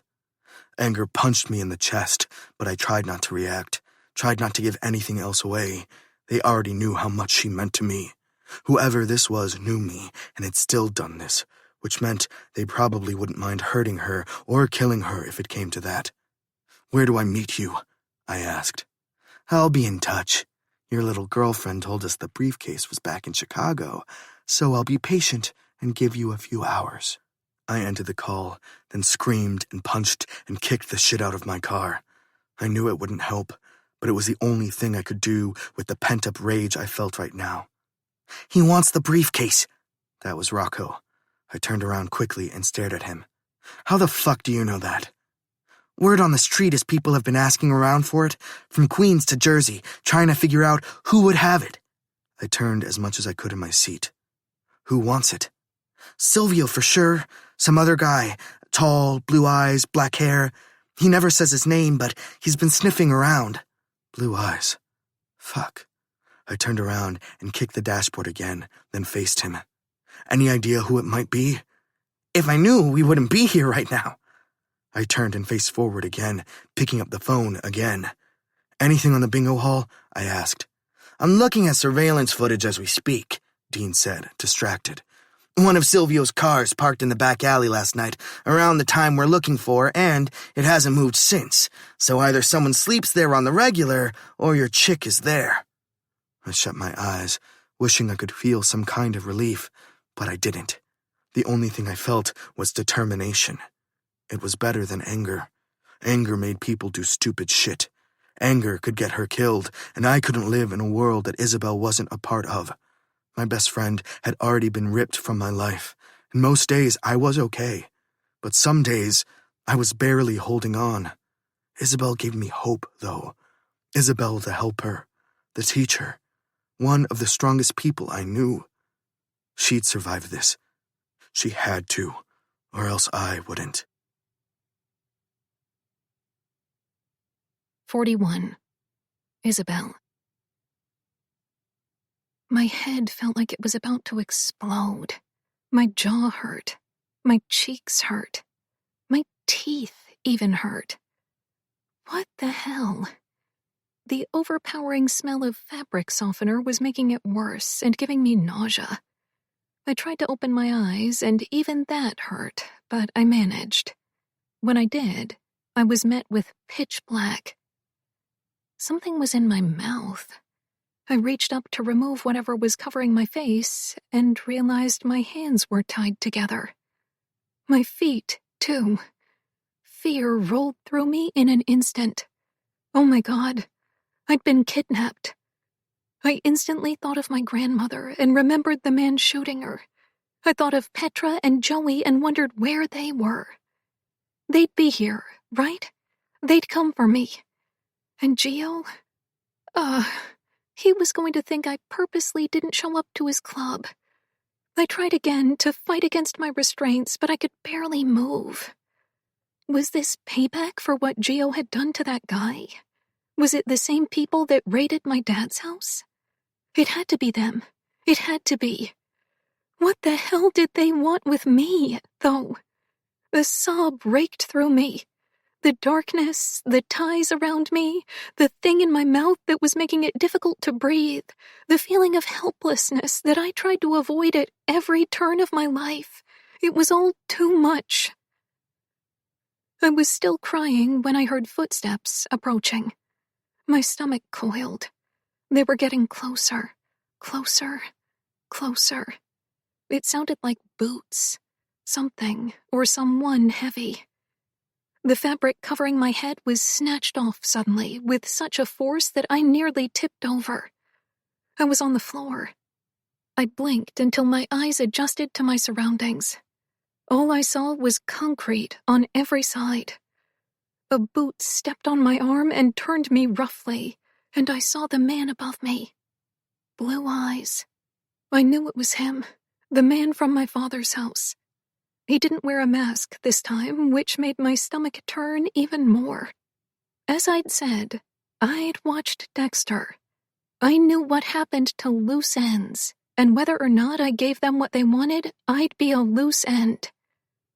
He said nothing, this man. Behind him, another man came into view. A much shorter, much wider man. He looked harmless, wearing a short-sleeve button-down, slacks, and big eyeglasses. He looked like a math teacher. He walked until he got to me, and then he crouched down beside me, turning his face so I could see him upright, since I was on my side. I'm sorry about all of this. He waved a hand at me. I was told they'd be gentle, but I can see they haven't been, and that pains me. He reached out and took the gag out of my mouth. I took a harsh, deep breath, and another, my head woozy. Calm down, he said in a calm voice that matched his demeanor. Calm down. Breathe. I breathed. Finally, I took one last breath and licked my lips. You killed my grandmother. Also not on the list of things they were supposed to do. He craned his neck and narrowed his eyes on the blue-eyed guy, shaking his head. A disgrace, I tell you. He looked at me again, green eyes soft. Do you know who I am? I shook my head, tears filling my eyes. What do you want from me? He barked out a laugh, taking off his glasses as he stood, and cleaning them with the bottom of his shirt. I'll take that as a no. Why am I here? I asked, my voice hoarse. You have something I want. I don't have anything. I began to sob again, unable to hold it back. I don't have anything. On the contrary, you have something everyone wants, he said, walking back a few steps. The briefcase. I blinked. The briefcase? This was all over my father's fucking briefcase? My grandmother dead? Petra and Joey? Oh, God. I swallowed. Where's Petra? She's insignificant. He put his glasses back on. Where is the briefcase? Is she dead? I whispered, a wave of new tears filling my eyes. I don't have the answer to that question, he said. As I stated, she's insignificant. Where's the briefcase? I don't have it. He took a step back. Blue Eyes took a step forward, planting his boot on my side.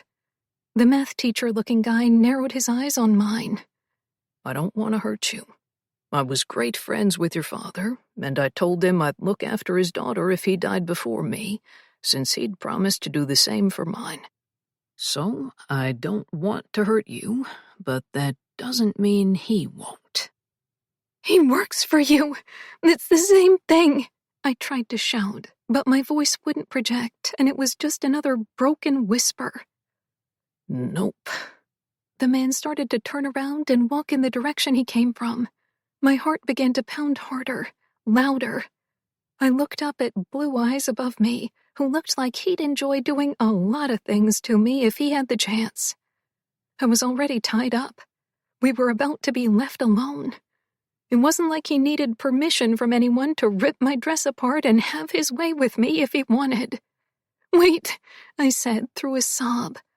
The man stopped walking and turned around, small smile on his lips. The briefcase is in Chicago. Where in Chicago? I bit my lip hard. Does your boyfriend have it? He raised an eyebrow. I don't have a boyfriend. I swallowed. He chuckled, shaking his head. Is it in Giovanni's apartment? I nodded softly. He gave a nod and turned around again. Wait, I said again. Wait. The man stopped walking and turned to me, eyebrow raised, waiting. Please don't leave me alone with him. Tears welled my eyes as I pleaded. Please. He won't touch you. Isn't that right, Ricardo? Ricardo sighed above me and nodded. The man turned around and left, not turning around again, leaving me with Ricardo. I shut my eyes and cried quietly. I wasn't planning to rape you, he said. My eyes popped open and met his. I take no pleasure in that. I swallowed. Only in killing old ladies? I didn't take pleasure in that. It was a means to an end. He pushed his back against the wall behind him and sank down right by my head, bringing a rough hand to my face and wiping my tears.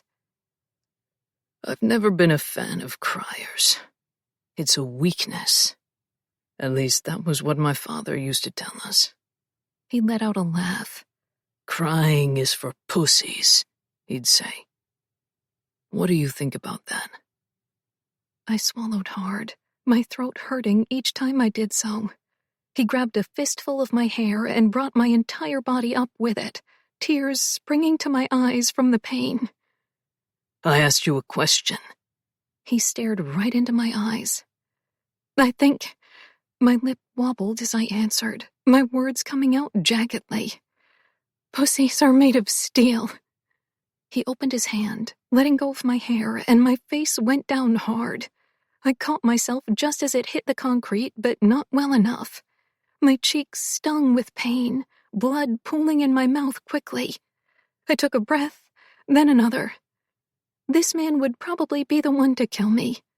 He'd probably do it as I was tied up, too. Like a dick. My sister, she takes pleasure in ending a life, he said after a moment. Well, she would probably say she doesn't, but I've seen the gleam in her eye. I started to shiver, the palms of my hands vibrating with it. She wants to meet you, he said. She's curious who managed to steal her son's heart. My eyes went wide. Holy shit. Holy shit, holy shit. Gio's mother was behind this? A small part of me hoped he wouldn't find out, for his sake. But mostly I wanted to get out of here, and I knew the only way to do it would be for him to bring the briefcase to his mother. Of course it doesn't matter, he added. Whether my nephew likes you or not doesn't really matter. Soon enough, he'll find someone to replace you with. He'll be sad, I'm sure, based on how we've seen him looking at you, but he'll survive.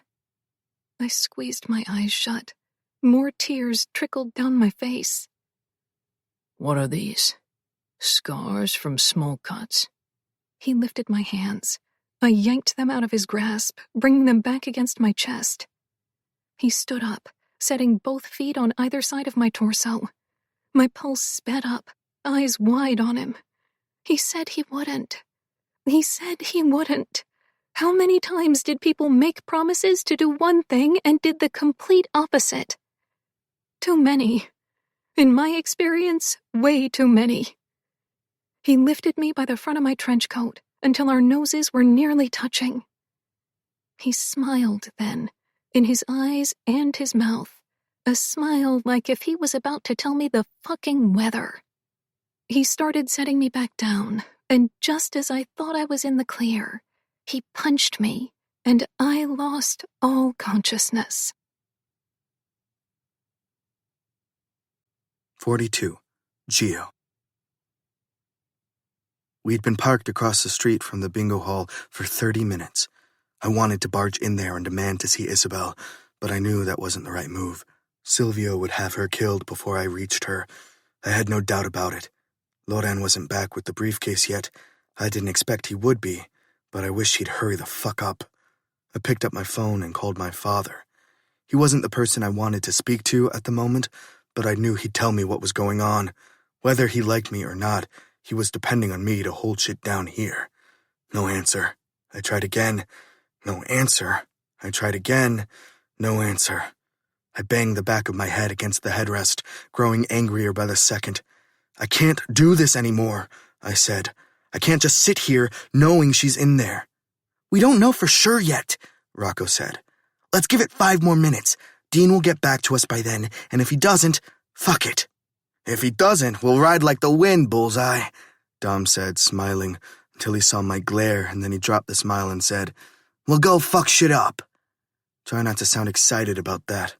I shook my head and turned forward in my seat, eyes on the building again. My phone buzzed with an unknown number. It wasn't blocked, but I answered it anyway. I couldn't take any chances. ¿Qué hubo, pues? I frowned. Marco? Who else? He let out a laugh. It sounded strained. Why are you calling? I asked, tentatively, because I was 1 second from losing my shit, and if he was calling to tell me he had something to do with this, I'd have to light his restaurant on fire, and my sister loved that place. I have some information I thought you'd like. Okay, I said slowly. Do you remember Luis? No. Well, he's our cousin. He lives in Barranquilla. Good for fucking Luis. What the fuck do you have to tell me? Your father's dead. My mouth dropped. A wave of panic, grief, anger, dizziness, hitting me all at once. It sucked the air out of my lungs. My father was dead. I'd always known I'd hear those words at some point in my life, and I always tried to picture what my reaction would be. I did that a lot, set up scenarios and played them out to see how I'd react. Complete paralysis was not what I'd envisioned in any of those scenarios. Finally, I gathered my thoughts and found my voice. Who killed him? Who else? My mom's brothers. Yep. Fuck. Yep. He sighed into the line. I'm sorry. I let out a laugh. Yeah, right. I'm not sorry he's dead. I'm sorry you lost your father, though. I know how hard that is to bear. I swallowed thickly, emotions threatening to rise. Marco's dad passed away a few years ago. Cancer. I'd met him a handful of times, if that. I never went to the funeral, never called Marco or his sister to give them condolences. And now I felt like shit about those things, because here he was, calling me to say this. Your girlfriend is in the bingo hall on 69th. Yeah, I know. How do you know? Word on the street? I shook my head. Apparently, your streets talk more than my men listen. You should call me more often, he said, then added. So you know? I felt my brows pull in again. I know that she's at Silvio's bingo hall. Yeah. Oh. He paused, as if he was considering potentially not giving me more information. His tone sounded the same to when he said my father died, and my heart squeezed so hard in my chest I was sure it would detonate. Did something happen to Isabel? I asked, gripping my phone tighter. Are you calling because you heard something happened to her? I'm calling because I heard Tia Evelyn is involved in this. The phone fell out of my hand, landing on the floor between my legs. I was staring outside, but looking at nothing. My mother. First, my father dead. Now my mother involved in my wife's kidnapping? What the fuck was happening? I breathed in and picked up the phone again. Why are you giving me all of this information? I asked, my voice low. Because you're my cousin. And? We haven't seen each other in years. We're practically strangers. Kat and I aren't strangers, he said. Besides, Evelyn already killed one brother, and I'm sure I don't have to tell you who put the hit out on your dad. This information is just me trying to make sure she gets what she deserves. What have you heard? I demanded, and had him detail every fucking thing he'd heard. He didn't hold back. So, either he was fucking with me, or he was trustworthy, like he claimed to be. Right now, everything was a shot in the dark, though. I grabbed my gun and got out of the car. Nico stared at me. Dominic and Rocco climbed out, no hesitation, ready for war. As we jogged to the other side of the street, I took one last look at the block that I knew so well. My dad used to bring me here all the time when I was a kid. There had been an arcade right next to this bingo hall that he'd let me play at before getting me Joey's across the street. I took one last sweep of it, because it would never look like this again once I was finished. 43. Isabel. When I opened my eyes again, I was sitting upright, my ankles no longer tied together. My wrists still were, though. Across from me, there was a woman sitting in a chair in the center of the room, staring at me. I inhaled sharply when our eyes met. It was like looking at Gio's sisters. He looked nothing like her, but his sisters might as well have been her clone. She was wearing a purple pantsuit and black heels, looking like she was going to an office meeting or something. "I take it you know who I am," she said, her accent much thicker than her brother's. It reminded me of my grandmother's. "The woman who abandoned her kids," I said, voice hoarse. If I thought my head was throbbing before, it was nothing in comparison to this. My cheek felt like it was broken. "Ah, is that how they tell it?" she asked, smiling. How should they tell it? "Do you want me to give you the rundown?" She crossed her legs. "We have some time." I shrugged. If her speaking would buy me time, I'd listen to her recite the fucking dictionary. "Have you met Giovanni's father?" she asked, then added, "No, of course not. He hasn't been here since you came into his life." She smiled again. "We met in Barranquilla. He was vacationing with his first wife when he met me in a club. I was waitressing then. Well, I was stealing drugs under the table, but I was also waitressing." She shook her head, still smiling as if she was remembering it. "I wasn't really interested in dealing drugs. It was something one of my brothers talked me into doing, since it would be easier for me to get away with it than him. But I became addicted to it. The rush, the money, not the drugs." She shot me a pointed look. "Joe went in that night and bought everyone drinks. Bought some people bottles. His wife was sitting there looking horrified, as if she didn't know who he was anymore." She rolled her eyes. "Needless to say, we clicked, and he brought me back to New York and then Chicago." "And then you had 3 kids and abandoned them?" I asked. "That came later." She waved a hand. "In the beginning it was blissful. Not for my brothers, though. They were out for blood. They felt Joe had stolen their prized possession, which technically he had." Her eyes sparkled. "We were so in love. We owned this fucking city. Chicago, too. The moment we stepped foot somewhere, everyone wanted to help us. That's the thing about this last name. It brings money and status and power." She grinned. "So much power. Giovanni loves that. He loves the power. He loves the money. Do you?" "Not really." "No, of course not. You're a teacher." She spat. I bit the inside of my cheek. I was used to being treated like my job wasn't important, as if teaching and nurturing other people's kids was no big deal. We spent more time with those kids than their own parents, and somehow we still were underappreciated. Underappreciated and underpaid. It was astounding, considering all the new shit we had to do in order to keep their kids safe in an environment that should already be safe for them. Teachers were no longer just teachers. We were also babysitters, counselors, guardians, teachers, and bodyguards. And still we were belittled, underpaid, and underappreciated. "Giovanni likes the flashy life," his mother continued.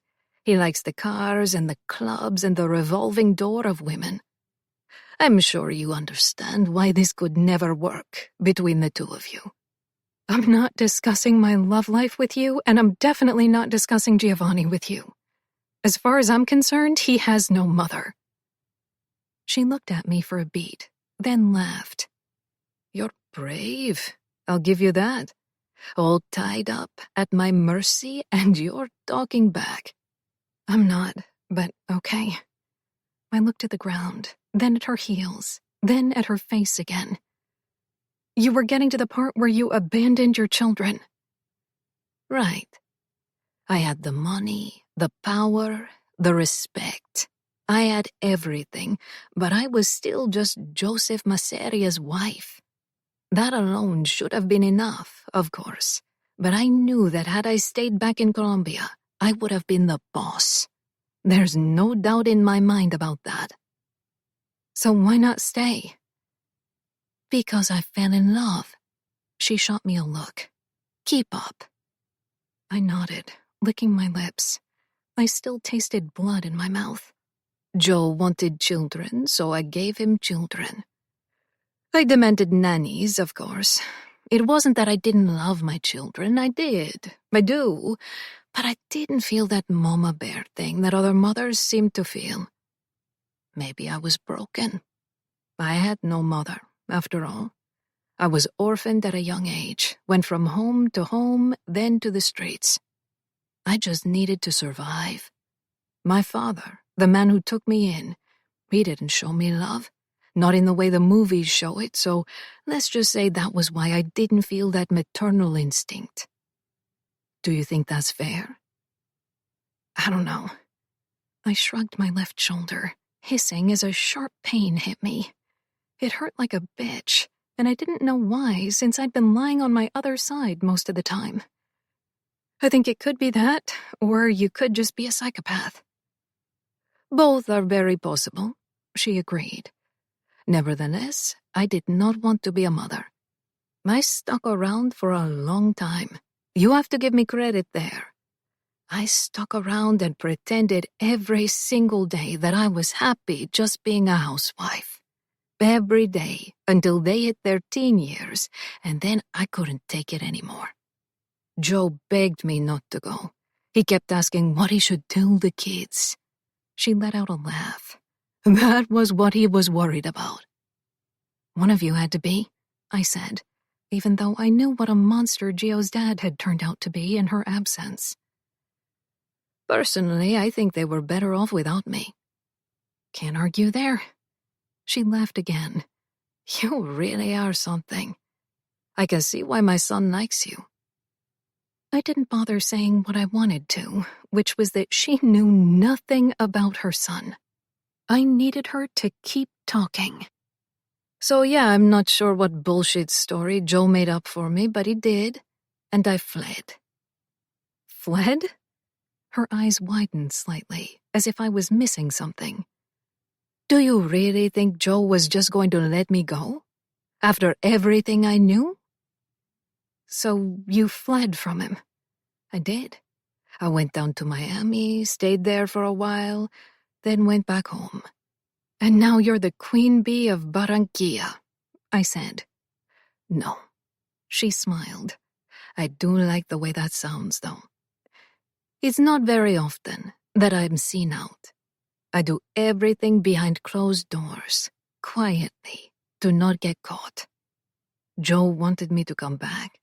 He called every day at first, then every week, asking me to come back, but I was done with this life. I was done being in his shadow. And now, keep talking, keep talking, keep talking. And now, I'm back to claim my throne. She smiled wide. You mean the seat my father left vacant? I asked. Her eyes flashed suddenly. Surprise, excitement, I couldn't be sure. I continued, I heard you have to be Italian to be in that little club. And not a woman. I've heard a lot of things in my lifetime. It hasn't stopped me from getting what I want, she said. They can keep their stupid little seats and their stupid little all-boys club. I'll still control what I need to control. They already lost. I had nothing to say to that. I didn't know as much about any of this as she did, and I didn't want to. I wanted to get out of here. I wanted to see Gio again. I wanted to go home. So, she said, getting out of her chair, how about we play a game? What kind of game? My eyes widened as I looked up at her as she walked closer to me. The kind where I silence you and put an end to all of this. My heart bounced in my chest. You don't have to kill me. I don't. She walked even closer, and I caught a whiff of her perfume. It was flowery and gentle, the complete opposite of her. But I might. I haven't decided. We'll see how this plays out. She crouched in front of me and gripped my cheeks so tight I had no choice but to open my mouth. Do you know where I make the most of my money? She asked. I tried to shake my head, but her grip was too tight on my cheeks. Selling women. Usually they're much younger than you, inexperienced, stupid. Probably a lot like your little middle schoolers, but I'm willing to make an exception. She smiled, then brought her other hand up to put a pill in my mouth. I gagged and moved my tongue, trying not to swallow it, to spit it back out. She looked at me hard. The only thing you gain by doing this is that you'll taste it more. Either way, you're taking it. Would you rather me inject you? Because that can be arranged. Tears filled my eyes. I should have just taken it. I should have been okay passing out for the millionth time. But my hatred for this woman grew by the second. I hated her as much or more than I hated my own mother. I hated everything she'd done to me, to Gio, to his sisters. I hated that she was involved in sex trafficking and showed no regrets about it. So instead of taking the fucking pill, instead of swallowing it like I probably should have to avoid being shot, I headbutted her as hard as I could. She stumbled backwards, landing on her ass. I knew she wouldn't be disoriented long, so I pushed against the wall and got myself up, running toward the door they kept using. My hands were still tied.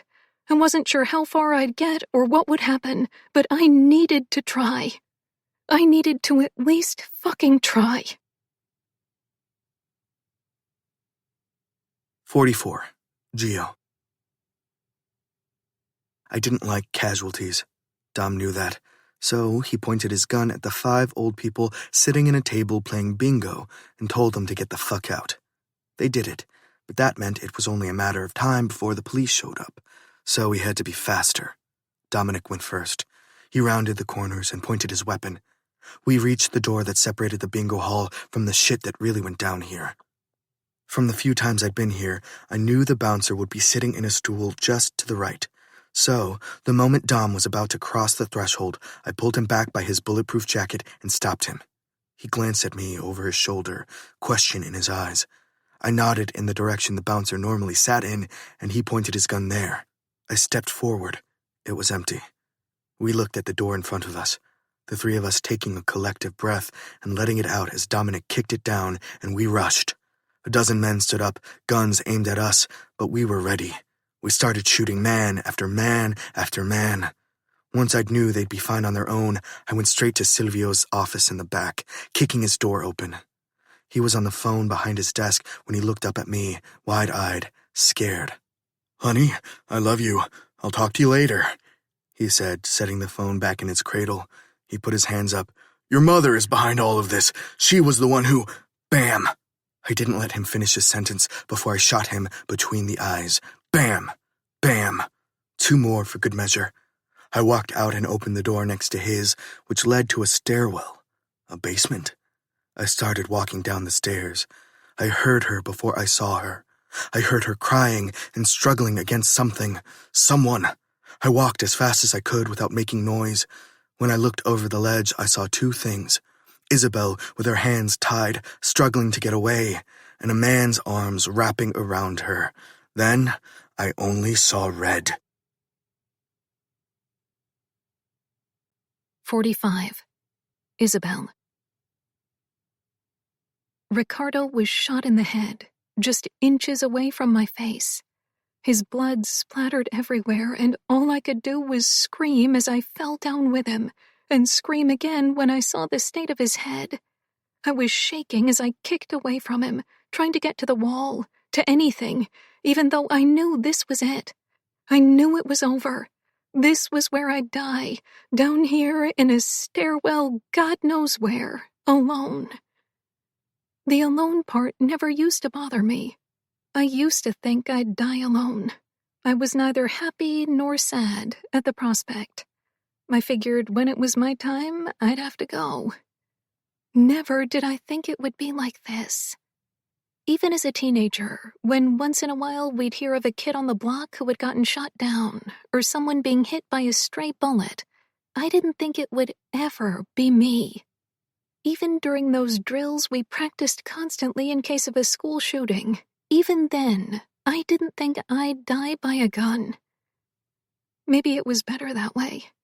Maybe it would be painless. A sob raked through me. I couldn't see through the haze of my tears, through the blood coating my hair, which was covering half of my face. I couldn't hear, my ears ringing loudly, so loudly that even swallowing wouldn't help them pop. Someone grabbed me, crouched down in front of me, shook me hard, so hard my head went forward and back with it. I cried harder. I swallowed again, and my ears adjusted slightly. Isabel. He shook me harder. Isabel. I blinked. Gio? It's going to be okay. Oh my God, thank God you're alive. It's going to be okay, baby. He said again, and I couldn't tell whether he was saying it for my benefit or his. Over his shoulder, I saw the outline of a person. The outline of a gun. It was a 1-second decision. I gasped, pushing him off me as hard as I could. I heard the bam. I felt it as it hit me, pushing me back against the wall, my head slamming with the impact. I heard 2 more. Bam, bam. Everything went black. 46. Gio. When we were teenagers, Frankie and I used to play a game. We'd rattle off ways you could die and rate them from 1 to 5, 5 being the absolute worst. Frankie always picked old age, every single time. I'd laugh and he'd say, "I'm serious, bro. Imagine being so old that someone has to wipe your ass for you. Imagine not being able to get it up." He'd shiver at that. Shiver. The way we shivered when we were outside in Chicago in the dead of winter, as if it was the most horrible thing in the world. I knew he meant it because he never rated the rest of them a 5. Death by drowning? 4. Death by gunshot? 3, depending on where you got shot. Death by knife to the femoral artery? Maybe 4.5. But death by old age? Easy 5. He got his wish, I guess. That's the thing about death, though. The person who dies actually rests in peace. It's the rest of us who stay restless. Some things keep us up. The day-to-day monotony, the day-to-day excitement when you're working on something new, but at night, at the end of each day, you're still left alone with that restlessness and that pain. Fuck. That pain alone I'd rate a 5.5. That pain doesn't go away. People say grief gets easier with time. It doesn't. We just learn to ignore it better. We push it to the back of our minds and occupy ourselves with whatever the fuck we can in order to not think about it, to not feel it. I never rated any death a 5. I usually rated all of them 4.5, though, and Frankie would call me a little bitch for it, since he'd rate the rest of them a 3 and sometimes 4. I was never going to stop missing my best friend. Never. But I knew I had to push past the pain and keep on going. At least, I hoped I could. The only thing I knew for certain was that I was completely in love with Isabel Bonetti. I would die for her, no questions asked. I would kill for her, no hesitation. And now, I had to let her go. Just like that. I had to get out of this uncomfortable chair in her hospital room and walk out the door and not look back. For her sake. For my sanity. Fuck. For everyone's sake. I got up and walked over to her bedside, taking her in one last time. Even with the bruises, the black eye and the broken nose, she was fucking breathtaking. I leaned down and kissed her forehead, then her lips as softly as I could, and I walked out of that room with no heart in my chest. She'd taken it, like the little thief she was, coming into my life and stealing my air, my time, my sanity, my thoughts, everything. If I could turn back time, I wasn't sure that I'd do it all over again. Someone once said it was better to have loved and lost than never to have loved at all, but that was complete bullshit. I didn't want to love Isabel. I didn't want to love anyone. It just happened, and I was going to do everything in my power to make sure it could never happen again, because this emptiness, this bottomless feeling, I'd rate that a 5 too. Yeah, I'm a little bitch. I know. Fuck off. 47. Isabel. When I opened my eyes in the hospital, I panicked, gasping for air, until the nurses settled me down. I couldn't settle down, though. Everything hurt, and I saw no sign of Gio. When I asked if I had any visitors, the nurse who was with me that day said yes, and my chest expanded with hope, only to see Nadia and Petra walk in. I swallowed, chest aching so much I was sure they'd need to replace it with another. Petra's right arm was in a cast, her face looking like she'd seen better days. Both of their expressions were grim and did nothing for the panic I felt. When I closed my eyes, the only thing I saw was Gio's face in front of mine, eyes wild and scared as he took me in, and then I heard the gunshots. The gunshots were so loud in my memory. My ears still felt like they were ringing from it. What I couldn't remember was what happened. Someone tried to shoot him.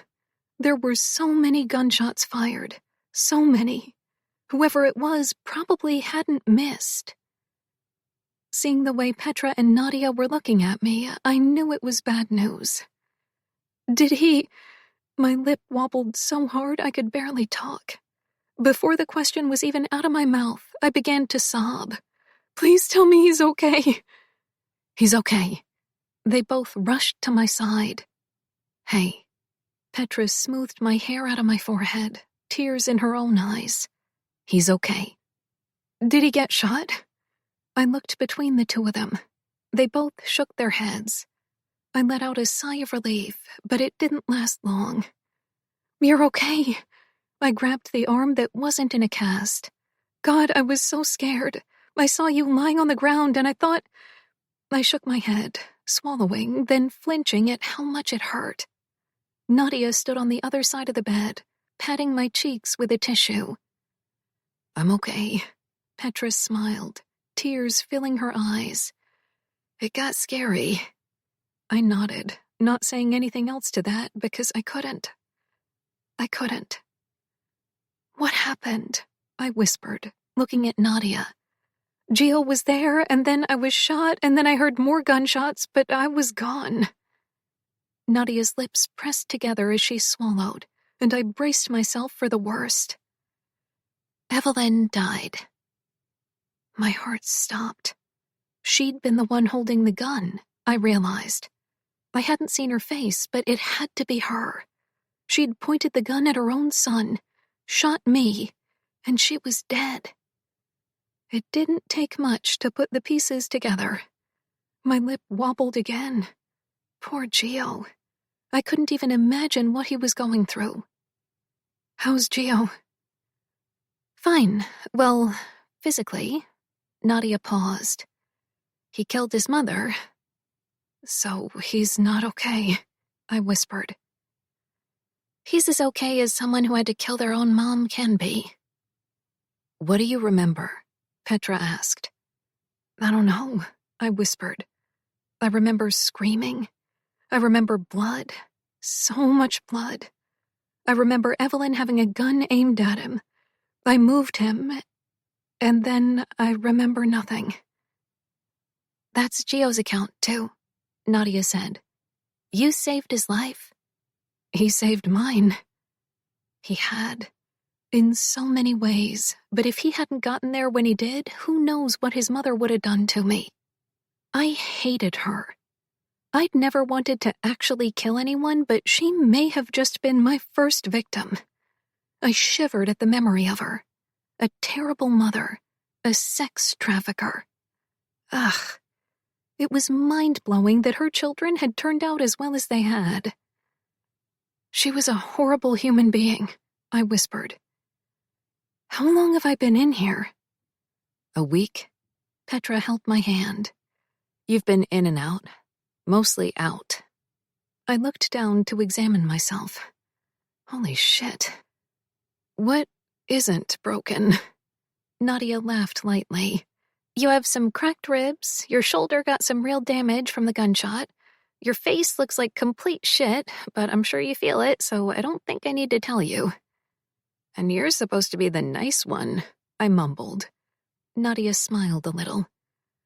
Where's Gio now? Taking care of some things. His father died the same day his mother did, so he lost both parents.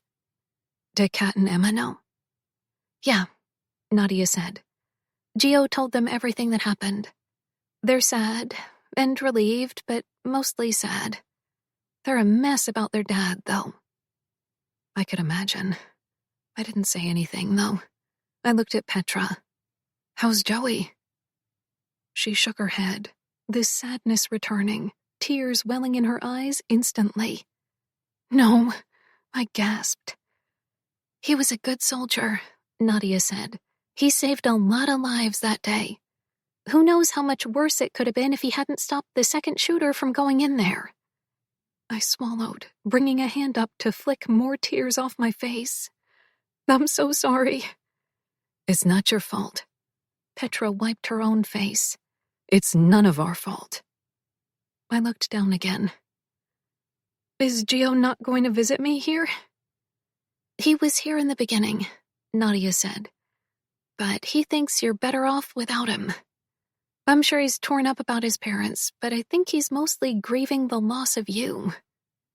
The loss of me? That hurt, too. I'm right here, though. I'm fine. Petra's brows shot up. You're not even close to being fine. But I'm alive. I'll be fine. He feels guilty. If he hadn't pulled you into this mess, you'd be living your life with your friends and work and William Hamilton. Nadia gave a shrug. So what, he's walking away? I blinked. He's made a promise to stay away. That's bullshit, I whispered, blinking as fresh tears fell. He can't just break up with me without actually breaking up with me. Trust us, it's killing him, but he truly feels this is the right thing to do. Since when does he care about doing the right thing? I asked, my voice rising. Since you. That's total bullshit. They laughed. How about you focus on getting better and then figure this out, Nadia said in her mom voice. If you still feel the same a month from now, then, I don't know, call him or something. You really think he won't call me first? He won't. Petra let go of my hand with a sigh. He's a stubborn motherfucker. He was a stubborn motherfucker. But so was I. 48. Gio. 28 days. That was how long it had been since I last saw her. Between my sisters and her friends Luke and Noah, I knew she was doing okay. Physically, at least. She'd moved into a new apartment. It was so close to mine that it hurt to breathe whenever I passed by it, and yet I continued to drive by it, hoping to catch a glimpse of her. As if in a city of over 1 million people, I'd see her randomly walking to the subway or a store. According to Luke, she'd transferred to a new school, one that was around here. Classes hadn't started, but she'd met the teachers and apparently she loved it there. I was happy for her. I was. Meanwhile, I was in the process of selling my place in Chicago so that I could move to New York for good. We had already sold our family home, so this was the next step. It wasn't that I didn't love Chicago. Hell, I definitely preferred it to New York. But Isabel was in New York. Yes, I let her go. Yes, I was keeping my distance, and I would continue to do so. I wouldn't even intervene if she met a good guy she liked. I wouldn't even intervene if she wanted to marry him. The thought of that made my stomach hurt. I fucking hope she didn't get any ideas.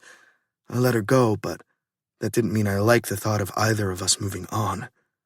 She hadn't called, though. I didn't know why I'd expected her to, or why I'd expected it not to hurt as much as it did. She knew I wouldn't call her, but she hadn't called either, and that was what told me she must have been trying to move on. I was still staring at the sidewalk when I caught William Hamilton walking into her building and felt my heart clench. My hand closed over the door handle. I gripped it hard, ready to jump out of the car, but I made myself close my eyes and breathed through it, though. Change is hard. Change is necessary. Change is good. Change hurts like a motherfucker. I sighed and signaled at Nico to drive past her building and head to the warehouse. The 5 of us, Dean, myself, Lorenzo, Dominic, and Rocco, were it now. Not exactly the way we'd planned to form this group, but it happened nonetheless. Lorenzo, of course, still had his dad in his ear, but now that he'd officially taken over the import-export thing, things would definitely run much smoother. I'd take over construction instead. I liked it. It was something else that would keep me busy. After we talked about what was on our agenda for the week, we moved on to the case of the vault. We still couldn't figure out what happened or who took the stuff or what was done with it. Mike was on it, though, and he was serious about it since he wanted to make sure no one dragged his name. We wouldn't. Well, I wouldn't. I knew Mike better than to think he would rob us. And even if someone argued that I didn't know him as well as I thought I did, I knew for a fact he didn't want to die. The briefcase was another situation altogether. The fucking briefcase. We discussed it every single time we got together. So many people died because of it, and as far as we could tell, it was full of trinkets and diamonds. Maybe it had been the diamonds they were after. We just couldn't figure out why. There was a code to Charles's vault in it too, but there was nothing that particularly stood out. The slabs of gold and the diamonds, sure, but we all had valuable things in ours. It didn't make any sense. According to what Isabel told Nadia and Petra, my mother had been involved in human trafficking. That was the only thing I could think of. Maybe Charles somehow had access to something, a container or something, that would fuck up their operation. Fuck if we knew, though. At least, not yet. Thinking about the human trafficking alone made me feel sick. It also made me understand why my mother was okay with my father handing me around all those years ago. To her, a body was just another weapon to wield and control. Sometimes, when I shut my eyes, I could still see the look on her face when she realized I'd been the one to shoot her. It haunted me. Her eyes wide in surprise, as if she didn't think I had it in me. That was the thing about actions, though. You never think you have it in you until you're put in a situation that pushes you to find out. It didn't mean I was proud of it.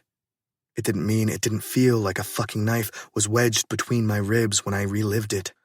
I pushed all thoughts of my mother away when I heard Loren call out my name from across the table. Shit, I spaced out. I did that a lot these days. The sanitation workers are talking about going on strike, Loren said. No wonder it reeks every time I step out of my building. I scrunched my nose at the thought. What do they want? Better pension, more money. Shit, good for them. I shrugged a shoulder. What's that got to do with us? The city's looking to hire someone to do the job in the meantime. Isn't that up your alley, Marchetti? I looked at Rocco. Even though he was deep in the gambling ring, he also practically owned the private sanitation company that picked up the garbage in places the city didn't.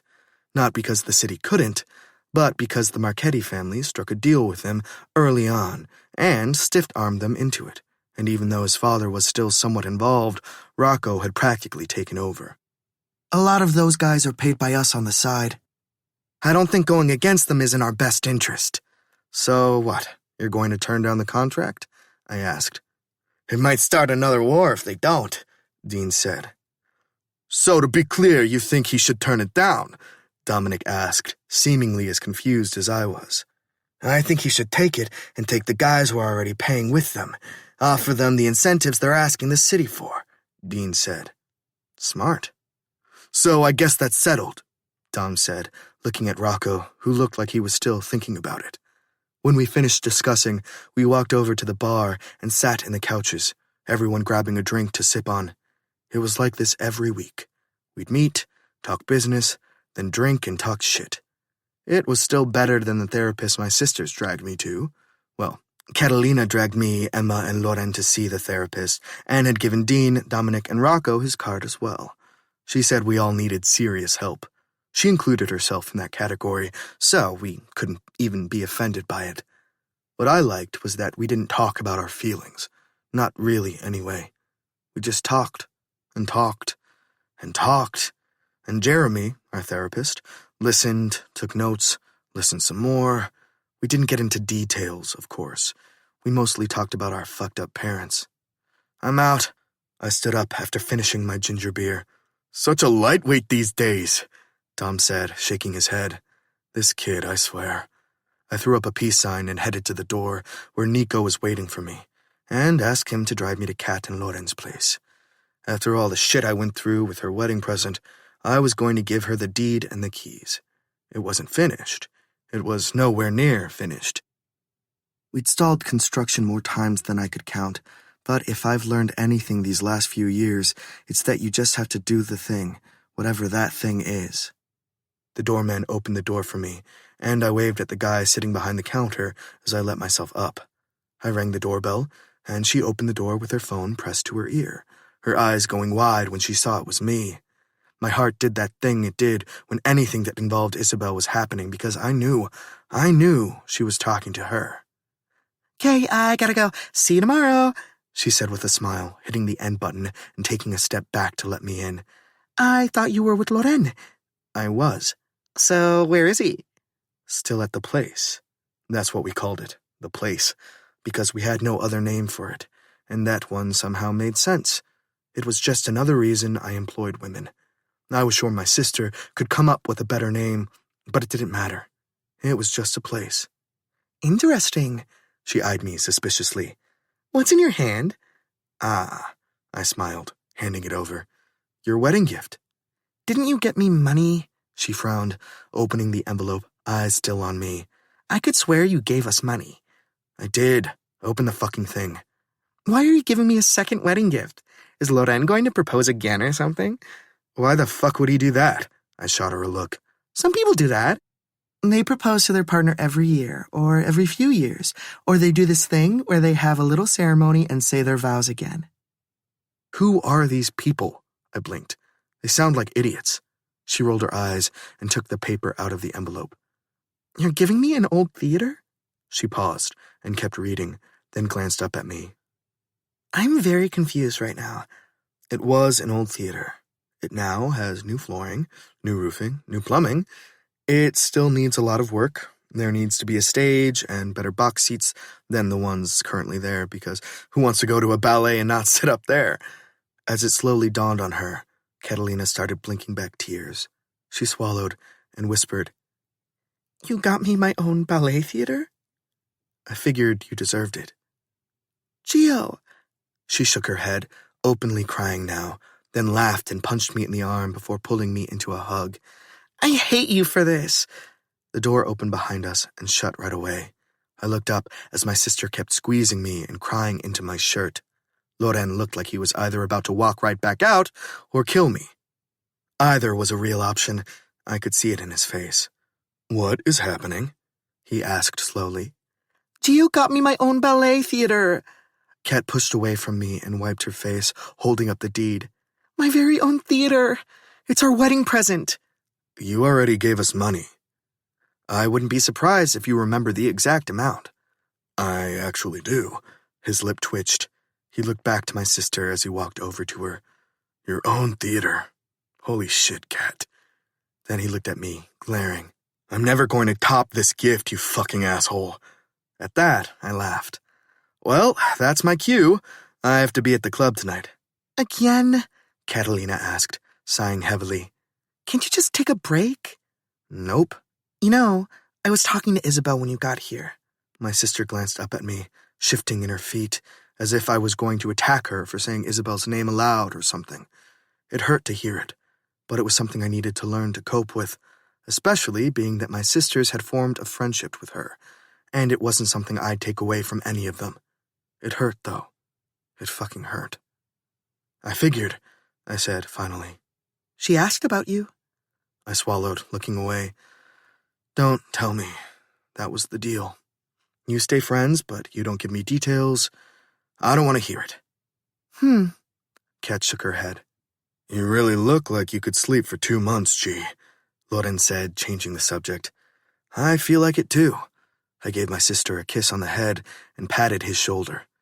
No rest for the wicked and all that. Even the wicked die, G. He raised an eyebrow. You should rest. I will. I walked out. Someday. 49. Isabel. He'd sent me a massage chair. I'd once told him the only chair I wanted was a cozy massage chair, and the bastard actually sent me one. That was as much of a sign I got from him that he was still alive and thinking about me. Of course, I'd spoken to Kat and Emma. We'd even grabbed drinks a few times, like we did a couple of hours ago, and now I was back in my apartment, sitting in the massage chair. I'd given Gio enough time. I'd given myself enough time. Every day, I woke up and asked myself if I was where I needed to be, and I answered yes. Then I asked myself if I was happy, and the answer was also yes. Then I asked myself what would make me happiest, and the answer was always Giovanni. There was no way around it anymore. I couldn't continue to pretend that this wasn't what I knew it was. I was in love with him, and I wasn't going to fall out of love with him anytime soon, if ever.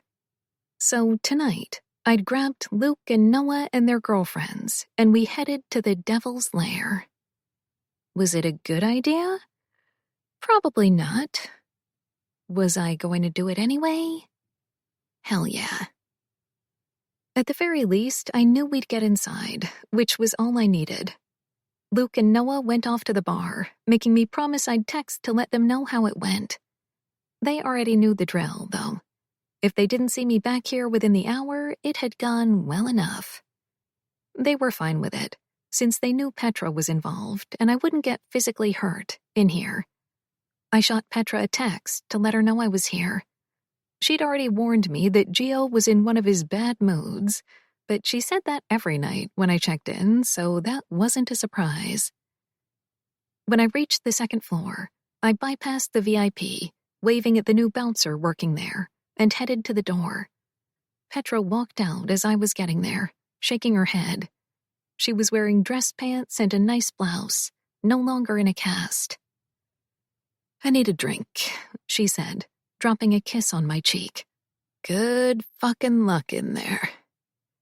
I walked in and shut the first set of doors behind me, then practiced breathing as I reached the doors to his office. I opened them slowly and let myself in. He had both arms on the desk, his head resting between them, the way my students do when they fall asleep in class. Really, P? If it's not an emergency, don't fucking bother me. I don't have time for this. You can't even make time for your wife? His head snapped up. Those dark eyes met mine, and I immediately felt faint. He stared at me. Just stared. Not seeing him as long as I'd gone without him, and seeing him now felt like a blow to the chest. Adrenaline propelled me to move forward. I walked over to the desk, standing on the other side as he shifted in his seat and looked up at my face, still staring as if he wasn't entirely sure he was seeing things or if this was real. I'd been the one to finally show up here, and I felt the same. It all felt like a dream I'd played out in my head a million times, and now that I was here, I needed to do something, say something. I know you don't go back on your promises, but I was thinking that maybe we could come to some sort of agreement, since I came to you and not the other way around. I tapped the tips of my fingers on the desk. He continued to stare, and I wasn't sure how to decipher the expression on his face. At first, it was surprise, but now it was just intense, like he wanted me to hurry up and tell him what I wanted. I just wasn't sure if he wanted me to get it over with so he could kick me out and tell me this was a bad idea or what. It didn't matter. Good idea or bad, he'd have to hear me out. What kind of agreement? He asked, voice hoarse. For starters, I want the right side of the bed. I know you think that's your side, but it's mine, I said. He pushed a little deeper into his seat, as if he was having a difficult time processing the words coming out of my mouth. I walked around the desk. He turned his chair in my direction and waited. I walked closer, stepping between his legs, noticing the way his chest expanded with a breath. He was nervous. Giovanni Masseria was nervous.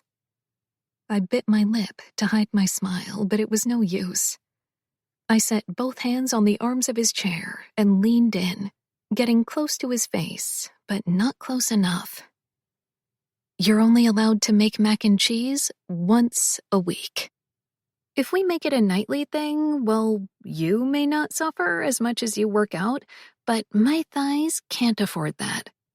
I could tell he was having a difficult time keeping his hands to himself, but he did. He licked his lips. I can make other things. Like what?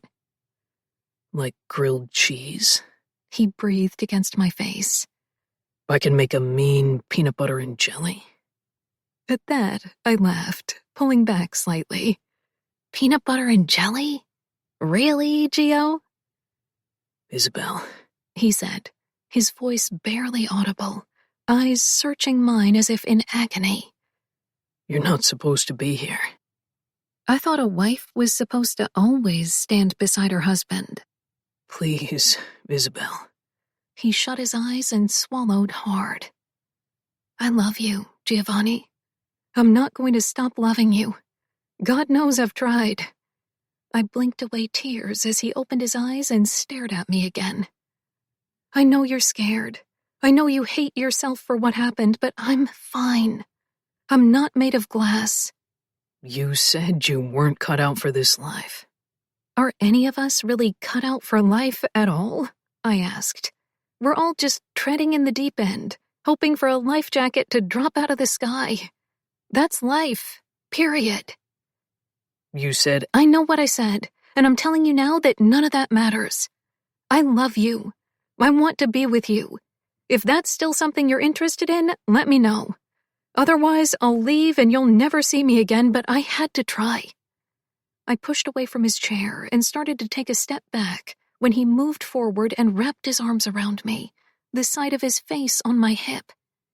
He shuddered against me once, twice, squeezed me tighter before letting go and pushing his chair back as he stood. I looked up at him. If that's something I'm still interested in, he asked. I've been interested since you barged into this office the first time. Liar. I'm not lying. I don't lie to you. You know that. He brought both hands up to the sides of my face. I'm so in love with you that it hurts. It physically hurts to think about you. So in love with you that being without you feels worse than death. On a scale of 1 to 5, it's a 10. He swallowed. I'm so in love with you that I was going to wait 1 more week before I went for you, because you're the only person who can push me to break my promises, because I fucking need you more than I need air, more than I need anything. I'll give all of this up, every single thing, if you tell me to, and I'd be happy to do it. I wouldn't ask that of you, I whispered, swallowing as fresh tears formed. I wouldn't want to change you. I want you.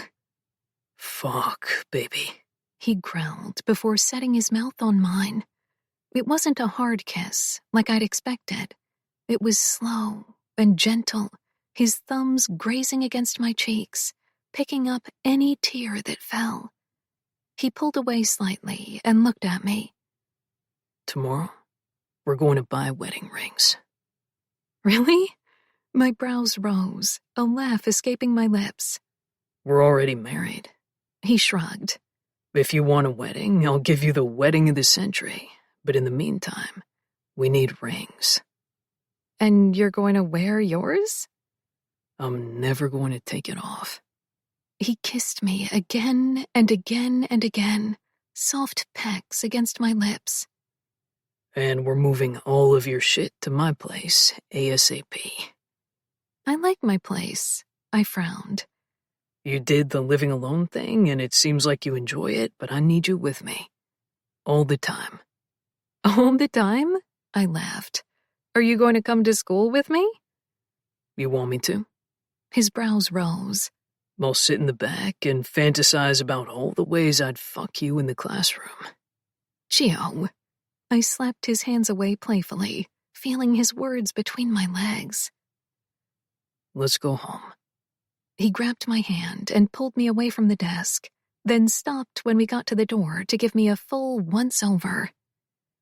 I swear, you're going to fucking kill me.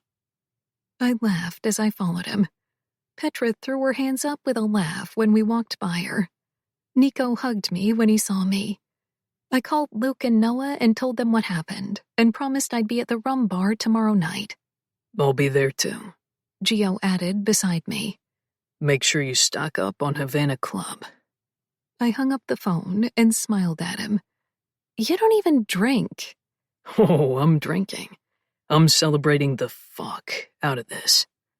He wrapped an arm around me and pulled me into him, almost on top of his lap. My wife deserves to be celebrated every day, and she will be. He kissed me again, and I felt all of my worries drift away. He felt like the home I'd always wanted, and now I was his. Epilogue. Gio. It was always something. We were sitting on my rooftop, grilling, and Rocco, the absolute fucking moron, set one of the umbrellas on fire. So now, we had the entire fucking fire department on the rooftop, hosing everything down, while I bounced between wanting to strangle him to death or throw him off the roof. He was lucky I couldn't do either. Mostly, he was lucky Russo decided to attend this little party, and my wife was standing next to me, so I couldn't do either, right now. I mean, at least none of the furniture burned, Isabel said beside me. That's one way to look at it. Are you upset that it was your steak that burned? I could hear the smile in her voice without looking at her, and my own lips itched to smile back, but I didn't. I'm upset it wasn't his face that burned. Giovanni, Isabel slapped my arm with a laugh.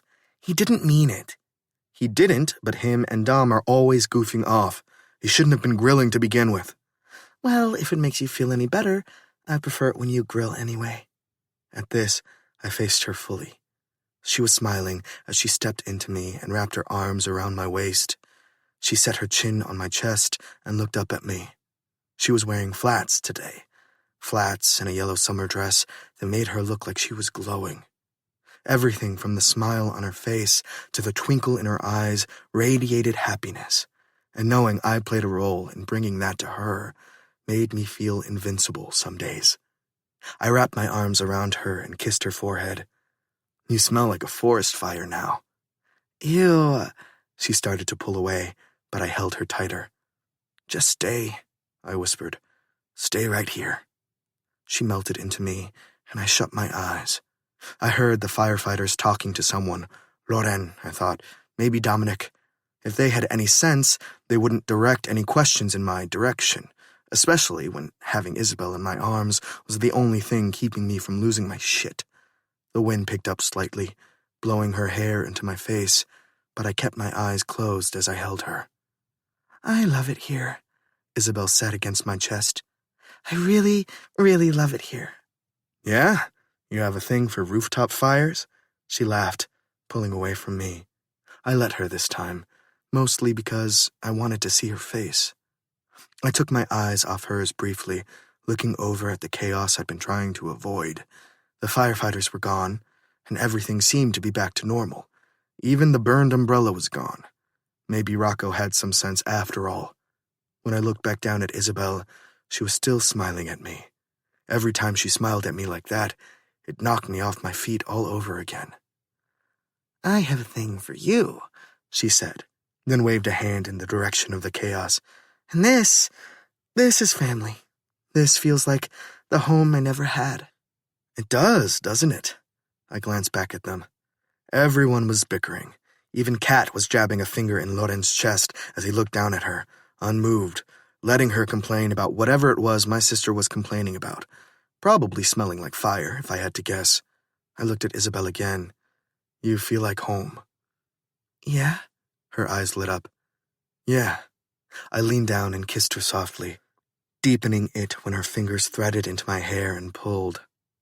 Oh, please, get a fucking room, Rocco called out. What, so you can set it on fire too? Isabel called out as soon as she pulled away.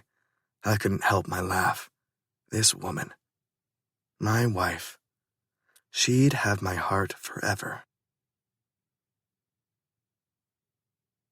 This has been Because I Need You, written by Claire Contreras, narrated by Emma Wilder and Oscar Reyes. Copyright 2022 by Claire Contreras. Production copyright 2022 by Claire Contreras. Production coordination by Lyric Audiobooks. Producer Katie Robinson. Post-production by Tie Def Studios. Emma Wilder and Oscar Reyes are members of SAG-AFTRA. To keep up with new releases, visit clairecontrerasbooks.com.